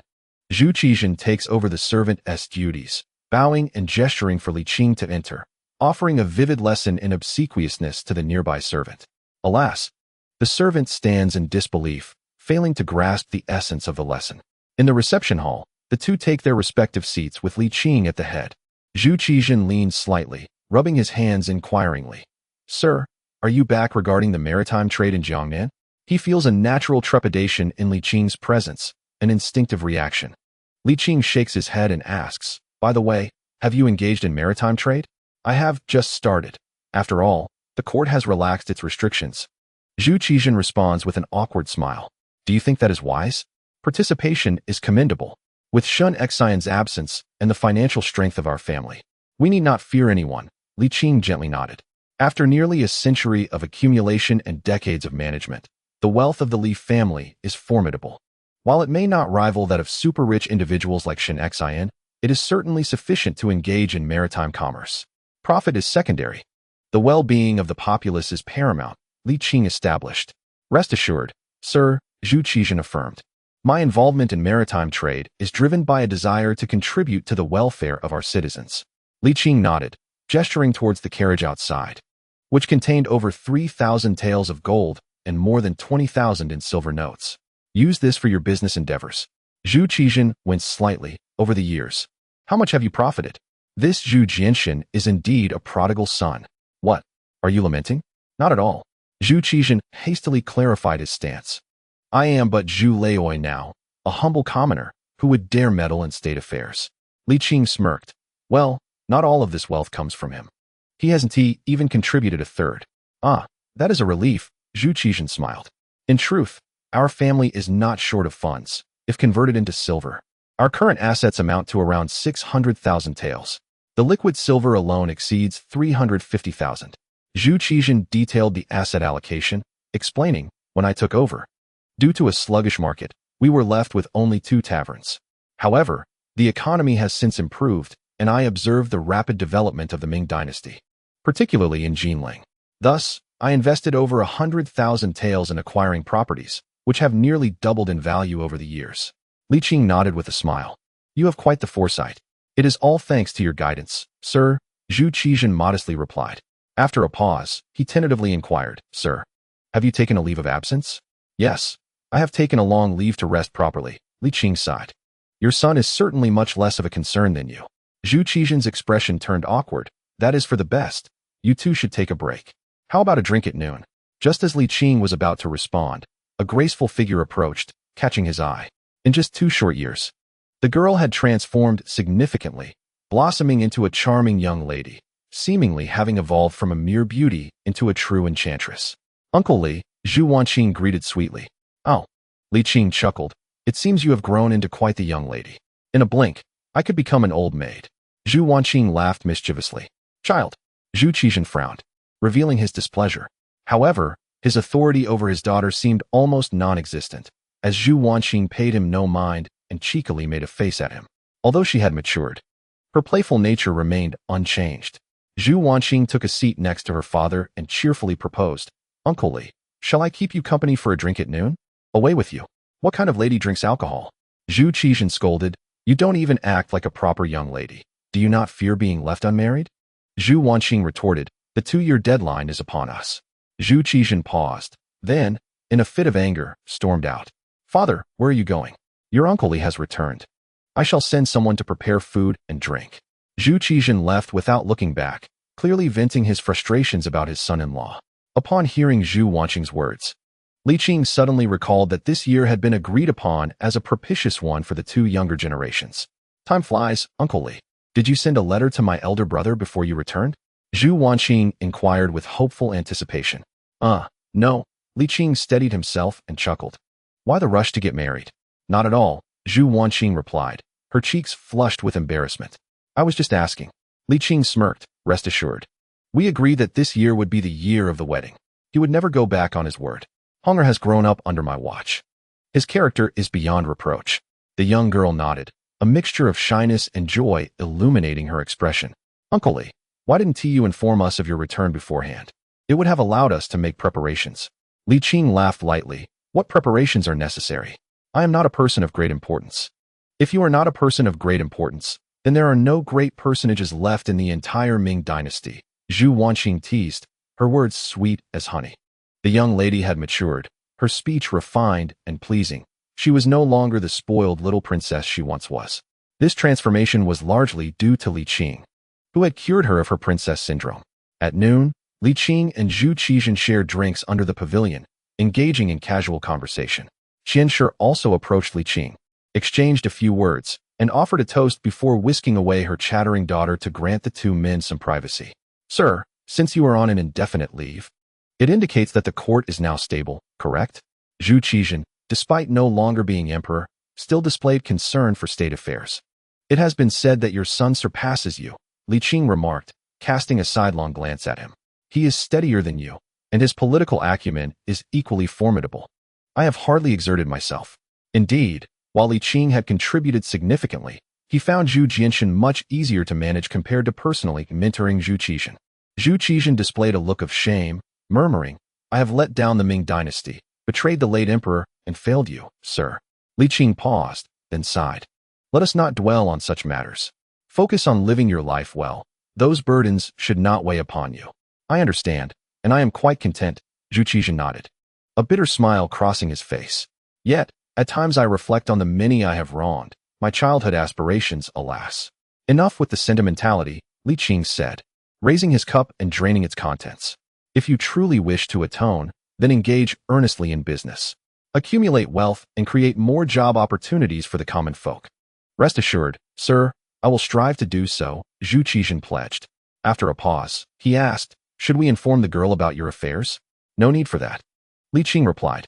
"What if you wish to enter the court again or pursue other endeavors?" Zhu Qizhen sighed. "I do not doubt your capabilities, but having support makes a substantial difference." Li Qing nodded. "She is nearly aware of everything, but it is better to keep this layer of understanding unbroken." "I see," Zhu Qizhen exclaimed in realization. "No wonder she always subtly inquires about you."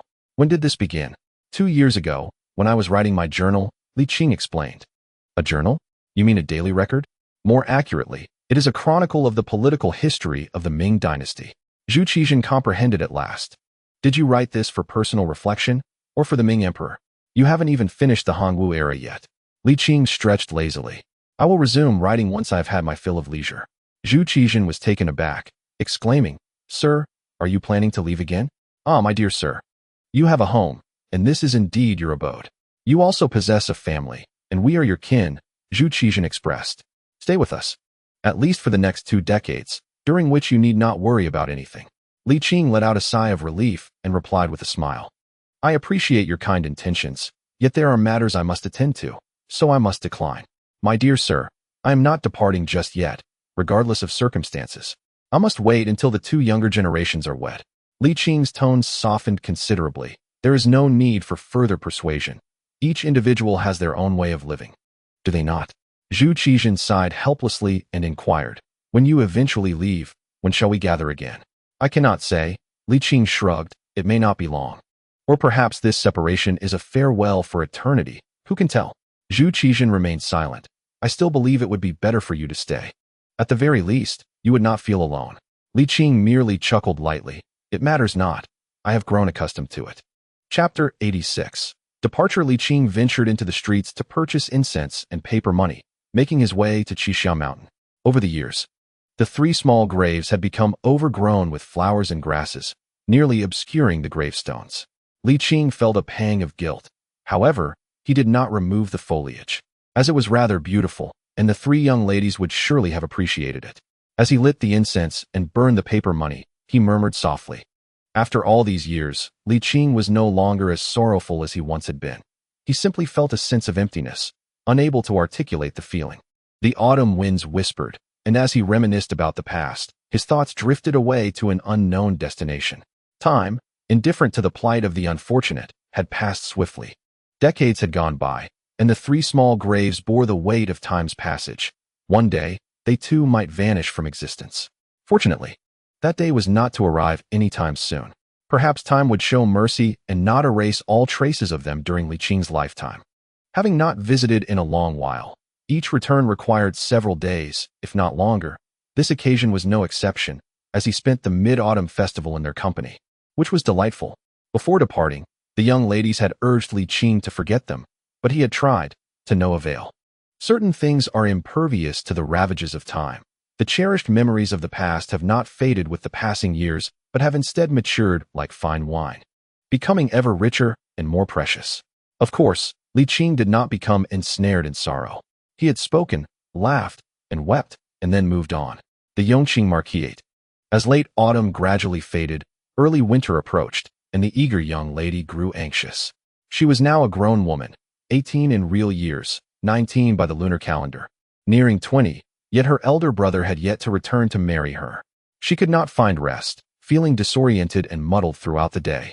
Convinced that her youth was slipping away, nearing its end, Zhu Wanqing no longer felt shy. With her elder brother absent, she incessantly pestered Uncle Li. Uncle Li, please write a letter to my elder brother and inquire what he truly intends to do. At this juncture, she had cast aside all pretense, wholly abandoning the modesty expected of a young woman. Zhu Qizhen fanned the flames further. My dear girl, I have long warned you that fellow is not worth your affection. Do you believe me now? The young lady was driven to tears by the frustration. The gentle and virtuous Madame Qian, for the first time, confronted her husband with a frown, exclaiming, Is it proper for a father to be so pleased when his daughter remains unmarried? Can this be blamed on me? You still dare to speak? All right, I shall remain silent, retorted Zhu Qizhen, closing his mouth in displeasure. Concerned for her daughter, Madame Qian pleaded. Perhaps you might consider sending a letter to the young master of the Li family. Even if he is occupied with military affairs, he should at least provide an explanation. This is truly unreasonable. Li Qing rose and said, Very well, I shall compose a letter and ascertain the situation. However, just as the letter was completed and before anyone could be found to deliver it, Li Hong returned. Yet, he arrived in a rather undignified manner. Having been thrown out of the Ofu, it would be unwise to inquire further. It suffices to say that Zhu Qizhen was venting his frustrations for his daughter. Zhu Wanqing, heartbroken, wept and insisted on moving to the Li household to care for her daughter, but Madame Qian forcibly restrained her. Zhu Qizhen, even more enraged, felt the pangs of a father's heart shattered. When Li's father came to propose, Zhu Qizhen's mounting anger boiled over, and in a fit of rage, he hurled the betrothal gifts over the courtyard wall, shattering them into pieces. Li's father, infuriated, exclaimed, You, an outsider, what right do you have to act so arrogantly? To which Zhu Qizhen retorted, Is this the manner in which the Li family proposes to marry? The 2 middle-aged men nearly came to blows. Ultimately, it was Li Qing, having observed the commotion and relished the gossip, who intervened and brought the 2 raucous individuals to a halt. Nonetheless, their altercation necessitated a recalculation of auspicious dates, further delaying matters. In another courtyard, Li Qing, cradling the Yongle de Dian, leisurely reclined in a chair, a pot of fine tea steeping on the table. Suddenly, with a thud, Li Hong leapt over the courtyard wall, grinning broadly and calling out, Godfather. Li Qing cast him a sidelong glance before returning his gaze to the text, pondering how a broken leg had seemingly healed in just a few days. Oh no, that was merely a ruse, Li Hong chuckled, If I hadn't acted so, my old master would have been relentless. You rascal. Li Qing laughed. How long will you be back this time? Li Hong replied, since the battle in Liaodong last year. The various tribes have been cowed into submission. They are unlikely to stir up trouble soon. The emperor has summoned me. And you informed him of your intention to marry Zhu Wanqing? Ah, wise godfather. Li Hong nodded sheepishly. Truth be told, the emperor surmised it. After all, I cannot deceive the sovereign. Li Qing pondered for a moment, then remarked, it's not a matter of great consequence. On the contrary, this connection may facilitate your career. Pausing, he added, the emperor has promoted you, hasn't he? Indeed, nothing escapes your keen observation, godfather. The emperor has elevated me to the rank of guerrilla general. Li Hong chuckled awkwardly. But I assure you, it wasn't merely through favoritism. I have earned my merits. Enough with the explanations. Li Qing waved his hand dismissively. Whether through connections or not, it matters little. What is paramount is your capability. As long as your abilities align with your position, you shall thrive. Li Hong wholeheartedly agreed, stating, you are correct, godfather. It was only after last year's battle that I genuinely acquired the capability to command 1,000 men. Even if the emperor were to promote me in the coming years, I would humbly decline. As you say, without the proper tools, one should not undertake delicate tasks. Li Qing nodded in satisfaction, lifted his teacup from the table, took a sip, and remarked, by the way, you still haven't answered my question. Half a year, Li Hong replied. Li Hong remarked, the emperor intends for me to gain experience in the capital's military for 2 years after marriage, followed by 2 years of development in Hatao.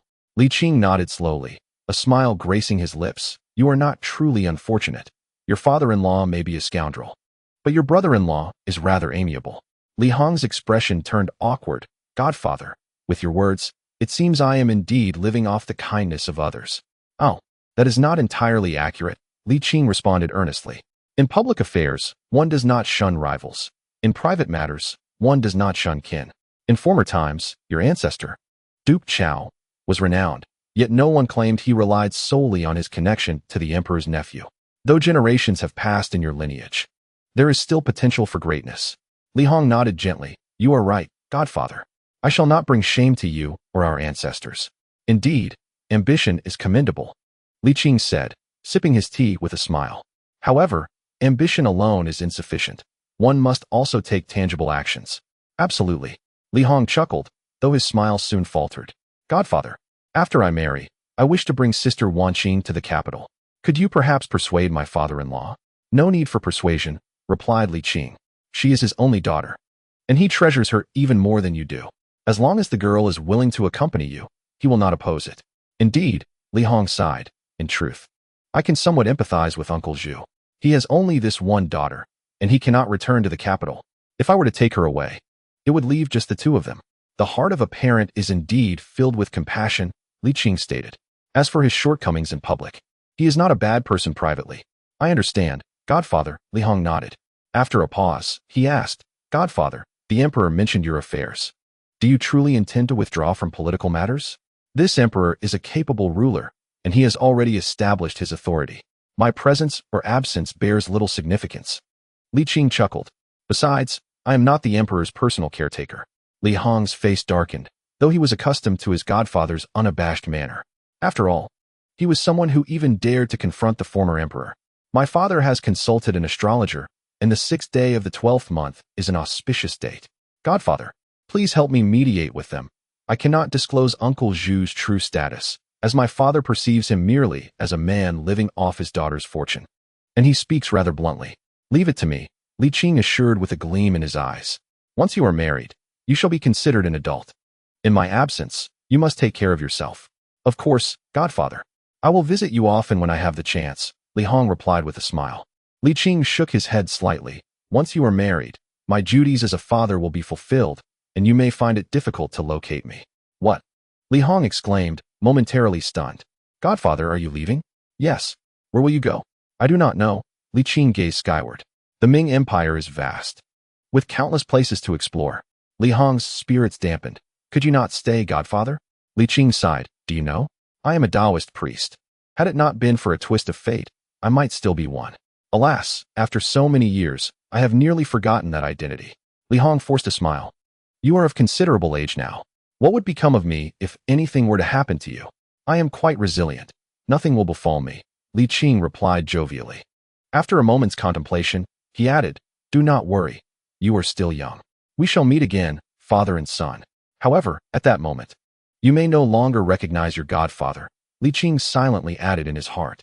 On the 6th day of the winter moon, Li Hong donned a scholar's robe, exuding an air of grace. On that day, Zhu Wanqing adorned herself in a phoenix crown and flowing garments, captivating all with her beauty. On that day, 2 children blossomed into adulthood, joyfully tying the knot. Li Qing savored the tea offered by the young couple, listened to them call him father, and generously bestowed upon them an extravagant red envelope.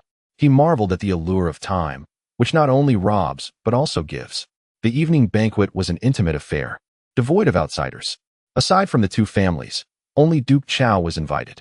Within the banquet hall, Zhu Qizhen and Li's father engaged in a drinking contest, while Li Qing playfully urged them on, causing both to regurgitate their excesses. That night, fireworks illuminated the sky for half the night. That night, the Yongqing Marquis' residence was awash in vibrant red. That night, Li Qing seemed to succumb to intoxication. After that night, Li Qing vanished.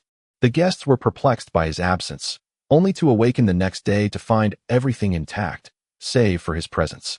They searched for him long and hard, but he was never seen again. In a small Taoist temple, before a gravestone, Li Qing gently wiped the stone with his sleeve and murmured, Master, I have returned. Chapter 87. Mistly the verdant hills remain, as the sun sets time and again. Li Qing tidied up the long-neglected vegetable garden, sowing seeds, watering, and weeding, laboring from dawn till dusk. Occasionally, he would hunt for wild chickens and rabbits, reminiscent of the rhythm of life he once shared with his master at the small temple. The mountain air was refreshingly crisp, and the spring water was delightfully sweet. He found contentment in solitude. He felt this way as time flowed by, and the years passed in tranquility. As winter gave way to spring, blossoms filled the air. The dilapidated Taoist temple, under Li Qing's care, regained a semblance of its former self. One day, he took down the only object in the temple that had never been replaced, the plaque. The plaque had decayed. Its once bold characters now faded, yet he could barely discern the 3 prominent words, Wudong Tao. Li Qing recalled that upon their first encounter, the old man had boldly declared his intention to establish a sect, to become a grand founding master, and to appoint Li Qing as his senior apprentice. At that time, Li Qing had merely regarded the old man as unreliable, thinking it was just a ruse to coax him into labor, and thus remained indifferent. The old man was lazy, and so was he, and due to their poverty, they never succeeded. Li Qing cautiously brushed off the dust from the plaque and murmured to himself, after such a long pause, it is time to put certain matters back on the agenda. In truth, the Ming dynasty had already established the Wudong sect, albeit under the name of Zhongle, and it had even developed considerable stature. However, it was not truly the work of his master, Zhongle, but rather that of Zhu Di. After Zhu Di's successful coup, with Zhu Yunwen's whereabouts unknown, the anxious Zhu Di, under the pretext of searching for the immortal Zhongle, sent Hui to seek out Jiang Wen, to lend credibility to his claims. Zhu Di financed the construction of a Taoist temple on Wudong Mountain in the name of Zhongle, hoping for the immortal's favor. Simultaneously, to legitimize his authority and consolidate his power, Zhu Di proclaimed that his usurpation was in service of the late emperor's will.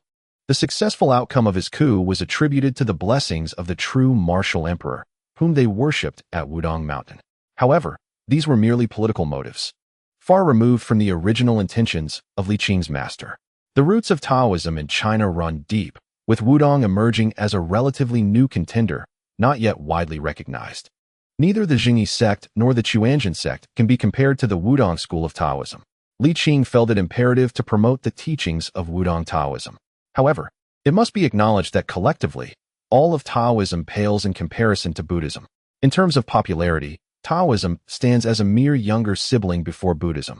The allure of the Pure Land depicted by Buddhism captivates the heart. One can attain rebirth in paradise through faith in Buddhism, while Taoism, as Li Qing lamented with a wry smile, reflects the adage that genuine feelings are fleeting and only strategies win hearts. While Taoism is grounded in practicality, this very trait may also lead to its downfall. Nevertheless, Li Qing believed that Taoism could potentially regain its former glory. The current prosperity of the Ming dynasty has rendered people more pragmatic, moving away from their previous obsession with the ethereal. Qing replaced the old plaque with a new one, still inscribed with the name Wudong Taoism, hanging it above the temple. He then descended the mountain to hire workers to expand the temple in the capital. In the palace, a maid gazed down at her increasingly prominent belly. Troubled by her predicament, she had not anticipated that a chance encounter, which should not have occurred, would lead to her pregnancy. Ordinarily, this would be a joyous occasion, for she carried the offspring of the emperor of the Ming dynasty. Yet, she felt compelled to keep it a secret. The emperor favored consort one above all, and the empress had yet to bear an heir. Even the virtuous concubine, who had given birth to the crown prince, received no favor. She did not believe she could leverage this situation to her advantage, and feared it might bring calamity instead. She overheard her maidservants whispering that the scarcity of imperial heirs might be due to consort one's machinations. The emperor, burdened with state affairs, was beyond her reach. In fact, she had not seen him since that fateful encounter. She feared that if news of her pregnancy spread, consort one would learn of it before the emperor. After spending considerable time in the palace, she was acutely aware of the people around her, nearly all of whom were opportunistic, adept at currying favor. Yet, with her belly growing larger, concealing her condition became increasingly untenable. The difficulty of giving birth in secret within the palace was akin to a Herculean task, impossible to conceal. This predicament weighed heavily on her mind. She dared not reveal the truth, yet could not hide it indefinitely. What was she to do? Suddenly, a sharp voice interrupted her thoughts. "Miss Li, where's the key?"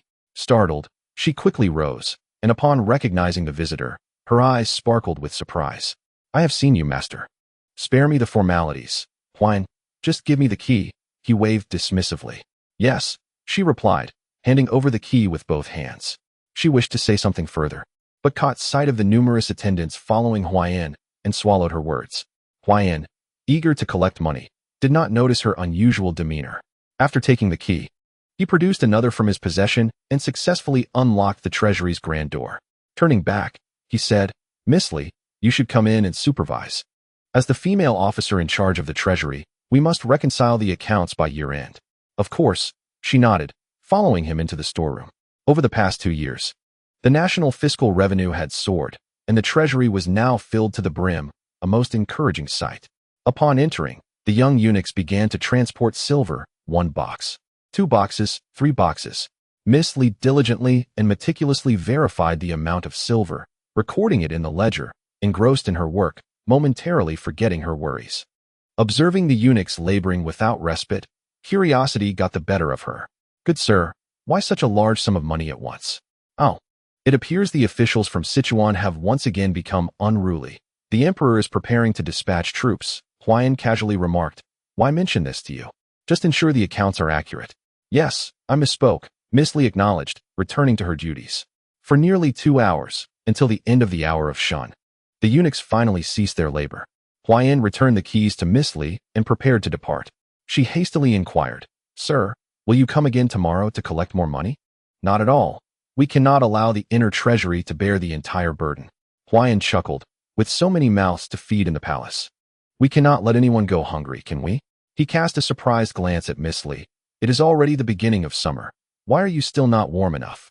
Miss Li glanced outside, noticing the young eunuchs, exhausted and panting, resting on the ground, none paying attention to her. She quickly said, "Sir, may we speak in private for a moment?" Huan, taken aback, replied, "What is it?" "It concerns His Majesty," Miss Li said, her face etched with urgency. Huan's expression turned serious as he stepped a few paces inward with her, away from the watchful eyes of the eunuchs outside. "What about His Majesty? Speak clearly." Miss Li peeked outside again, ensuring no one could see them, then pointed to her belly. "Sir, I am with child." "Huh." Huan nearly bit his tongue in astonishment. "What on earth? I am but a eunuch. Wait a moment," he exclaimed, "the emperor's? And no, who else could it be?" Miss Li stammered, startled by his reaction. Huan stood in shock for a moment before regaining his composure, his expression turning grave. "Are you jesting with me? How could I dare?" Miss Li shook her head, her expression more one of grievance. "If you do not believe me, you may inquire with His Majesty." After a pause, she added nervously, "I implore you, please do not disclose this to anyone other than the emperor." She held Huan in high regard. He was kind-hearted, and her employment was arranged by him, A comfortable and easy position. That is understood, Huayan nodded slightly, still struggling to fully grasp the shock of the revelation. When did this occur? Miss Li's cheeks flushed crimson, yet she knew this was not the time for modesty. Last winter.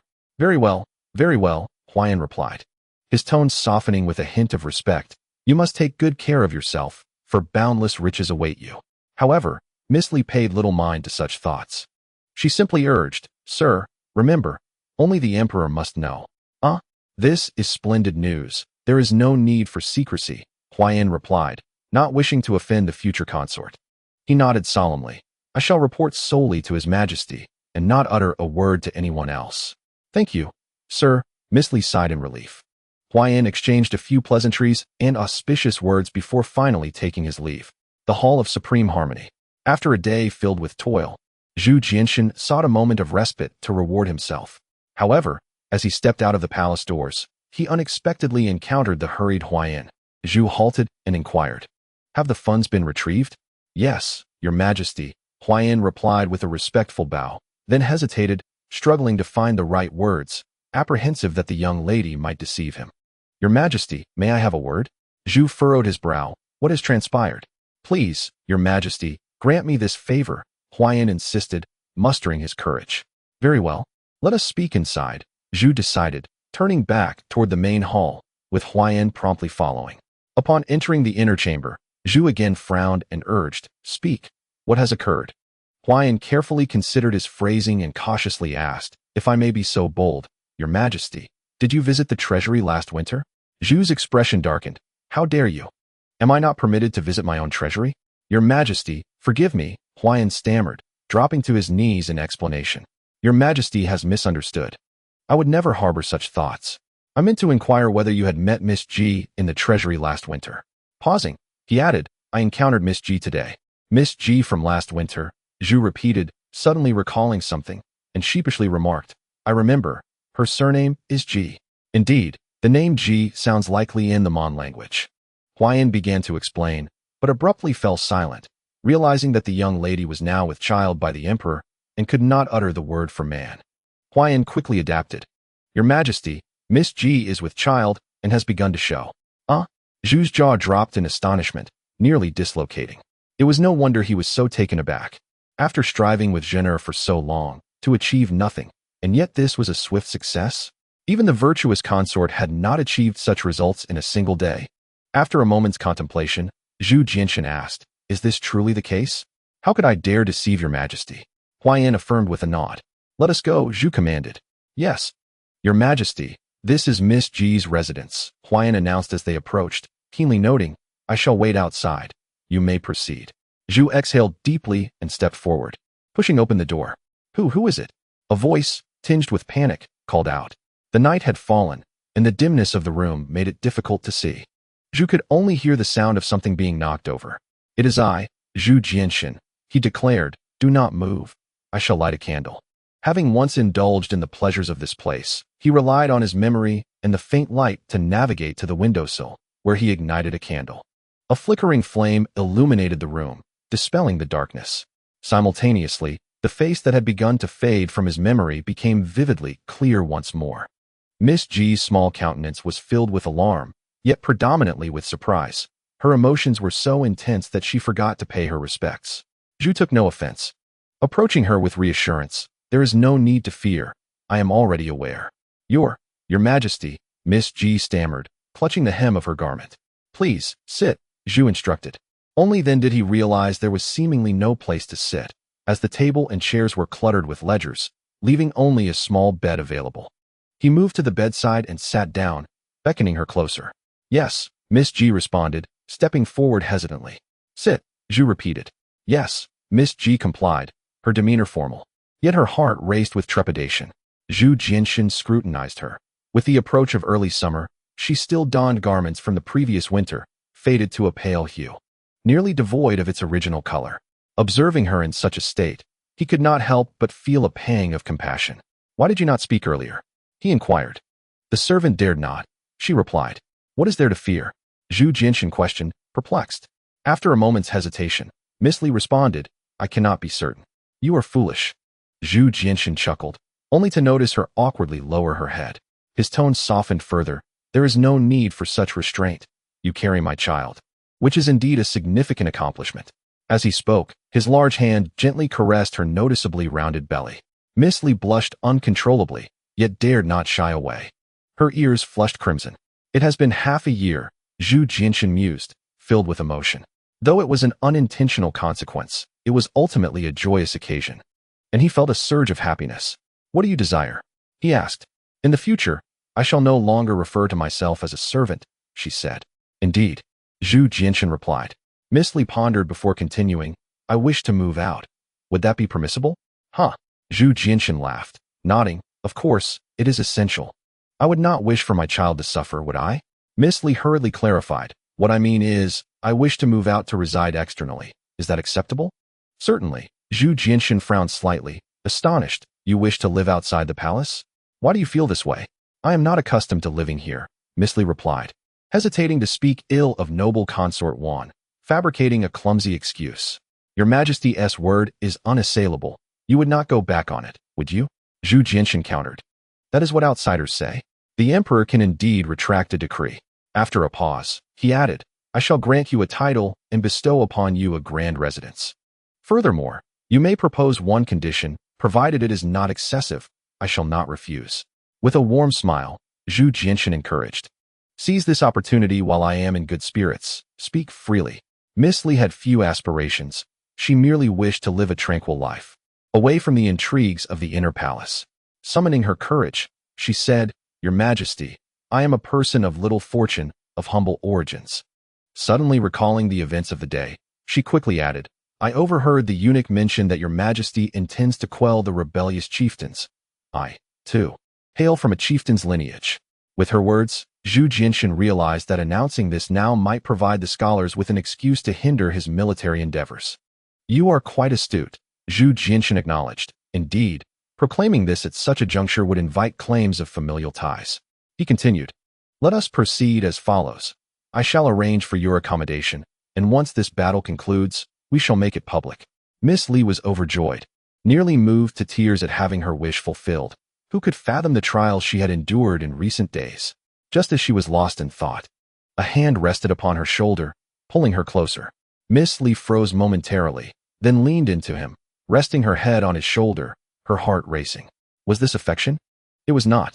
They shared no true sentiments. That fateful encounter had merely been a release of pent-up emotions. Yet, in that moment, she felt an unfamiliar emotion arise within her, indescribable, yet undeniably positive. Perhaps it was simply the sense of belonging a woman felt towards a man in a feudal society. She did not comprehend it fully, but she perceived it as happiness. For her, this was happiness. Zhu Jinshan neither departed nor engaged in any tasks. On a modest bed lay two strangers, conversing throughout the night. He spoke more, driven by a sense of guilt, while she spoke less, yet found a delightful sense of joy in their exchange. Perhaps she felt that for this night, the emperor of the Ming dynasty was merely her husband. After the night passed, life resumed its normalcy. Zhu Jinshan arranged for Miss Li to stay in a secluded area outside the palace, known as the Inner Annal Hall. Wherein was tasked with overseeing her care, employing only his most trusted aides, ensuring that no one within or outside the palace was aware of the impending birth of the emperor's child. Once Zhu Jinshan resolved matters concerning Miss Li, he devoted his energies to addressing the issues with the local chieftains. Miss Li resided comfortably in the Inner Annal Hall, living a life of security and modesty, yet with ample provisions. Several months later, on the first day of the 7th month in the 6th year of the Changhua reign, Miss Li safely gave birth to a son. After learning of this, Zhu Jinshan visited her once before returning his focus to state affairs. To him, this child was merely an illegitimate offspring, particularly since he already had a legitimate son, and this child was born of a chieftain's daughter. Thus he did not place much significance on him. For most emperors, sons are categorized into two types, those groomed to become the heir apparent and the others. Although the crown prince had not yet been formally designated, Zhu Jinshan already had a candidate in mind and naturally would not allow himself to be distracted. Moreover, before nurturing the crown prince, consolidating imperial power was of greater importance. In relative terms, this illegitimate child was inconsequential, to the extent that he was not even bestowed a name. However, the child felt no sense of grievance, for he understood nothing, and his mother, Miss Li, also felt no discontent. She was quite content with her life. Gazing at her son's cherubic face, she was filled with happiness. After a year, not only had the small temple transformed into a grand monastery, but Li Qing also constructed a path leading up the mountain. He arrived with 100 taels of gold and over 20,000 silver notes tucked away in his pocket. After the monastery was completed, a substantial surplus remained. Li Qing crafted a statue of his master and hung up a portrait, then commenced his teachings. However, the path of imparting knowledge was fraught with challenges. The Wudong sect was rather obscure, and people were not inclined to embrace it. It is worth noting that even well-established sects like Zhengyi and Xuande have few disciples. Only the local villagers who assisted in building the temple occasionally ascended the mountain out of pity. They suggested venerating the Jade Emperor, which would yield better results. But Li Qing remained steadfast, honoring Yongle as the patriarch. Reality proved otherwise. While the immortal Yongle had a renowned name during his lifetime, his influence waned after his passing.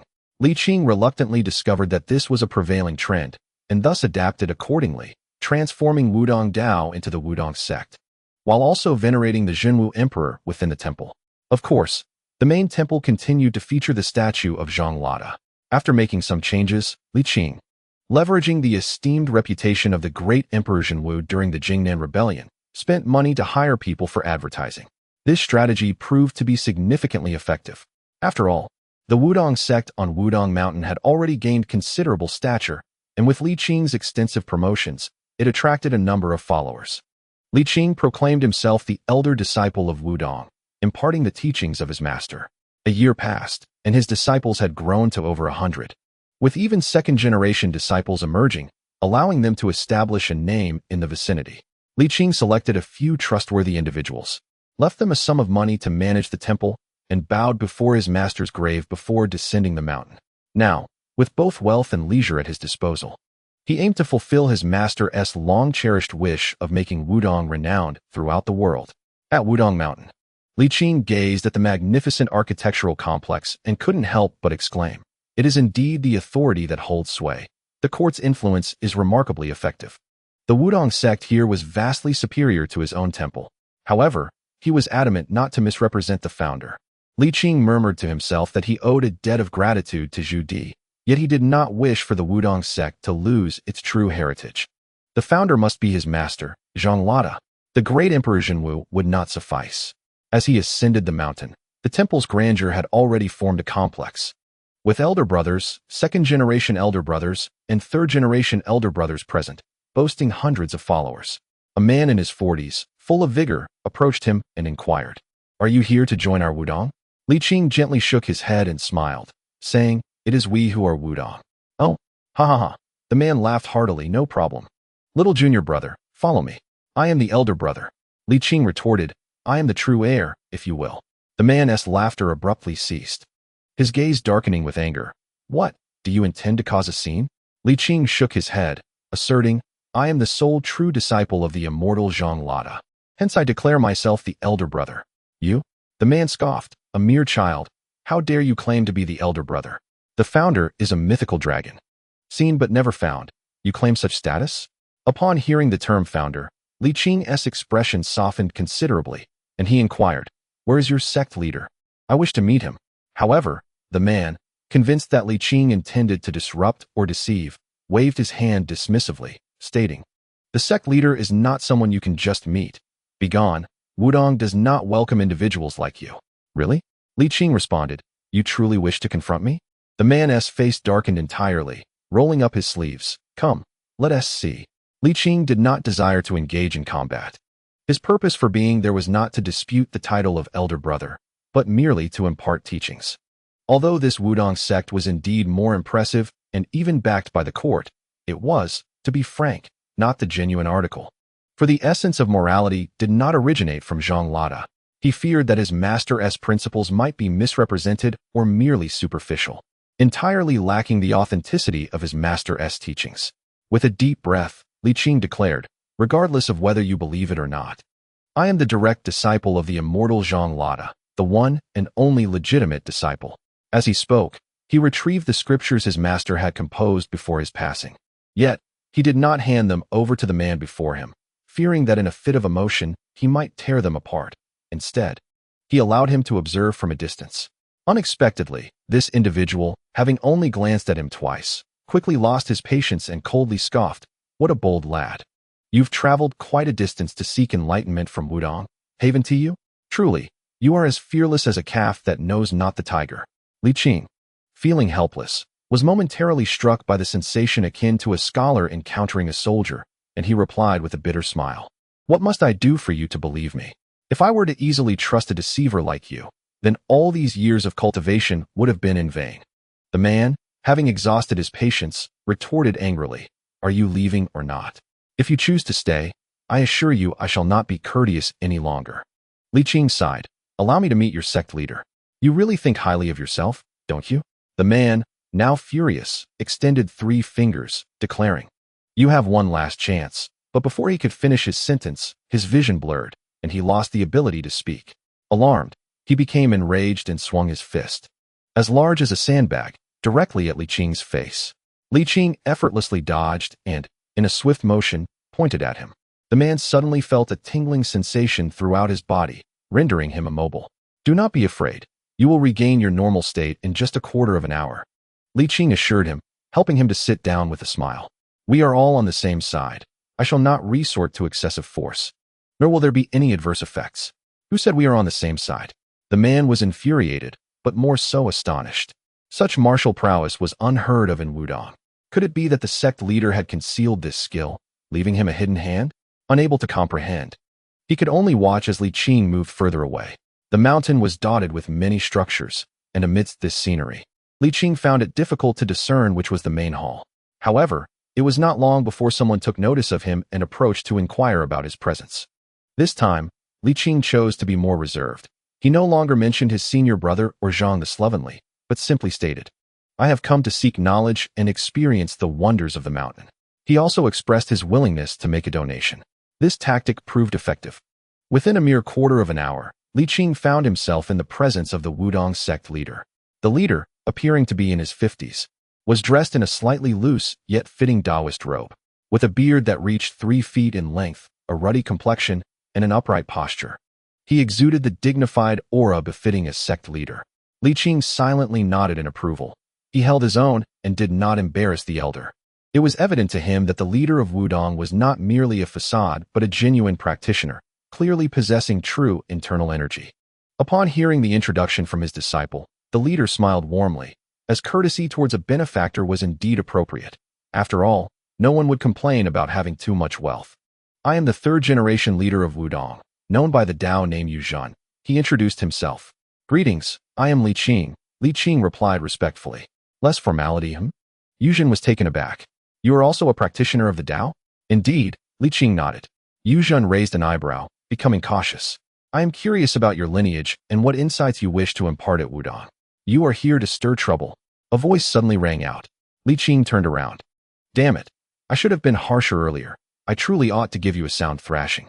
The speaker was none other than the middle-aged man from earlier, who hurried forward. "Master, this person has come to exploit us. You must not fall for his deception," he declared, filled with resentment. "Earlier, he even attacked my junior brother." Upon hearing this, Yuzhan's expression turned serious. "What is your true intention in coming to Wudong?" Li Qing, feeling exasperated, replied, "If I say that I am here to convey teachings on behalf of my master, would you believe me? Only a fool would believe that." The middle-aged man snorted. "Master brother, he claims to be a direct disciple of Master Zhang. Do you believe him?" Yuzhan certainly did not. Although the immortal Zhang Lada was renowned, he was merely a name to most, and even the first leader of the Wudong sect had never laid eyes upon the true form of the master. Externally, they merely asserted that they were a named disciple of Zhang Lada. Suddenly, a young man in his 20s emerged, proclaiming himself as a direct disciple of Zhang Lada and insisting on imparting teachings on behalf of his master.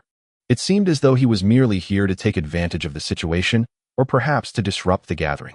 Yuzhan's expression turned stern. "I advise you to reconsider your intentions. Our Wudong does not provoke trouble, nor do we fear it."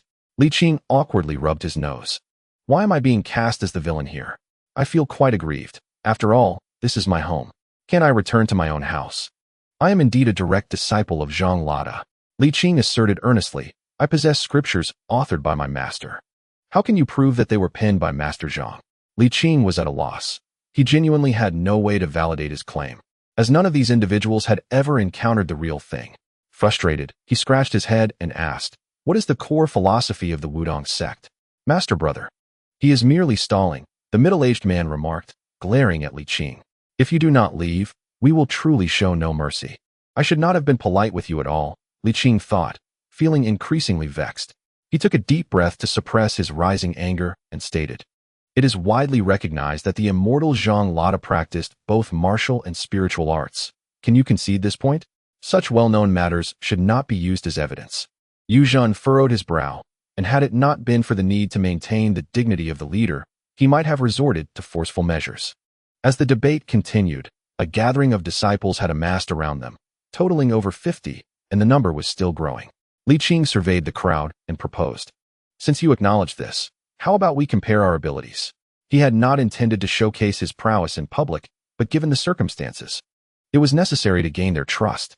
How absurd. The middle-aged man, still harboring resentment from his earlier embarrassment, stepped forward. With so many junior disciples around, it would be a splendid spectacle for someone to display their skills publicly. Despite having just suffered a setback, he believed it was merely due to his own carelessness. And he did not regard Li Qing as particularly formidable. After all, Li Qing appeared to be no more than 20 years old. How could a youth, having trained for only a few years, possibly compete with someone who had dedicated over 2 decades to martial arts? "I shall demonstrate my skills," he declared, stepping forward. He turned to Yu Zhan and assured him, "Master brother, do not worry. I will exercise restraint and ensure he is not harmed." Yu Zhan nodded slightly. Looking at Li Qing, "It is still not too late to retreat." "No need," Li Qing sighed, gazing at the middle-aged man. "Come forth. Please." The middle-aged man positioned his left hand behind his back, his right arm extending proudly, declaring, "I never use my strength against the weak." Li Qing couldn't help but chuckle. "Are you certain you wish to use only one hand?" "Humph," the middle-aged man scoffed. "Even with one hand behind my back, I am still more than capable." "Such needless talk," Li Qing retorted, and the duel commenced. With a single step forward, he closed a distance of more than 10 feet in an instant. The forceful wind that swept in caused the middle-aged man's hair and beard to flutter wildly. The man felt a momentary blur before the ensuing gust stung his cheeks, causing his pupils to contract sharply as he retreated abruptly, distancing himself from Li Qing.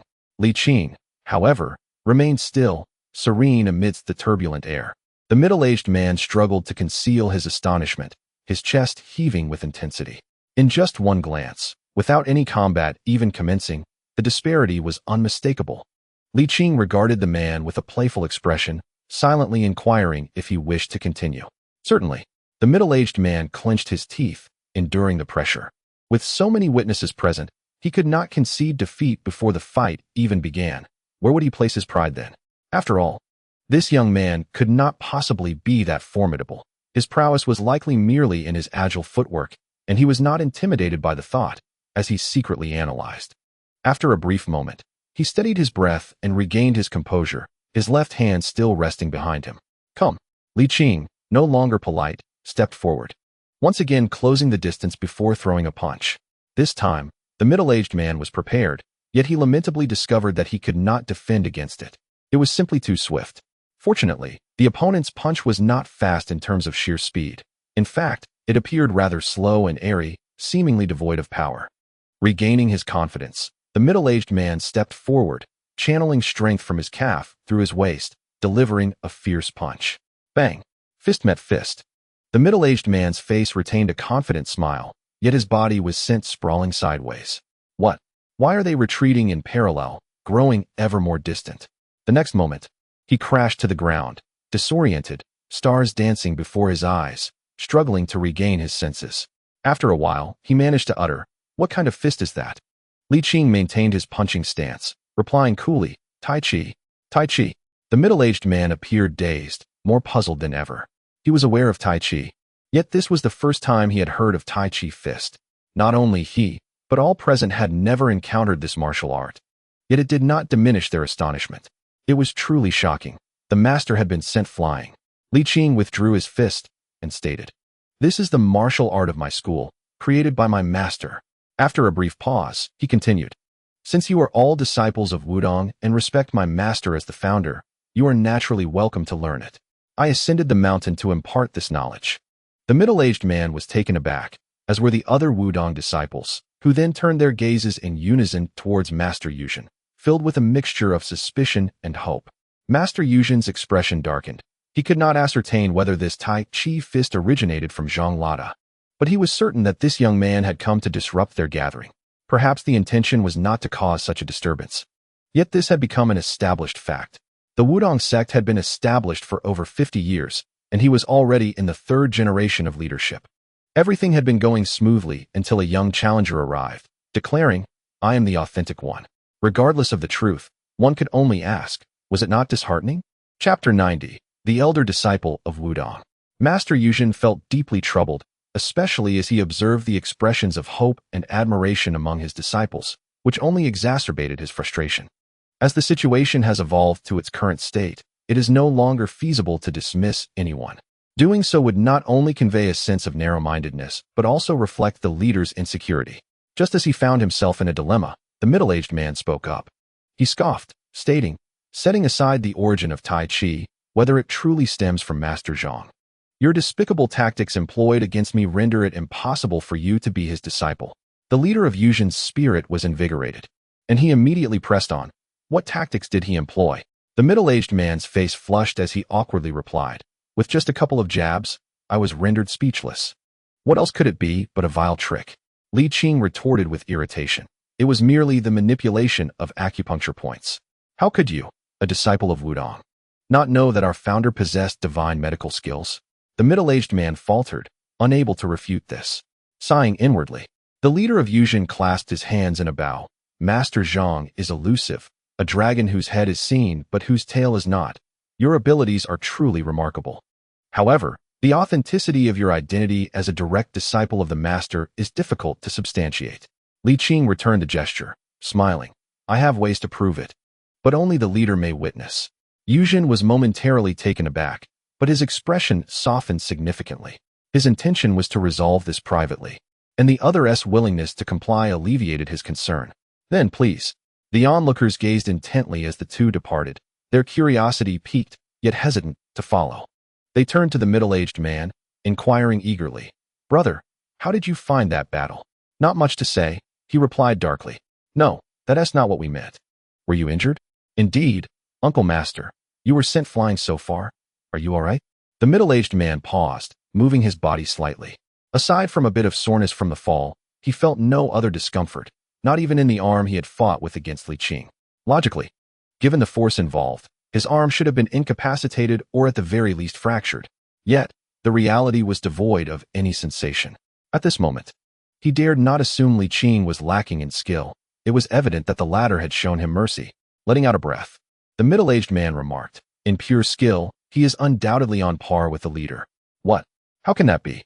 He is so young, yet comparable to the leader?" "Uncle Master, are you serious?" The middle-aged man waved his hand to silence them, gazing in the direction of the departing figures, softly saying, "Perhaps he truly is the master's genuine disciple, after all." The crowd was taken aback by this revelation, quickly followed by a sense of joy. If that were indeed the case, it meant they too could learn the skills of Master Zhang. Like the middle-aged man, they eagerly watched the two figures depart, filled with anticipation. In no time, over 100 disciples of Wudong had gathered. Upon hearing the news, the newcomers bombarded the middle-aged man with questions, nearly overwhelming him. They did not have to wait long. Within half an hour, the leader of Yuzhen returned. "Our senior brother from Wudong will be delivering a lecture tomorrow. All disciples are to attend. Please inform one another and disperse." With that, he turned and left once more. The crowd exchanged glances, both astonished and elated, before swiftly dispersing. The middle-aged man felt a stir in his heart. He was indeed the direct disciple of Master Zhang. It was only logical that this was the case. He yearned to pursue and uncover the truth, but ultimately refrained from taking action. In the quiet room, the two sat facing each other. The leader of Yuzhen displayed a gentle demeanor, and at this moment, he had come to believe in Li Qing's identity.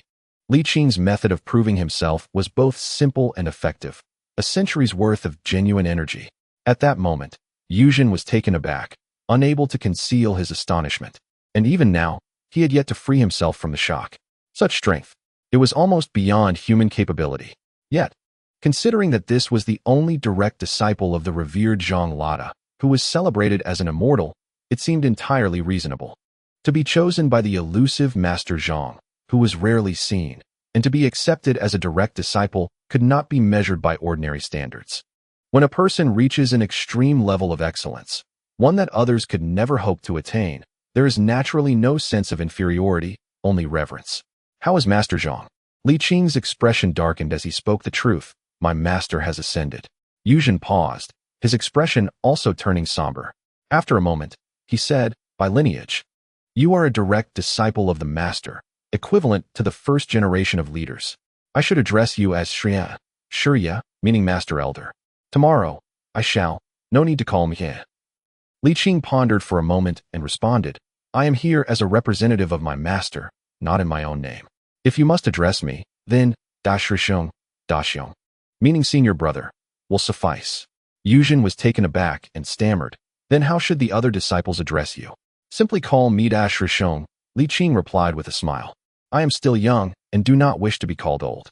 Furthermore, if even you, the leader, are to call me Thea, how would the others address me? Yuzhen suggested. They should call you Tarshia, Taishi, meaning great master elder. No need for that. Just call me Dashrisheng, Li Qing insisted. He appeared to be a young man in his 20s. Being addressed as felt overly pretentious. Additionally, the old man had promised that he would be the Dashrisheng, so he would embrace that role. Li Qing was here to fulfill his master's long-held wish and would naturally adhere to his master's wishes. Thus it shall be, Yuzhen conceded, albeit with some reluctance. Having spent so long in the court, Li Qing was no stranger to worldly matters. He understood Yuzhen's current feelings and said, I have come solely to impart teachings and shall not interfere with anything else. The position of leader remains with you, and the choice of who to pass it on to lies with you as well. Is that appropriate? Yuzhen hesitated. Now that you have returned, matters of Wudong should rightfully be presided over by you. Li Qing chuckled. I am not well versed in these affairs. What was done before will continue henceforth. I will only impart teachings, so there is no need for you to be overly modest. Very well, then I shall accept without reservation, Yuzhen said awkwardly. Li Qing nodded and then inquired, what are the principles of Wudong today? Yuzhen's face flushed with embarrassment as he replied, Senior brother, you know well that Master Zhang was elusive. The principles are indeed difficult to articulate. Li Qing expressed his understanding. Yuzhen nodded slightly, stating that the current teachings of Wudong primarily revolve around the Tao Te Ching and the Quietude Sutra, while also drawing upon the doctrines of the Xuande school. Additionally, texts such as the classic of filial piety and the Heart Sutra from Confucianism and Buddhism are referenced. His face flushed with warmth. He attempted to maintain his dignity, remarking that it could be seen as a harmonious integration of Taoism, Confucianism, and Buddhism. Li Qing inclined his head slightly, revealing no dissatisfaction, and with a gentle smile remarked that it is quite commendable to draw upon the strengths of various schools. However, he emphasized that Wudong must also adhere to its own doctrines, maintaining a clear distinction between primary and secondary principles. Seeing that Li Qing bore no displeasure, Yuzhen felt relieved and humbly sought guidance, asking his senior brother for clarification. Li Qing pondered for a moment before explaining that their master revered the I Ching, and thus, Taijiquan is derived from it. The master was proficient in both martial arts and medicine, and similarly, Wudong places great importance on self-cultivation and nurturing one's nature. However, in addition to self-cultivation, they emphasize health preservation, which contributes to longevity. As Li Qing expounded on the philosophical core of their venerable master, the discussion extended well into the afternoon. At the conclusion, he provided Yuzhen with guidance on cultivating internal energy, from which Yuzhen benefited greatly, growing increasingly respectful. Although Li Qing was young, his seniority commanded respect, and Yuzhen was careful to observe proper etiquette.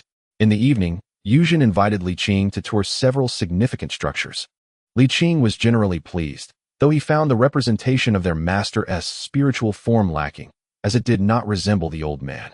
Upon returning to his quarters, he sketched a design intending to replace the spiritual form with a true likeness of their master, of course, financing it himself. Li Qing was not short of funds, having over 10,000 taels in silver notes in his possession. The next day, before dawn, he rose with remarkable enthusiasm, even more so than for morning court. However, he was still the last to arrive, By the time he reached the main hall, all the disciples were already present, and Yuzhen had evidently made arrangements. As he entered, everyone stood and bowed, exclaiming in unison, "Greetings, senior brother." The sound echoed, awakening Li Qing from any lingering fatigue.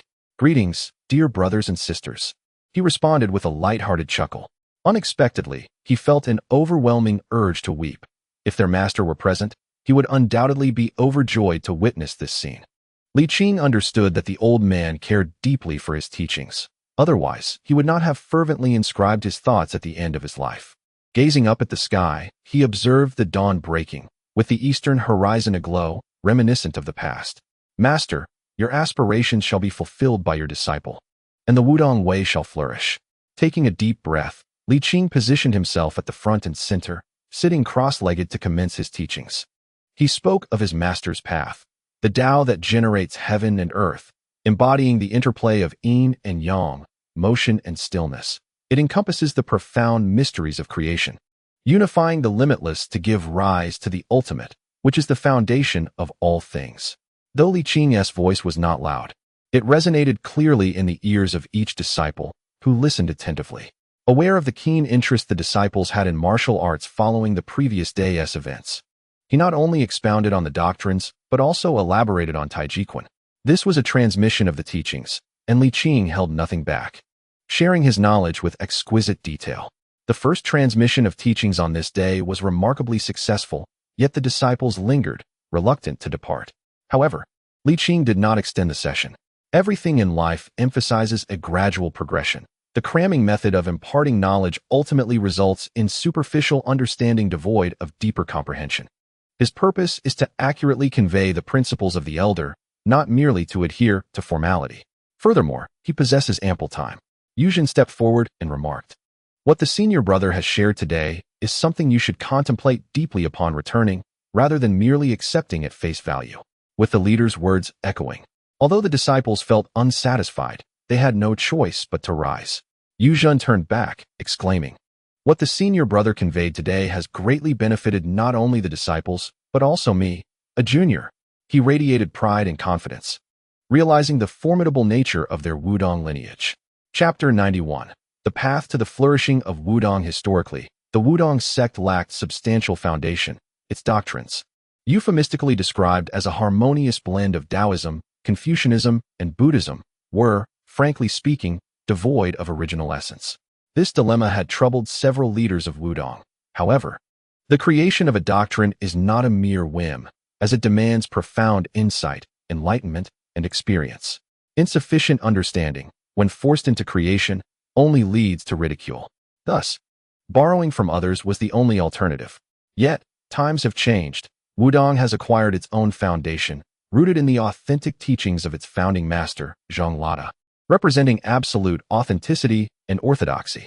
This holds paramount significance for the development of Wudong. How can any sect thrive without its unique identity? Elevated in thought, the arrival of Li Qing has endowed Wudong with cultural confidence. In just a day, the mood of Master Yuzhen underwent a remarkable transformation.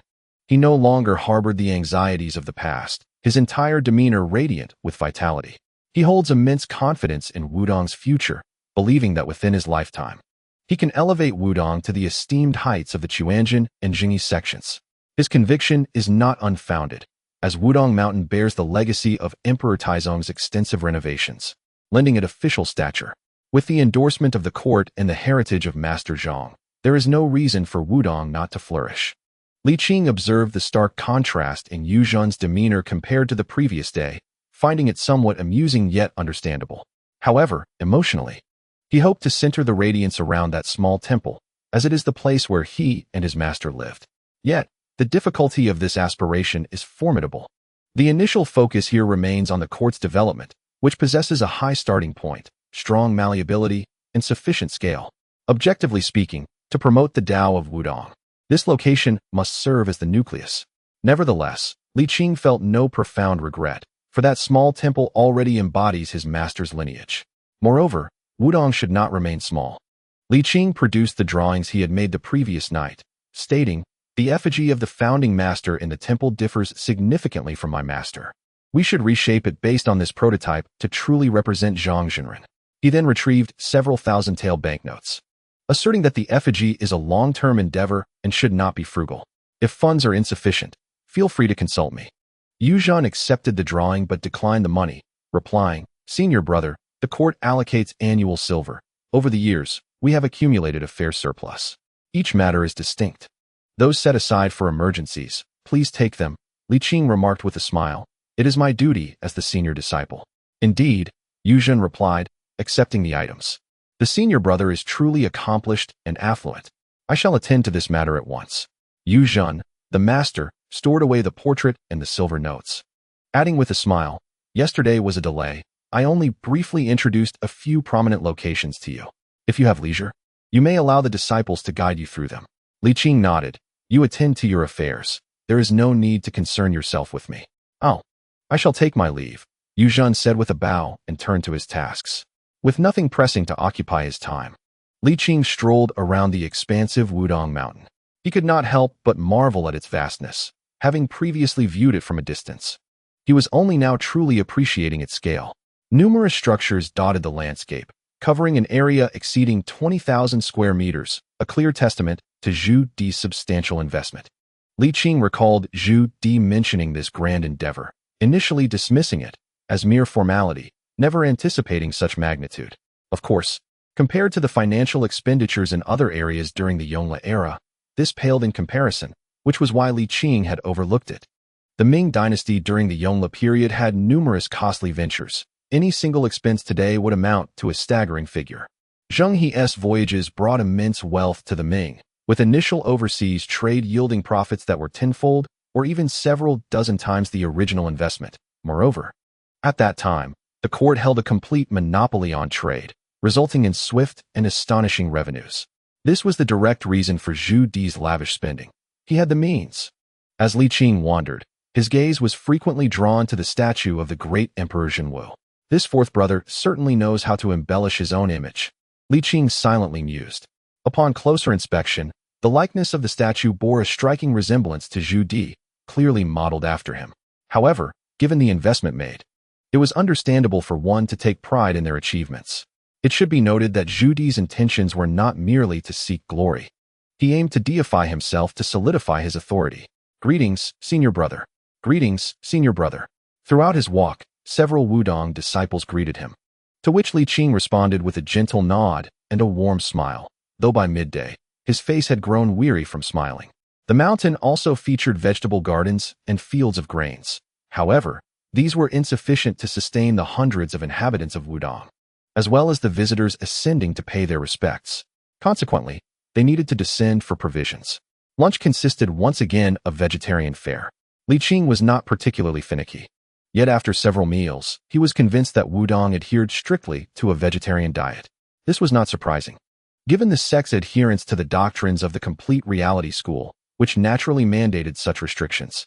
Nonetheless, Li Qing believed that consuming meat was essential for one's health. Furthermore, the old man himself consumed meat and would surely not impose such restrictions on his disciples, as it contradicted his principles. Zhang Lada's unkempt appearance reflected his adherence to the philosophy of following one's true nature.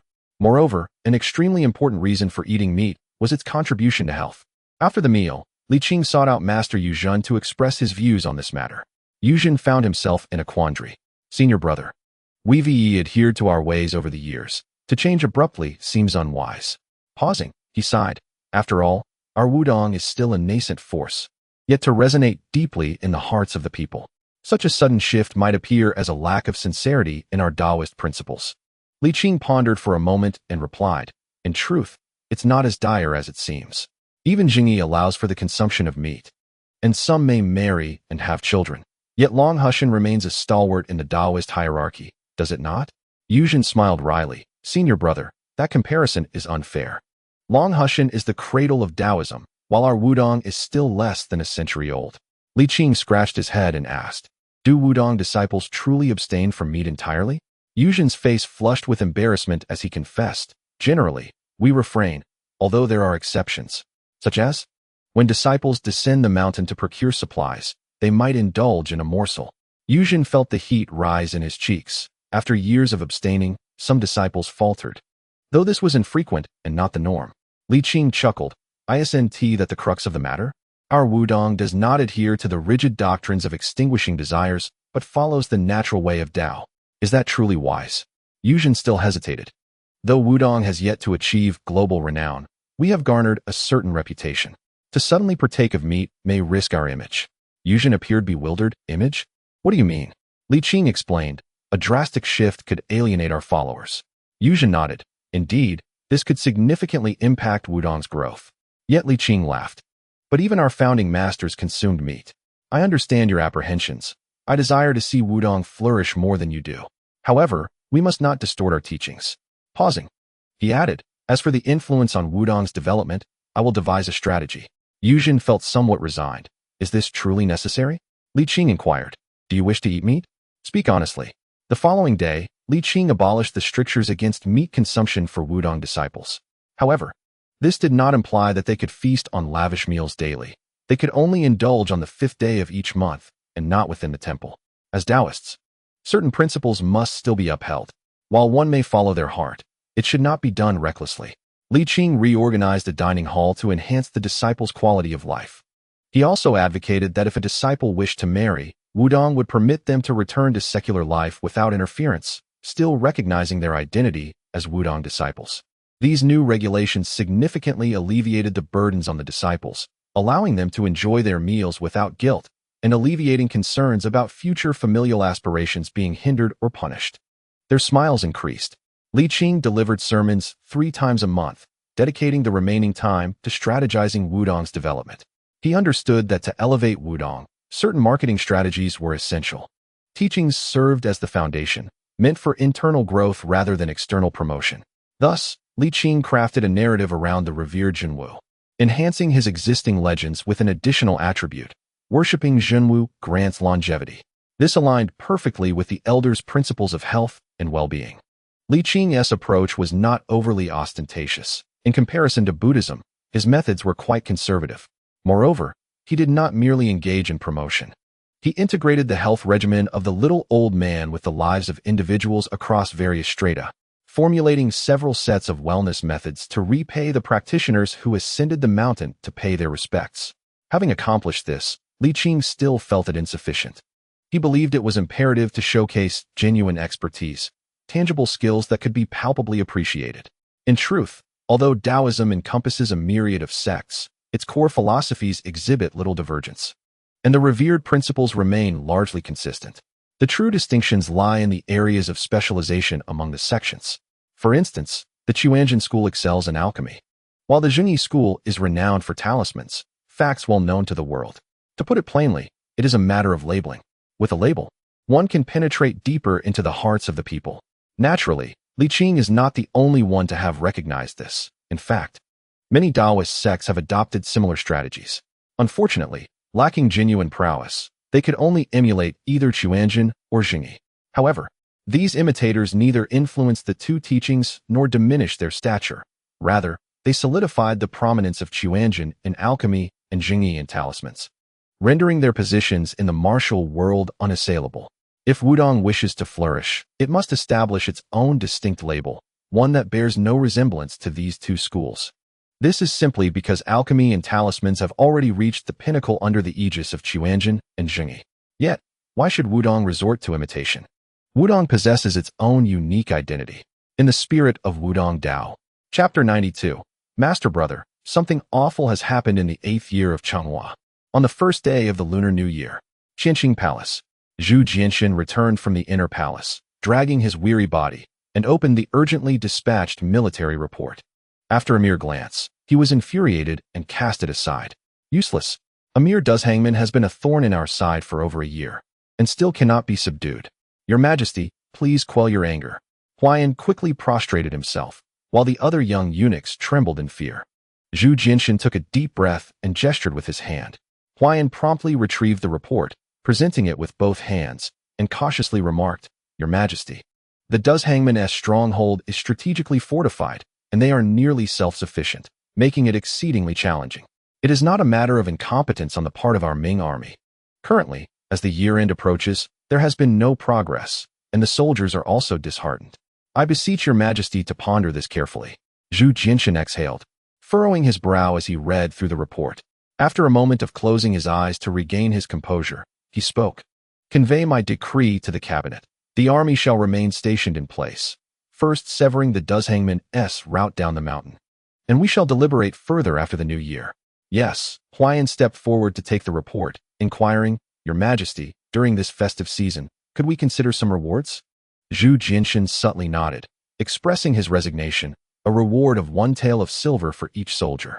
Your servant obeys, and will take my leave. Wait. Huayan turned, bowing. Does Your Majesty have further instructions? Last time, I commanded you to dispatch the Chongwei to find Li Qing. Have you succeeded? Huayan's face flushed with embarrassment as he awkwardly shook his head. After the Marquis of Yongqing left the capital, he first visited the home of Yu Qian, lingering for a time, before returning to the Marquis of Yongqing's residence. He had departed once more in the winter of the 5th year of Changhua. I am already aware of all this. What else? There is nothing else, Huayan said, steeling himself.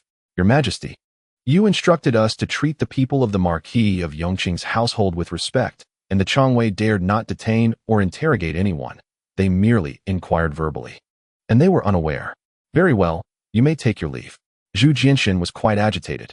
All of you may withdraw. Yes, Your Majesty. The maidservants, as if granted a great pardon, hurriedly retreated. Alas, where has that scoundrel gone? Zhu Jinshan cursed, but his expression softened as he noticed Zhener approaching.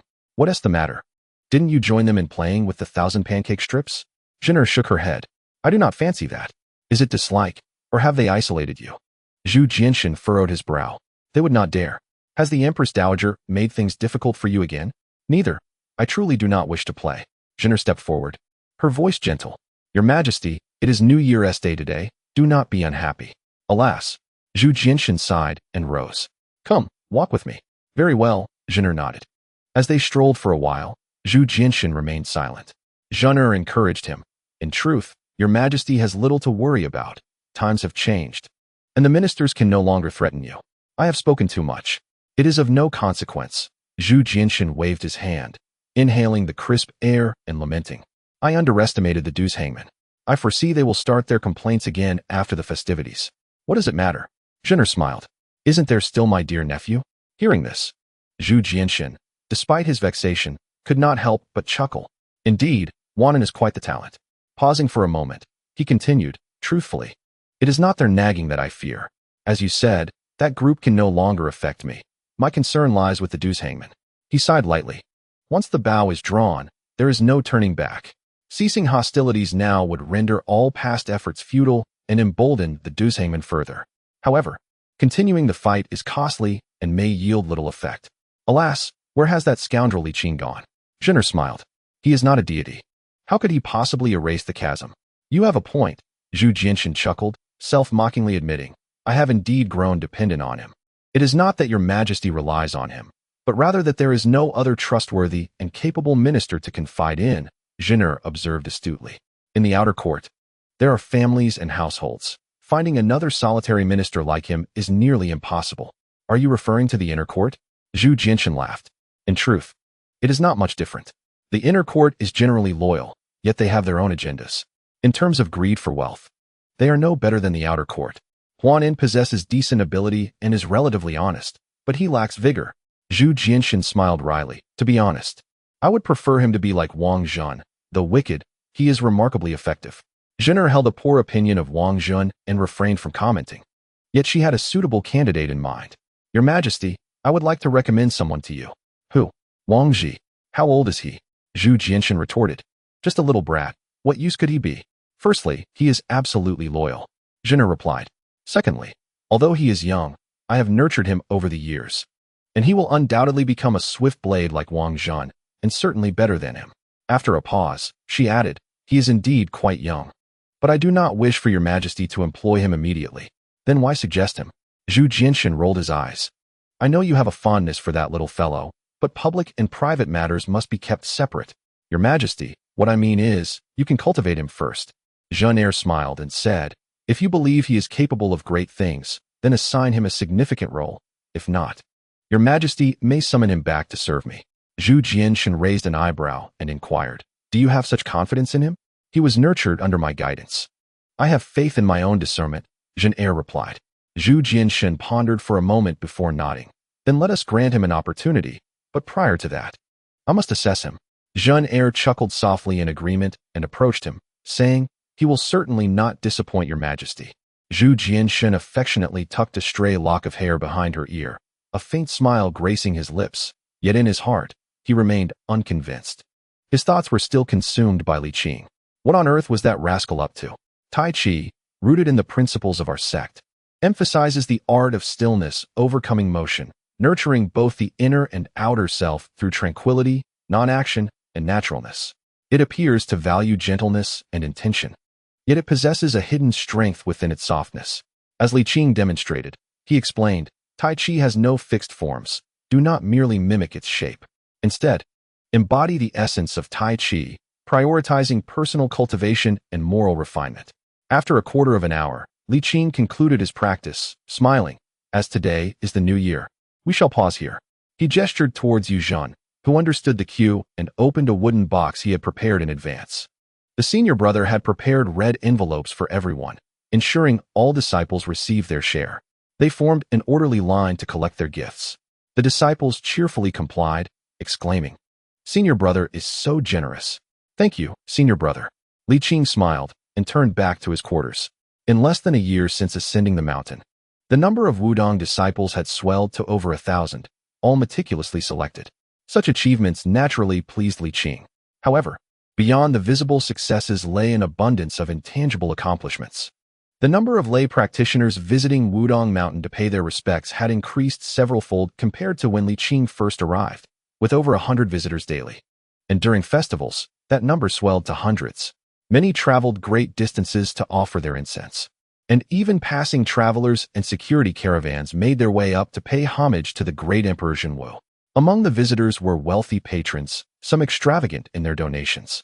Li Qing, not motivated by profit, allocated a small portion of the funds for construction, while most was returned to the lay practitioners visiting the mountain.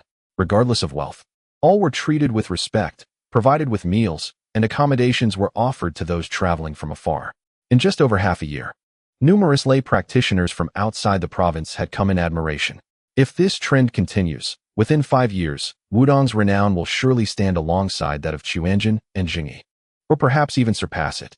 After preparing his lessons, Li Qing retrieved a novel from beneath his pillow and leaned back against the headboard with a look of contentment. He mused that his master's wishes would soon be fulfilled. Speaking of Zhu Jianshan, what was that young man doing? Over the past few years, he had shown little interest in court affairs, spending over a year bustling in a small Taoist temple and another half year at Wudong, with scarcely any descents from the mountain during this time.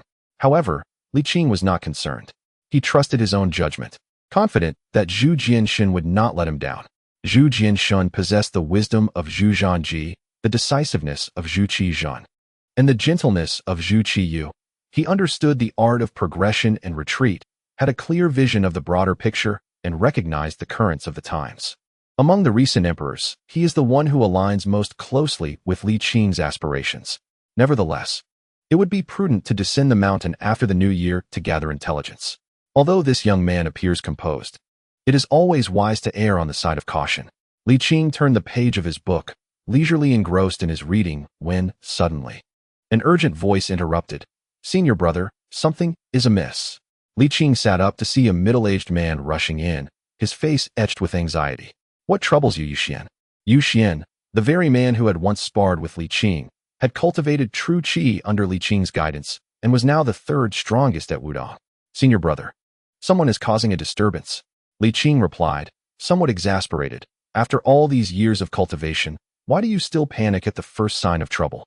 Are you certain they are here to cause chaos?" Senior brother, you speak truly. I am indeed rash," Yuxian admitted sheepishly, before continuing with a tremor in his voice. "But this time, it is indeed true. Someone is here to stir up trouble, I assure you.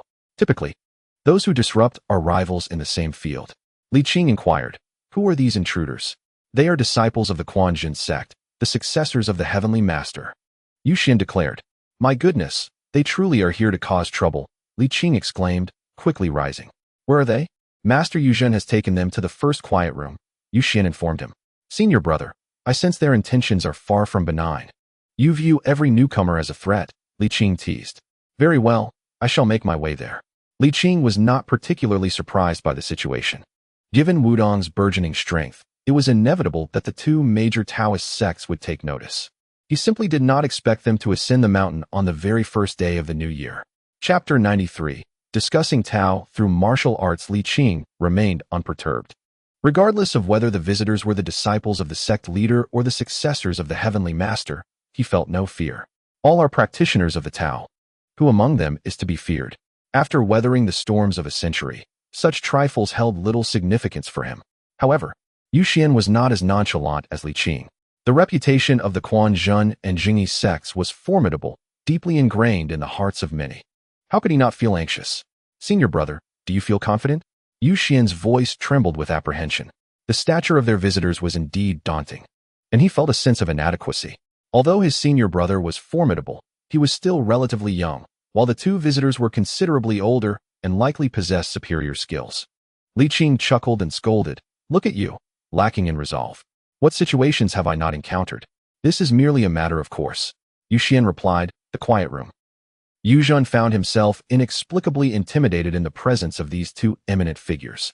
Despite being the master of Wudong, the renown of Quanzhen and Jingyi was overwhelming. Their profound heritage was far beyond what Wudong could currently compare to. Why do they delay? Did I not instruct Xuande to summon them? Thought Xuande, outwardly maintaining a calm demeanor, but inwardly feeling a surge of anxiety. Just as he was growing increasingly impatient, the sound of footsteps approached, and Xuande finally exhaled in relief. Simultaneously, the two dignitaries across from him instinctively raised their heads toward the entrance. With a creak, the door swung open, and Li Qing entered with measured steps. Senior brother, he greeted.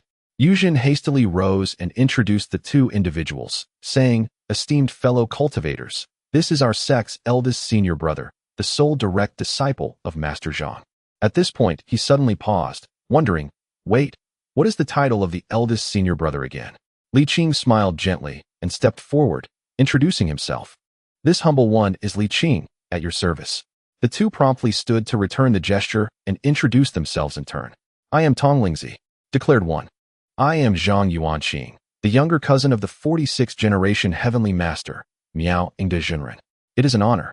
This representative from the heavenly master's residence appeared relatively young, not yet 40, speaking with utmost politeness. However, his demeanor exuded a hint of arrogance, contrasting sharply with the serene nature of Tong Lingzi from the Quanzhen sect.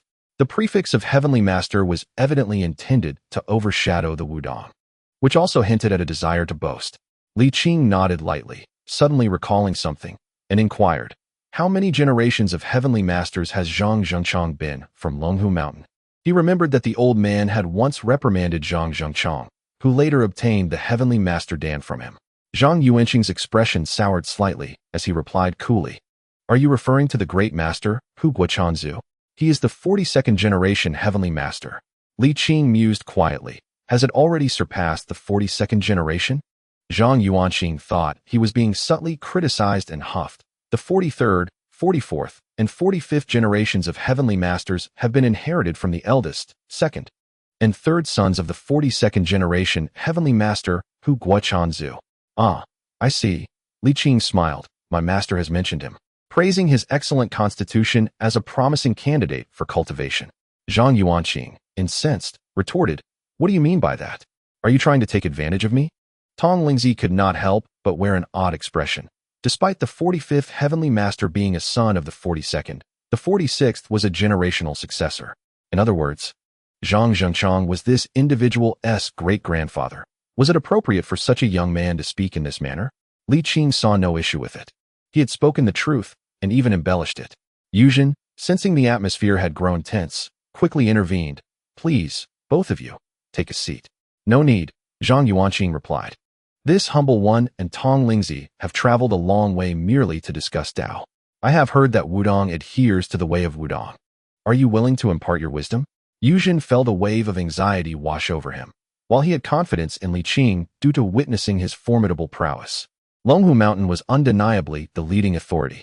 Even Quanzhen had to concede a bit, and fostering enmity would be imprudent. Although Wudong had the emperor's endorsement, Longhu Mountain had its own prestige. Each heavenly master had been personally conferred by the emperor and enjoyed the honor of entering the palace, a privilege Wudong could not match.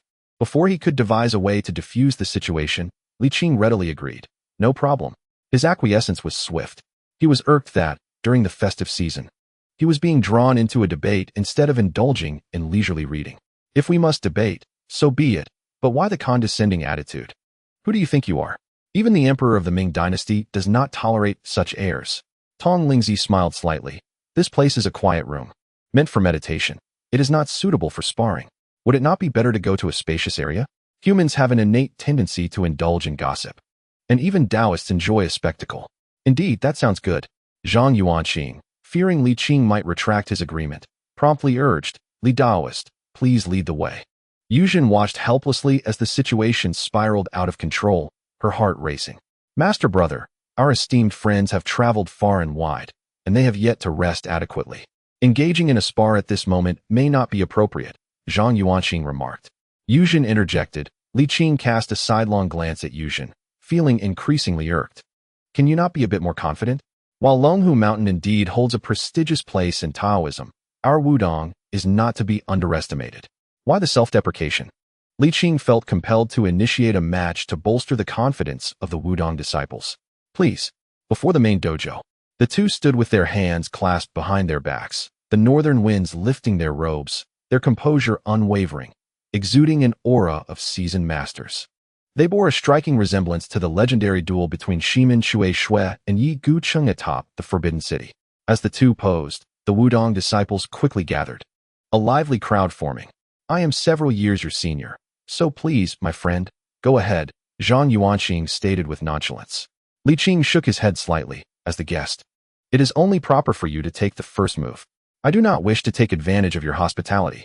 Then I shall graciously accept your invitation. Zhang Yuanqing replied, taking a deep breath. Li Qing remained poised, exuding an air of dignity.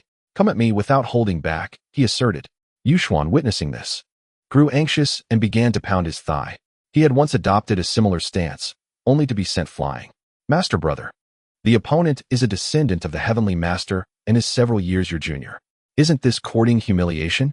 He tugged at Yuzhen's sleeve, his voice laced with urgency. Master, what should we do about the master brother's overconfidence? Remain calm. You cannot fathom the depths of my master brother's abilities, Yuzhen replied, maintaining her composure. Her concern lay not with the sparring itself, but with the repercussions of offending Longhu Mountain, the foremost sect of Taoism. Be cautious, Zhang Yuanqing admonished, and in an instant, he sprang into action. Yuzhen looked up just in time to see him launch himself forward with a light, agile motion, covering a distance of over 10 feet effortlessly. Yushuan fell silent, his focus entirely on the duel unfolding before him. Truly, the designated heir of Longhu's heavenly master possessed remarkable skill. A realization that struck Yushuan with a sense of inadequacy. In the blink of an eye, the two were nearly within reach of one another.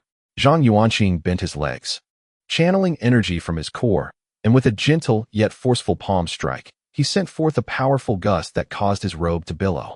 Why hasn't Master Brother yet countered? Yushuan thought anxiously, witnessing Zhang Yuanqing's palm poised to strike Li Qing. He instinctively shielded his eyes in despair. It's over. I've influenced my Master Brother. I only sought to shine in front of others, Yushuan lamented, filled with regret. Seeing Li Qing remain as steadfast as a mountain despite the imminent strike, Zhang Yuanqing couldn't help but sneer. You cannot evade this. It seems you are merely putting on an act. Watch as I unveil your true nature. The force of the palm was fierce, and Li Qing's hair danced in the wind, yet he remained composed. Just as Zhang Yuanqing contemplated whether to temper his strength to avoid causing lasting harm, he suddenly saw Li Qing move. Li Qing's motion appeared slow, with minimal amplitude, as he gently raised his hand to clasp Zhang Yuanqing's wrist. Retreating half a step while lowering his body, he then executed a fluid pull followed by a push. Zhang Yuanqing could only feel that the other party's hand was soft and feeble, devoid of calluses, smooth and delicate, resembling someone accustomed to a life of luxury. This entirely contradicted the image of a celestial disciple he had envisioned. However, in the next instant, his expression changed dramatically. An indescribable force, terrifying in its intensity, suddenly surged forth, akin to being violently charged by a mighty bull. The power was overwhelming, tyrannical, and utterly devoid of reason, leaving him no chance to lessen its impact. Zhang Yuanqing found himself soaring through the air, while Xuande, shielding his eyes, gradually opened his fingers, witnessing the successor of the celestial master being sent flying horizontally. Reminiscent of his own earlier experience, he paused, momentarily doubting his own vision. Rubbing his eyes, he confirmed that his senior brother still stood there, calm and composed, exuding the aura of a transcendent master. In just a fleeting moment, the disparity was unmistakable. Xuande could not help but feel inclined to applaud, but was abruptly met with the piercing gaze of the sect leader's senior brother, which jolted him into realization, causing him to promptly fall silent. Simultaneously, he swept his gaze over the other disciples, reminding them to maintain composure and uphold the dignity of Wudong. Zhang Yuanqing was the chosen successor of the celestial master. Though somewhat arrogant, his abilities were commendable. Unlike Xuande, who had been disoriented after his fall, he harnessed his strength mid-air, executing a turn and landing steadily on the ground, his complexion flushed and blood surging. The relaxed expression on Tong Lingzi's face vanished, and his gaze towards Li Qing grew serious. After just one exchange, he could not ascertain the true caliber of the celestial master's disciple. But one thing was certain: he was undoubtedly superior to Zhang Yuanqing. It is worth noting that Zhang Yuanqing was the designated next celestial master, significantly older than Li Qing by over a decade. The outcome led Tong Lingzi to ponder. Evidently, the disciple's identity as a direct successor of the celestial master could not be feigned. However, his genuine prowess remained to be seen. With this in mind, he turned his attention to Zhang Yuanqing. "Zhang Daoyu, are you unscathed?" "I am fine," Zhang Yuanqing replied, attempting to stabilize his turbulent breath, speaking in a subdued tone. Tong Lingzi smiled lightly and nodded. "That is good to hear. Li Daoyu is a highly esteemed disciple. Zhang Daoyu should not hold back any longer." Zhang Yuanqing retorted, "I never suggested we should cease our sparring, did I?" Having achieved success at a young age, Zhang Yuanqing was accustomed to adulation wherever he went, which had gradually fostered his arrogance. Nevertheless, despite his pride, he was not foolish. A true expert's skill is evident upon engagement. After their initial exchange, he clearly sensed that his opponent's strength surpassed his own. This was infuriating for Tong Lingzi. Chapter 94. The first steps. Zhang Yuanqing felt somewhat embarrassed, and to withdraw now would give the impression of being overly cheap. After all, they had only exchanged a single bout. Moreover, he represented the facade of the celestial master's estate. However, to continue the sparring would render his chances of victory slim, with a high likelihood of humiliation, unless the opponent relied solely on that one technique. This possibility existed, and it was quite substantial, for the other was merely 20 years old, already achieving remarkable feats. He thought to himself, "I must tread carefully. It should not be too problematic." At the very least, he could hold out for several more exchanges before humbly bowing out, preserving his dignity. With a sigh of relief, Zhang Yuanqing regained his previous demeanor of a transcendent master. Truly worthy of being the disciple of a real master. He stepped forward, gesturing with his hand, inviting his companion to take the lead this time. Zhang Yuanqing possesses considerable skill. He has discerned that Li Qing's strategy emphasizes striking after the opponent's initial move. Though appearing advantageous at first glance, it is, in fact, a costly miscalculation. Zhang Yuanqing scoffs internally at the notion of relying on a singular tactic to dominate. Yet he is acutely aware that he must not underestimate Li Qing any further. With his body tensed and his gaze intense, he accelerates the flow of his vital energy, maximizing his physical and mental prowess. Tong Lingzi nods slightly, contemplating that if Zhang Yuanqing can cultivate his temperament, he will undoubtedly surpass the current celestial master in the future. Generally, cultivators enjoy longevity. Thus, being in their 30s is still considered youthful, granting ample potential for growth. The disciples of Wudong watch intently, their earlier tension dissipating after witnessing their senior brother's prowess. Now, they adopt a mindset of learning, eager to observe this thrilling contest. Xuande, fixated on the duel, is determined not to miss any of the action after having previously blinked and missed a critical moment. Li Qing, eschewing pleasantries, strides forward with another light, yet decisive strike. However, having learned from his previous encounter, Zhang Yuanqing is no longer careless. He hastily evades the blow, opting to rely on his legs rather than his fists, seeking to regain his footing. His reasoning is sound, as most practitioners excel in one discipline. Honing a single skill to perfection often yields greater rewards than a superficial understanding of many. You excel in hand techniques. I shall match you with my leg techniques. Zhang Yuanqing's shift in strategy is not flawed, but he faces an opponent like Li Qing. In truth, Li Qing has not deliberately trained in leg techniques. His practice of Tai Chi primarily focuses on flexibility rather than sheer martial prowess. He has no need to. With centuries of vital energy at his disposal, his every movement possesses overwhelming force. One strength conquers 10 techniques. Zhang Yuanqing's tactical change fails to perturb Li Qing, who continues his methodical approach, unhurried and graceful. Whether confronted with hand or leg techniques, he remains unfazed, striking whichever target is nearest. With a resounding clap, Li Qing delivers a powerful blow to the sole of Zhang Yuanqing's foot. Zhang Yuanqing exclaims internally, "By my ancestral master." The tremendous force surges from his foot. Surpassing the previous encounter, and with one leg lifted, his stability falters. He is catapulted into the air, flying farther this time, his thigh and half his body numb. Thud. This time, he cannot adjust his posture mid-air and lands in a disoriented heap. He has fallen, and Yu Xian feels a surge of exhilaration. The successor of the celestial master is no different from his early days, and he revels in the experience. Simultaneously, he gains a newfound appreciation for his senior brother's strength. Not only Yu Xian, but all the disciples of Wudong are left astounded. Having just relaxed from their initial tension, they are now enveloped in astonishment. Their senior brother's might invigorates their spirits, their faces flushed with excitement. He is indeed the successor of the celestial master. This signifies that his inherent strength has reached the level of the celestial masters of Longhu Mountain and the leaders of the Xuande sect. Even if he falls short, it is by a scant margin. Their confidence surges. Had it not been for the desire to maintain Wudong's decorum, they would have erupted in cheers.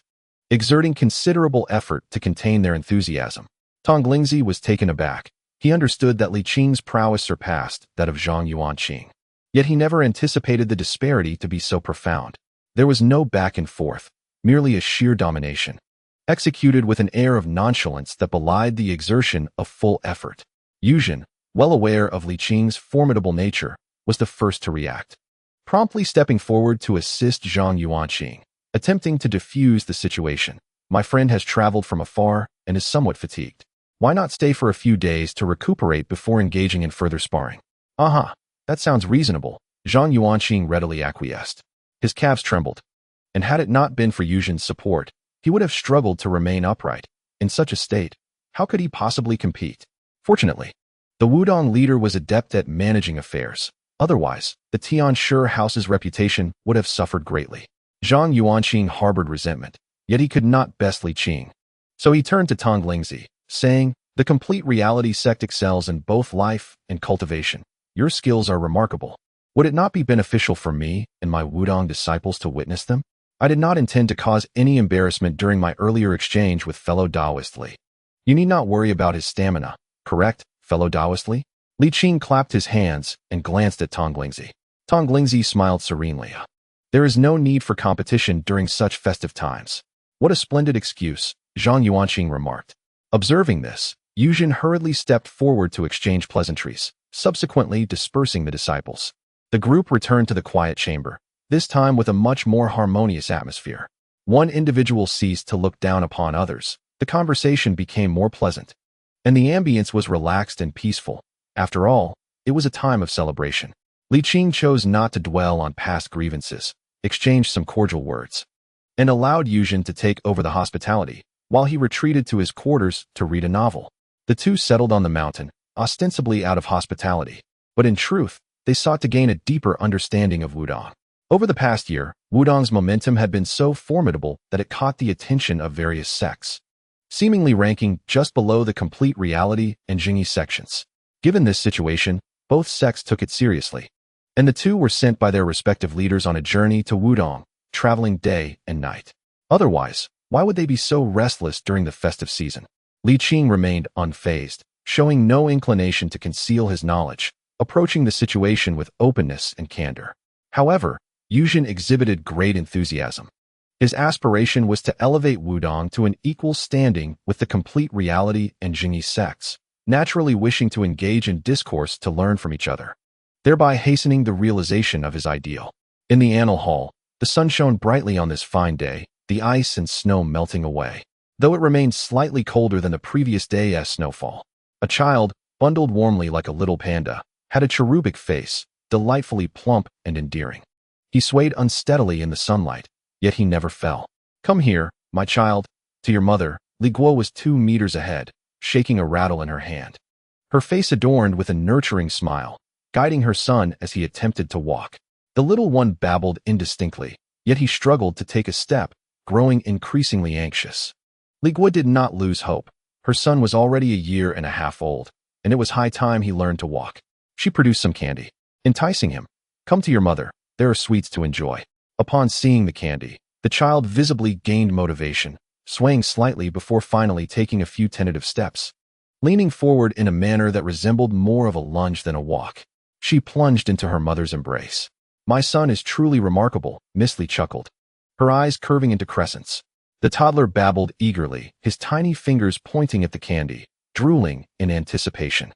"You are still too young. Too much candy will ruin your teeth. Here, have this rattle instead." Miss Li reconsidered her decision. This greatly upset the child. He could hardly comprehend the concept of bad teeth. He simply craved the sweet treat. After several fruitless attempts to snatch the candy, he burst into tears. "Do not cry, my dear." Miss Li hurried to console him, but her efforts were in vain. A 1.5-year-old child could not grasp reason. If denied, he would weep. Soon, Miss Li relented. "All right, have this one, but you cannot have any more today, understood?" The toddler accepted the candy with a radiant smile. Sunlight illuminated his cherubic face, revealing every fine strand of soft fuzz. He was indeed adorable. Miss Li planted a kiss on her son's cheek, embracing him with a sense of fulfillment. Yet, amid her contentment, a tinge of sadness lingered. The year had passed, and he had not come to visit. Was he truly that busy? Her heart sank. He had only appeared once, at the time of their son's birth, and had not returned since. Having grown accustomed to her fate, she felt no grievance when she was favored initially. After all, the emperor had vanished shortly thereafter. But now, she felt a sense of injustice, not for herself but for her son. She harbored no extravagant desires. She merely wished for him to see their child, even if just once a month, or even less frequently. Yet the reality remained stark. He had only visited once and had not returned. Regret washed over Miss Li. She lamented her decision to move out, especially since the emperor had assured her of his support. Reflecting on this, she felt a pang of guilt. Indeed, her departure was more about escaping the intrigues of the harem, yet now it seemed selfish. Would her son resent her when he grew older? With a soft sigh, she mused to herself, "Next time the Grand Lord visits, I must ask him to convey a message to the emperor. It is time to return." For her son's sake, she was willing to endure any hardship. Now that their child was born and the emperor was aware, who would dare to cause trouble? Determination shone in her eyes, while her face radiated boundless tenderness as she caressed her son's head, whispering, "My dear, you have a father. Your father is quite remarkable." At that moment, a palace maid hurried in, announcing, "Your Highness, the Grand Lord has arrived in the outer courtyard." Miss Li paused, a spark of joy flickering in her eyes. She recognized that the Grand Lord referred to was Wherein. "Very well, I shall go at once," she exclaimed, swiftly gathering her son to head outside. However, before she could venture far, Wherein entered directly. Miss Li was momentarily taken aback. Although he was a eunuch, he had always treated her with respect and rarely ventured into the inner quarters. Yet, she was too preoccupied to dwell on this, rushing forward to say, "Grand Lord, I have something to discuss with you. Please step back. We have matters to discuss with the princess." They both spoke simultaneously. The maid hesitated momentarily before excusing herself to the outer courtyard.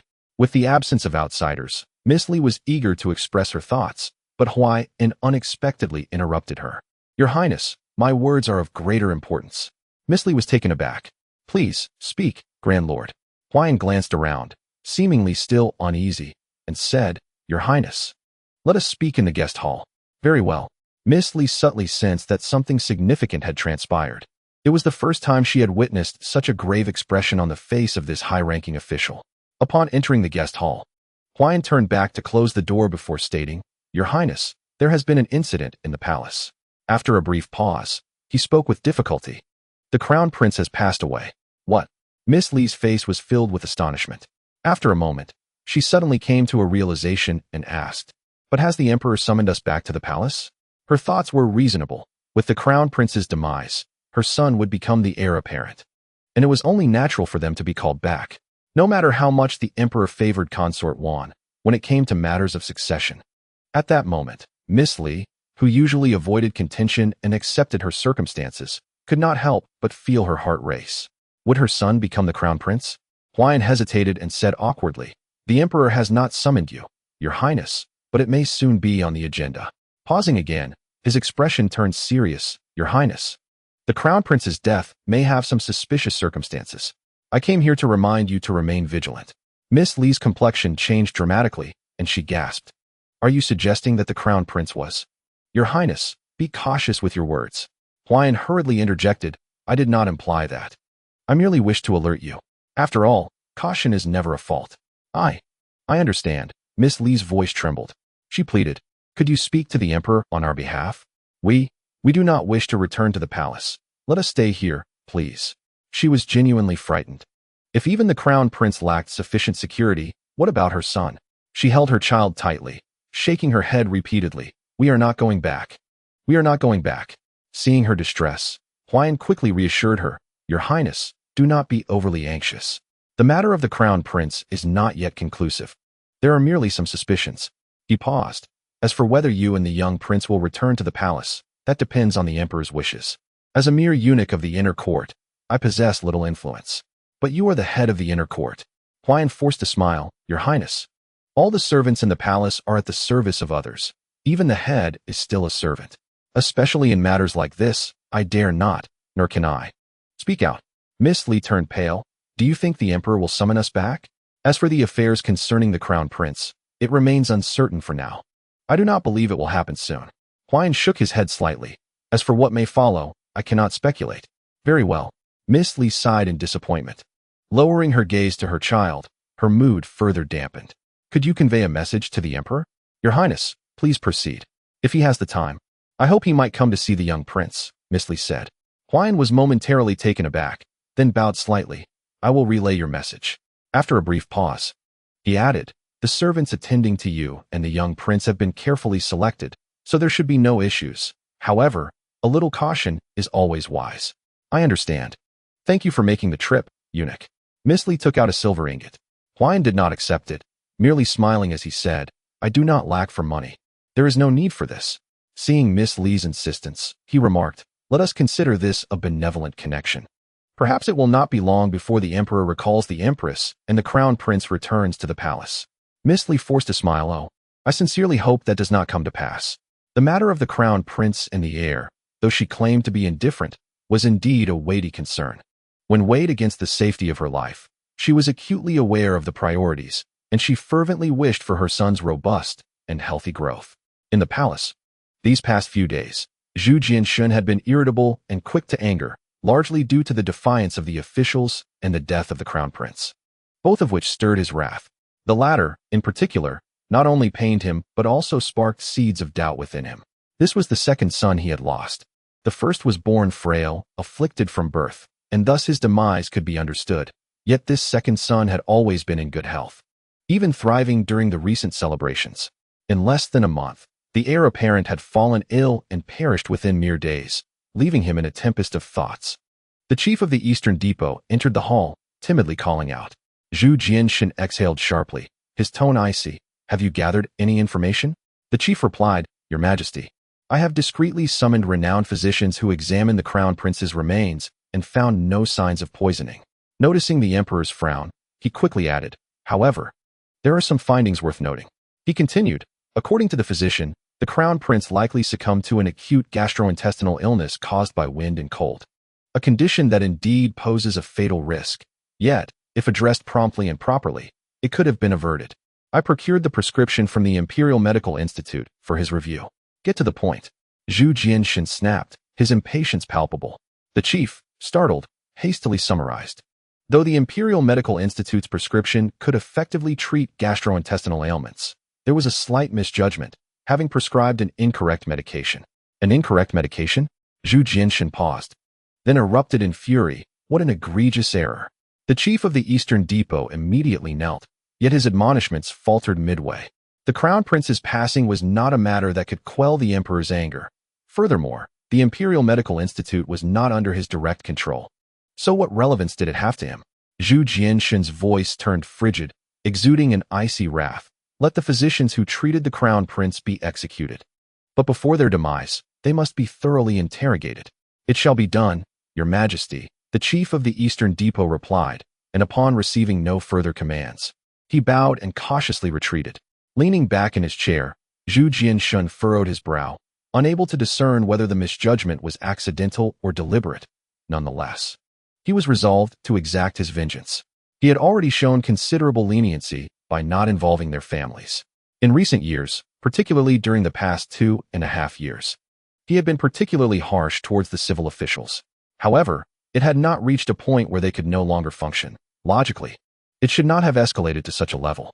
Moreover, such actions were tantamount to rebellion, an endeavor not easily accomplished by a single individual. The physicians had strict regulations regarding prescriptions and treatments, and such a perilous act, risking execution, would not be undertaken lightly, even with substantial bribery. More crucially, threats needed to be made openly. Underhanded schemes were merely a means of venting frustrations and would not fulfill any political objectives. A quintessential endeavor that yields no reward is seldom undertaken by anyone. Zhu Jianshan rubbed his temples, filled with frustration. At that moment, Zhen'er approached slowly, gently advising, Your Majesty, one must prioritize the health of the dragon body.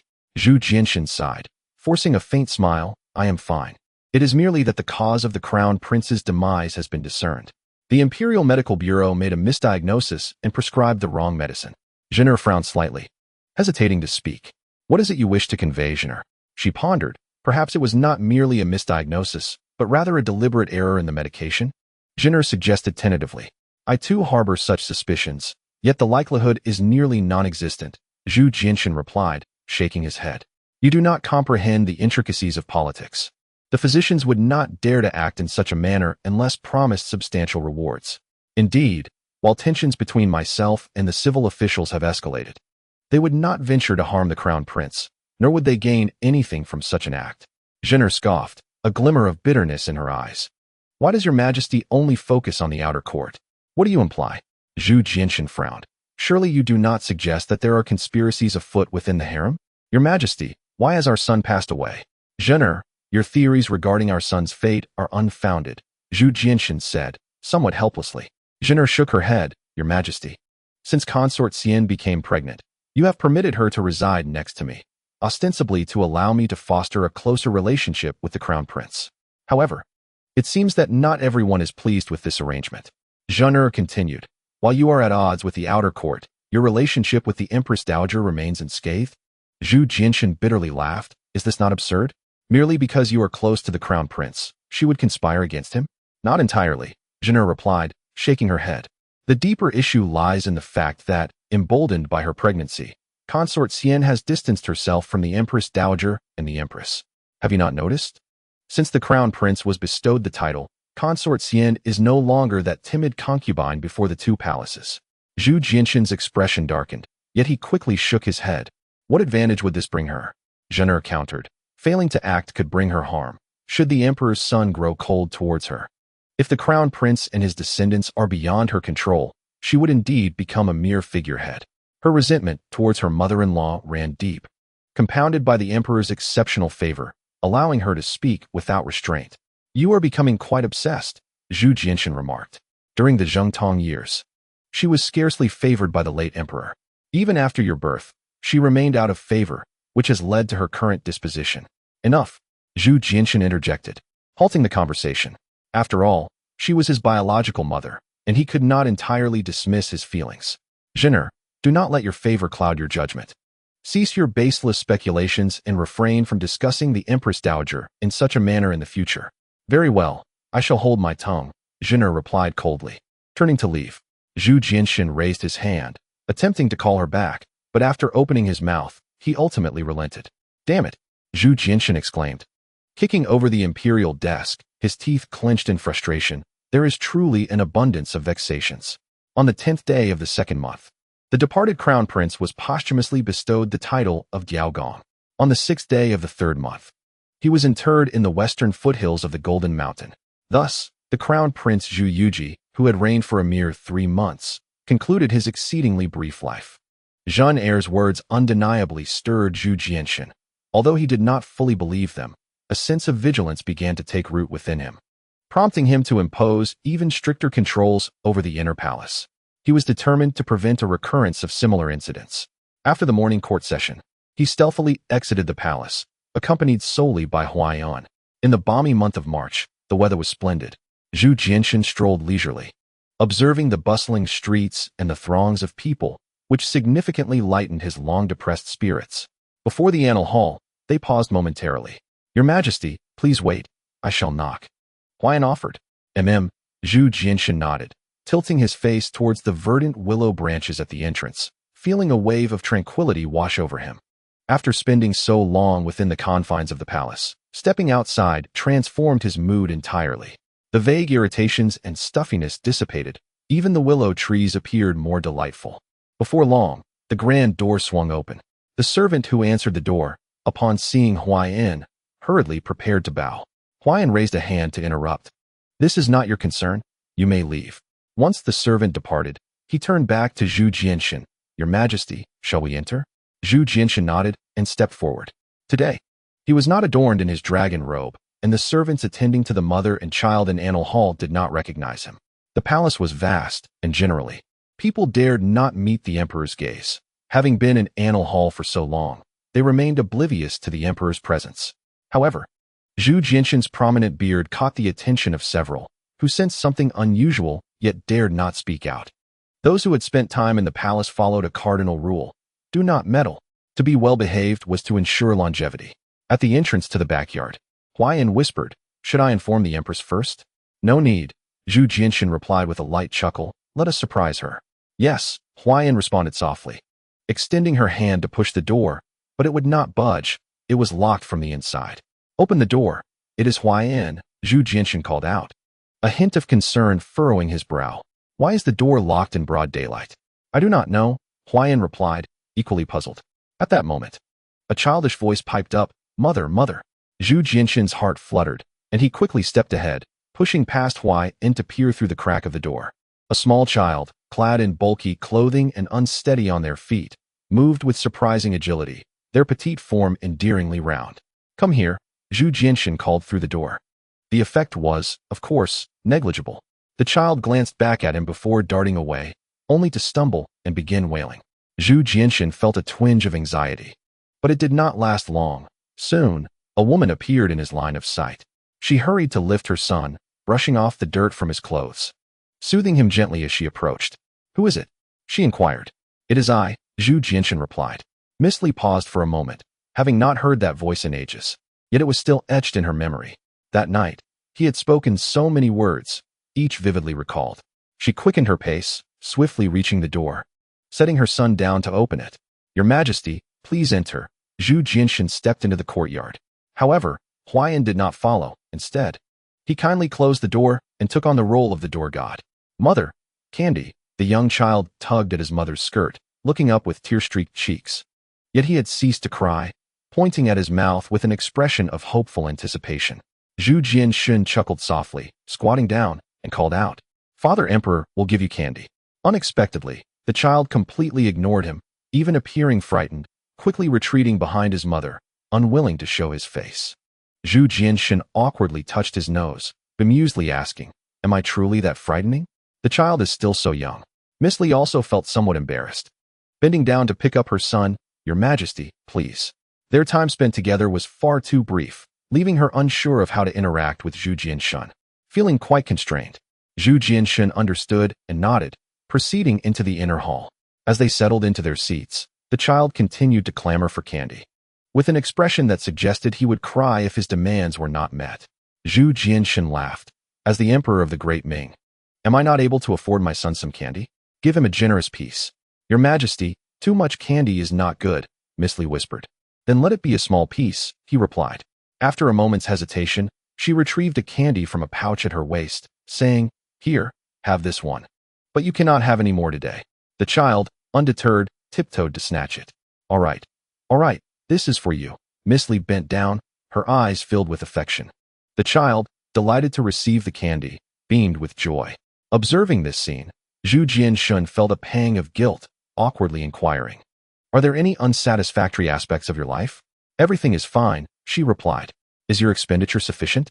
"It is enough." Zhu Jianshin scratched his head, uncertain how to continue the conversation. After a moment of contemplation, he suddenly asked, "I noticed that there are no servants in the backyard. What is the reason for that?" "I feel more at ease supervising myself," Miss Li replied softly. Zhu Jianshin laughed. "I arranged for servants precisely to attend to you and your son. Yet you choose not to utilize them." Suddenly realizing something, he frowned. "Have you heard about matters in the palace?" Miss Li nodded. "Yes, in truth. I do not completely disregard them. I simply do not require their services often." After a moment of hesitation, she mustered the courage to ask, "Your Majesty, may I dare inquire if there are any nefarious forces behind the crown princess' demise?" This was of great importance to her. Zhu Jianshun fell silent for a moment before responding. The crown prince suffered from acute gastroenteritis. A misdiagnosis by the court physicians led to the incorrect prescription of medicine. I have since executed those incompetent doctors. The Eastern Depot conducted interrogations, but nothing of value was uncovered. Of the 4 involved, 2 died under severe interrogation, while the remaining 2 turned on each other, evading responsibility. The outer court was not implicated, nor was the inner court, making it highly probable that it was merely an unfortunate accident. Zhu Jianshin sighed. So it was not a deliberate act of harm? She felt slightly reassured, yet still hesitated about entering the palace, as her son was too young. "Did your Majesty come this time to retrieve the crown prince for the palace?" she asked nervously. Zhu Jianshin did not respond immediately, gazing at her for a moment before saying, "Do you not wish for me to take him away? The child is still young." Li remarked softly, but soon found this reasoning rather flimsy, and added, "The child has grown accustomed to the meals here. He might not adapt to the palace's cuisine. Young children have delicate digestive systems." Zhu Jian deeply pondered for a moment before nodding. "That is acceptable. I shall ensure that Huayan looks after this place closely. Should you require anything, do not hesitate to speak. I shall grant your requests without hesitation. My life here is quite comfortable. I require nothing," Li replied. Then, recalling something, she cautiously added, "If the emperor has leisure in the future, might he come to see our son? Once a month would suffice." Zhu Jian felt a pang in his heart and lowered his head in shame. However, Li misunderstood his demeanor and continued, "Once every 6 months would be fine. The child is growing, and I do not wish for him to feel as though he lacks a father. I shall visit often when I have the time." Zhu Jian assured her. "Thank you for your graciousness, Your Majesty," Li said joyfully, rising to bow. Zhu Jian hastily stood to support her, saying, "There is no need for such formalities, it is my duty." His face was full of regret as he crouched down to embrace his son, only to be met with rejection once more. The young child clung tightly to his mother, his large eyes filled with suspicion toward the stranger. Zhu Jian felt a bittersweet sensation and forced a smile. "Son, call me father. Let me hear it." "Father, he is your father." Li encouraged their child as she knelt beside him.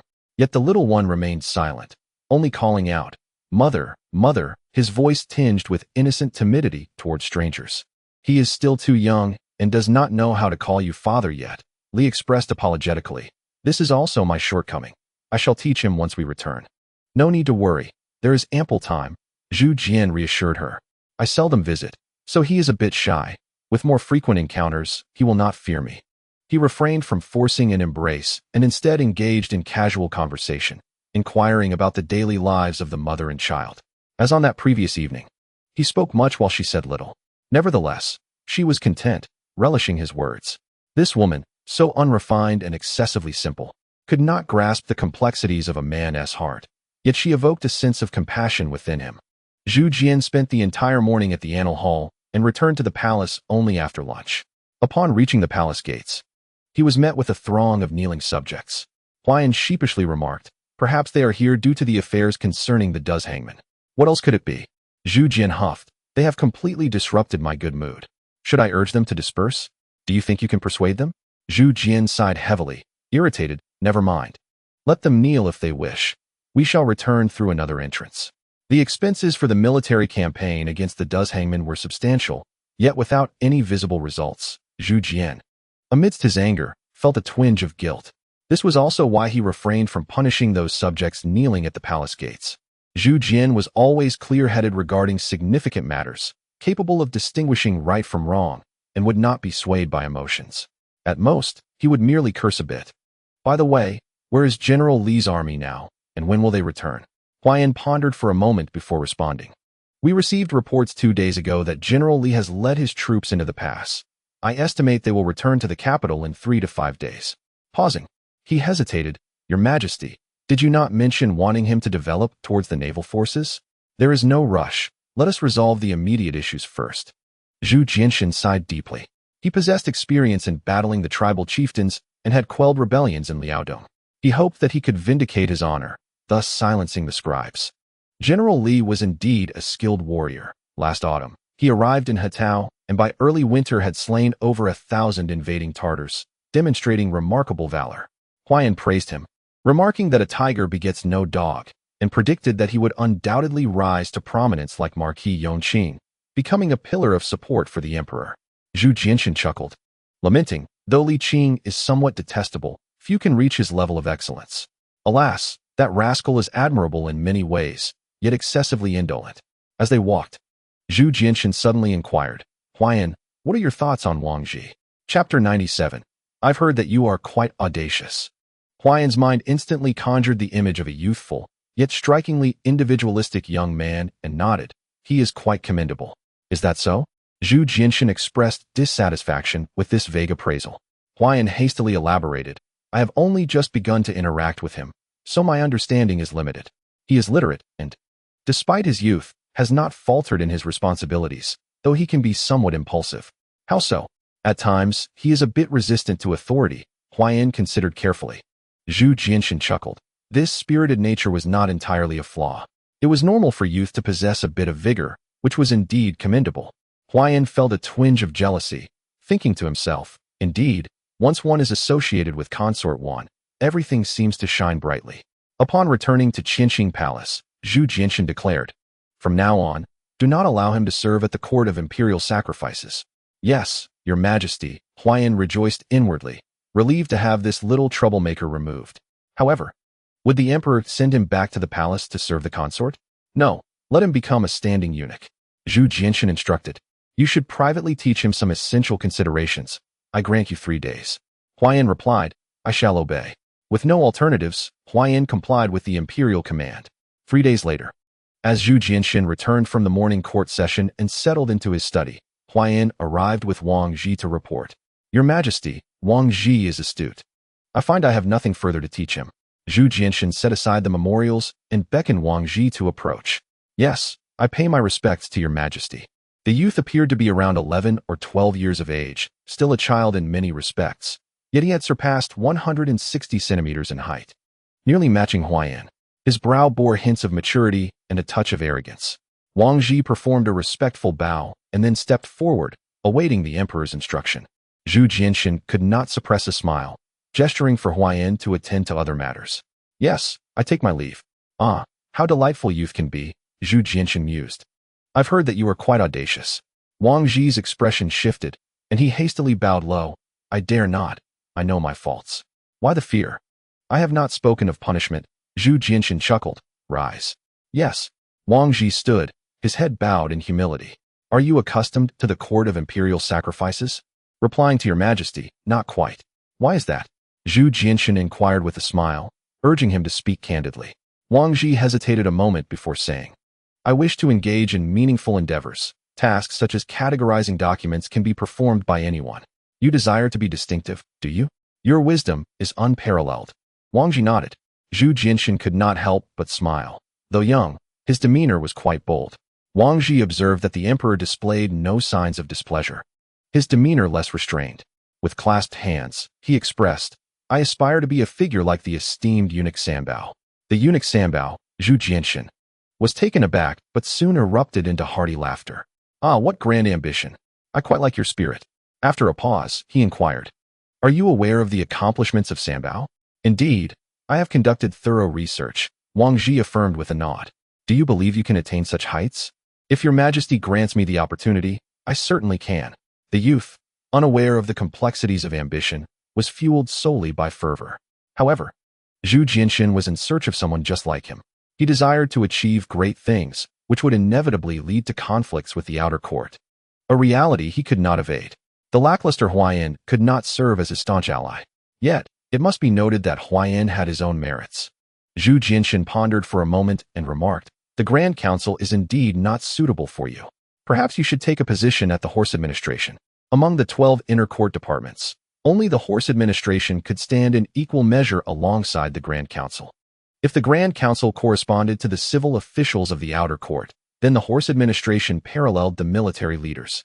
This was a department of substantial authority. Having spent considerable time in the palace, and with Zhen'er's unwavering support, Wang Ji was acutely aware of the horse administration's significance. The youth's blood surged with excitement. In the past, every time the eunuch Sanbao embarked on a maritime expedition, he commanded an impressive fleet of 20,000 or more, showcasing the might of the Ming dynasty and instilling fear in foreign lands. What exhilarating times those were. In that moment, Wang Ji felt he had drawn closer to his idol. "I shall obey your command, and I thank your majesty for your gracious favor." Wang Ji bowed deeply. Zhu Jinshan chuckled and said with an air of authority, "You must be able to bear my favors, for while high aspirations are commendable, lacking the ability to back them up would render you a laughingstock." "Yes, I understand, and will keep this in mind." Zhu Jinshan contemplated further and stated, "You are still quite young and require refinement and growth. For now, you shall hold a clerical position at the horse administration. Begin your training as a junior eunuch." "Yes, I shall obey." Wang Ji's voice trembled with emotion. Though he was young, he was not naive. The emperor's implication was clear. "I wish to cultivate you, so perform well." How could he not perceive it? Overcome with excitement, the youthful vigor he possessed was unmistakable. Zhu Jinshan, too, felt a wave of delight. He needed individuals like Wang Ji, sharp, full of zeal. Despite Wang Ji's youthfulness, even resembling a child, it mattered not. The emperor was also young, with ample time to nurture talent. At that moment, Huayan returned after a brief absence, reporting, "Your Majesty, the guerrilla General Li Hong has returned to the capital and is now at the palace gates." "Oh, quickly, summon him." Zhu Jinshan's spirits lifted, his already pleasant mood brightening further, a smile breaking across his face. Wang Ji, recognizing the cue, respectfully inclined his body, saying, "Then I shall take my leave. No need to depart. Remain here." Zhu Jinshan waved his hand, intending to let Wang Ji witness the proceedings. For a person trained by Zhen'er was indeed worthy of trust. "Yes, I shall obey." Wang Ji responded with reverence, his heart aflame with anticipation. A quarter of an hour later, a young man clad in gleaming silver armor and wearing a helmet, robust in stature, entered the great hall alongside Huayan. The chainmail shifted slightly with his movements, producing a subtle yet crisp sound that stirred Wang Ji's blood, prompting him to steal a glance at the newcomer. In his mid-20s, the man possessed a robust physique and an aura of strength. The faint air of lethal intent surrounding him made it clear that he was a seasoned warrior accustomed to the rigors of battle. Wang Ji admired him deeply. "Minister Li Hong, at your service, your majesty," he declared. "Ah, no need for formalities," replied Zhu Jinshan, gazing at his capable brother-in-law with a sense of delight, reminiscing about their first encounter when Li Hong had bowed in submission. Back then, he had jested. Now, Li Hong had grown into a formidable general. "Thank you, your majesty." Li Hong rose and commenced his report on the affairs of Hetao. Zhu Jinshan listened attentively, nodding frequently. Once Li Hong concluded, he spoke, "You have worked hard on your journey. The reason for your summons is to discuss the matters concerning the Duzhong Mian." "I understand," Li Hong responded, bowing his hands in respect. "May I inquire when your majesty wishes for me to depart?" "You have traveled extensively. Rest for 2 days first." "There is no need to rush," Zhu Jinshan replied with a smile. "Allow your subordinates to rest as well." "Yes," Li Hong replied with a grin. "Your majesty is benevolent." Huayan, recognizing the young man's lingering presence, discreetly gestured for Wang Ji to withdraw. However, Wang Ji, prideful and defiant, ignored the signal, thinking to himself, "The emperor has not dismissed me. Why should I leave?" Huayan silently lamented, acknowledging the emperor's decision to keep Wang Ji from the office of rights was a blessing, as the young man was quite unruly. Zhu Jinshan remained oblivious to the subtle interplay between the two and continued conversing with Li Hong about mundane matters. "You have been on the move these past years. How is your family?" Li Hong scratched his head, somewhat sheepishly admitting, "They are well." Yet, a pang of guilt washed over him. It had been over 2 years since he last returned home, with only a few letters exchanged. Zhu Jinshan felt a twinge of guilt as well. Li Hong's absence was partly his doing. I have heard that you have a son now. Indeed, he is likely on the verge of walking, Li Hong said with a broad smile, but soon his expression faltered. He was aware of the crown prince's demise, and speaking of his child in the presence of a grieving emperor felt profoundly inappropriate. However, Zhu Jianshan's expression remained unclouded as he nodded approvingly. Excellent. After we settle the Duzhong Mian issue, I shall grant you leave to return and spend time with your family. I wouldn't want my sister to blame me for your absence, haha. Your Majesty is too kind. Li Hong chuckled awkwardly, yet internally, he felt a deep ache, imagining the gentle reprimands he would face from his sister-in-law. Nevertheless, after such a long time, he yearned to return home and see her. Initially, he had hoped to bring his sister-in-law with him, but his father-in-law had harshly refused, chastising him. Have you ever seen a general who takes his wife to war? Reflecting on this, he had set off alone from Jinling. Over the past 2 years, he had journeyed first to Liaodong and then to Hetao, hardly pausing to rest, and had not returned even once. He had yet to meet his son. Rest assured, Your Majesty, I shall exert every effort to assist the army in quelling the Duzhong Mian, he vowed. Very well. Zhu Jianshan smiled, suddenly inquiring, by the way, has your godfather sent you any correspondence? None, Li Hong replied. Li Hong was feeling somewhat despondent. It had been 5 years since the winter of the Changhua era, precisely the day after his marriage, and since then he had received no news regarding his godfather. Zhu Jianshan sighed in disappointment and inquired, where do you think he might have gone? Li Hong replied with a wry smile, he must have become a Taoist priest. As for his exact whereabouts, I am at a loss. His choice of becoming a priest is truly baffling. Zhu Jianshan, frustrated, retorted, how could being a Taoist priest be more significant than serving the country? Observing his indignation, Li Hong quickly defended his godfather. He has always said that during chaotic times, a Taoist descends from the mountains, while in prosperous times, he retreats into seclusion. In light of the current flourishing era, with an enlightened emperor at the helm, he feels reassured. Zhu Jianshan scoffed. These are merely excuses. He is simply being lazy. It is said that one should see things through to the end. How can he think of retreating at such a young age?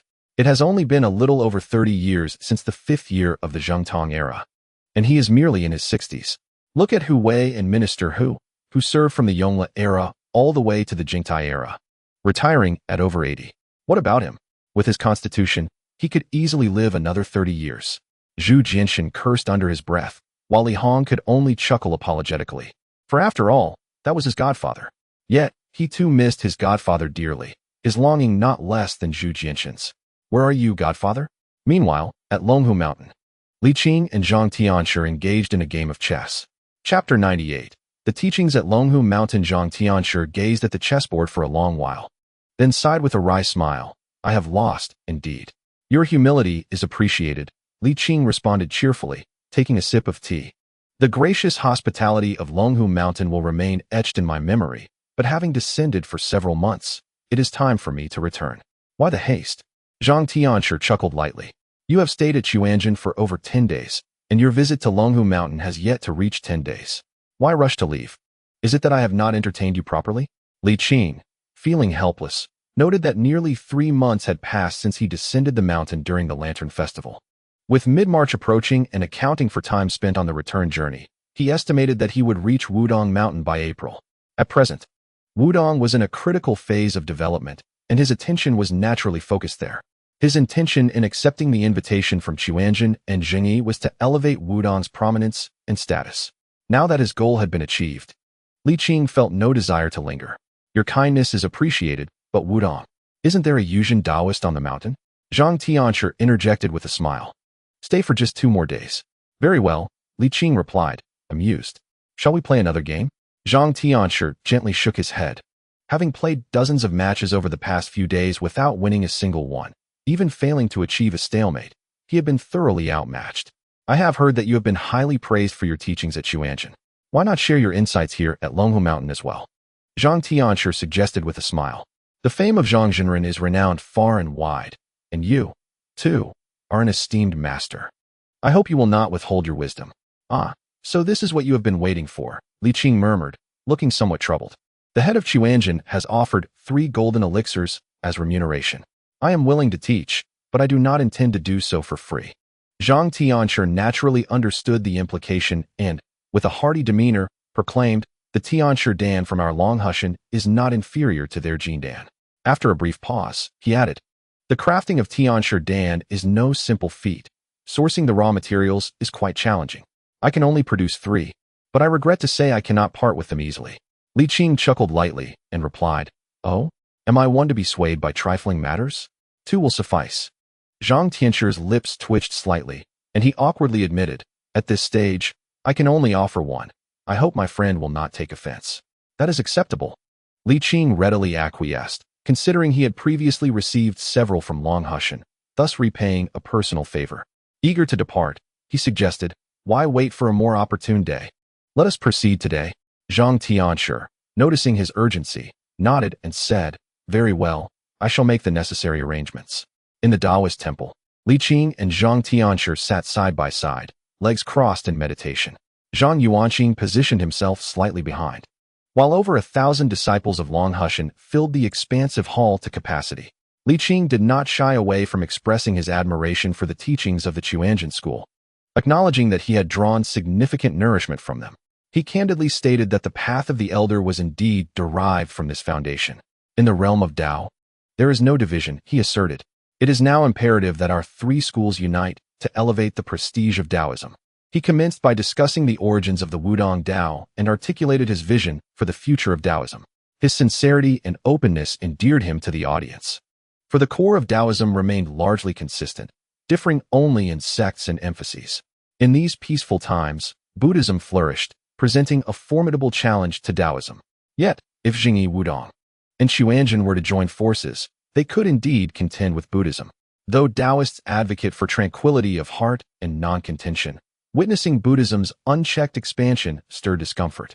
As Buddhism was an import, while Taoism was a native tradition, Li Qing observed the expressions of the Longhushan disciples and couldn't help but smirk before he began his discourse. Frankly, he aspired to rejuvenate Taoism, as the current Ming dynasty seemed ill-suited to the tenets of Buddhism. Buddhism, while abstract, provides a sense of spiritual belonging and alleviates the suffering of the populace. It must be acknowledged that Buddhism has made significant contributions in the Central Plains, calming the hearts of many and inadvertently quelling unrest, serving as a form of spiritual redemption. However, in times of hardship, Buddhism's role in stabilizing society is evident. Yet we now live in an era of prosperity, particularly as Li Qing sought to guide the Ming towards a path of semi-industrialization. Further abstraction would be counterproductive. Taoism, with its pragmatic approach, is far more fitting for the current Ming. The great Tao is like medicine. Thus, the cultivation of the heart and essence must take precedence. To refine the elixir, one must first refine the essence. To perfect the great medicine, one must first cultivate the heart. A well-cultivated heart naturally leads to the elixir, and purity of essence yields purity of nature. The distinctions in Tao are both internal and external. The internal medicine is essence, while the external medicine is qi. The internal nourishes the nature, and the external sustains life. Li Qing spoke without reservation, sharing the insights gleaned from his master. He believed that his master's teachings should not be confined to Wudong alone. The Tao should not be so limited. By the end of the lecture, the disciples of Longhushan found themselves greatly enriched, and Zhang Tianshi was captivated, exclaiming that the Tianshi Dan had not been bestowed in vain. Ultimately, Li Qing presented 2 classic works authored by his master, directing the Golden Elixir and Secrets of the Golden Elixir as gifts to Longhushan. Certainly, this is a transcribed version. The same scripture was also bestowed upon the Quanjin sect. Such generosity left Zhang Tianshi feeling rather embarrassed, and as Li Qing prepared to depart, he generously offered an additional Tianshi Dan. Li Qing, feeling unreserved, considered it a delightful surprise. As he descended the mountain, Zhang Yuanqing unexpectedly requested Li Qing to take him to Wudong for further cultivation. Li Qing found himself at a loss for words. After all, he was the next Zhang Tianshi, and it seemed rather unseemly to abandon Longhu Mountain for Wudong. Yet, Zhang Yuanqing was resolute in his desire, and Zhang Tianshi wholeheartedly supported this notion, advising, since you advocate for the unity of the 3 teachings, why not see it through to the end? Zhang Tianshi added with a smile, Wudong can also send disciples to Longhu Mountain. Shortly, I shall inform the Quanjin sect's leader. Let us facilitate mutual exchanges among the 3 teachings, thus achieving the unity you speak of, is it not? Li Qing, taken aback, nodded in agreement. Your words resonate with wisdom, Tianshi. This is indeed splendid. He had not anticipated such an accommodating gesture from Zhang Tianshi. This development not only promised a genuine realization of the unity of the three teachings, but also significantly accelerated Wudong's ascent to prominence. Such an arrangement effectively announced that Wudong would stand on equal footing with the other two sects, yielding numerous benefits for Wudong. Li Qing bowed courteously, exclaiming, "Then I must express my gratitude to you, Tianshi." "Ah, it is but a trivial matter," Zhang Tianshi replied with a smile, "concerning the flourishing of Taoism. My fellow practitioners of Quanzhen would certainly not refuse." Li Qing nodded, expressing his delight. "I shall take my leave now." Zhang Tianshi inclined his head. "Safe travels." "My friend." Li Qing had not anticipated such a significant gain from this journey. It appeared that he would soon fulfill his master's long-held aspiration, far sooner than he had imagined. In July, within the imperial palace, Zhu Jianxin, who had often been seen furrowing his brow over military reports, was now filled with exuberance. "Excellent, splendid," Zhu Jianxin exclaimed, striking the imperial desk with his fist. "Invigorated, we have finally made a breakthrough." The initial stages are always the most challenging. Once a breach is achieved, the forces of the Ming dynasty could surge forward with the momentum of a tiger, advancing relentlessly. Perhaps by the year's end, or even before, it would be possible to conclude this campaign. Having invested heavily in the campaign against the Duzhong barbarians, retreat was no longer an option. They must press on unwaveringly. Otherwise, not only would all efforts be in vain, but his own prestige would also suffer considerably, and the civil officials would undoubtedly seize the opportunity to criticize him. Fortunately, there had finally been progress, which brought Zhu Jianxin great joy. In truth, through military engagements, rewarding martial generals, promoting young officers, and deploying loyal eunuchs, he had, to some extent, already secured control over the military power. However, this control was not yet firmly established in the hearts of the people. Yet, if he could conquer the formidable Duzhong barbarians, it would elevate his standing significantly, winning the hearts of the military leaders and silencing the civil officials' incessant chatter. Furthermore, it would serve as a formidable deterrent to the local chieftains across the Ming territories. Behave, or face the consequences. Indeed, truly worthy of being my brother-in-law, Zhu Jianxin, in a moment of exuberance, inadvertently let slip his words. Wang Ji, taken aback, responded, "Brother-in-law? Your Majesty has a sister?" "It is not so, for I have resided in the palace for many years, yet I have not heard of the crown princess's intentions." Wang Ji felt a sudden chill. "And no, I have not thought of anything," he stammered. Zhu Jianxin's expression darkened. "What have you heard?" The servant replied, "I heard the emperor say." "Indeed, he is my brother-in-law." Wang Ji, being forthright, confirmed this. Zhu Jianxin's face darkened further, a desire to silence him flickering in his eyes. Taking a deep breath, he gazed sternly at Wang Ji. "This matter must not be spoken of outside. Remember, if you do, I shall not spare you." "Yes, I shall obey." Wang Ji nodded earnestly. "If I speak out of turn, you may take my head." Knowing the stakes is good, Zhu Jianxin's expression softened somewhat. He rose and said, "Enough, I shall take a stroll. You may go to the imperial horse stable." Wang Ji hesitated and replied, "Your Majesty, I have not paid my respects to the noble consort in several days. May I visit her first before going to the stables?" Zhu Jianxin turned with a smile. "You are indeed grateful. She has treated you well. Go." "Thank you for your graciousness, Your Majesty," Wang Ji said joyfully as he bowed. Zhu Jianxin, however, continued on his light-hearted way. After walking for a while, Zhu Jianxin noticed that Wang Ji was still following him and frowned. "Are you not going to pay your respects to the noble consort? Why are you trailing after me?" Wang Ji was somewhat surprised. "Is Your Majesty not going to seek her out?" Having served the noble consort for a considerable time, he had come to understand the emperor's temperament. Happy, he sought Jin'er. Unhappy, he sought Jin'er. In search of joy, he sought Jin'er. Zhu Jianxin felt a warmth rise to his face. He was not indeed seeking Jin'er this time, which made him feel somewhat guilty. It was akin to frequently dining at a particular establishment, and upon passing by, one desires a change of flavor, only to be called by the waiter, "Dear guest, what would you like to eat today?" Zhu Jianxin's mood mirrored this sentiment. He cleared his throat and replied somewhat petulantly, "Well, I am merely wandering about. You may go your way." "Yes, I take my leave," Wang Ji responded with a bow and turned to depart. After walking a short distance, curiosity compelled him to glance back, only to see the emperor hastening towards the palace's exit. and he felt an odd sensation akin to that of a thief. It seemed the emperor had been making frequent incognito excursions of late. Wang Zhi, momentarily taken aback, quickened his pace towards Yongle Palace. Chapter 99. Zhen'er's Fury in Yongle Palace. Zhen'er leisurely indulged in a comic book, occasionally savoring a candied fruit. Although favored, she had a rather poor reputation among the other concubines. Jealousy from her peers and the influence of the Zhou matriarch played significant roles. Age gaps contributed slightly, but the primary reason was the malicious matriarch's lead in isolating her. The daily life of a concubine was monotonous and dreary, and Zhen'er was no exception. Even with the emperor's affection, much of her time was spent in solitude. Fortunately, her loyal attendants provided companionship, and with the emperor's favor, she could occasionally venture outside the palace for leisure, making her circumstances notably more comfortable than those of other concubines. At that moment, a palace maid entered.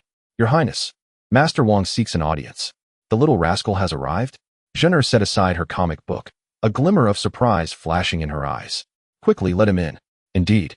The maid offered a slight bow and withdrew, shortly thereafter leading Wang Zhi into the room.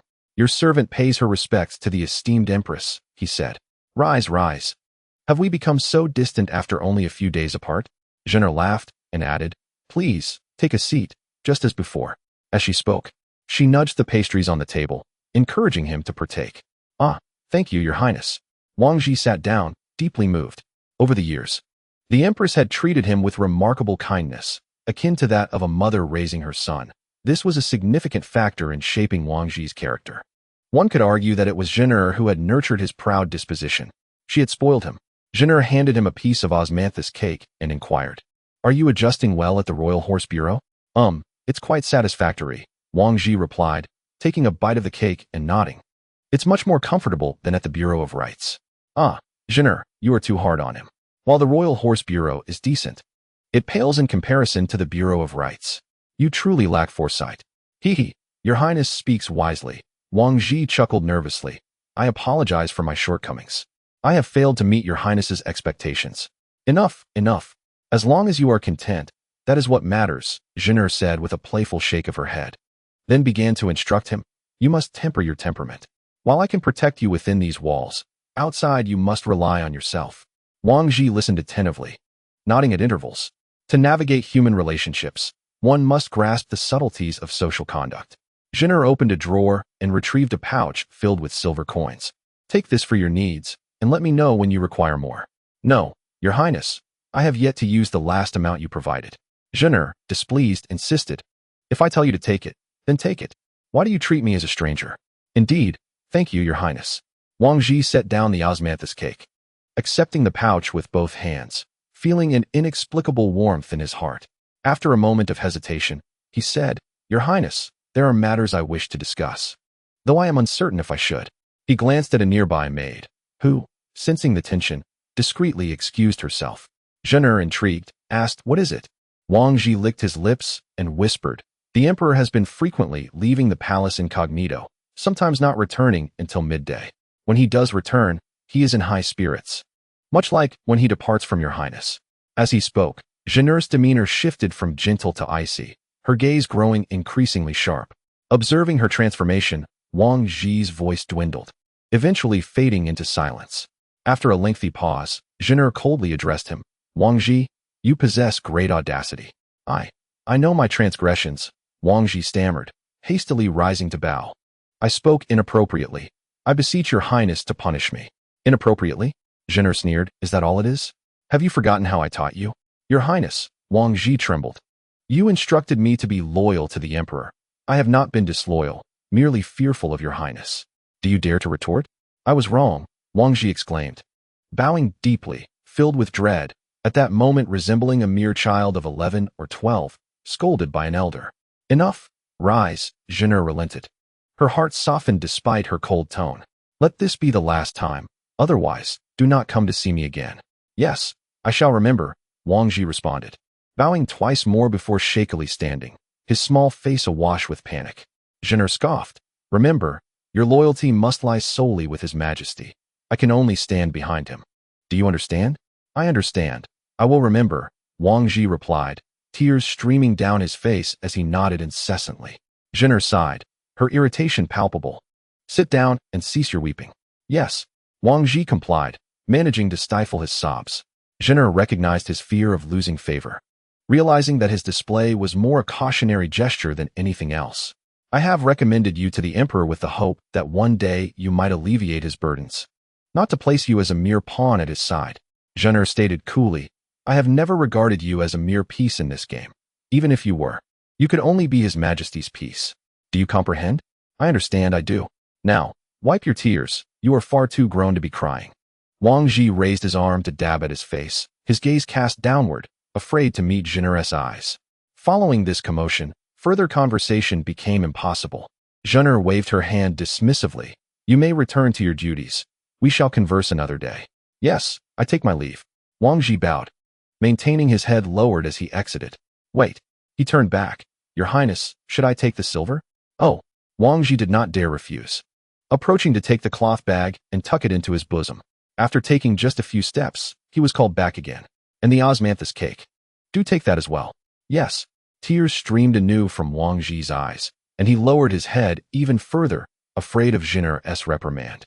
"Oh, this child," Zhener sighed, shaking her head with a wry smile, her interest in the trivialities waning.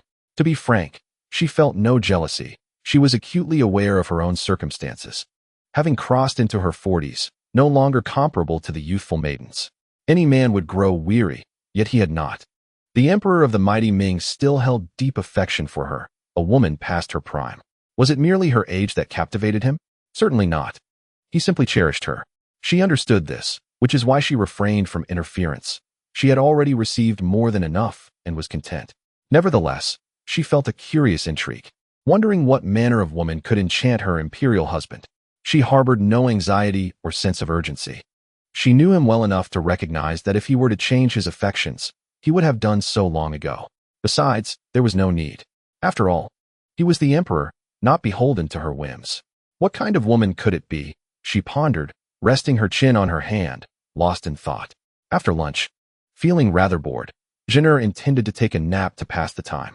However, just as she lay down, her husband arrived. Instantly, her fatigue dissipated as she scrutinized Zhu Jianshan, nodding frequently. Indeed, just as the little one had said, this little rascal had been up to no good. Zhener silently rolled her eyes. After years of marriage, she was all too familiar with this troublesome little fellow and could easily discern what had transpired. "Zhener, why do you gaze at me so?" Zhu Jianshan asked, a hint of guilt coloring his face. After playfully teasing their son, he was in high spirits, having indulged in a rather raucous affair, yet he was young enough to indulge again. With confidence, he stood tall. Zhu Jianshan grinned mischievously. "Shall we take a nap together? You seem rather cheerful today, Your Majesty." "Do I?" Zhener retorted. "Perhaps you should look in the mirror and see just how askew your smile has become." "Ahem, well, it's true. There have been advancements in the matters of the court." Zhu Jianshan cleared his throat and chuckled. "The beginning is always the hardest. The army only needs to surge forward through the breach created by Li Hong. No matter how defiant the barbarians are, they cannot withstand for long." Li Hong. Zhener furrowed her brows, feeling an odd familiarity to the name. "He is the adopted son of Li Qing," Zhu Jianshan explained, "and also my brother-in-law." "Ah, no wonder," Zhener exclaimed, realization dawning upon her.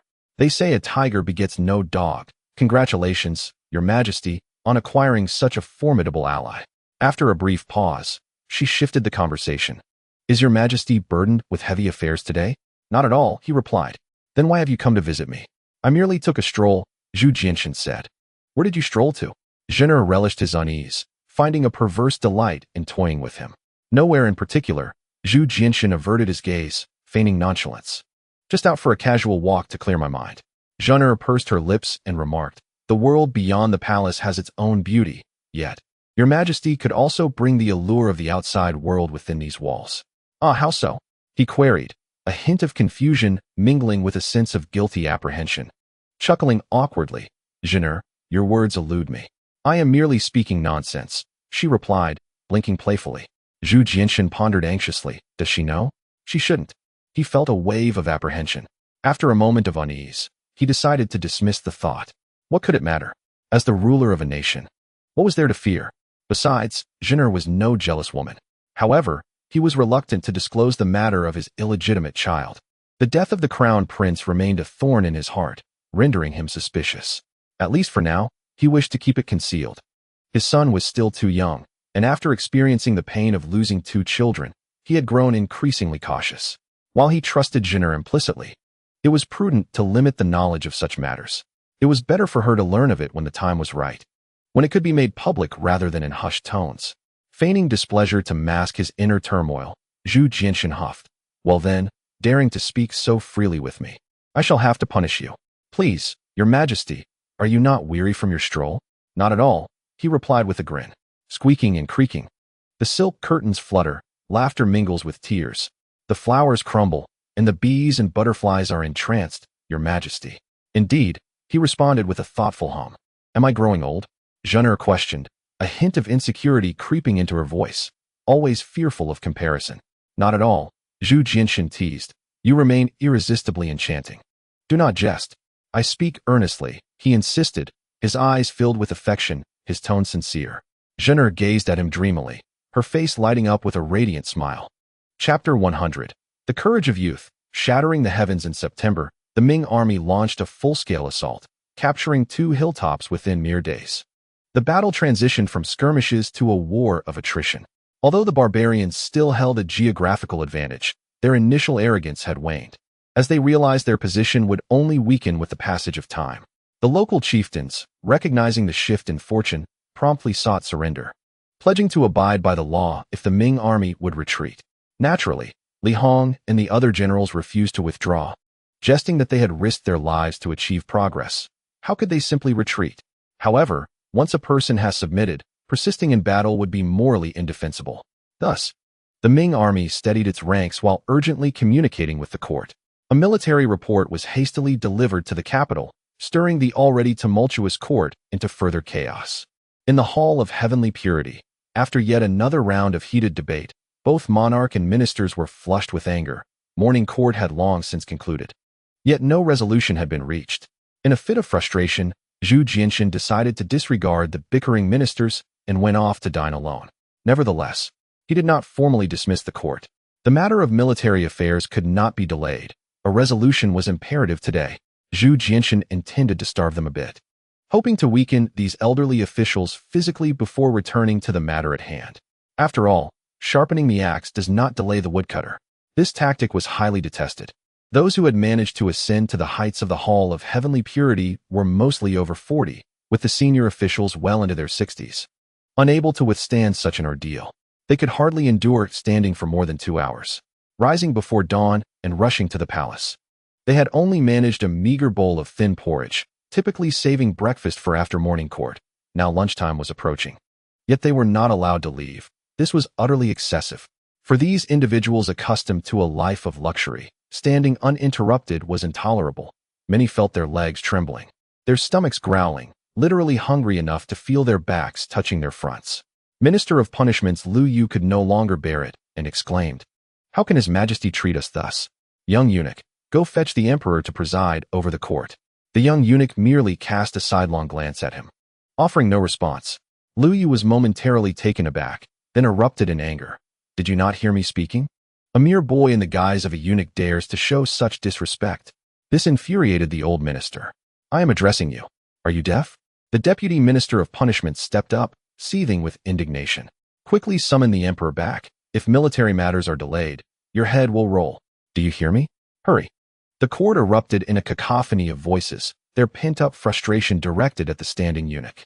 He was merely a eunuch, and they felt no restraint. Amid the uproar, Wang Zhi had no choice but to intervene. However, he only uttered 2 words: silence.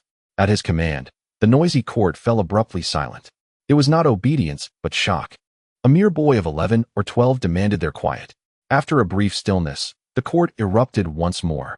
"Preposterous, audacious, arrogant. You, eunuch, have signed your own death warrant." The noise surged like a tide, each wave louder than the last, as if they would devour Wang Zhi alive. Their anger was already palpable, and this young eunuch's insolence only fueled their fury. While some decorum ought to be afforded to the emperor, who did this child think he was? Seeing the escalating uproar, Wang Zhi too became incensed and shouted, "Where are the golden-armored warriors?" The general on duty looked dazed. "How dare you? After a moment's hesitation, he steeled himself and stepped forward. Present. Wang Zhi waved his arm. Seize those who shout in the court and administer the court's punishment. What? Are you serious? The general, standing in the hall, gasped in astonishment, doubting his own hearing. I shall repeat myself. Drag those who roar in the court down and let them face the punishment. Wang Zhi coldly proclaimed, Do not forget your duty. Dare to defy, and your days are numbered. The general was taken aback, yet he refrained from confronting the gathered officials. According to protocol, officials who raised their voices in court and refused to amend their behavior were to be severely punished. For such actions were a blatant contempt of imperial authority. It was his duty to oversee this matter. To allow it would also be a disregard for the emperor's power. However, he dared not strike the group with punishment. Is this not inappropriate, my lord? He thought, praying that Wang Zhi would retract his words. If only Wang Zhi would take back his statement, he could later shift the blame onto that standing eunuch. How dare you? Liu bellowed. His aged face flushed with indignation, feeling personally insulted as he had initiated the uproar. Wang Zhi ignored him, focusing instead on the general. What is your name? I am the standing general, he stammered, unable to muster the courage to state his name. It matters not. I shall remember you, Wang Zhi replied coldly. If you survive this, I shall twist your head off and use it as a ball. The general shrank back in fear, realizing this youth was impetuous and would undoubtedly report to the emperor afterward. The emperor could do little against the officials and could not harm him. His very existence was to uphold the emperor's authority, and if he failed in that, there would be no reason for the emperor to keep him. Damn it! Who have I offended? The general seethed in frustration, but he had to choose the lesser of two evils. Steeling himself, he declared, Seize the raucous ones. The Golden Melon Guards, however, were indifferent. They were merely executors of orders. According to the laws of the Ming dynasty, acting on superior commands absolved them of personal liability. Even if wrong, who dares to challenge my authority? What a disgrace! I shall not let you off. The court erupted in a chorus of curses, though there were exceptions. For instance, one shouted, Misunderstanding. I did not roar in the court. I am a loyal servant of the emperor. My lord, you saw this, speak up. Wang Zhi, recognizing him, waved his hand, dismissing the matter. One sighed in relief, grateful to have avoided physical punishment. His reputation was already tarnished. Having sought a connection with the favored consort Wan, he had severed ties with the civil officials and was unconcerned about further disgrace. Shang witnessing the young eunuch's audacity, was filled with fury. He stepped forward, demanding, How dare you? Wang Zhi waved his hand, and he too was taken. Shang Lu retorted, Wang Zhi, your gaze is resolute. No one shall disrespect the emperor. You insolent beast, dare you? All were taken. In Yongle Palace, Zhu Jinshan had enjoyed a delightful meal. His foul mood improved considerably. He was in no rush to depart, intending to linger until the others had wilted before resuming discussions. He turned to Xuande, engaging in casual conversation. Xuande, you have been going out quite often lately. What have you been up to? The weather is turning cold. You should add a few more garments, do you not think? Xuande rolled her eyes in response. Certainly, I shall respond to your inquiry. The emperor casually remarked. You find Zhu Jinshan amusing, do you not? I have not wronged you. Xuande, with a playful pout, suddenly expressed her enthusiasm. Your Majesty, when you have the time, would you take me out for a stroll? Of course, that is agreeable, Zhu Jinshan replied readily, adding with a smile, once I have dealt with those vexatious old fellows. I shall take you along. Yes, but you must keep your promise. Xuande mischievously insisted. Zhu Jinshan chuckled. Have I ever gone back on my word? Xuande felt a warm glow in her heart and playfully nudged him. Then you should hasten to resolve that matter. Look at how eager you are. Enough said. I shall take my leave now, Zhu Jinshan said with a smile as he stood up. Yet, upon exiting Yongle Palace, his smile vanished entirely, and he muttered, Let us see who can endure longer. In the Feng Tian Hall, Zhu Jinshan gazed at the emptiness of the grand hall, momentarily doubting his entry was appropriate. Had he not called for the audience to disperse? Could it be that those people had become so audacious as to disregard him entirely? Where are they? Wan emerged from behind a large crimson pillar, hurriedly adjusting his robe as he approached. Your Majesty, you have returned. A grave matter has arisen. Zhu Jinshan frowned. Where are they? They are at the Wu Gate, Wan replied. How audacious! Zhu Jinshan seethed with anger. I did not dismiss the court. Yet you dared to kneel at the Wu Gate. Do you still regard me? Your Majesty, it was not their choice. But they were taken there by the Golden Melon warriors, Wan explained succinctly. Are you saying that Wang Ji has taken the officials to the Wu Gate? Zhu Jinshan asked, bewildered. Yes, Wanan responded, his expression peculiar. He is also overseeing the punishment at the Wu Gate. Zhu Jinshan remained stunned for a moment before rushing outside. Your Majesty, wait for me, Wanan exclaimed, hastily trailing behind him like a devoted servant. Eunuchs, may you meet a dreadful end. Zhu Jinshan cursed. If I do not avenge myself, I shall not be human. The Wu Gate was bustling with noise akin to a marketplace, filled with shouts and cries. In truth, the Golden Melon warriors had only exerted 30% of their strength. Yet even so, the individuals involved could hardly withstand it. The general of the hall, visibly anxious, wrung his hands and said, Sir, we have punished them. Should we not cease?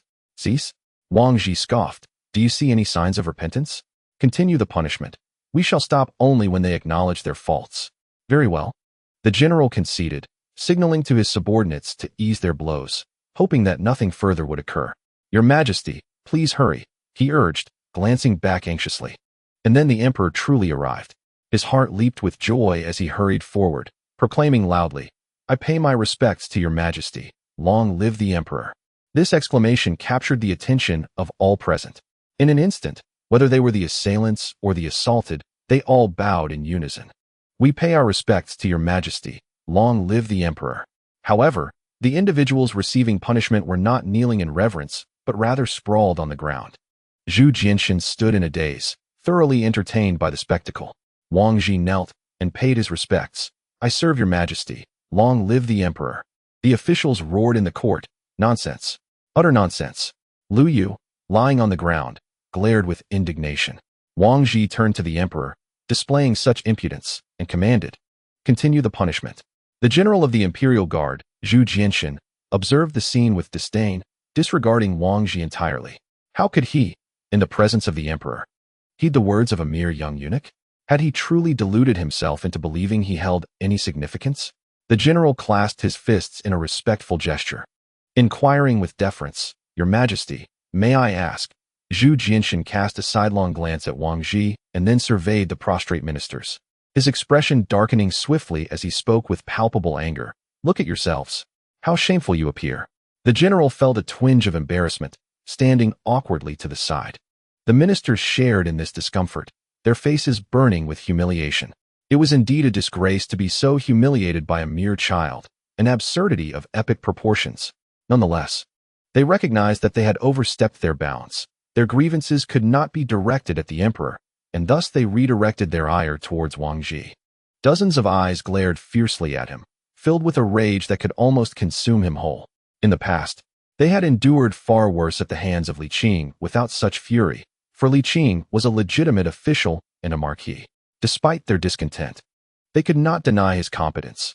Losing to him carried no shame, as he was undeniably of a higher caliber. In the realm of courtly power struggles, victories and defeats were determined by merit, and being bested by a peer was not disgraceful. However, to be chastised by a mere young eunuch was an affront of the highest order, particularly one no older than 11 or 12. Many of their own sons, or even grandsons, were older than Wang Ji. It was an utter humiliation. With a single remark, Zhu Jinshan successfully redirected the tension. After establishing some control over the situation, he sighed softly, though his countenance remained grim. Rise, do not remain on the ground. Is it not humiliating enough? The ministers promptly stood. Observing this, Zhu Jinshan felt a wave of relief wash over him. Firstly, it confirmed that these old men were not mortally wounded. Secondly, their rising signified they would not resort to desperate measures to force his compliance. Had they remained prostrate, it would have posed a serious political dilemma for him. Though he harbored a deep aversion for these officials, their presence was essential for the governance of the state. Should he confront them too harshly and provoke their wrath, it would ultimately be he who suffered the consequences. Zhu Jinshan understood the delicate balance of power, which is why he navigated the situation carefully, achieving his political goals without inciting undue anger from the ministers. In truth, the ministers might have wished to engage in political coercion, but the sheer embarrassment of their predicament rendered it impossible. They were being reprimanded by a mere child, a pre-adolescent eunuch, and they had their dignity to consider. Had it been Li Qing delivering the reprimand, they would have remained on the ground until sunset. And political coercion would have been a mild response, certainly, they would have attempted some form of political extortion. Yet, that was contingent upon Li Qing not resorting to extreme measures against them. Zhu Jianxin, maintaining his composure, posed a simple question: "May I inquire if you are capable of conversing civilly?" The ministers fell silent, their gazes fixated on Wang Ji, their meaning unmistakable. "Will you deal with him? Seize him," Zhu Jianxin commanded, pointing at Wang Ji, who was promptly taken into custody.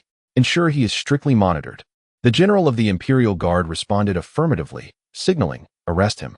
Two burly guards rushed forward, unceremoniously pinning Wang Ji to the ground, leaving his delicate visage marred. Much to the satisfaction of the ministers, Wang Ji, being merely a youth, possessed neither the strength nor the courage to resist. He felt wronged, yet did not plead for mercy or cry out in injustice. The burning pain on his face was palpable, but he remained stubbornly silent as the golden-clad warriors restrained him and escorted him to the prison. Zhu Jianxin did not spare a glance at Wang Ji.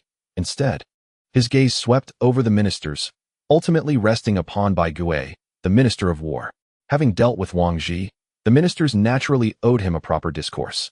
This was a game of political maneuvering, as well as a matter of political protocol that the ministers must adhere to, for if the tables were turned, they would be the ones to suffer the most.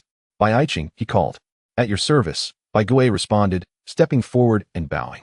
"What orders does your majesty have?" Zhu Jianxin replied coolly. "I ask you, why do you oppose the army's momentum?" He continued, "The tribal chiefs are also subjects of the Ming. It is unwise to be excessively cruel. Otherwise, it may alienate their hearts and minds, causing a rift among the chiefs." Bai Gui clasped his hands. "War is a perilous endeavor."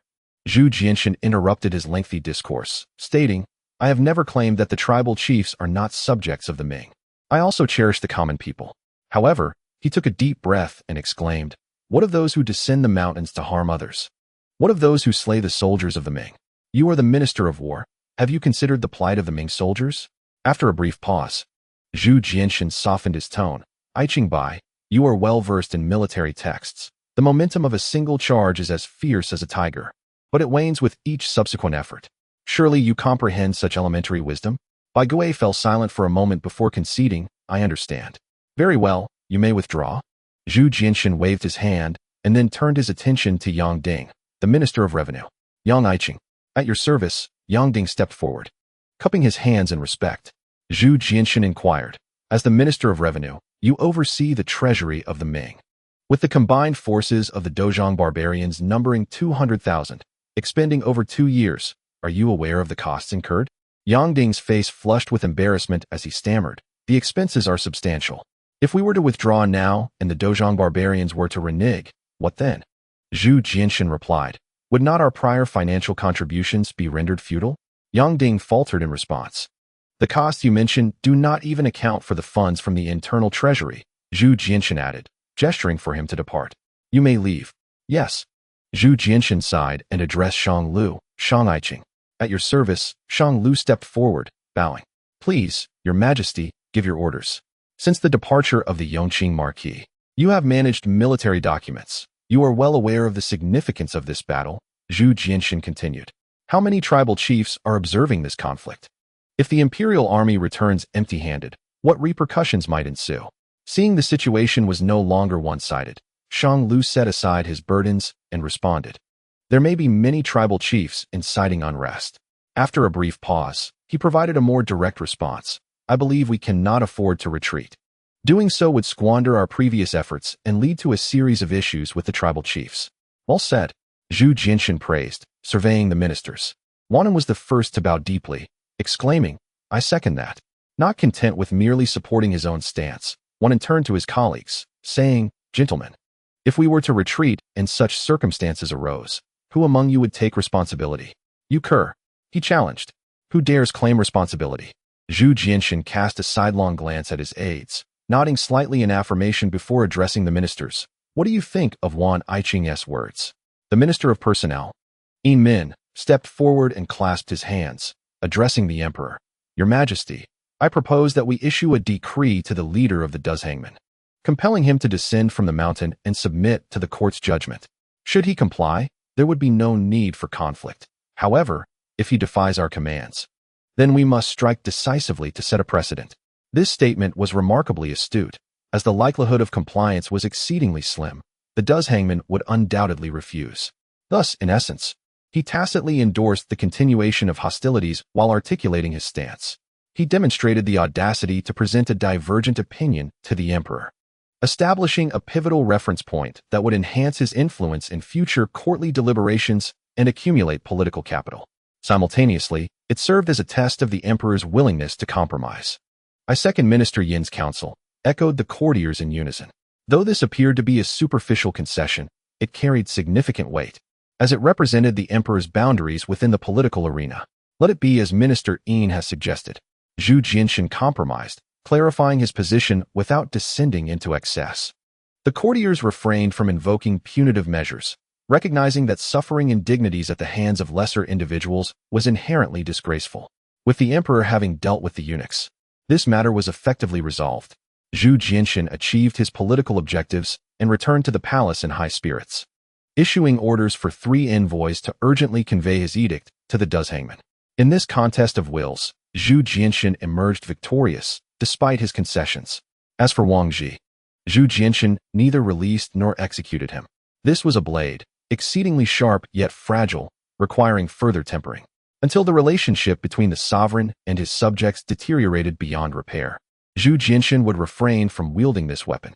Nevertheless, the blade remained too brittle, and its refinement necessitated careful consideration. In the Zhaoyi prison, Wang Ji had donned the garb of a eunuch, dressed in a thin garment, and now, in the deep autumn chill, he huddled in the damp, cold darkness of his cell, shivering violently. Within a mere few days, the already slender figure had become gaunt, his face taking on a waxen hue. The sound of clanking chains resonated, followed by the appearance of a pristine boot, with a flash of bright yellow catching his eye. Wang Ji's previously vacant gaze flickered with a hint of recognition as he scrambled to his feet, looking up to behold the emperor. Your Majesty, Wang Ji, do you acknowledge your transgressions? Zhu Jinshan intoned with authority. This humble servant is aware of his sins. Wang Ji replied. Do you express remorse? This servant feels no regret. Huh. Zhu Jinshan's voice turned frigid. It seems you wish to remain imprisoned. Your Majesty, this servant acted according to protocol. They truly raged against the court.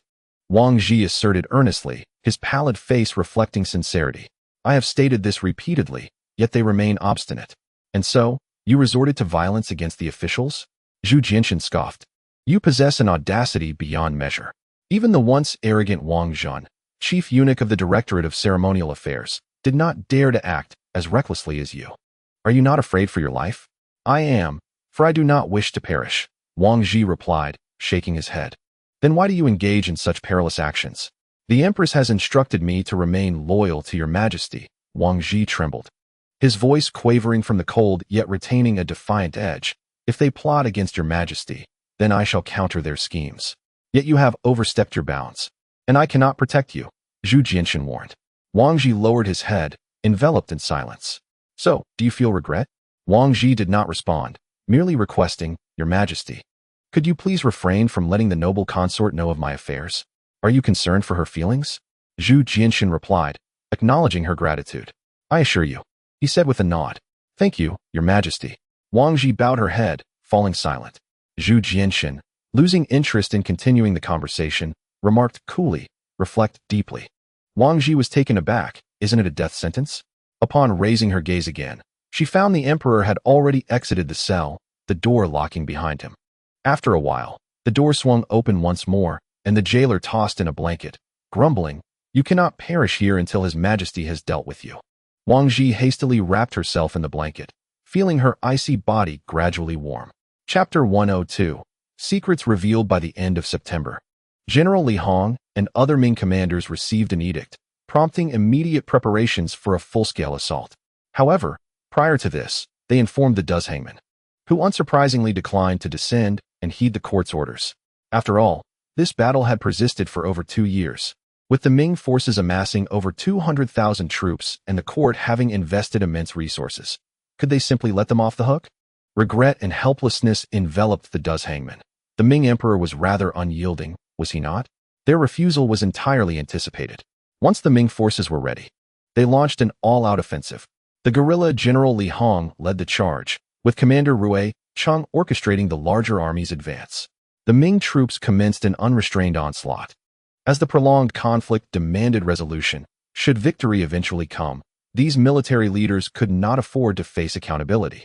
To ensure that every step forward was not met with a surprise assault, the Ming employed the most ruthless tactics, leaving a trail of destruction in their wake, denying the enemy any opportunity for retaliation. Under such strategies, the Duzhangmen's realm was increasingly constricted, retreating further and further.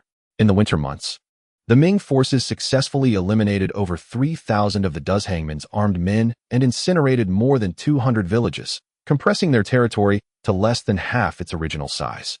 At this juncture, the outcome was clear. The Duzhangmen once again sought to surrender, their demands diminishing with each plea. Ultimately, the chieftain sought only his life and position, willing to compromise on all other matters. Upon receiving this news in the capital, Zhu Jianshan resolutely rejected their overtures. He would not allow a leader who had incited his kin to descend and plunder, wreaking havoc upon the populace, to remain in power. Such a nature is hard to change. Furthermore, the Ming's investment had been too substantial, having fought to this extent. Merely accepting their surrender would not yield the benefits the Ming required. A precedent must be established. Zhu Jianshan issued another decree for the assault, commanding that the Duzhangmen relinquish their villages and return in submission. Simultaneously, he promised rewards based on merit after the conflict. The Ming forces, receiving the edict, launched a vigorous advance, their momentum intensifying. In the imperial palace, a night of snowfall had blanketed the grounds, each palace adorned in white, the entire realm draped in silvery splendor. Under the sun's reflection, the scene sparkled brilliantly, accentuating its grandeur. After attending to official documents, Zhu Jianshan emerged from the Qingqing palace. Greeted by a world that felt more refreshing and clear, his spirits lifting further. Reports of victory flowed in. Though they bore traces of self-congratulation, Zhu Jianshan remained elated. Once this battle concluded, it would ensure the local chieftains across the Ming territories remained compliant for at least a decade, if not several decades. Thus, it certainly justifies such a considerable expenditure. A smile danced upon Zhu Jianshan's lips, his heart brimming with joy.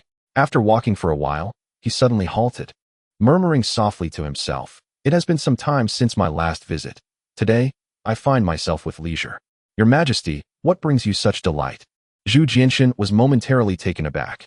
Upon raising his gaze, he realized he had already arrived at the entrance of Yongle Palace.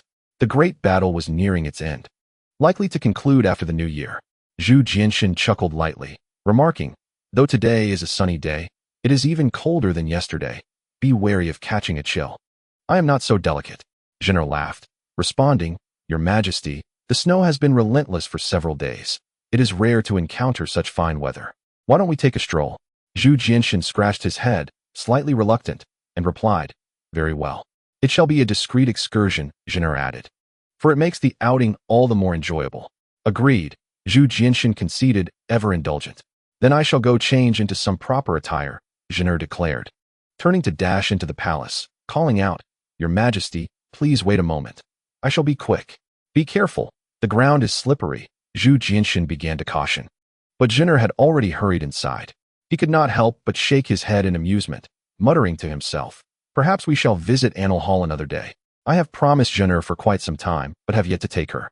Zhu Jianshan was truly fond of her. When he mentioned a discreet excursion, he followed through.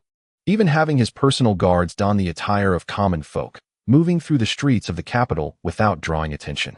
As the year drew to a close, the streets buzzed with activity, with many citizens already preparing for the festivities. The air was filled with the lively sounds of bargaining between buyers and sellers, a cacophony that was more delightful than bothersome to Zhu Jianshan, who had spent much time in the palace.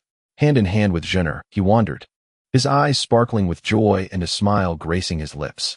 Though the streets were bustling with people, none dared approach within a 10-foot radius of the pair, as the disguised palace guards subtly kept the throngs at bay. After a while, Zhen'er suddenly suggested, "My lord, shall we procure some New Year goods? Is that truly necessary?" Zhu Jianshan chuckled, "We lack for nothing at home." "Oh, it is such a rare opportunity to be out. Let us relish the excitement." "Very well, let us buy?" Zhu Jianshan waved his hand dismissively, granting her permission. "Thank you, my lord," Zhen'er beamed, immediately entering into a buying spree. As noon approached, Zhu Jianshan's legs began to feel weary, Shopping could indeed be tiresome. Jenner, shall we return? But we have only just ventured out. Can't we linger a bit longer? Jenner replied, somewhat reluctant. Do you have pressing matters to attend to, your majesty? Not at the moment, Zhu Jinshin replied with a wry smile. But I truly cannot walk any further. Instantly, the palace guards perked up. They too were feeling exhausted and wished to return to the palace. Then let us take a sedan chair, Jenner suggested, tilting her head back. Are there not attendants following us? Indeed, Zhu Jinshin confirmed. Ah, how comfortable. The guards murmured in agreement.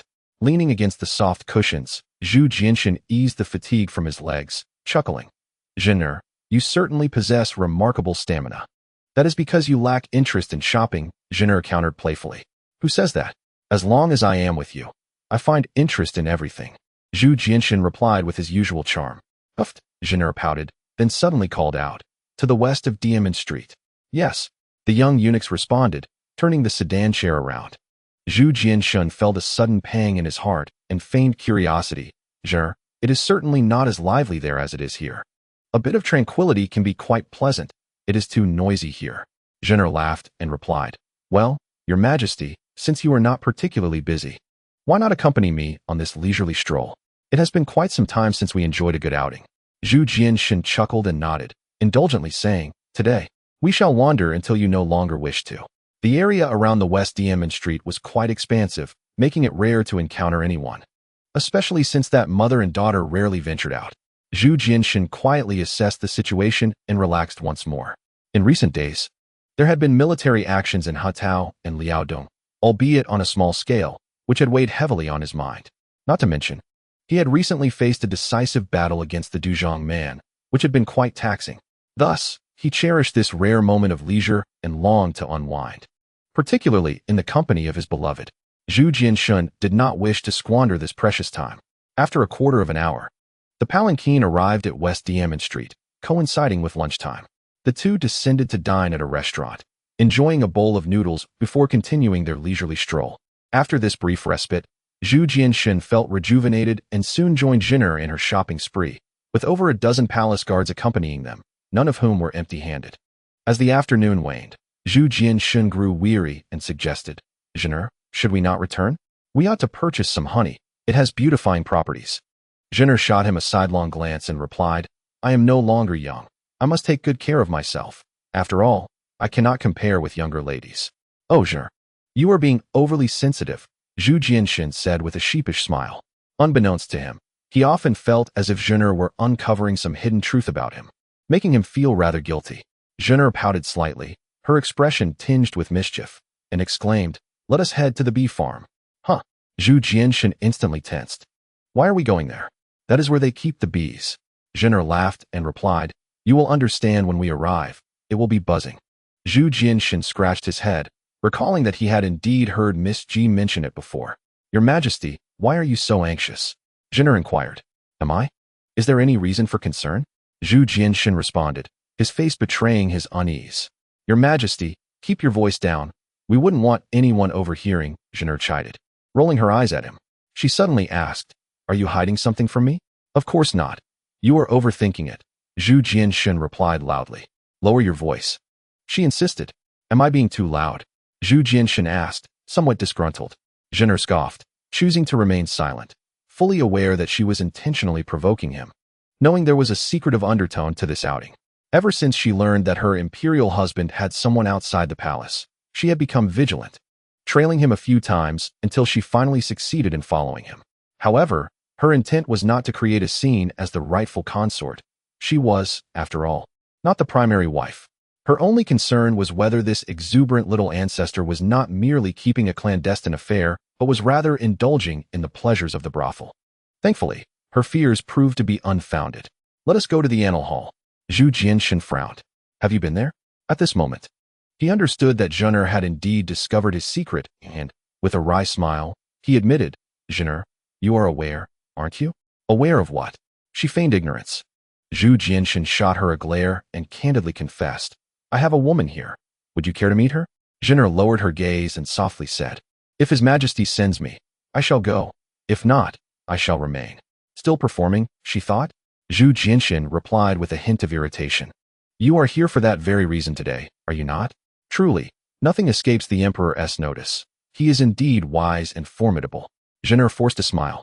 I am merely curious, with no ulterior motives. Zhu Jianxin shook his head and chuckled, not wishing to dwell on it. Yet his tone bore a trace of resignation. I never intended to conceal anything from you. Very well, let us go and see. Zhen'er nodded brightly. She harbored no ill intentions. She simply wished for her little ancestor to experience less fatigue, knowing that he longed for companionship yet had to venture beyond the palace. Now that she understood, there was no need for secrecy.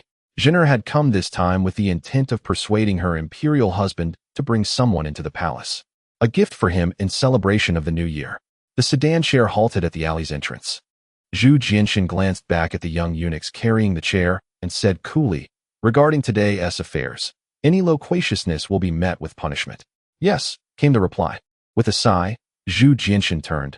Let us proceed. I shall take you to see. All right, Zhen'er smiled, following closely behind. A dozen imperial guards trailed the two. Ensuring the emperor's safety, they were well acquainted with this area, having accompanied him many times before. Chapter 103. Guess why I locked the door? Clang, clang, clang. The captain of the guards approached and knocked on the door, then stepped aside. Soon, a maid opened the door. Greetings, Your Excellency, she curtsied. Zhu Jianxin nodded and instructed the guards, stay here and keep watch. He then tilted his head towards Zhen'er. Shall we? You may go first, my husband. Zhu Jianxin smiled and stepped over the threshold, with Zhen'er closely following, her eyes taking in the unfamiliar courtyard, filled with curiosity. The courtyard was modest, occupying a little over an acre, with few servants, perhaps 20 in total, comprising both eunuchs and palace maids. The residence consisted of 6 or 7 rooms, reminiscent of a small, affluent household in the common populace. In the capital, such a setup was remarkably discreet. Moments later, they arrived at the entrance to the backyard. Zhu Jianxin pushed the door, but it remained secured, prompting a wry smile as he called out, Xiao Ji, open the door. It is I. After a brief moment, the door swung open, revealing a young woman in her early 20s, clad simply and without makeup, exuding an aura of refreshing elegance. Her fair complexion and tall, slender figure radiated vitality, yet her demeanor was composed and endearing. Zhen'er nodded inwardly, assessing, my husband has discerning taste. I have come to pay my respects to the emperor. The young lady, Miss Li, offered a slight bow, her eyes sparkling with delight, but upon noticing the older woman behind the emperor, her expression hardened. Your Majesty, may I inquire who this is? Zhu Jianxin chuckled, let us discuss inside. Miss Li quickly stepped aside. Your Majesty, please enter. Could it be that the Empress Dowager has heard and specifically come to see her grandson? Miss Li pondered silently. It was only after they had walked a short distance into the courtyard that she regained her senses, closing the door behind her and hastening to catch up. Your Majesty, Miss Li whispered, Little Bao is asleep. Little Bao? Zhen'er inquired, who is that? Miss Li paused, taken aback, having been a mere shadow in the palace. She had never encountered any significant figures and was at a loss regarding the identity of the older woman. Thus, she turned to Zhu Jianxin for clarification. Zhu Jianxin chuckled and explained, this is my son. After a pause, he introduced to Miss Li, Xiao Ji, this is Zhen'er, the imperial noble consort. Zhen'er, this is Xiao Ji, my woman. Zhen'er greeted her with a smile, maintaining a calm demeanor. However, Miss Li appeared as if struck by lightning, her blood running cold, her face turning pale. Despite all precautions, the truth had come to light. What was she to do? Miss Li was completely flustered, ignoring Zhen'er's attempts at friendliness. What's the matter with you, sister? Zhen'er inquired, are you unwell? No. Miss Li stammered, regaining her composure as she hurriedly bowed. This humble girl pays her respects to the noble consort. Zhen'er quickly helped her up, smiling. We are all family here.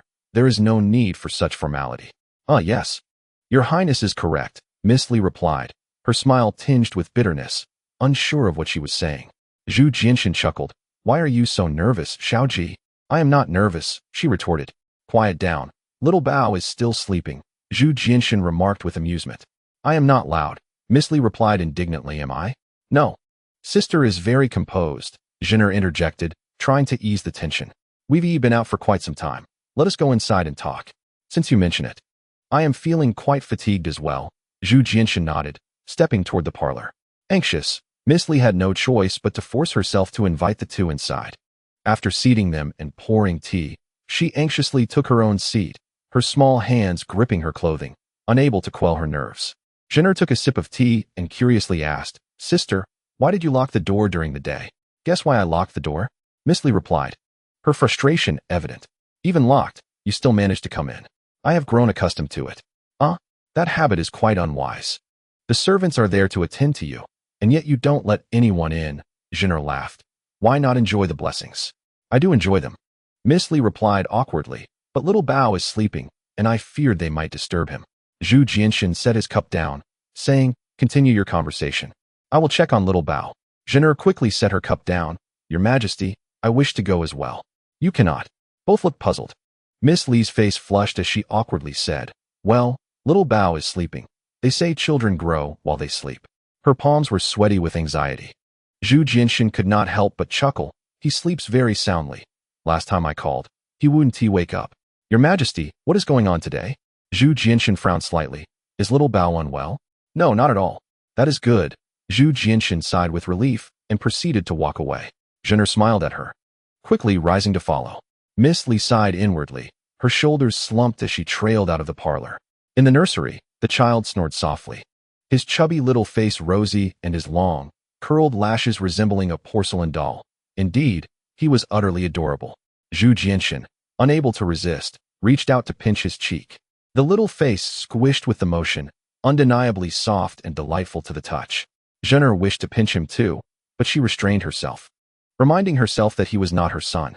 Fortunately, she held back. Otherwise, Miss Lee would surely have lost her composure. Her heart raced, lodged in her throat. Her body slightly hunched, nerves taut to the utmost. Fortunately, Jenner refrained from taking any extreme actions. How long had he been asleep? Zhu Jianxin gently caressed the child's cherubic face, not lifting his gaze. The little one slept soundly, oblivious to the world. Only the faint sound of his snoring filling the air. It had been over half an hour, quite a lengthy slumber. If he continued, he would not sleep well tonight. Zhu Jianxin pondered, secretly wishing to rouse his son. "Little piglet, wake up." "Li Gunyang, Jenner, you can come up with a nickname." Before long, the toddler furrowed his short brows, groggily opened his eyes, and after a moment of confusion, suddenly let out a wail. Clearly, he was suffering from a case of morning crankiness. "Don't cry, I'll give you some candy." Zhu Jianxin had already prepared his words. This tactic proved effective, as the child immediately ceased his tears and called out, "Daddy, what a good son." Zhu Jianxin exclaimed joyfully, "Little G, candy, Your Majesty." "He's already had his share for today," Zhu Jianxin remarked. The little one quickly turned to his mother, pouting, "So are you going to give it to me or not?" Li Gunyang, feeling helpless, could only select the smallest piece from her bag, saying, "It's the last one." The toddler bobbed his little head in agreement, happily receiving the candy, a smile spreading across his face. He was simply too adorable. Jenner couldn't resist reaching out, but before she could touch the little one, Li Gunyang scooped him into her arms. Jenner paused, her hand hovering in the air for a moment before awkwardly retracting it. Li Gunyang explained sheepishly, "He just got out of bed and might catch a chill. I need to quickly add another layer." "You're quite considerate, sister," Jenner replied with an embarrassed smile. Seeing the atmosphere grow a tad awkward, Zhu Jianxin said to Jenner, "Wait until the little one is dressed before you hold him." Li Gunyang, the action of dressing the child immediately slowed significantly. Jenner, being far more perceptive than Li Gunyang, and also a woman, could easily discern that the latter was wary of her. Thus, she smiled and said, "Perhaps it's better not to. Young children can be shy. We wouldn't want to frighten him. He is already 2.5 years old. He has outgrown the shy phase." Zhu Jianxin interjected.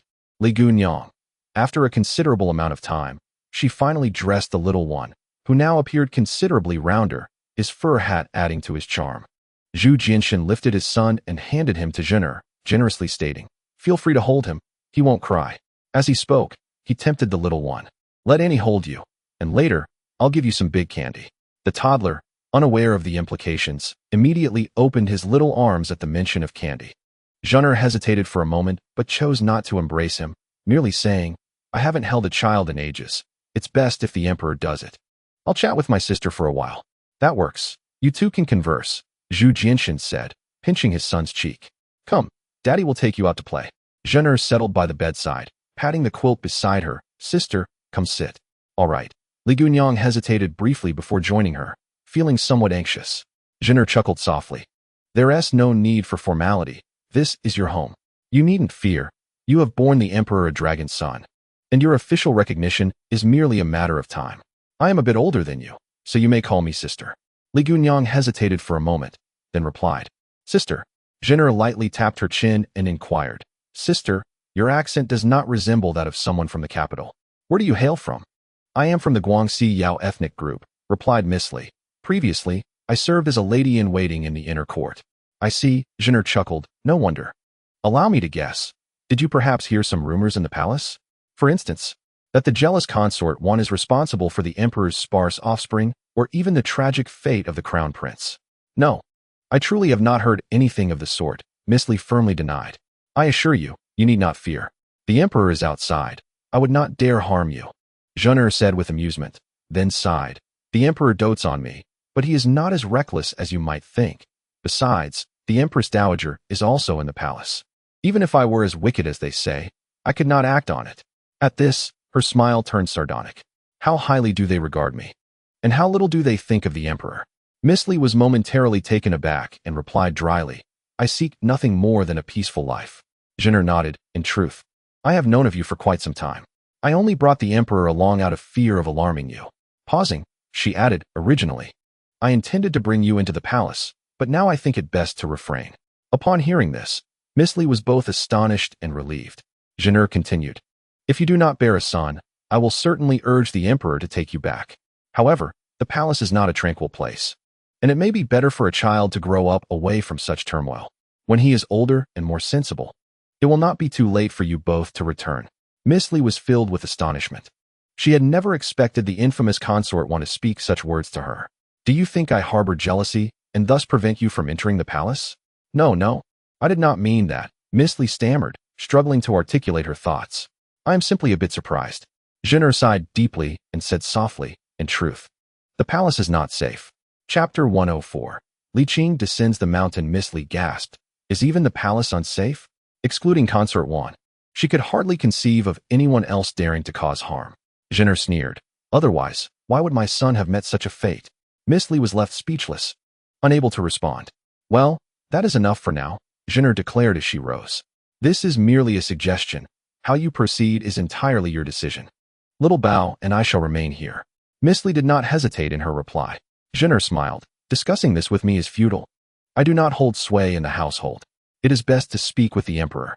Pausing, she reassured her, however, you need not worry excessively. As the crown prince matures and becomes more discerning, certain individuals will likely cease their nefarious intentions. Miss Li nodded, though still skeptical, and asked, Who do you believe is plotting? I cannot disclose that. Zhener shook her head. You only need to know that staying here is sufficiently safe. Rest assured, I shall keep your matters private. There is no need for concern. Very well. Miss Li acknowledged her position and refrained from further inquiries. The two continued their conversation for a while before emerging from the room. The lively child was energetically building a snowman with his father, oblivious to the cold reddening his small hands. Miss Li's heart ached for him, and she hurried forward to take his hand, warming it with her breath. She dared not mention Zhu Jianshan, so she could only scold her son. What if his hands get frostbite? It's of no consequence, Zhu Jianshan replied with a smile. After all, children are full of vigor. Surely, they are not so fragile. Zhen shot him a sidelong glance and teased. It seems the discomfort of frostbite is not yours to bear. Ah, women, Zhu Jianshan scoffed. It has been said that a doting mother often spoils her child. Alas, yet he did not persist in the argument, stretching lazily before turning to her. Come now, let us go inside and enjoy a cup of hot tea. By the time they left Annal Hall, it was already close to dusk. Suddenly, Zhener recalled something and inquired, Your Majesty, it has been quite some time since I last saw Wang Ji. Is he very busy these days? Indeed, he is quite occupied. Zhu Jianshan cleared his throat. I hold great expectations for him. Perhaps I should summon him back to attend to you for a while. No need. I merely asked out of curiosity, Zhener laughed. He hasn't disappointed you, has he? Not at all. The young man is performing admirably, Zhu Jianshan replied, half seriously. I am very pleased. That is reassuring, Zhener responded. Upon returning to the palace, it was nearly evening. Zhu Jianshan went directly to Yongle Palace and shared a hot pot meal with Zhener. He picked up a slice of meat, blew on it, and placed it in Zhener's small bowl, curiously asking, What did you two discuss today? Guess. She replied playfully. The heart of a woman is as inscrutable as the depths of the sea, especially two women. How could I possibly guess? Zhu Jinshan chuckled. Give it a try, Xuande encouraged, their essay prize for a correct guess. Zhu Jinshan perked up, pondering for a moment before asking. Is it about the little treasure? I suppose you could say that, Xuande nodded. I advised her not to rush into the palace, but to wait a few more years until the princes have grown. Zhu Jinshan nodded gently, then added with a smile. Xuande, why don't you become his godmother? What? She exclaimed. Aren't you the one who adores children? Zhu Jinshan remarked. Perhaps having this godson might lead you to conceive soon. What is that phenomenon? Oh, yes. When a hen does not lay eggs, placing a dummy egg in the nest, cough. Cough. Perhaps that analogy is not quite apartment. Xuande rolled her eyes and sighed. I fear I am not destined for such things. Do not be so pessimistic. You are still in your early 40s, quite young indeed, Zhu Jinshan reassured her. Xuande gently shook her head, but then suddenly smiled. In truth, it matters little. After all these years, I have come to terms with it. Whether I have a son or not is of no consequence, for you have sons. Zhu Jinshan opened his mouth, then laughed. Regardless of whether Xuande bears a son, it does not diminish my affection for you. Oh dear, Xuande exclaimed dramatically, wrapping her arms around herself. Your Majesty, must you be so sentimental? Indeed, he replied. You are becoming increasingly audacious. I shall impose a penalty. No. Let us focus on the hot pot. Xuande pleaded. I was wrong. Early the next morning, the disciples at Wudong Mountain began their rigorous training. Exuding vitality, the number of Wudong disciples had now reached nearly 1,500. Li Qing had ceased to recruit further, as this number was already substantial and could provoke the court's apprehension. The court permitted the flourishing of Taoism and allowed the populace to embrace it. Yet it would not tolerate an excessive number of disciples, as this could be viewed as a form of militarization. Over the past 6 months, Li Qing had concentrated his efforts on promoting Taoist culture rather than recruiting new disciples. Certainly, he merely outlines the developmental direction, while the specific matters are handled by Yu Zhan, Yu Xian, and others, leaving Li Qing with ample leisure. Especially in the past month or two, he has nearly faded from the scene, not due to laziness or a deliberate avoidance of work, but simply because there is little left for him to do. His master's teachings have been thoroughly conveyed, and a considerable number of individuals have grasped the essence. Furthermore, it is only fair to grant Yu Zhan, the sect leader, some opportunities to shine, is it not? He cannot remain on the mountain indefinitely, nor can he solely focus on his own prominence. Alas, he never anticipated that the promotion of Wudong would proceed so smoothly. While it is indeed a positive outcome, it leaves him with little to occupy his time, prompting a bittersweet smile from Li Qing. He had expected it would take a decade, or even several decades, yet it was accomplished in merely 3 years. Wudong's reputation has now grown significantly, requiring no further promotion. It simply needs time to settle, leaving him with nothing to do. He has nearly exhausted entertainment novels like Water Margin and Romance of the Three Kingdoms, having long lost interest in them. Li Qing set aside his book, stretched languidly, and sighed. It's time to leave. Master brother, where are you going? Yu Zhan, not wishing for him to depart, urged, with the new year approaching. Why not address any matters afterward? Indeed, master brother, Yu Xian chimed in. Wudong cannot be without its master brother, just as the heavenly master's estate cannot be without its heavenly master. Li Qing chuckled. It's not that profound. I've spent quite enough time on the mountain. I wish to wander and, like my master, traverse the vast landscapes of the Ming dynasty. Yu Xian was about to dissuade him further, but Yu Zhan interjected. Master brother's open-mindedness is unmatched. It would be a waste of time for him to remain on the mountain. However, with the new year imminent, perhaps there is no rush in these last few days? But there are not many days left until the new year, are there? Li Qing replied with a smile. No need to persuade me further. I will return. Yu Xian inquired. When will you come back? When I wish to return, Li Qing responded. He then retrieved a medicinal box, producing a pill, and said, Yu Zhan, you should take this heavenly master pill. No need to decline. You are the leader of Wudong and a figure of importance. I am too bold to accept, Yu Zhan replied. Li Qing smiled, producing a golden pill. Yu Xian, this one is for you. After a moment's contemplation, he put away one heavenly master pill and handed the box to Yu Zhan, instructing him to distribute the remaining 2 golden pills to promising disciples. I will heed master brother's instructions, Yu Zhan said, cherishing the box. Li Qing then added, As for the classics such as the Golden Pill Directs and the Golden Pill Secret, you should delve into them. It is not beyond your capability to refine pills of this caliber. You speak wisely, Master Brother. I shall diligently study, Yuzhen affirmed with a serious nod. Li Qing nodded in return. There is nothing more to address. Just maintain the current state. Do not rush. Wudong is developing rapidly and needs time to mature. I shall remember, Yuzhen replied. Well then, I must take my leave. Li Qing turned and stepped away, waving his hand dismissively. Allow us to see you off, Master Brother. The two bowed respectfully. After a long moment, they slowly straightened up. And Yuxian sighed. Master Brother truly knows how to embrace and let go, departing just like that.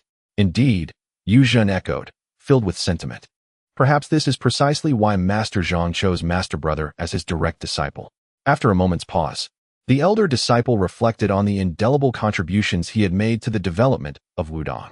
Xuande, after the new year, you shall descend the mountain and sculpt a statue in the likeness of the elder disciple, placing it beside Master Zhang in the main Taoist temple, slightly behind him. Is it appropriate to sculpt a statue of the elder disciple at such a young age? Not at all. The elder disciple possesses profound cultivation and can withstand it. Xuande hesitated momentarily before nodding in agreement. I shall take care of this after the new year. Well, where shall I go? Li Qing stood at the crossroads, gazing around in confusion, realizing that he had no particular destination in mind. After pacing back and forth for a while, he sighed and said, I suppose I should return home for a visit. I do miss them. A smile crept onto his lips, and he felt a pleasant sense of longing. Li Qing secretly planned to first return to Jinling, then visit Yuqian, and afterwards, armed with the maritime chart created by Sambao, he intended to explore the vastness of the Ming dynasty before venturing out to sea. In the past, after Sambao had refined the maritime chart, Li Qing, for safety's sake, had made a duplicate and stored it in the library of the Yongqing Marca residence, alongside the Yongle de Dian. Of course, in this era, circumnavigating the globe seemed a fanciful notion. Despite having the time, he lacked the energy. Truly traveling around would consume an inordinate amount of time, and by the time he returned, the Ming dynasty might have undergone significant changes.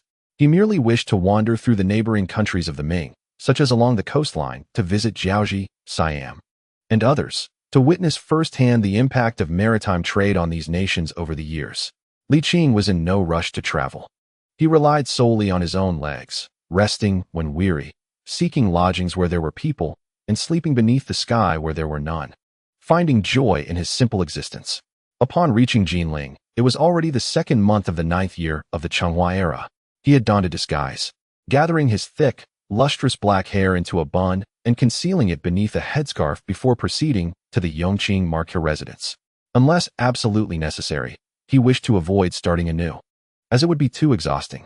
After all, by age, he was merely in his 60s. People often say, good people do not live long, while evildoers thrive for 1,000 years. As an evildoer, living a long life seemed quite reasonable, did it not? With a firm knock on the door, it was soon opened by a young servant. Are you Lordly? To his surprise, the servant recognized him. Li Qing smiled and nodded. Inform your master, Lord Zhu, to come quickly and welcome me. Chapter 105. You are the worst batch I have ever taught. Zhu Qizhen soon came running, his attitude humble and deferential, providing the young servant with a vivid lesson in etiquette. After several years apart, Zhu Qizhen had not changed much. He still maintained a robust physique, clearly enjoying a comfortable life. In the front courtyard's guest hall, Li Qing sat in the main seat, casually crossing his legs and sipping tea. Zhu Qizhen sat upright, reporting on the current state of the family's assets. It took a full quarter of an hour for Zhu Qizhen to elaborate on the intricate details of the family's holdings. Well done. Li Qing nodded slightly in approval. Zhu Qizhen relaxed a bit and inquired, does the esteemed master have any plans upon returning this time? Nothing in particular. I merely came back for a visit, Li Qing replied, setting down his teacup. By the way, have there been any significant developments in the capital these past 2 years? Are you inquiring about matters of state? Of course. Li Qing rolled his eyes. I have no interest in the domestic affairs of the Zhu family. Zhu Qizhen touched his nose and remarked, everything is quite well. The court is free of turmoil, and we have dealt another blow to the Jurchens in Liaodong. The invading Tatars in the Hetao region have also returned empty-handed. Moreover, the rebellion of the Dus hangmen, which lasted nearly 3 years, has finally been quelled. As he spoke, He couldn't help but stroke his beard and chuckle. That young lad has indeed performed admirably. Indeed, he surpasses you by a considerable margin. Li Qing scoffed. You are the weakest cohort I have ever guided. Zhu Qizhan, feeling both shame and guilt, dared not lift his head. Father, has my godfather returned? A woman's voice called from outside. May I come in? The dutiful daughter, Zhu Qizhan, quickly sought to change the subject. Sir, during your absence, Wanqing has not ceased to speak of her godfather. Li Qing merely curled his lips, refraining from comment. Zhu Qizhan awkwardly raised his voice. Come in, daughter. Your godfather has returned. The door creaked open, and a beautiful young woman peeked in. Upon confirming that Li Qing had indeed returned, she fully opened the door and stepped inside. Today, she wore a verdant green gown with a crimson, translucent overlay, her hair styled in the fashionable heart-shaped coif, adorned with a golden hairpin that enhanced her already striking beauty. Li Qing couldn't help but glance at her a couple of times, reflecting inwardly, how swiftly time passes. I remember when she was barely a foot tall. It has only been a few years, yet she has undeniably entered a new phase of life. That once headstrong and willful little girl is nowhere to be seen. Godfather, Zhu Wanqing called out. Yes, Li Qing steadied himself and chuckled lightly. Please, sit. Have you fared well these past years? What a load of nonsense. Zhu Qizhan exclaimed. That scoundrel has really outdone himself. He left with you not long after. And yet he hasn't returned in 3 years. Li Qing was somewhat taken aback. Not even once. Indeed, not at all. Zhu Qizhan replied resentfully. He has raised a child who can walk, while his mother has done nothing but wait for him to come back and take on the role of a father. His fortune is indeed remarkable. This time he returns, I shall not let my grievances go unaddressed. Father, my husband simply yearns for progress. Zhu Wanqing defended her spouse. Though she too felt a tinge of anger, she didn't wish to cause him undue embarrassment. After all, he is still my godson. Li Qing cleared his throat and shifted the topic. Is he returning soon? Yes, I just mentioned that the Duzhangman affair has been resolved. I estimate he will be back in the capital before mid-next month, barring any unforeseen circumstances. Zhu Qizhan replied with a cold smile, rubbing his hands together in anticipation. Li Qing teased. In a true fight, you might not even be his match. Does he dare to retaliate? Zhu Qizhan scoffed. I will strike him, and he can only endure it. Ah, father, we are all family. What are you doing? He is also working for the sake of the Ming dynasty. Zhu Wanqing hurriedly interjected, eager to mediate. She didn't want her husband to be met with a beating from her father upon his return, only to end up better than afterward. Godfather, I assent that so? Li Qing nodded and turned to Zhu Qizhan. Enough. You are advancing in years. Why do you still harbor such a fiery temperament? I didn't see you behave this way in the Tatar encampment. Enough. Zhu Qizhan's face darkened. Li Qing's expression turned serious. Why are you raising your voice? Zhu Qizhan grumbled. Fine. Out of respect for my teacher, I shall refrain from using my fists. Before his daughter, he was reluctant to have his past misdeeds revealed. Rising from his seat, he said, My dear, I shall converse with your godfather for a while. Your father has sent someone to prepare wine and dishes. All right, take your time. Father, Zhu Wanqing replied obediently with a nod. Once her father departed, she immediately became animated and whispered, Godfather, what did father experience back in the Tartar camp? I am truly curious. After a moment's thought, Zhu Wanqing hesitantly shook her head. Perhaps it's better not to delve into it. In truth, it wasn't too severe. The Tartars treated him with a degree of courtesy, primarily due to my presence. Otherwise, he would have faced considerable hardship. Li Qing chuckled. Of course, I was not at all lenient with him, considering the tremendous trouble he caused. In what way were you unyielding? Zhu Wanqing inquired, intrigued. Do you see that scar on my neck? That is a testament to my life and death struggle with the Tartars. Zhu Wanqing was momentarily taken aback, exclaiming, Could it be true? He certainly knows how to embellish his own narrative. Li Qing scoffed. Indeed. It was I who inflicted that mark, but it was in the act of saving him. With nothing to occupy his time, Li Qing divulged all of Zhu Qizhan's past indiscretions. Upon hearing this, Zhu Wanqing sighed. Father does have his shortcomings. Yet, Godfather, you have been quite harsh with him. Why should I extend him any courtesy? Li Qing retorted with a laugh. Besides, without my intervention, would he have returned? Would you even exist? Zhu Wanqing paused, nodding awkwardly. You do have a point, Godfather, but that is all in the past. You needn't dwell on it, for he too must be suffering. It is what it is. The mere mention of it ignites my ire, which I find hard to control. Li Qing shrugged. Yet, the fault lies with my daughter-in-law, Zhu Wanqing said with a wry smile. Li Qing disregarded her banter and inquired, "Where is the child?" "He is asleep. I just managed to lull him to rest when my daughter-in-law arrived," Zhu Wanqing replied. "Godfather, you aren't in a hurry to leave, are you?" "Not at all," Li Qing affirmed. "Since Hong'er is returning, I shall extend my stay a bit longer." "That is wonderful," Zhu Wanqing smiled and cautiously asked, "Godfather, have you been writing anything in these past years? Would you like to see?" Zhu Wanqing's cheeks flushed as she awkwardly responded, "Oh no. I was merely asking out of curiosity. I haven't written much, but I have outlined a rough plan," Li Qing contemplated. "However, your inquiry has reminded me that I ought to seize this opportunity and get to work on it." Zhu Wanqing's interest peaked. "Will it take long?" "Not too long. The story resides in my mind, requiring little contemplation. Once I begin, it will proceed swiftly," Li Qing smiled. Suddenly, he asked, "Would you like to take a look?" "If Godfather permits, I shall. If not, then I shall refrain," Zhu Wanqing replied. Li Qing, unable to endure her demeanor any longer, stood and made his way outside to the pavilion. There, Li Qing and Zhu Qizhen engaged in casual conversation over drinks. "What? The crown prince has passed away?" "Yes. He succumbed to a sudden illness," Zhu Qizhen lamented with a sigh. Li Qing's brow furrowed deeply. After a considerable pause, he asked, "What was the emperor's reaction?" "What else could he do?" Zhu Qizhen replied with a bitter smile. "It seems he executed the physician responsible for treating the crown prince. And then, there was nothing further." Zhu Qizhen shook his head. Li Qing set down his wine cup, contemplating. Could it be that Wan Zhen'er is behind this? It is indeed perplexing. Not to mention the times I have chastised her. Even if she possessed the audacity, it would be an arduous task. Furthermore, although Zhu Jianxin is infatuated, he is not consumed by romantic fantasies, and the imperial harem still includes the Empress Dowager. Li Qing shook her head, concluding that she might be overthinking. In this era, the infant mortality rate is alarmingly high, and the royal family is not exempt. "Does the emperor have any other offspring?" Li Qing inquired. Zhu Qizhen shook his head. "I have not heard of any. The emperor announces the crown prince to the world only at the time of his establishment. The birth of a common dragon son does not warrant great fanfare, as you well know."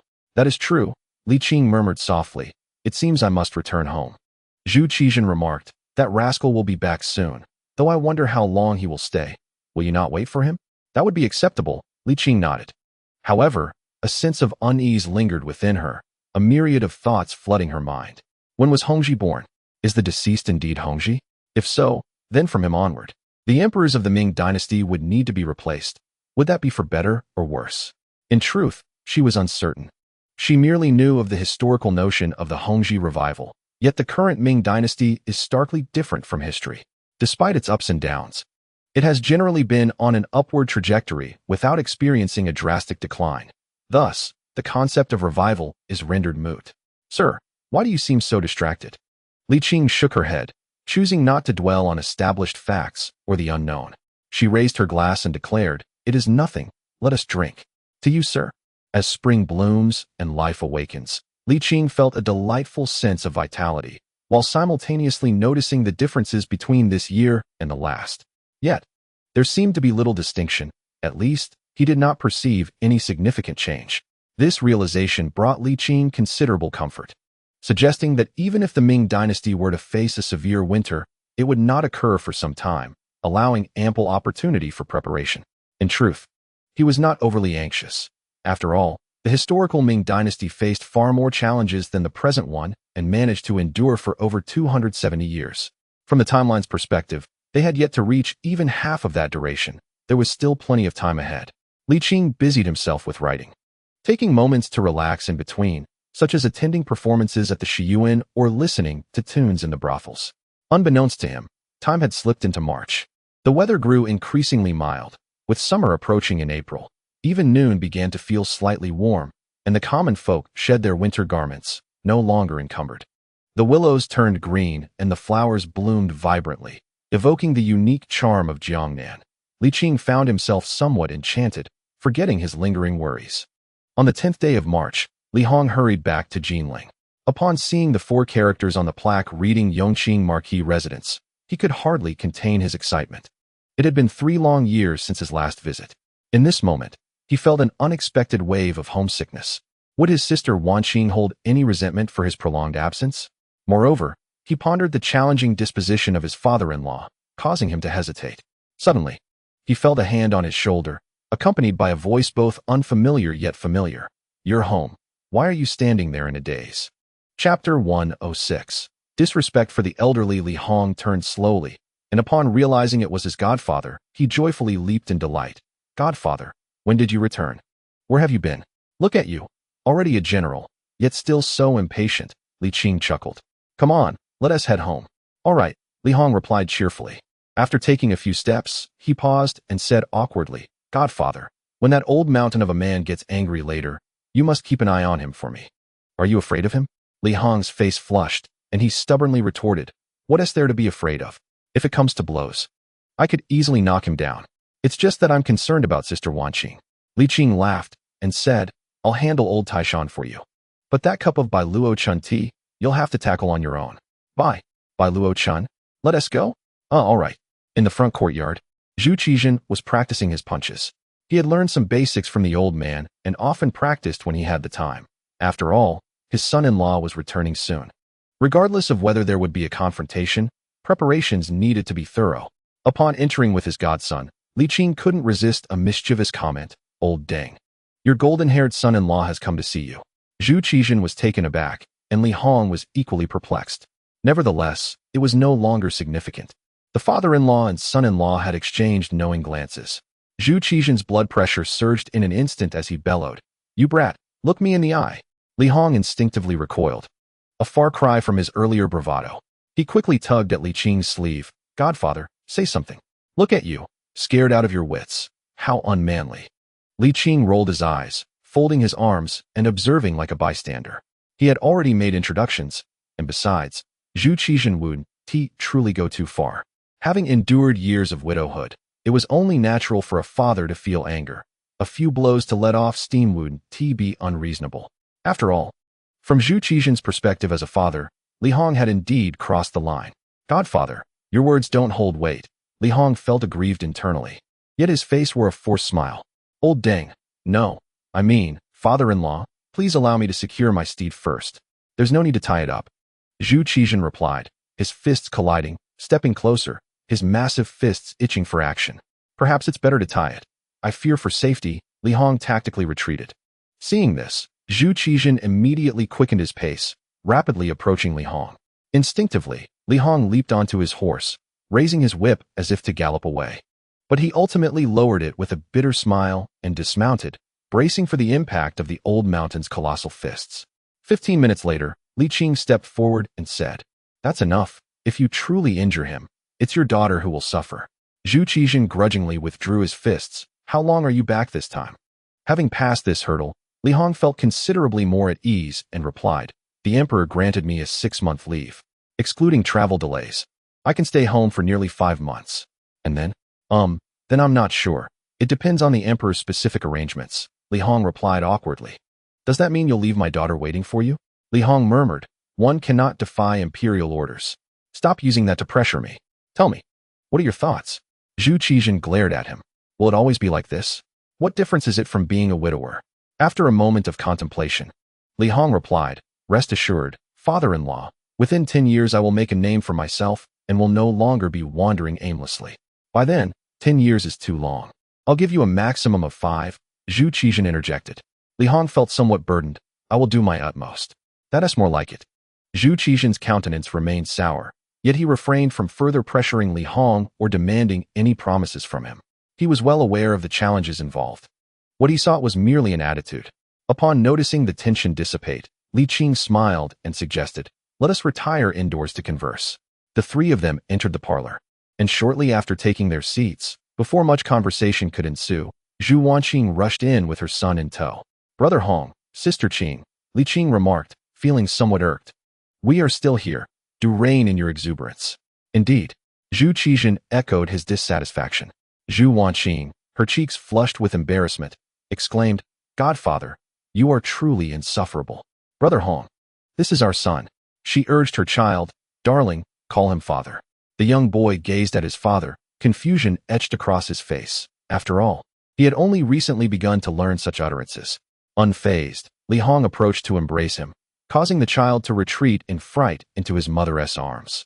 Do you not look in the mirror and consider your own disposition? Look at how you frightened my grandson, Zhu Qizhen interjected, stepping forward to lift the child and engage him playfully. Before long, the child ceased his weeping and erupted into laughter.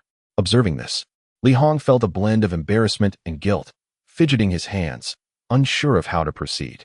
Li Qing, amused, remarked, "A brief separation is akin to a new marriage, especially considering your absence spanned 3 years. Do not linger here, go and attend to what needs doing." Zhu Wanqing and Zhu Qizhen nodded, while Li Hong mused. It is indeed thanks to Godfather. 3 years, an entire span of time spent in the company of soldiers, facing such a beautiful daughter-in-law, claiming indifference would be disingenuous. Yet, in the presence of the father-in-law, he sheepishly suggested, "Today, I shall take to the kitchen, and we shall all enjoy a drink together." Zhu Wanqing, her face aflame, nodded softly. "Then I shall send someone to invite my parents." The young couple hurriedly departed, their intentions cloaked in the guise of meal preparation, returning to their separate abode. Meanwhile, Zhu Qizhen entertained his grandson while casting a resentful glare at Li Qing, exclaiming, "Do you possess any semblance of elderliness? We have all been through this.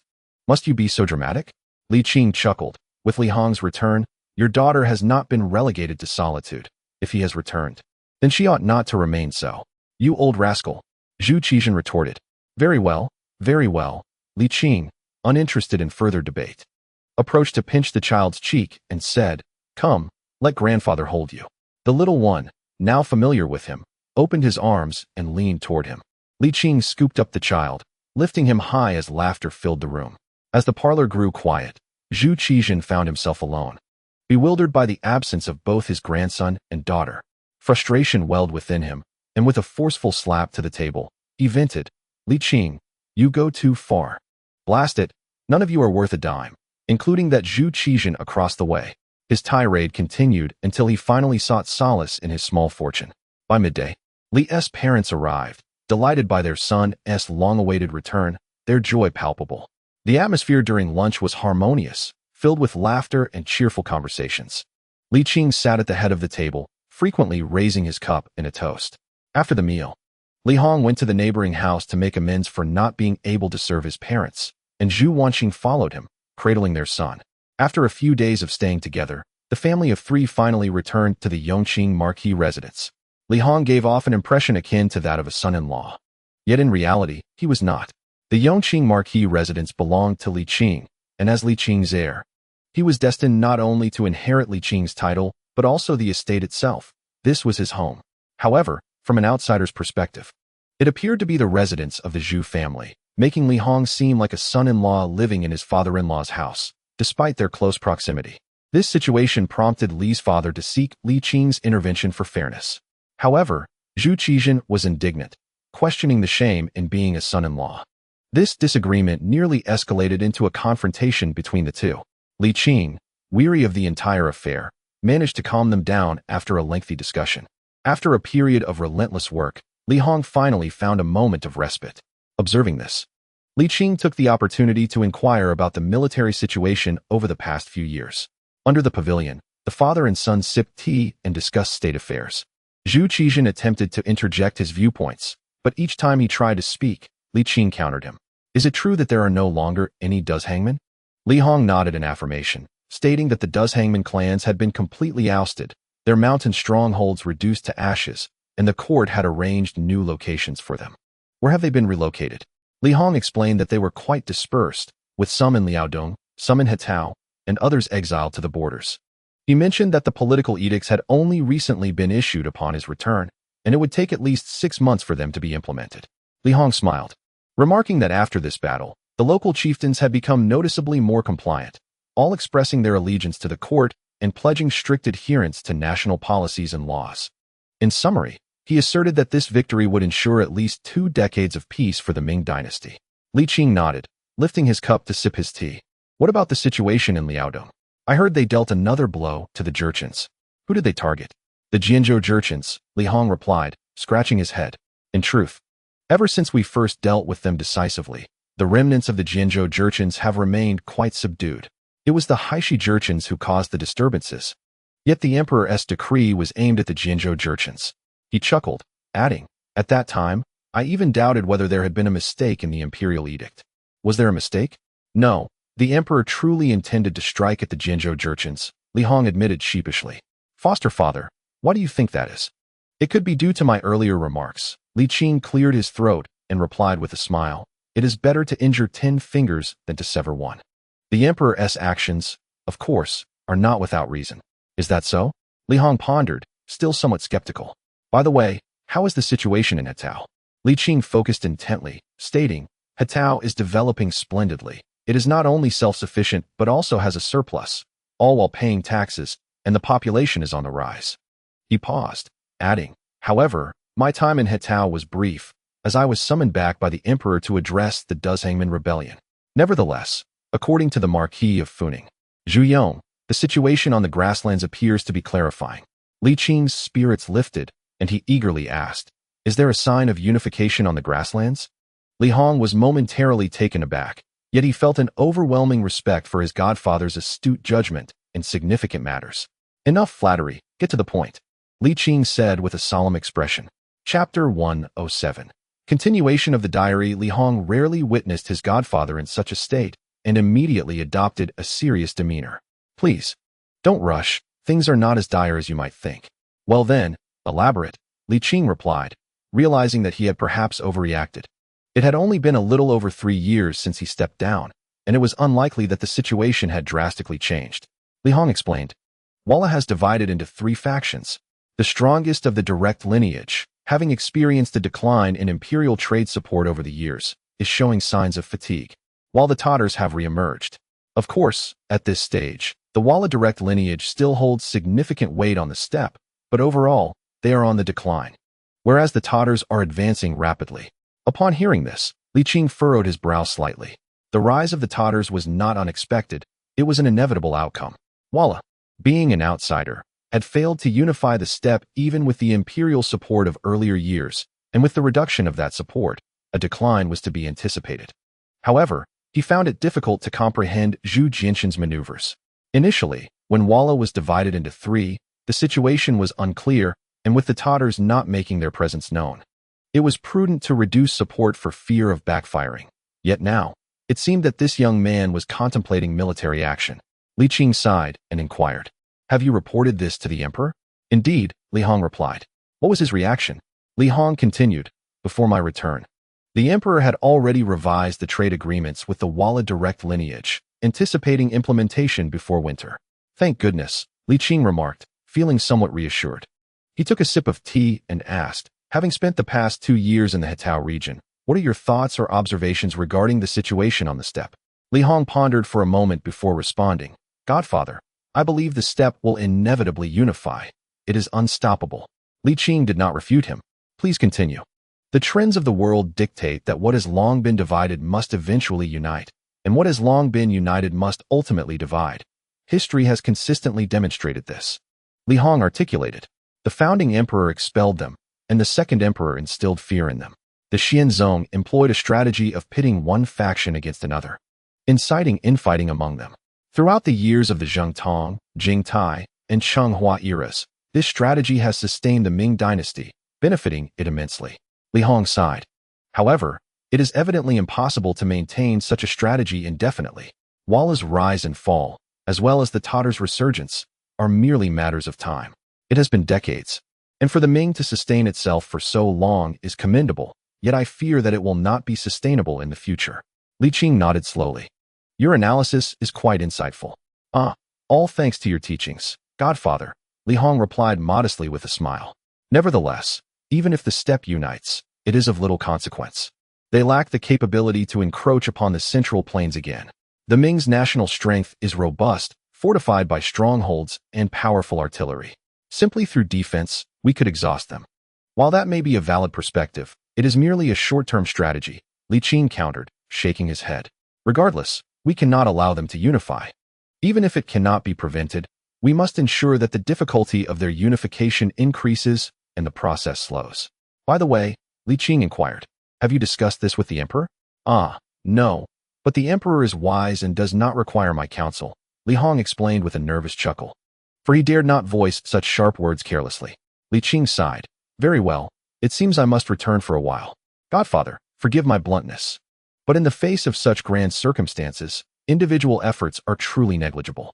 Li Hong hesitated before responding. Li Qing chuckled heartily. Even the most trivial actions, when accumulated, can indeed influence the larger picture. At the entrance of the courtyard, Zhu Wanqing exclaimed, Godfather, are you leaving already? Her expression was a mixture of surprise and reluctance. You must return soon. I have some concerns regarding state affairs. My absence leaves me uneasy. Li Qing explained with a smile. I will do my utmost. Zhu Qizhen inquired.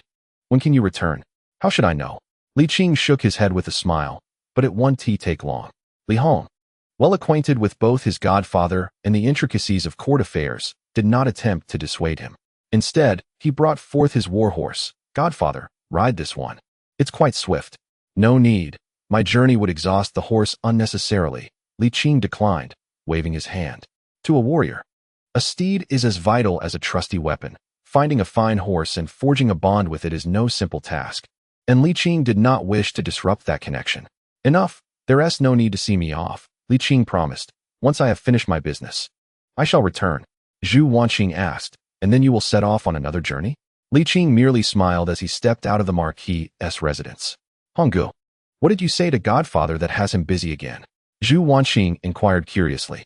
Matters of state, Li Hong replied hastily, sensing the dangerous gaze of his father-in-law. Father-in-law, your son-in-law suddenly recalls some matters. I must take my leave. Saying this, he turned and exited the Marquis's residence, seeking refuge elsewhere. This rascal has no sense of duty as a son-in-law. It's utterly outrageous. Zhu Qizhen grumbled, his irritation flaring at the sight of him. Zhu Wanqing retorted, Father, do be sensible. You are merely a wealthy gentleman, and I am but a wealthy young lady. If anything, we are the ones who have overreached. Silence. Zhu Qizhen snapped, his temper rising. Indeed, daughters grow up too quickly. Go, pay your respects to your in-laws. Do not return. See, you're getting anxious again. What more can you say? Enough. Zhu Wanqing quickly waved her hands, smiling brightly. A daughter is but a little comfort to her father. Even my Honggu cannot compare to you. Is that so? Zhu Qizhen's lips twisted in a smirk before his expression darkened again. Speak. What do you wish of your father? Zhu Wanqing forced a laugh. Father, you are wise. I wish to see what Godfather has written. While Li Qing was present, she dared not express such a desire. Now that he had departed, she felt unrestrained.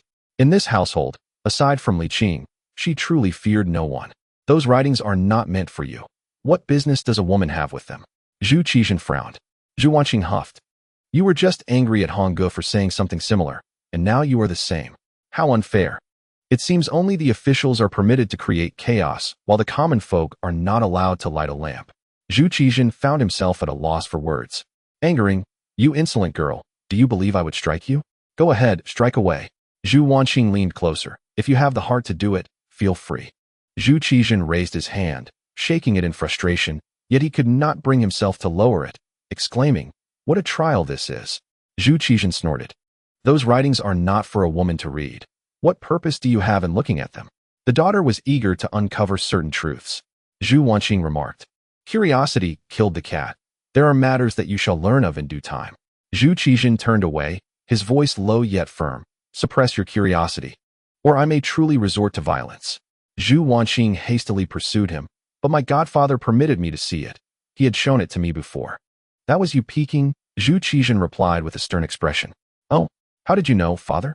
Zhu Wanqing exclaimed in surprise, only to realize, my godfather must have known I understood all along. He purposely allowed me to see it. With newfound enthusiasm, she inquired, Father, he is the Duke of Yongqing, Li Qing, is he not? Zhu Qizhen paused, contemplating for a moment, before suddenly conceding, if you wish to see it, then go ahead. He retrieved a key and directed her to the innermost section of the library, the lowest cabinet. Now, if you push me one more time, I will give you a good slap. All right, Zhu Wanqing gleefully exclaimed, achieving her objective. As she departed, Zhu Qizhen muttered to himself. Since the master has indicated she has likely guessed, there is no need for concealment. The truth will be revealed sooner or later. He recalled his youth. Having encountered Li Qing, and through years of association, he understood the man all too well. He recognized that Li Qing could not let go, otherwise he would not have rushed to the capital at the first hint of political turmoil. Zhu Qizhen understood that whenever the Ming faced adversity, Li Qing would undoubtedly come to the rescue, and this place served as the foundation for his swift rise.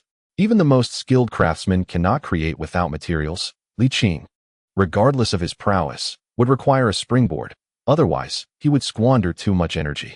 Thus, Li Qing's secrets were destined to be passed down, a truth that Zhu Qizhen comprehended thoroughly. However, since Li Qing had advised against breaking the window paper for now, Zhu Qizhen refrained from speaking further. If she enjoys guessing, let her do so, he thought, a mischievous grin spreading across his face. In this battle, the Northern Yuan Emperor, Wang Duoer, the Prince of Dai, and the captured princes and princesses amounted to a total of 77,525 soldiers, over 150,000 livestock, more than 3 million taels of gold, and 8 million taels of silver. Continuing on, Zhu Wanqing felt immense satisfaction, marveling at the bountiful fruits of this battle. Duke Lanyu, Liang Guogong, was truly remarkable. She pondered whether Honggu would ever match up to him, making comparisons in her mind. She examined the thickness of the materials, her face beaming with contentment. This time, it would certainly keep her engrossed for quite some time.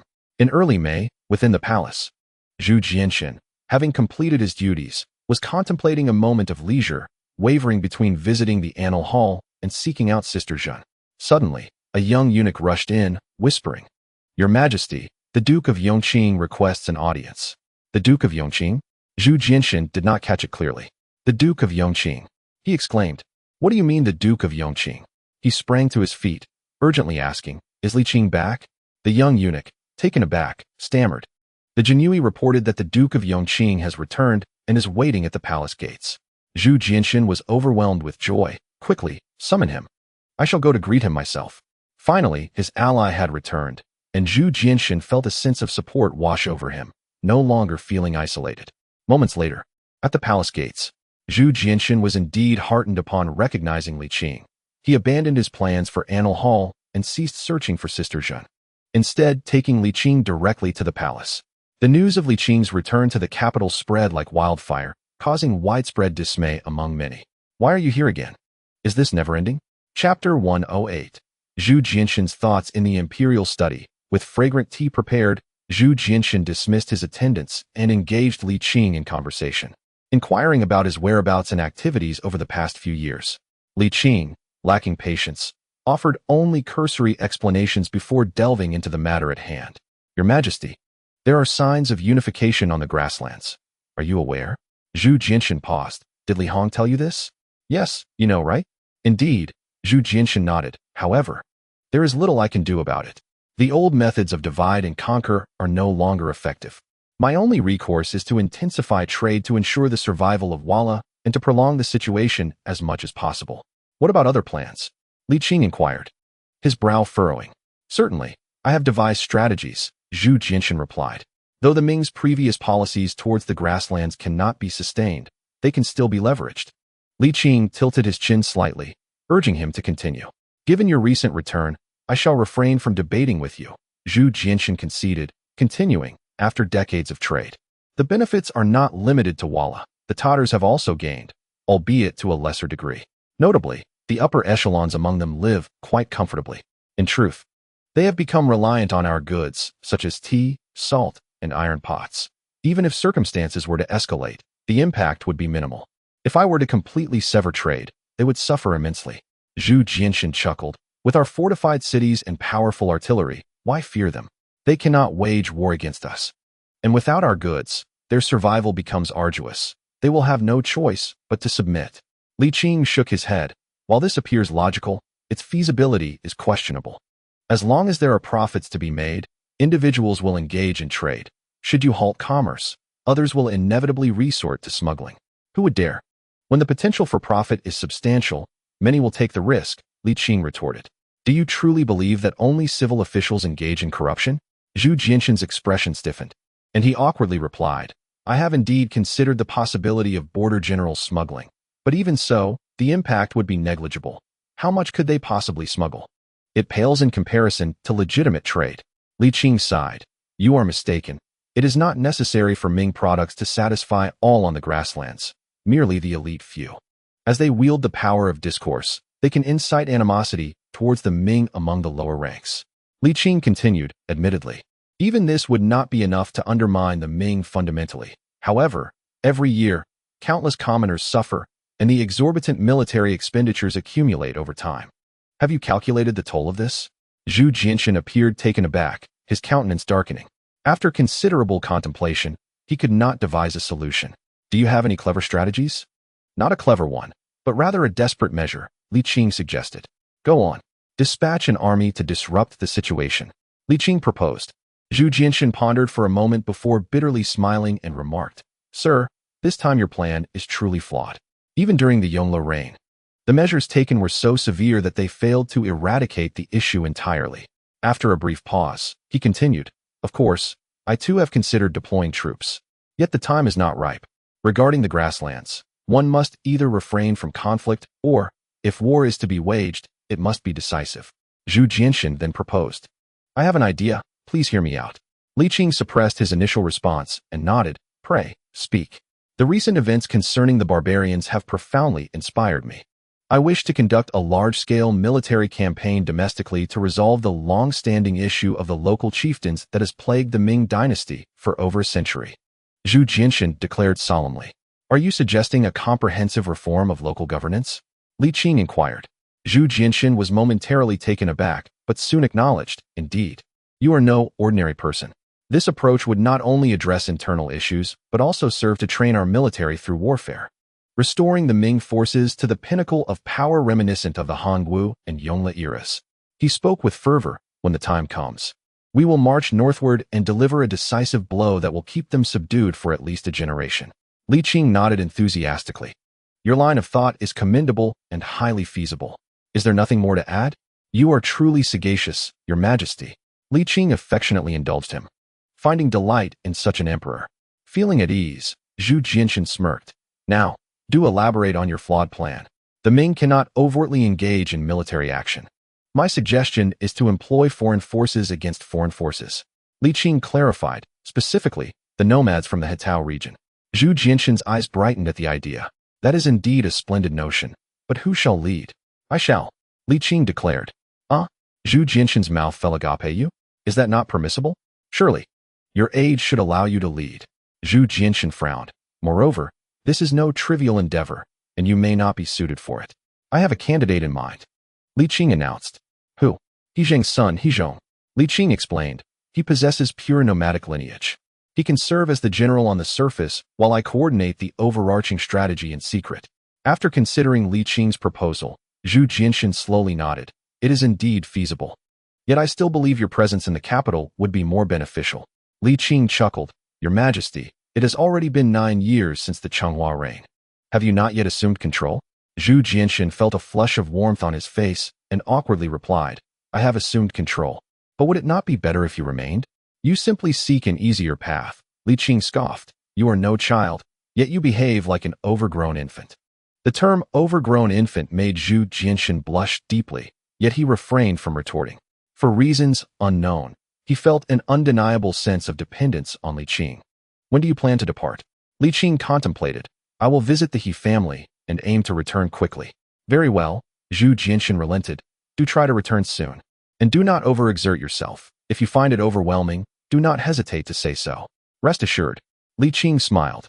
No one in this world can harm me. Zhu Jianxin smirked, remaining noncommittal. Nevertheless, Li Qing's return was ultimately a matter worth celebrating, prompting Zhu Jianxin to rise and summon provisions.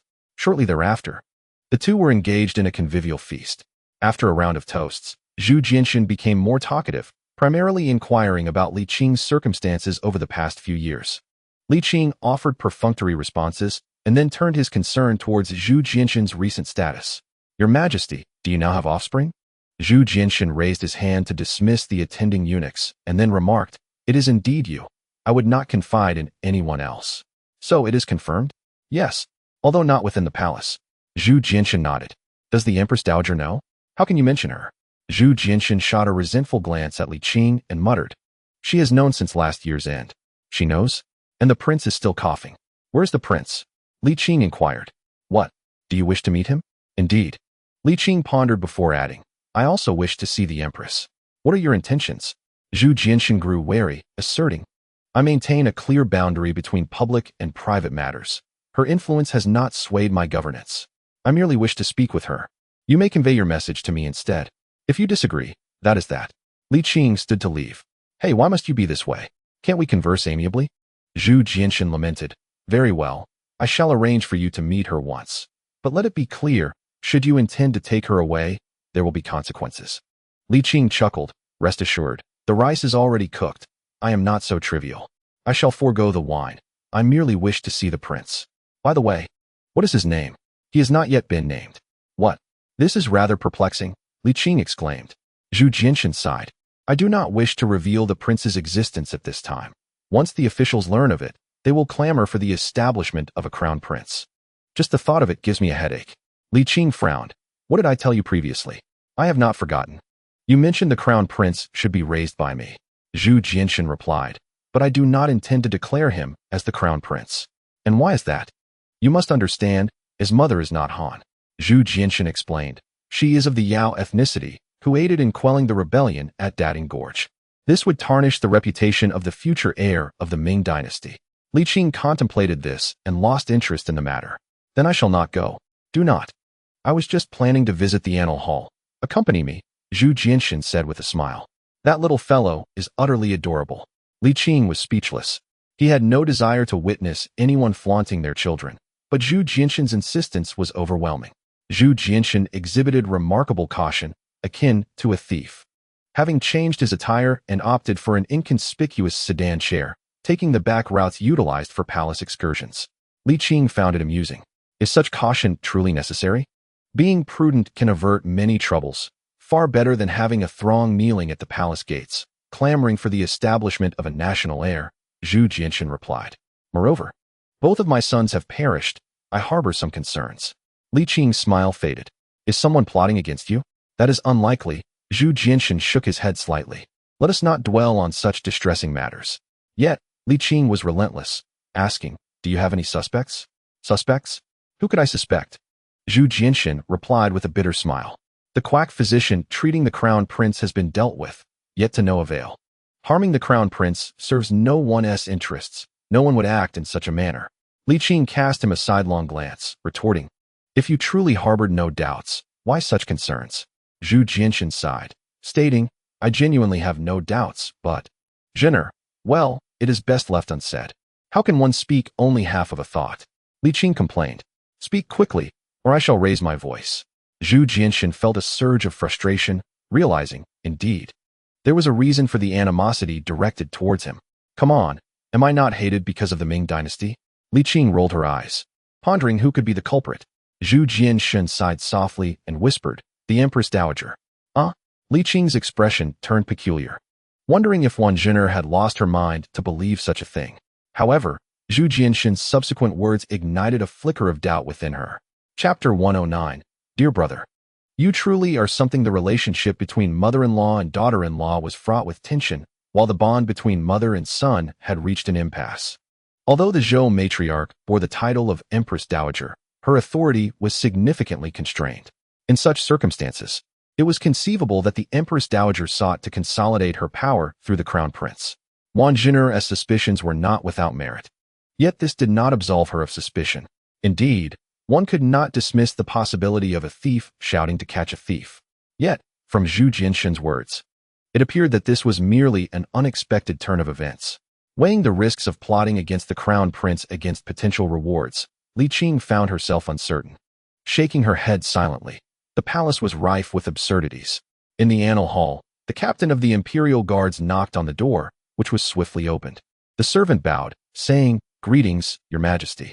Zhu Jianshan nodded, gesturing to Li Qing with a tilt of his chin. Let us go. Li Qing nodded and entered the courtyard. This residence was neither large nor small, a modestly structured two-courtyard layout, compact, yet adequately appointed. Bang, bang, bang. Zhu Jianshan knocked on the door, and little G opened it, exclaiming, It is I. Li Qing was baffled by the action. Why lock the door in broad daylight? The attendants were either eunuchs or palace maids. Was there truly a need for such secrecy? Sensing her confusion, Zhu Jinshan explained. She does not trust the servants to attend to the crown prince. Generally, she restricts their entry unless absolutely necessary. Very well, Li Qing responded, albeit confused but respectful. She inquired, should I summon the young prince out, or shall I enter? Please enter, Zhu Jinshan smiled gently. You are not a stranger. This is not the imperial palace, so there is no need for excessive formality. As they spoke, the courtyard door opened, causing Li Qing to fix her gaze intently. Zhu Jinshan, too, was astonished. Zhener, what brings you here? I was bored and thought to visit my sister, Zhener explained, her shock evident upon seeing Li Qing. Goodness, he has returned again? To be candid, Zhener harbored a sense of aversion towards Li Qing, stemming from prior grievances, yet more so from fear. She was acutely aware of Li Qing's capabilities and recognized her as someone audacious enough to overturn the table and act recklessly. Zhener believed that Li Qing could indeed bring about her demise. How could she not be afraid of such a harbinger of doom? Initially, when her husband ascended to the throne, she had needed to express her thoughts cautiously. However, now that her husband wielded power, Li Qing had become seemingly superfluous, at least. That was her belief. When did the Marquis of Yongqing return? Zhener asked with a forced smile, masking her true feelings beneath a facade of cheerfulness. Just today? I haven't even returned home yet, Li Qing replied with an odd smile. It seems that the Empress does not welcome my return? Not at all, Zhener laughed awkwardly. The Marquis of Yongqing is a great minister of the nation, a vital support to the Emperor. His return to the court is indeed a blessing for the Emperor and a fortune for the realm. The atmosphere grew somewhat tense, and Zhu Jinshan chuckled, urging everyone to step inside. Your Majesty, please enter. Zhener quickly moved aside, calling out, Sister, the Emperor has arrived. Li Qing cast a glance at Zhener and crossed the threshold into the courtyard. Soon, he encountered the mother and child that Zhu Jinshan had mentioned. The woman, in her early 20s, possessed a delicate beauty. Her fair complexion was not breathtaking but exuded a pleasing aura. The child, slightly older than the little ones from the Yongqing Marquis' residence, appeared to be about 3 years old, with a chubby, rosy face that was utterly adorable. The child gazed at Li Qing with round, innocent eyes, studying the unfamiliar man. This was the second bearded man Li Qing had ever seen. Li Gunyang expressed her surprise. Why has the Emperor brought a man with him? This humble servant pays her respects to your Majesty. No need for formalities. Zhu Jinshan replied, introducing Xiaoji. This is the Yongqing Marquis, Li Qing. Yongqing Marquis? Li Gunyang paused momentarily before exclaiming, I am honored to make your acquaintance. Though she had never met Li Qing, she had heard of him. Even within the palace, the name of Yongqing Marquis carried significant weight. The Emperor's woman is greeting me? Li Qing felt that the day was increasingly peculiar. Nonetheless, he understood the importance of maintaining the royal family's dignity, especially in public, and thus offered a respectful gesture. Your Highness, you flatter me. Zhener interjected, the Emperor has yet to formally confer a title upon my sister. She turned to Zhu Jinshan, inquiring, Your Majesty, when do you plan to grant her a title? Zhu Jinshan replied with a hint of regret, now is not the right time. Once the moment is ripe, they will be welcomed into the palace. He then addressed Li Gunyang, Xiaoji, please bear with us for now. That's quite all right. Li Gunyang softly responded, I am already content and do not require any titles. Haha, I will make up for it later. Zhu Jinshan jested before picking up the child, proudly showing him off to Li Qing. Isn't he adorable? Indeed, very charming. Li Qing replied with a smile. Though he had little interest in children, his curiosity was primarily directed toward Zhener. What brings this woman here? Li Qing asked directly, Your Highness, might I have a word? Zhener felt a jolt in her heart. What could he want? I have been good already. She hesitated to comply, yet could not refuse, glancing toward Zhu Jinshan for guidance. He gave a slight nod. You truly are something, little brother. Zhener sighed in resignation, stepping aside but not exiting the courtyard, wary of Li Qing. She kept her distance of merely a few meters, stopping behind a large tree. As Li Qing approached, she swallowed nervously and forced a smile. What would the Yongqing Marquis like to discuss with me? What brings you here? Li Qing inquired. It is rather dull in the palace, Zhener admitted. I speak no falsehood, she added, her voice trembling slightly, revealing her grievances. The Emperor favors only me, refusing to share his affections. The Empress Dowager despises me, and the concubines isolate me. I have no one to talk to. Of course, she continued, the little prince is delightful, and I adore him dearly, Zhener stammered. attempting to explain her situation. Li Qing observed her sincerity and pondered for a moment before asking, "Do you come here often?" "Not frequently, but occasionally," Xuande replied. "I do visit for a few days each month." Li Qing touched his nose and inquired, "How long has it been?" "Half a year," Xuande replied, not daring to lie. "I first came here at the end of last year, and ever since then, I've visited whenever I felt bored." Upon hearing this, Li Qing's suspicions diminished significantly. After such a long period, if they indeed intended to commit a wrongdoing, the mother and child would not have remained unscathed. From their earlier demeanor, it was evident that they held trust and affection towards Xuande. Moreover, the most crucial point was that Xuande bore no motive for wrongdoing. At her age, with Zhu Jinshan's favor, she would have conceived long ago. She was well aware of this. Clearly, she had resigned herself to her fate. If she could give birth herself, why would she cherish another's child? Viewed from this perspective, the tragic demise of the crown prince should have no connection to her, especially since Zhu Jinshan had allowed her to grow close to the crown prince. Li Qing nodded slowly and asked, "Do you suspect there was foul play regarding the crown prince's passing? Why would he confide everything to you?" At that moment, Xuande felt a pang of jealousy. Despite her heightened emotions, she retorted, "So what if I do?" Li Qing paid no heed to her attitude and continued, "You suspect it was the Empress Dowager's doing. What evidence do you have? If there were solid evidence, what would there be to suspect?" Xuande rolled her eyes. "However, it is quite possible. The emperor never listens to her counsel. This Empress Dowager, compared to the former Zhang Empress Dowager, is vastly inferior, even to the Sun Empress Dowager." Xuande's resentment towards her mother-in-law ran deep, and she spoke rather impolitely. "Let us not even compare. While the Sun Empress Dowager may not match the Zhang Empress Dowager, she was favored, unlike me. The retired emperor disdains her, and the emperor does not share her sentiments. Her husband is distant, and her son shows no affection. I believe she is psychologically twisted." Li Qing sighed. "These are merely your conjectures. There is no evidence. Believe it or not, it is up to you," Xuande replied, her face falling as she reminisced about her sorrows. "Does the Marquis of Yongqing have any other matters to discuss? Do you remember what I advised you previously?"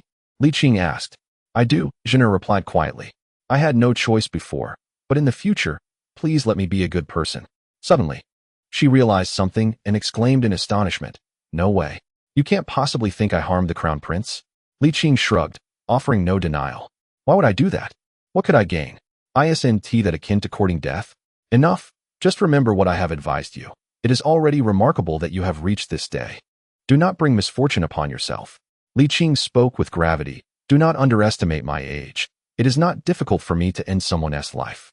"Would you dare say that in front of the emperor?" Xuande challenged. Li Qing scoffed. "Invite him here, and I shall repeat it." Ultimately, Xuande did not dare to take action, fully aware of Li Qing's character and knowing he would follow through. Rest assured, in the past, I was constrained by the Sun Empress Dowager. Now, alas, I desire nothing more. I am over 40, and what more can I stir up? After a pause, she added, "If you truly possess such capability, you might as well direct your talents towards the Sun Empress Dowager." Li Qing replied coolly, "Just focus on your own affairs. There is no need for you to worry about others." Just as they were conversing, a small child came running with short legs, looking up with a cherubic face and asking, "Annie, do you have any candy?" "I do." Upon seeing the child, Xuande's expression softened, and she reached into her pouch to retrieve a piece of candy, just as she felt a piercing gaze directed at her. Xuande raised her hand and tossed a piece of candy into her mouth, mumbling, "Now you can rest easy, right?" Li Qing, feeling somewhat embarrassed, thought to himself that Zhu Jinshan was still present. Moreover, Xuande had neither the need nor the courage to conspire against the prince. He could only lament that history should not be taken at face value.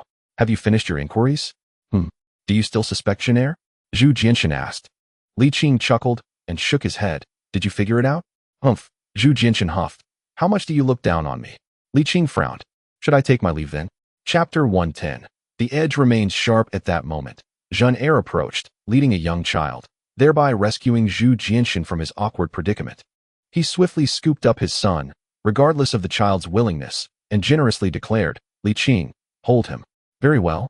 Li Qing extended his arms to embrace the little one, gazing at the chubby face, and could not resist giving it a gentle pinch. Indeed, so soft. Xuande drooled with envy. She had secretly pinched it once, and it was indeed delightful. The toddler, not particularly shy, with his father, mother, and aunt nearby, piped up, "If you pinch my face, You have to give me candy. Eating too much candy is bad for your teeth. You might have a toothache later, Li Qing replied while pinching again. The little fellow, now 3 years old, could communicate normally. No, you can't pinch me anymore, he protested, pushing Li Qing's hand away, pouting, put me down. Li Qing gently tapped the child on the head. Following this, he noticed Zhu Jianshan and the others staring at him with incredulous expressions, not even blinking. I tapped lightly, Li Qing said, feeling a bit embarrassed, realizing it was an instinctive gesture akin to reprimanding a mischievous grandchild. Zhu Jianshan snatched his son back. You need not hold him. Who cares to hold him? Li Qing felt somewhat speechless and quietly remarked, Your Majesty, may we speak privately about serious matters? Upon hearing this, Zhu Jianshan released his son and reluctantly walked to the side, while Xuande and Miss Li sensibly led the child indoors. Li Qing watched them enter before approaching Zhu Jianshan. The emperor, now serious, inquired, What is it? Li Qing recounted Xuande's complaints regarding Empress Dowager Zhou, asking, Are these facts? There may be some exaggeration, yet it is not entirely baseless. I did grant titles to the Zhou family, and yet she is still dissatisfied. Zhu Jianshan sighed. In the Ming dynasty, filial piety governs the state. She is my biological mother, and I truly cannot take action against her. Thus I can only adopt a cold approach. Li Qing nodded, understanding the situation. You are not considering impeaching her, are you? Zhu Jianshan cautioned. She is my mother. Please do not impeach her for the benefit of her family, nor for the misappropriation of palace funds. Do not put me in a difficult position. Li Qing assured him. Rest assured, I shall not impeach her.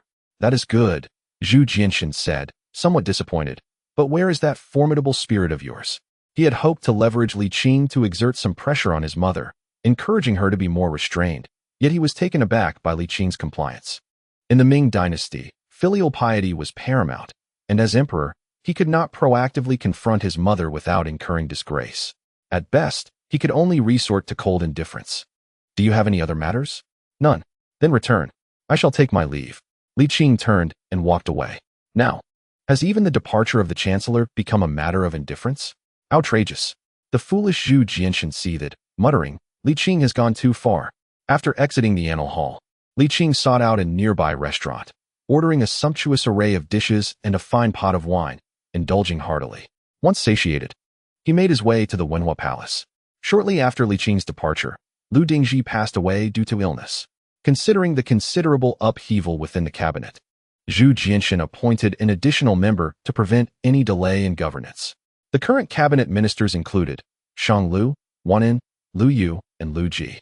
Having nearly completed their tasks, the ministers slowed their pace, attempting to stretch their time in the office. Although there were no regulations regarding the ministers' working hours, lingering longer at their posts conveyed a sense of dedication. As they sipped tea, casual conversation ensued. Have you heard? The Marquis of Yongqing has returned. Lu Yu initiated. Lu Ji chimed in. Indeed, I heard during the morning court session, news of his return has been circulating widely, so it must be true. Both were rising stars, harboring thoughts yet hesitant to express them, hoping to provoke a response from Shang Lu and Wherein. After all, Li Qing was a figure well known to all, and his return could spell trouble for everyone. Wherein, keenly interested, glanced at Shang Lu and inquired, What is your perspective, Minister Shang? I've heard the emperor personally welcomed him at the palace gate. No one would dare distort the emperor's name. It must be accurate, Shang Lu replied, deliberately avoiding any direct engagement. He jested, knowing that offending Li Qing would lead to immediate repercussions, especially from one, and Li Qing was not a magnanimous individual. Dealing with a cabinet minister was a mere trifle for him. Unable to achieve his initial aim, Wherein attempted another tactic. What does Minister Shang think? Will the Marquis of Yongqing continue in his cabinet position? Shang Lu pondered for a moment, not dismissing the possibility. Oh, are you suggesting that the Marquis has a penchant for power? Wherein furrowed his brow. When did I ever say that? Shang Lu retorted, his frustration evident. Just then, Li Qing entered with a cheerful demeanor. Ah, everyone is here. I see we have 2 new faces. It seems our cabinet is flourishing. The 4 ministers were taken aback. Hastily rising to their feet, bowing in respect, we meet the Marquis of Yongqing. No need for such formality, Li Qing chuckled. It's been years. I hope you all have been well. Wherein smiled. My lord, you appear ever youthful. After years apart, you remain vigorous. Truly, heaven has blessed our Ming dynasty. He hurriedly pulled out a chair, Please, have a seat, my lord. No need. I merely came to pay a visit. Li Qing gently shook his head. Wanan, slightly bewildered, chuckled. It seems Minister Shang's judgment was mistaken. The Marquis did not come to vie for the position of chief minister. Curse it. I shall not let this go. Shang Lu nearly succumbed to the impulse to retort. After regaining his composure, he finally spoke. My lord, do not heed Wanan's jest. I never claimed that. It matters not. What harm is there in saying it? Wanan laughed. The Marquis is magnanimous enough not to mind such trivialities. Wanan. Shang Lu, thoroughly exasperated, felt a surge of irritation, ready to confront Wanan Shang Lu. What do you intend to do? Do you truly believe I am afraid of you? Civil officials may be more adept at combat than military generals. At times, high-stakes power struggles can devolve into the most rudimentary forms of conflict. Lu Yu and Lu Ji each seized the other, urging calm. Let go of me. Wanan struggled forward, proclaiming, I shall see whose fist is stronger. I am not afraid of you. Shang Lu, equally incensed, declared, I shall not hesitate to tear your mouth apart. Despite Lu Ji and Lu Yu's continuous entreaties, the two remained unmoved. Having exhausted their attempts to intervene and persuade, they relinquished their hold, allowing the confrontation to unfold. Ideally, it would result in mutual destruction. If a decisive outcome were to emerge, that would be even better.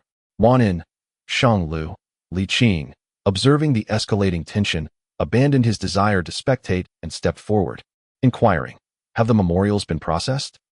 Not yet. The two exchanged sheepish glances, casting resentful glares at one another. Just wait. Li Qing pulled up a chair and asked, which of these have you handled? This one has been processed by me.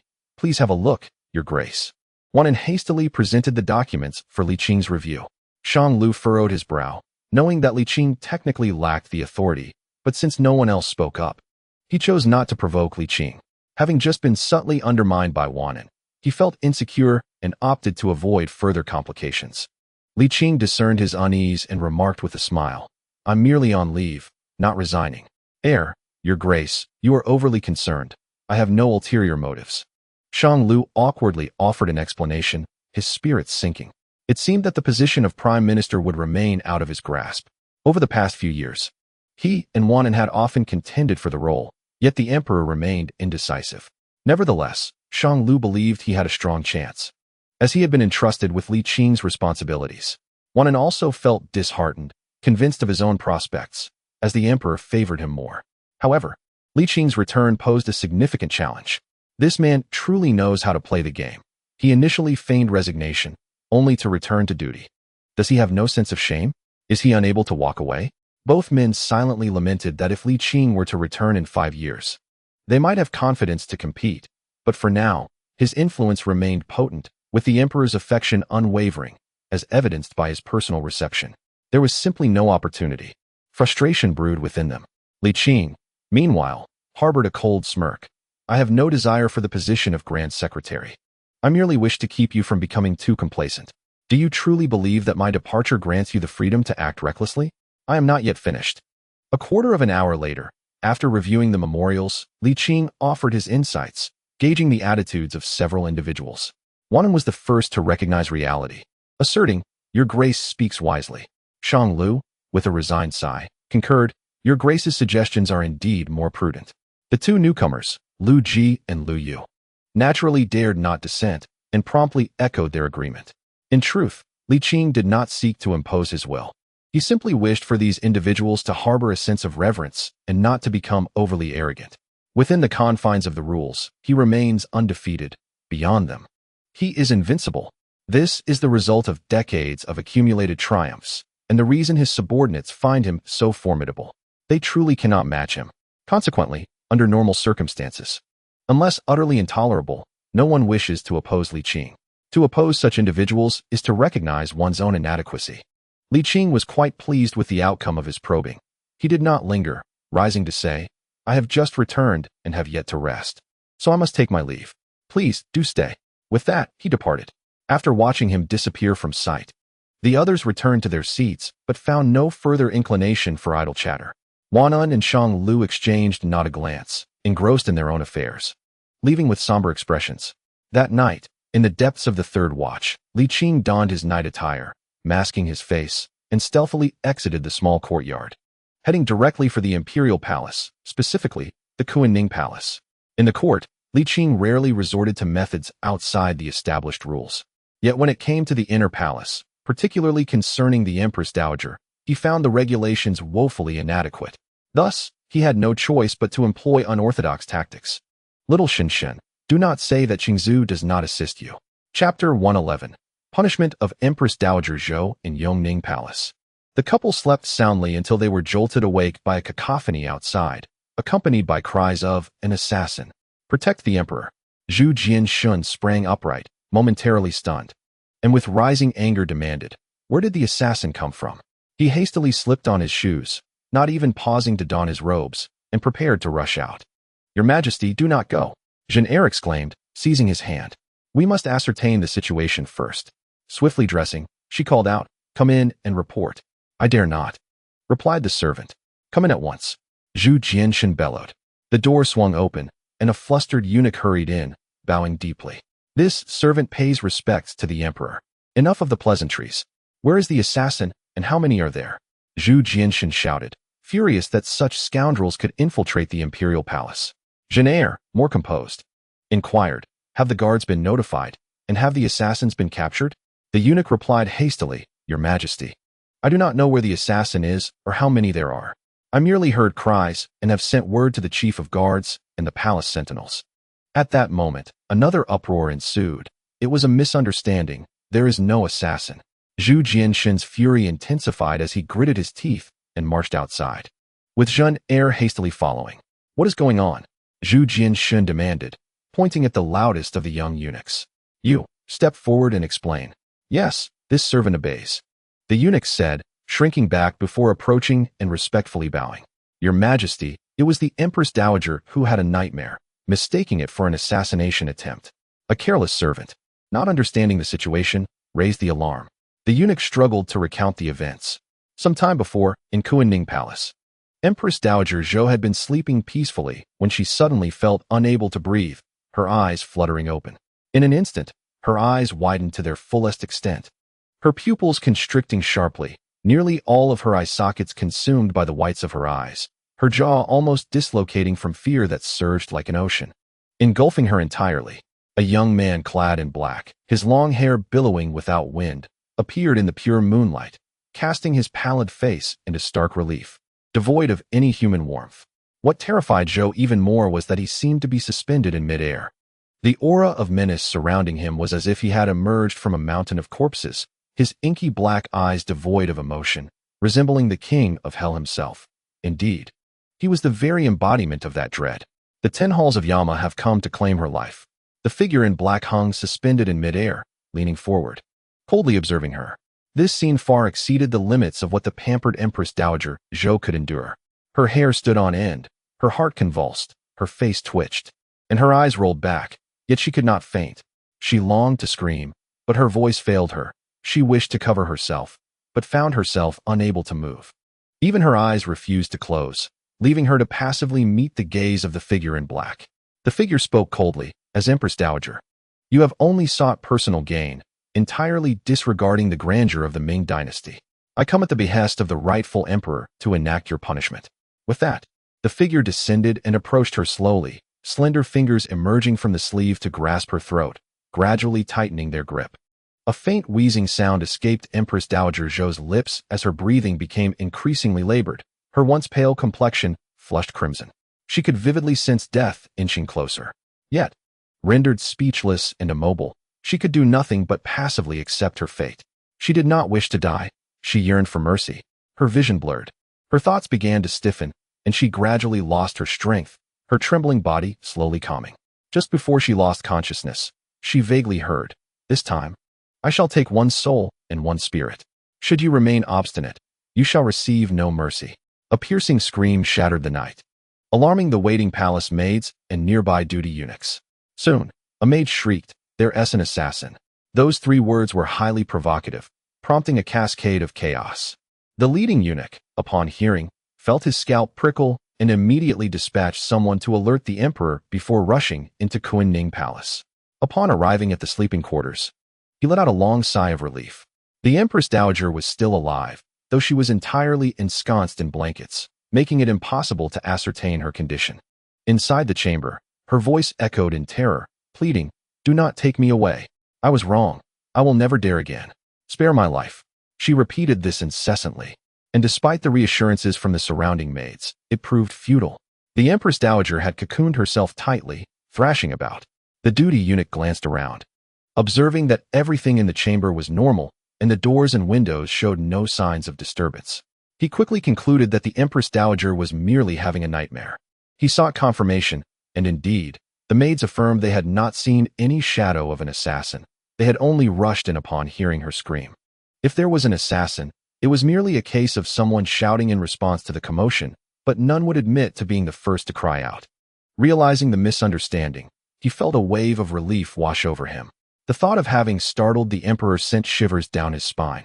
He hurriedly sent his adopted son to clarify the situation while he maintained a demeanor of professionalism and loyalty, softly comforting the Empress Dowager beside her.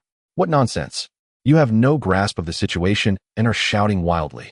Emperor Zhu Jianxin, while furious, also felt a slight easing of tension. If someone could infiltrate the palace after the gates were locked in the dead of night, then sleep would be a distant luxury. In a situation where safety could not be guaranteed, who could possibly find rest? Zhen'er inquired, "What did the Empress Dowager say upon awakening from her nightmare?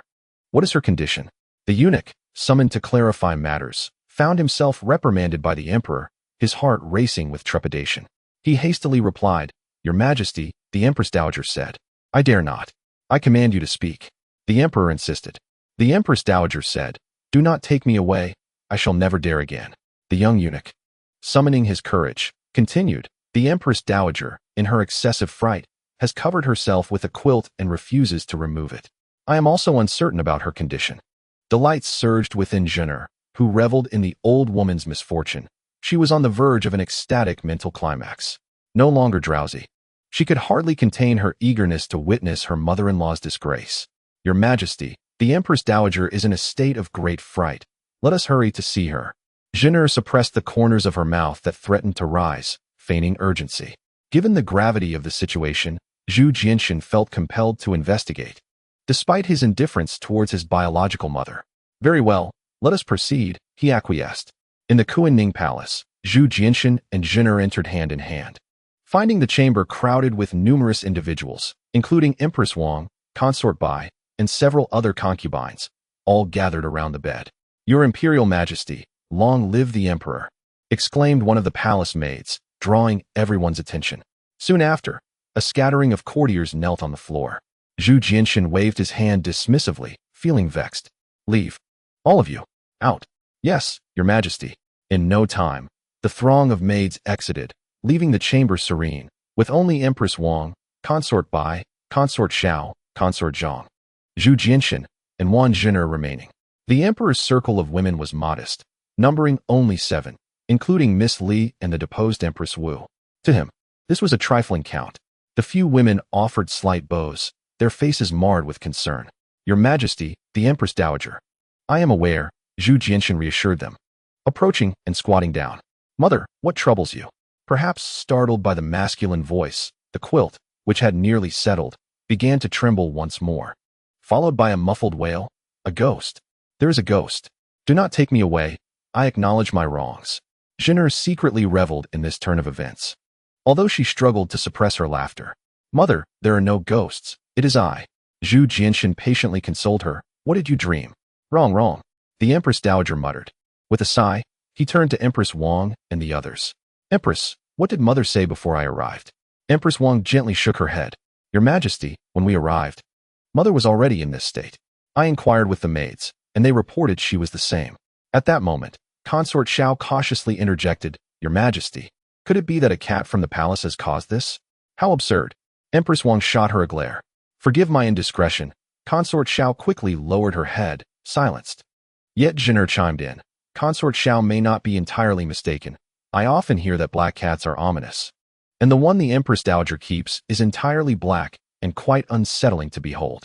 Zhu Jianxin was skeptical of such beliefs, yet he felt the need to adopt a stance, capture it, and dispose of it.